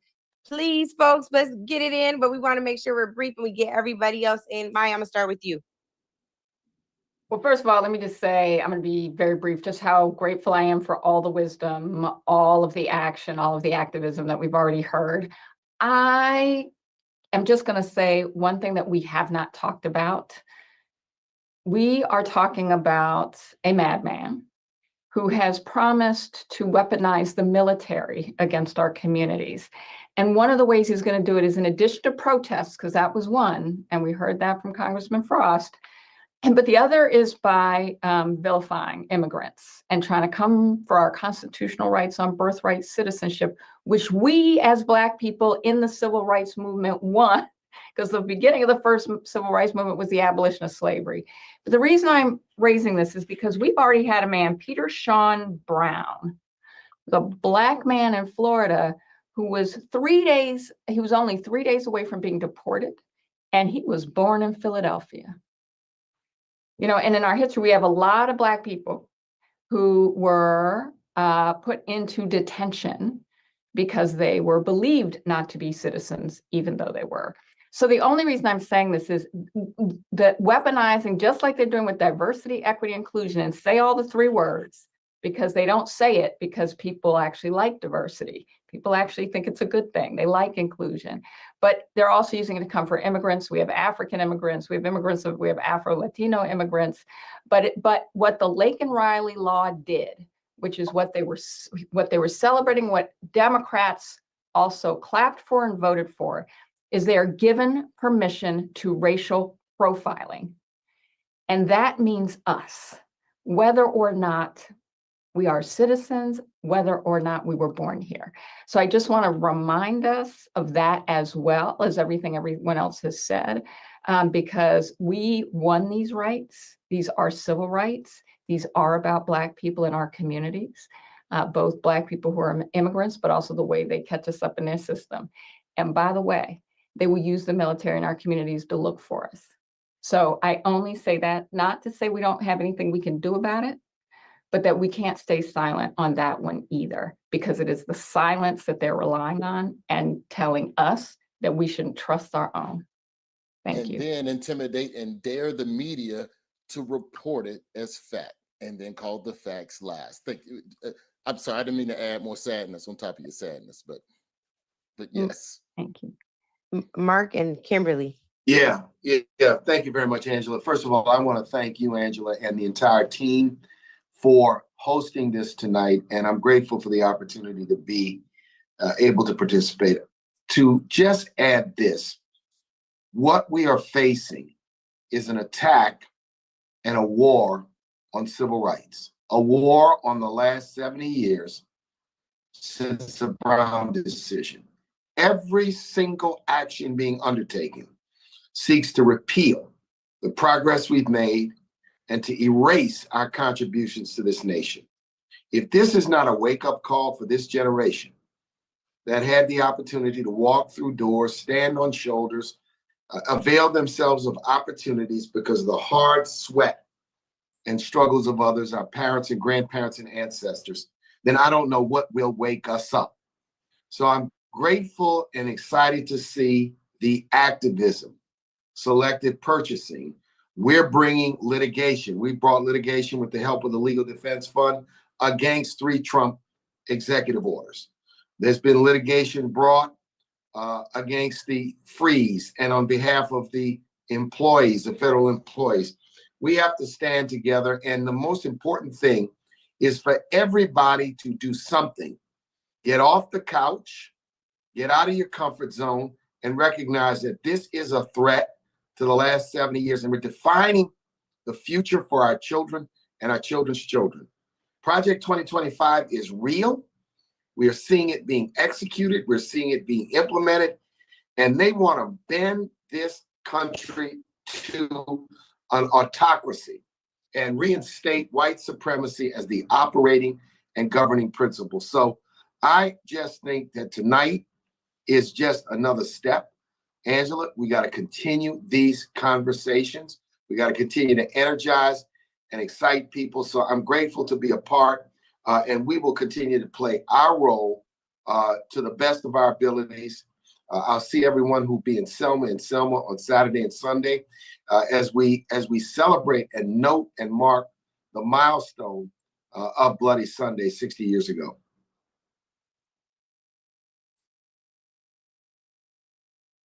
Kimberly, you're up. Yes. Angela, I cannot tell you how thrilled I am that this is happening. And also how impressed I am. I was watching you last night around this time and you are still looking good. So thank you. And Many, many props to you.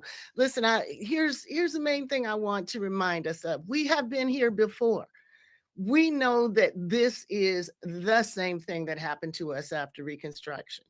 We know what violence did to our aspirations. We know what happened when individuals and organizations, not just those who were coming after us, but the party of Lincoln finally decided that they didn't want to have the burden of us on their chart anymore.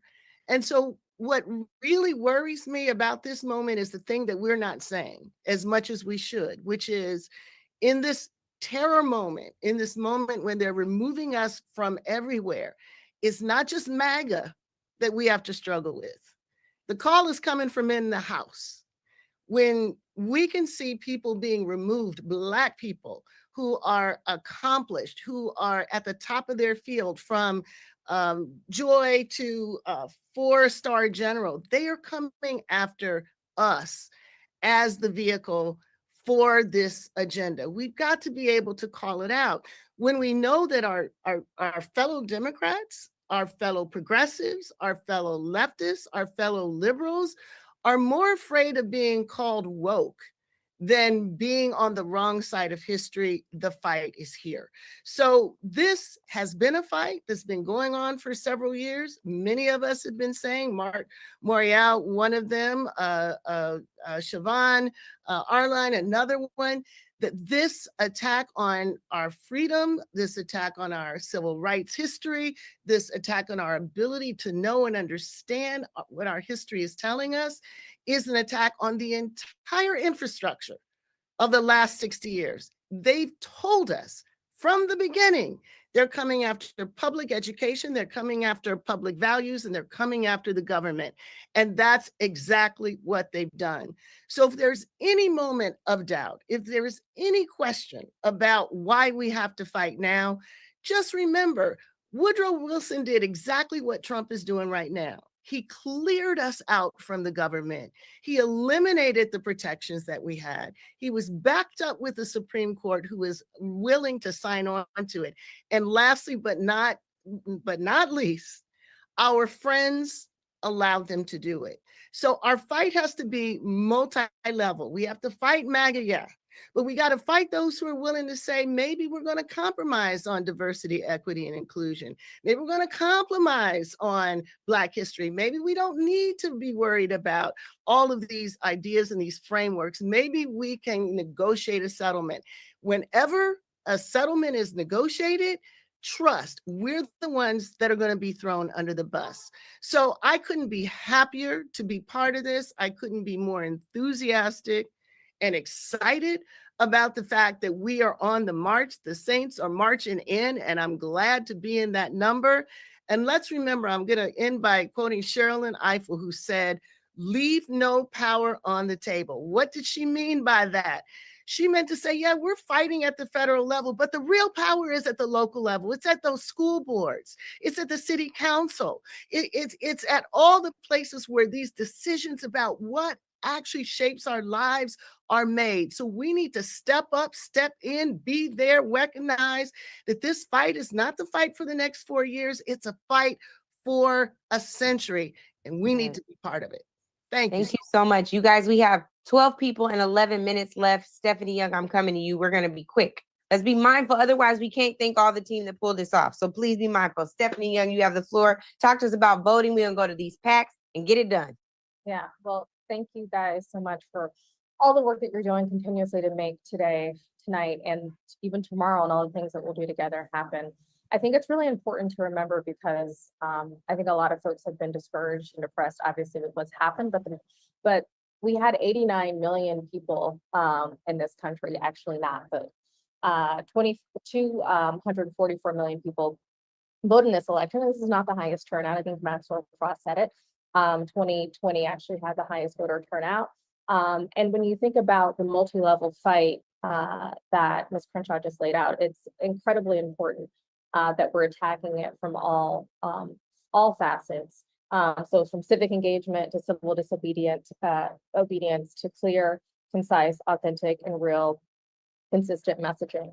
And we know, wearing my old hat working in the voting rights space, that peer-to-peer organizing is really the #1 converter to get as many people registered and ready to vote. And voter education doesn't stop there. That also goes to ensuring that people understand not only, what does my vote get me, but also all the different levers that voting actually pulls, from the school boards all the way up into, obviously, the president of the United States. So I think that when we're having these conversations, we can't leave out the deep organizing that actually has to happen, because our people aren't fully out on the field when it comes to making their voices heard. And then also fighting the disinformation that comes from, all different sides. But from the peer-to-peer organizing, the voter education registration, that can't just happen 12 months or 6 months before the election, but actually needs to start right now. It takes 7 touches to get someone actually registered to vote and engaged. And we're not talking about, 7 pings just on the internet. We're talking about phone calls. We're talking about peer-to-peer. We're talking about a multi-lever and layered process. So as we continue these conversations in community on how we all can play our part, I want to make sure, and I know that from Derek and NAACP and Collective PAC, and obviously Latasha and all the work they're doing with Black Voters Matter, we have a lot of work to do in the voting space. And I know that voting hasn't always been sexy, but it's incredibly and very critical to ensuring that in the midterms that we make our voices heard, but also obviously 4 years from now. So I'm looking forward to doing the work with each and every one. Thank you, Steph. You guys, we have a very important guest who's just joined us, and I think that Quentin and Mike McBride might be okay with me yielding their time to her. Their work helped to solidify this history-making Senator Lisa Blunt Rochester out of the great state of Delaware, and our good friend. And I'm just so happy you're here. So I want to yield a couple minutes to you. We're trying to meet our deadline, Holly. We might be over, but it's a good reason why. I'm gonna be very, very brief. I just left the floor from a very bizarre thing to witness and behold. And I will just tell you that, Angela, to you and everyone on here, Miss Reed, and I'm calling you Miss Reed, because just thank you for the service that you have done for this country. To all of you on this line, I want to say I needed to get on here to be refueled. And I think in this moment, it is going to require each of us to recognize, what can I do in this moment? The fact that Angela also Brooks and I were sitting in the same row as Jim Clyburn, and in front of us, Cory Booker and all of us, we said, no, this is our house. We're not leaving. You're going to look me right in the eye and say these things. And we are going to then take our power and act. And so I just want to thank to the collective, to everybody who helped us get to this place. Now the real work begins. And as was said, they're using words like scrub, to scrub our history, to scrub us out of jobs. Even veterans who are 1/3 of the workforce, they don't care. And so I'm on fire in this moment. I appreciate the help and support and the wisdom. Like Sherlyn Eiffel is going to be meeting with me and talking to me and talking about some of the levers. I'm once an urban leaguer, always an urban leaguer. Kimberly Crenshaw, Jamie, I could literally go through all of you here on this call and say thank you, thank you, thank you. But remember, in this moment, I said on the Senate floor, for us, we know that trouble don't last always. For us, we know that it doesn't last always when we walk together, children, and not get weary. And that ultimately joy will come in the morning, but we got to do the work right now while it is night. And so I am just grateful for your presence. I'm grateful for your work. I'm looking forward. Look, I'm starting to see other people that I've needed to call out, but I'm so grateful. And on behalf of those of us who are in, Leah Daltrey, I don't want to get started, but I just want to say thank you for your work, and we are ready to get to work together. Thank you, Angela, so much for this lifts my spirit as we go into tomorrow. That's all I Well, want. stick around till midnight because that's when the hour is darkest, but we know morning is coming. Quentin and Mike real fast, and then I'm gonna get to these ladies that we did get to.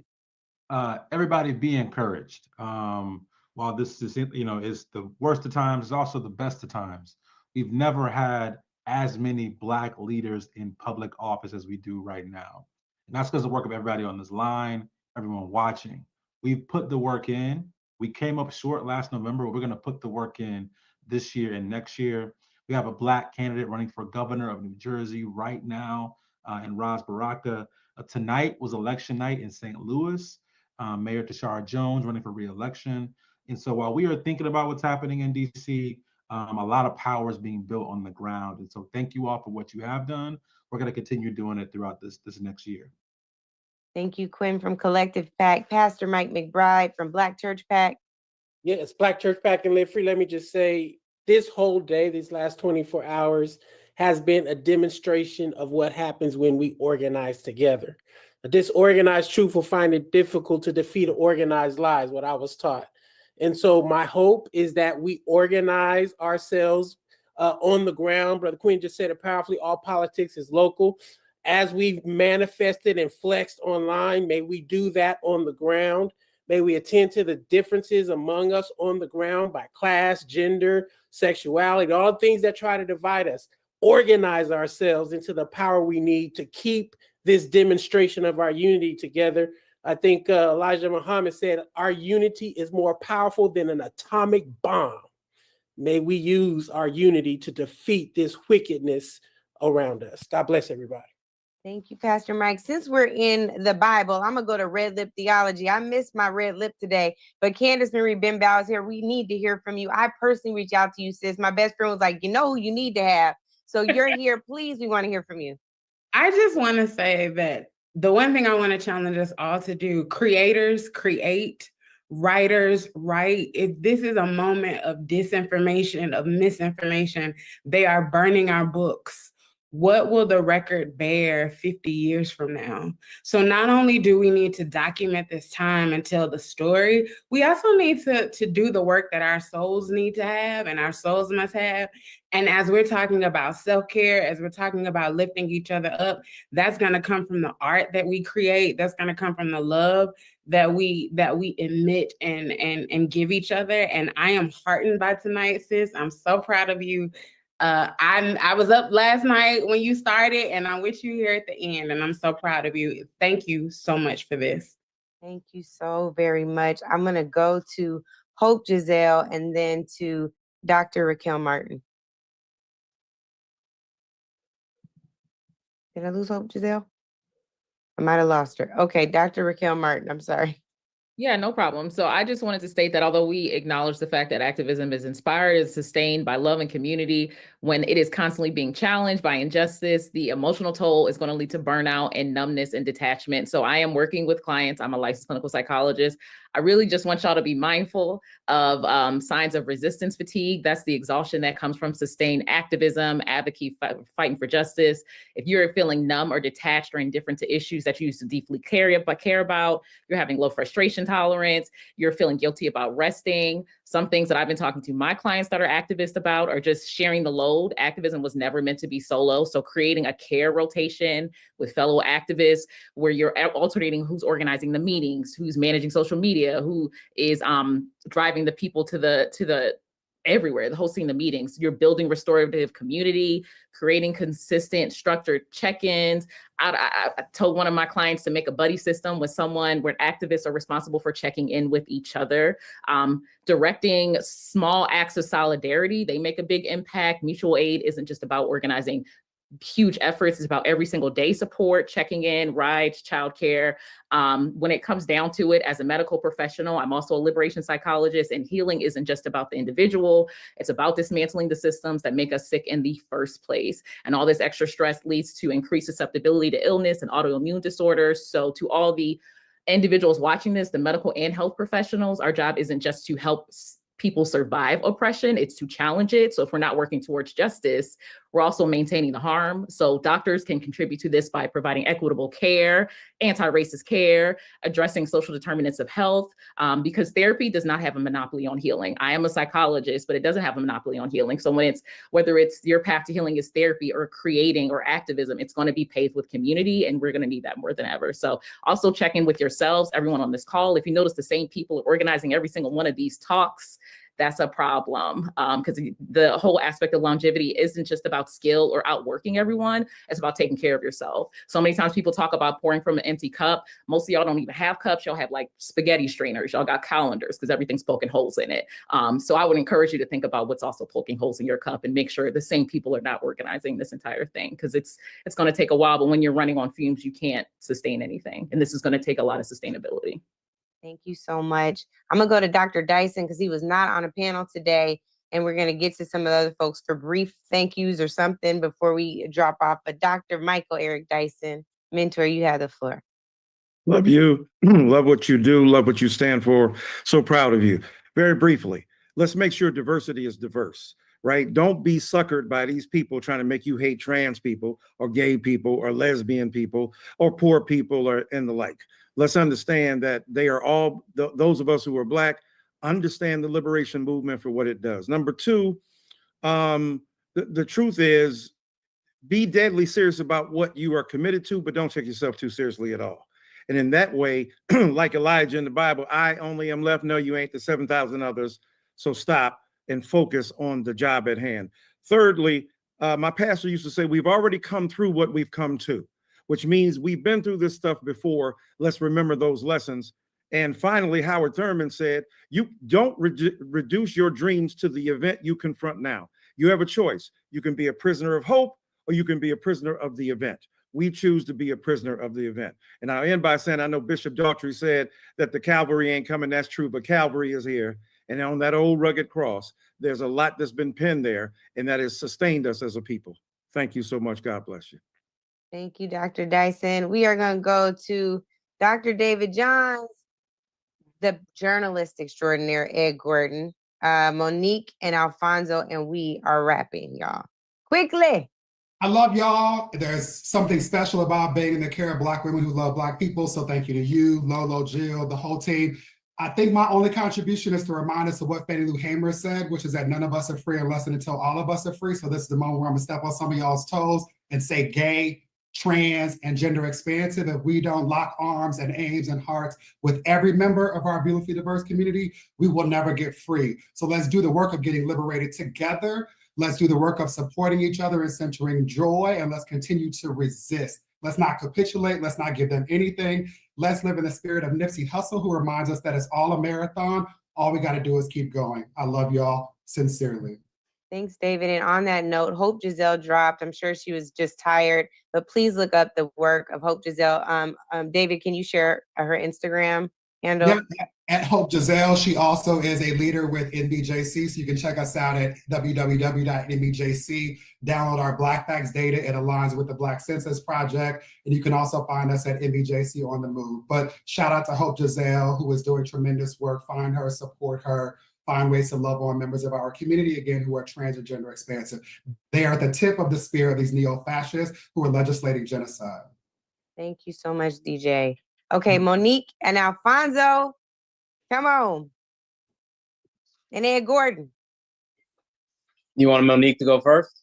She on mute, so go ahead. You go ahead. Angela, thank you. Thank you to Joy. Thank you to Rev Mark, Lolo, Holly, all of our partners who helped work on this. What I want to leave us with is make sure we remember is that there's a direct connection between our wallets, our pocketbooks, and our dignity. All too often, we treat economic justice and social justice like they're separate conversations. And the truth is they're completely connected. Firing people from their jobs is directly connected to whether they can put food on the table and whether they can be treated with dignity at work. And then striking down diversity, equity, and inclusion affects whether public and private sectors will be held accountable for addressing the disparities that show that Black businesses are being denied opportunities. Just so we're clear, 20% of new businesses go out of business within the first 12 to 18 months. But when you're talking about Black businesses, that's 80%. 80% of Black businesses go out of business during that same time period. And this is due to systemic barriers that exist in the marketplace. So remember, as we go through this fight and this struggle, that when you hear about the actions being taken by the new administration, understand that they have an impact on your dignity and they have an impact on your wallet. That is the goal. They are connected. And at the Global Black Economic Forum, we're going to continue doing this work, fighting for economic justice and fighting for economic freedom, and working with all of you in doing so. Angela, thank you again. Thank you, Alfonso. Monique, my sister. I love you, girl. Real, true, indeed. In the bunker, anytime. Thank you for this. Thank you for everybody who worked. One scripture, faith without works is dead. And that means it's like having none at all. It's like non-existent faith. What we've done for the past 24 hours is a demonstration of the height of our faith through our work. And I am so thankful for that, because my faith is real high, my faith in God and my faith in our people, my belief that we can take this and go someplace with it. We ain't got to agree on everything. Let's do one thing and take some steps with the one thing. And I'm just here to say, the 100 of y'all, 200 of y'all, whoever did this for the past 24 hours, I'll take at least 10 steps with y'all any day, anytime. Blessings. Thanks, Mo. The legendary Ed Gordon is still with us. And Ed, I just want to hear from you. That's all. I just want to hear from you before we I just want to say this very quickly. And Joy started us off with Dr. King's words. And I had the honor of interviewing Nelson Mandela on 3 occasions and spent some time with him. And he suggested that in times like this, we have to find truth, and that's truth within ourselves and with those who surround us. And so I'd like to encourage all of us to respectfully hold ourselves accountable, our leadership accountable, our elected officials accountable, and the people in the streets accountable. This is a historic moment for us. I don't know that we have the gravity of it yet, but we owe ourselves and our ancestors that accountability. Yes, that is indeed the truth. Well, Joy was the host that brought us in yesterday. So Joy, I want to come to you. Roy, I want to come to you. And then I just want to offer some thank yous. I just want to say that very briefly, because I know we're trying to get out of here. Y'all, I'm telling you, the contrast in my text messages between the people who watched the joint address and the people who stuck with us, the people who did the 24 hours, however long they spent with it, it could not be sharper. I think what we have learned tonight is that our people don't need to be directed to consume what the mainstream tells them to, or to know what the mainstream tells them to know. They just need us.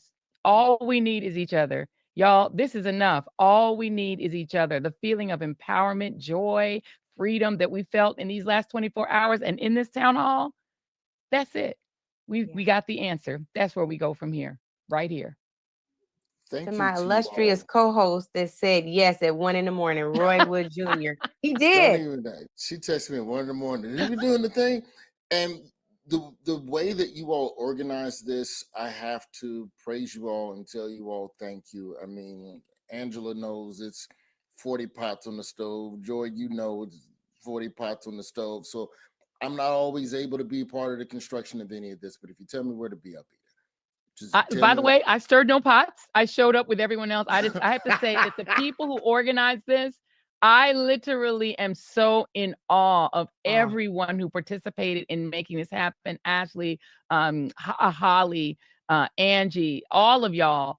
I rode. I told y'all I was in that little car next to the bike. I was in that little, the little buggy next to the big bike. Sidecar. I was in the sidecar, and I was just proud to be there. I am in absolute awe. This was amazing. Here's what threw me off, Joy. Angela said, I saw the flyer. I was like, that'd be good. The flyer was so fly. But I just never looked at the date. And then Angela's like, well, you want to do the thing that's on the flyer? I'm like, yeah, I'll do the thing that's on the flyer. I thought it was next week. She go, hey, tomorrow, here's the window, 9 p.m. All right, I'll be there. You did. I'll be there. So to be able to turn this around and to be able to, just a quick shout out to Mark Thompson as well on the ground. Yes, Mark Thompson. Can I just tell y'all, as a picking them cable off person, as they walked out the room. look, Literally. the cable correspondent moment. This There is he the thing. is.